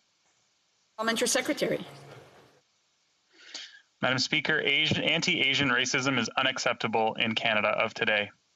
We all have a role to play in preventing and stopping the spread of stigma and racism, whether online, on our streets, in our homes, or in the workplace. Malheureusement, said. Unfortunately, what we've witnessed over the past year shows us that anti-Asian racism, which already existed in Canada, has now been inflamed by the hatred and misinformation related to the COVID-19 pandemic. Statistics Canada, law enforcement, and Asian community organizations across the country all show that anti-Asian racism is bringing fear and violence to far too many of our communities. And that's why our government is committed to doing everything we can through Canada's anti-racism strategy, including the Federal Anti-Racism Secretariat, and in partnership with Asian communities, to combat hate against people of Asian descent. Thank you, Madam Speaker. The honour for Leeds, Granville, Thousand Islands. The Prime Minister and his Heritage Minister are engaged in an offensive against their critics. Now, yesterday, the Heritage Minister accused his critics of, quote, a deliberate campaign of misinformation by commercial interests that would prefer to avoid the same regulatory oversight applied to broadcast media, close quote. So while the Heritage Minister is quoting individuals that are part of groups that have lobbied his ministry and himself, the opponents that he and the Prime Minister accuse of being part of a conspiracy theory and being tinfoil hats, those opponents number in the tens of thousands of Canadians. They include noted professors of law, the internet law experts, the former chair of the CRTC. The government is rightly under siege for its flawed Bill C-10, a bill that the minister seems to know shockingly little about, as evidenced in his disastrous appearances on news shows over the past 2 weeks. While the minister and the Prime Minister are threatening the freedom of expression of Canadians and proposing draconian measures that would restrict, limit the expression of Canadians online, they're also proposing measures that would establish a regulatory body that could block websites from Canadians being able to see them, have social media posts ordered to be taken down. Now, this is concerning when any government seeks to limit the freedom of expression of its citizens, and especially so when they're completely unable to articulate the rationale for why this is appropriate. They say it's to protect Canadian culture. But there were protections included in the legislation for individual Canadians, but the government stripped those protections out, said the bill didn't need them, and now is proposing half measures that still wouldn't address Canadians' concerns. Some of the concerns that Canadians have include the fact that this Prime Minister has a history of silencing his critics. So when he's talking about being able to order web pages blocked and social media posts taken down, regulating social media users who have followings that meet no decided threshold, but just have a lot of followers or a lot of views, it raises concerns. This is the same Prime Minister who fired his Attorney General, the member for Vancouver Granville, as she was speaking truth to power, and stopping him from his attempts to interfere in the criminal prosecution of his friends at SNC-Lavalin. This is the same Prime Minister that kicked the member for Vancouver Granville and Dr. Jane Philpott out of the Liberal caucus for speaking out against him. The same Prime Minister who obstructed the investigation in what was later labeled the Trudeau II report that detailed his attempted interference in the criminal prosecution of SNC-Lavalin. The same Prime Minister that silenced committees and parliamentarians investigating the WE scandal when he prorogued Parliament and locked the doors to this place. So Canadians are rightfully wondering, internet law experts, the former chair of the CRTC, to name a few, are rightfully wondering, what is this government really trying to do with this clumsy legislation and its spokesperson, the minister, who doesn't seem to have even read the legislation? Is it really about protecting Canadian content, or in fact, is this legislation about silencing critics of this government? The Honourable Parliamentary Secretary to the Minister of Canadian Heritage. Thank you, Madam Speaker, and I'm honoured to have the opportunity to respond to the issues raised by my colleague tonight. Notre gouvernement s'est engagé à... Our government is committed to respecting the ideals of freedom of expression and is committed to protecting the rights of Canadians under the Charter of Rights and Freedoms.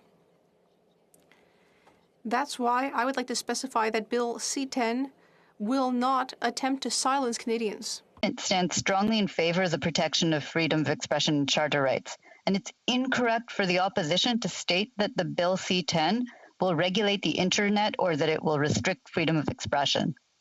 Firstly, I'd like to point out that the Act itself has a specific requirement that the Broadcasting Act be construed and applied in a manner that is consistent with freedom of expression and journalistic, creative, and programming independence.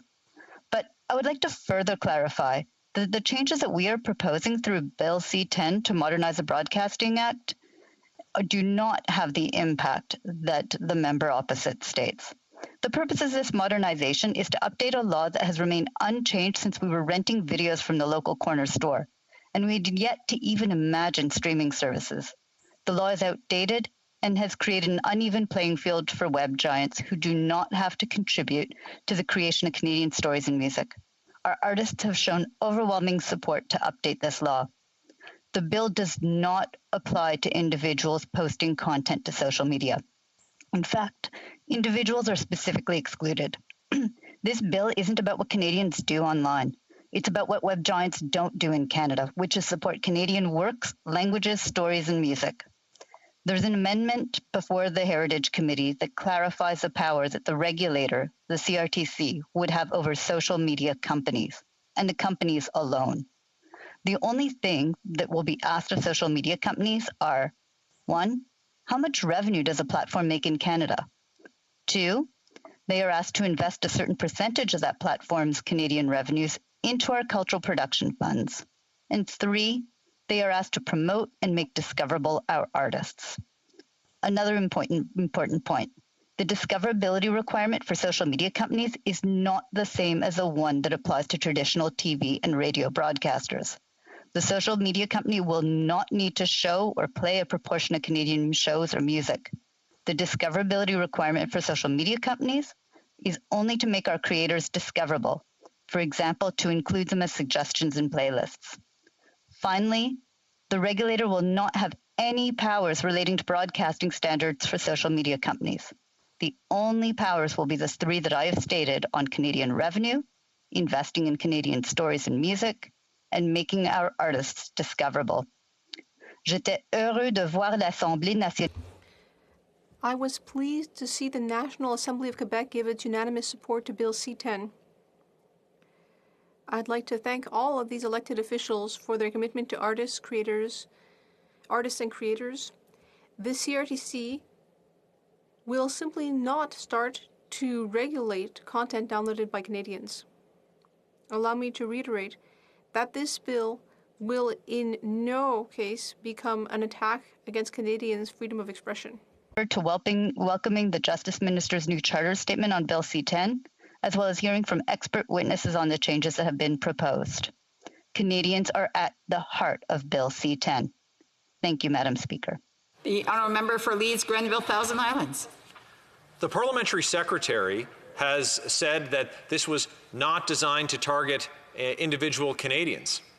But the protection that would have protected Canadians was stripped out by Liberal members at the committee, and amendments that were proposed by the opposition that would have enshrined protections and would have done what the parliamentary secretary purports is the intention, those amendments at the committee were rejected again by Liberal members.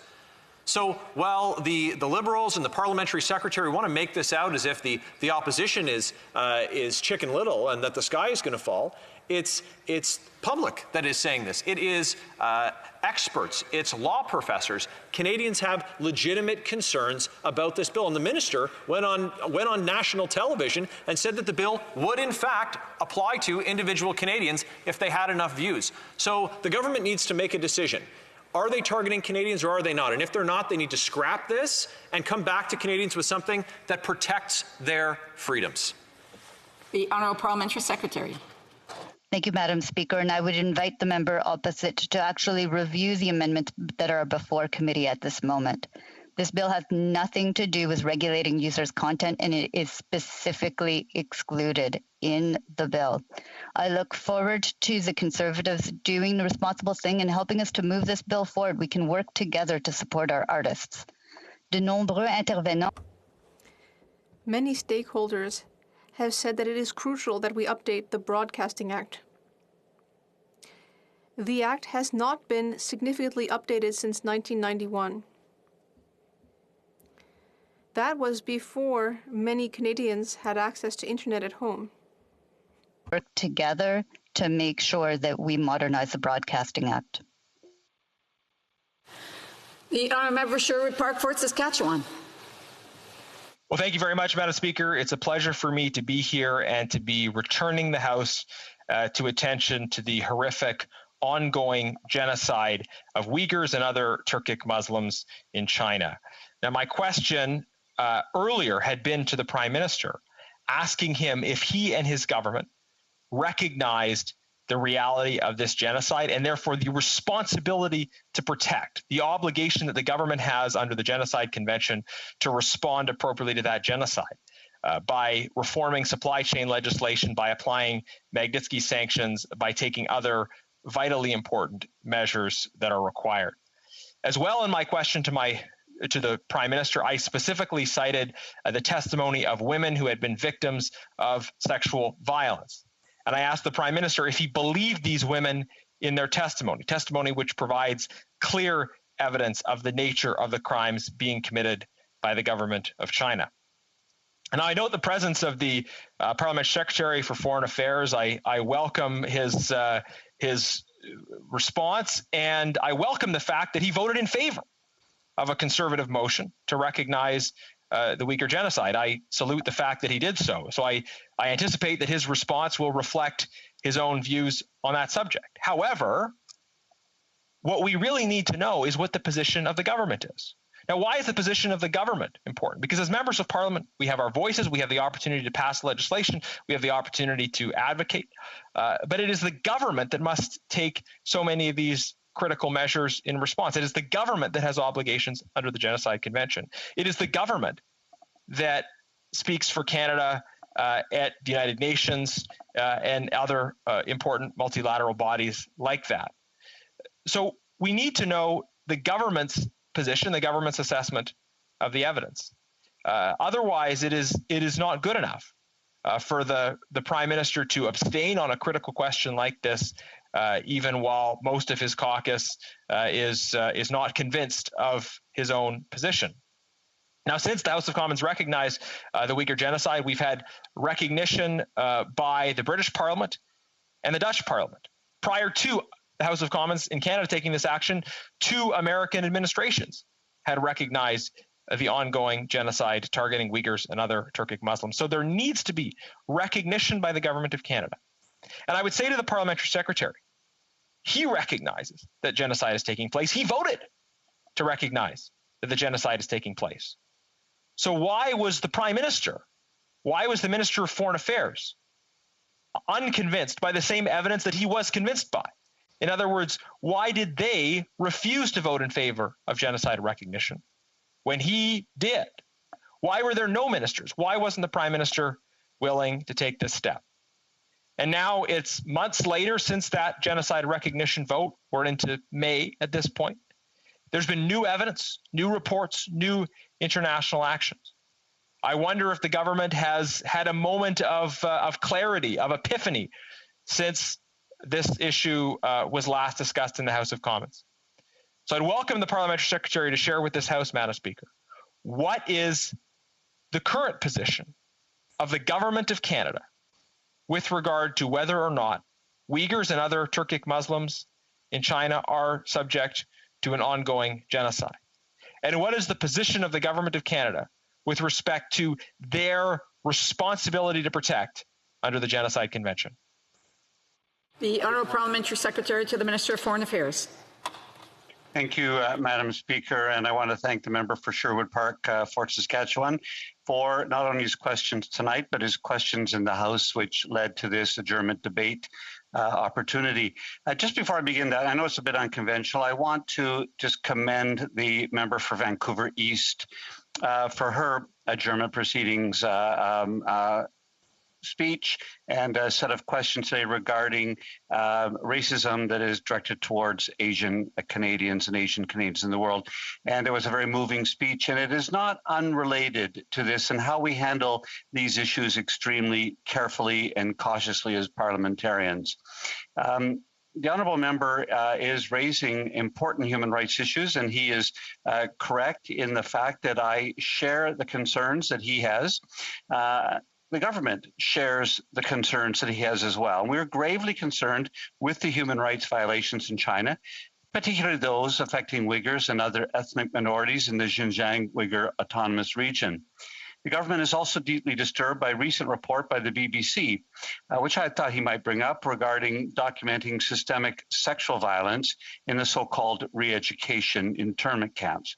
Canada has reviewed the recent report, as well as other compelling testimonies that have been provided to us, and I want to thank the members of the Subcommittee on International Human Rights for their work on this issue, as well as many civil society partners and human rights experts who continue to document atrocities and bring them to the attention of Parliament and of government.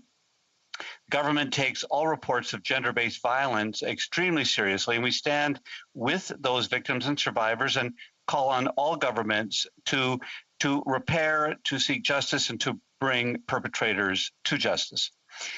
There are dehumanizing acts that are abhorrent to all of us in society, and that is the crux of this. The crux of this is not about words and language. The crux is about doing something proactively and ensuring that Canada's voice is heard on the world stage and that we'll make a difference. We know that survivors of of these kinds of atrocities will have lifelong effects, and we will stand with them always. And it's incumbent upon the international community to speak out against discrimination and violence wherever and whenever it happens. The member is also, I think, correct in understanding that Parliament has spoken on this issue, and the government has listened to Parliament, and parliaments, a few parliaments in the world have spoken, and in very similar ways, their governments are also assessing the situation differently. And governments and parliaments have different roles. This Parliament needs to reflect the concerns and the cares of the people that we represent, and we do that. We represent our people well, and we bring those issues to the fore, and the government needs to ensure that they listen to that and bring to the world's attention those concerns in maybe different ways, but with equal import. Canada has raised the human rights situation in Xinjiang on numerous occasions at the UN. I've elocuted those here before, including at the UN Human Rights Council and at the UN General Assembly. We have met with multilateral bodies and raised these concerns, as I've said. Plus, we have raised these issues with our like-minded partners, as well as those who don't always agree with us. We have raised the human rights issues as well in China, and will continue to do that on a regular basis. Madam Speaker, thank you for the opportunity to expound on this conversation. I look forward to the members' further comments. The honourable member for Sherwood Park, Fort Saskatchewan. Well, thank you, Madam Speaker. I certainly agree with the Parliamentary Secretary's opening comments about condemning racism in all its forms, whether it occurs here or in other places. Sadly, the Parliamentary Secretary did not answer my specific question, though, which is, what is the position of the government with respect to the genocide. He's right to say that parliaments and governments have different roles, but if it's a genocide, then it's a genocide. Surely it is the role of parliament as well as the role of government to tell the truth, to truthfully acknowledge genocide when genocide is taking place. We're asking the government to tell that truth just as Parliament had. Now, the member is saying that the main point isn't the terminology, but I would say back to him, what victims are asking of us is that they be heard and believed and protected. Now, how can we say that we are hearing and believing the victims if we do not use the correct term to identify the atrocities that have been taking place? And it is a correct identification of those atrocities that impels us to a response to action. The Honourable Parliamentary Secretary. Thank you, Madam Speaker. What victims of this atrocity are asking me for, and I believe many members of Parliament, is that we promote, we protect, and we respect human rights and put them at the core of our foreign policy. And that's what we're doing. We put it at the core of our foreign policy.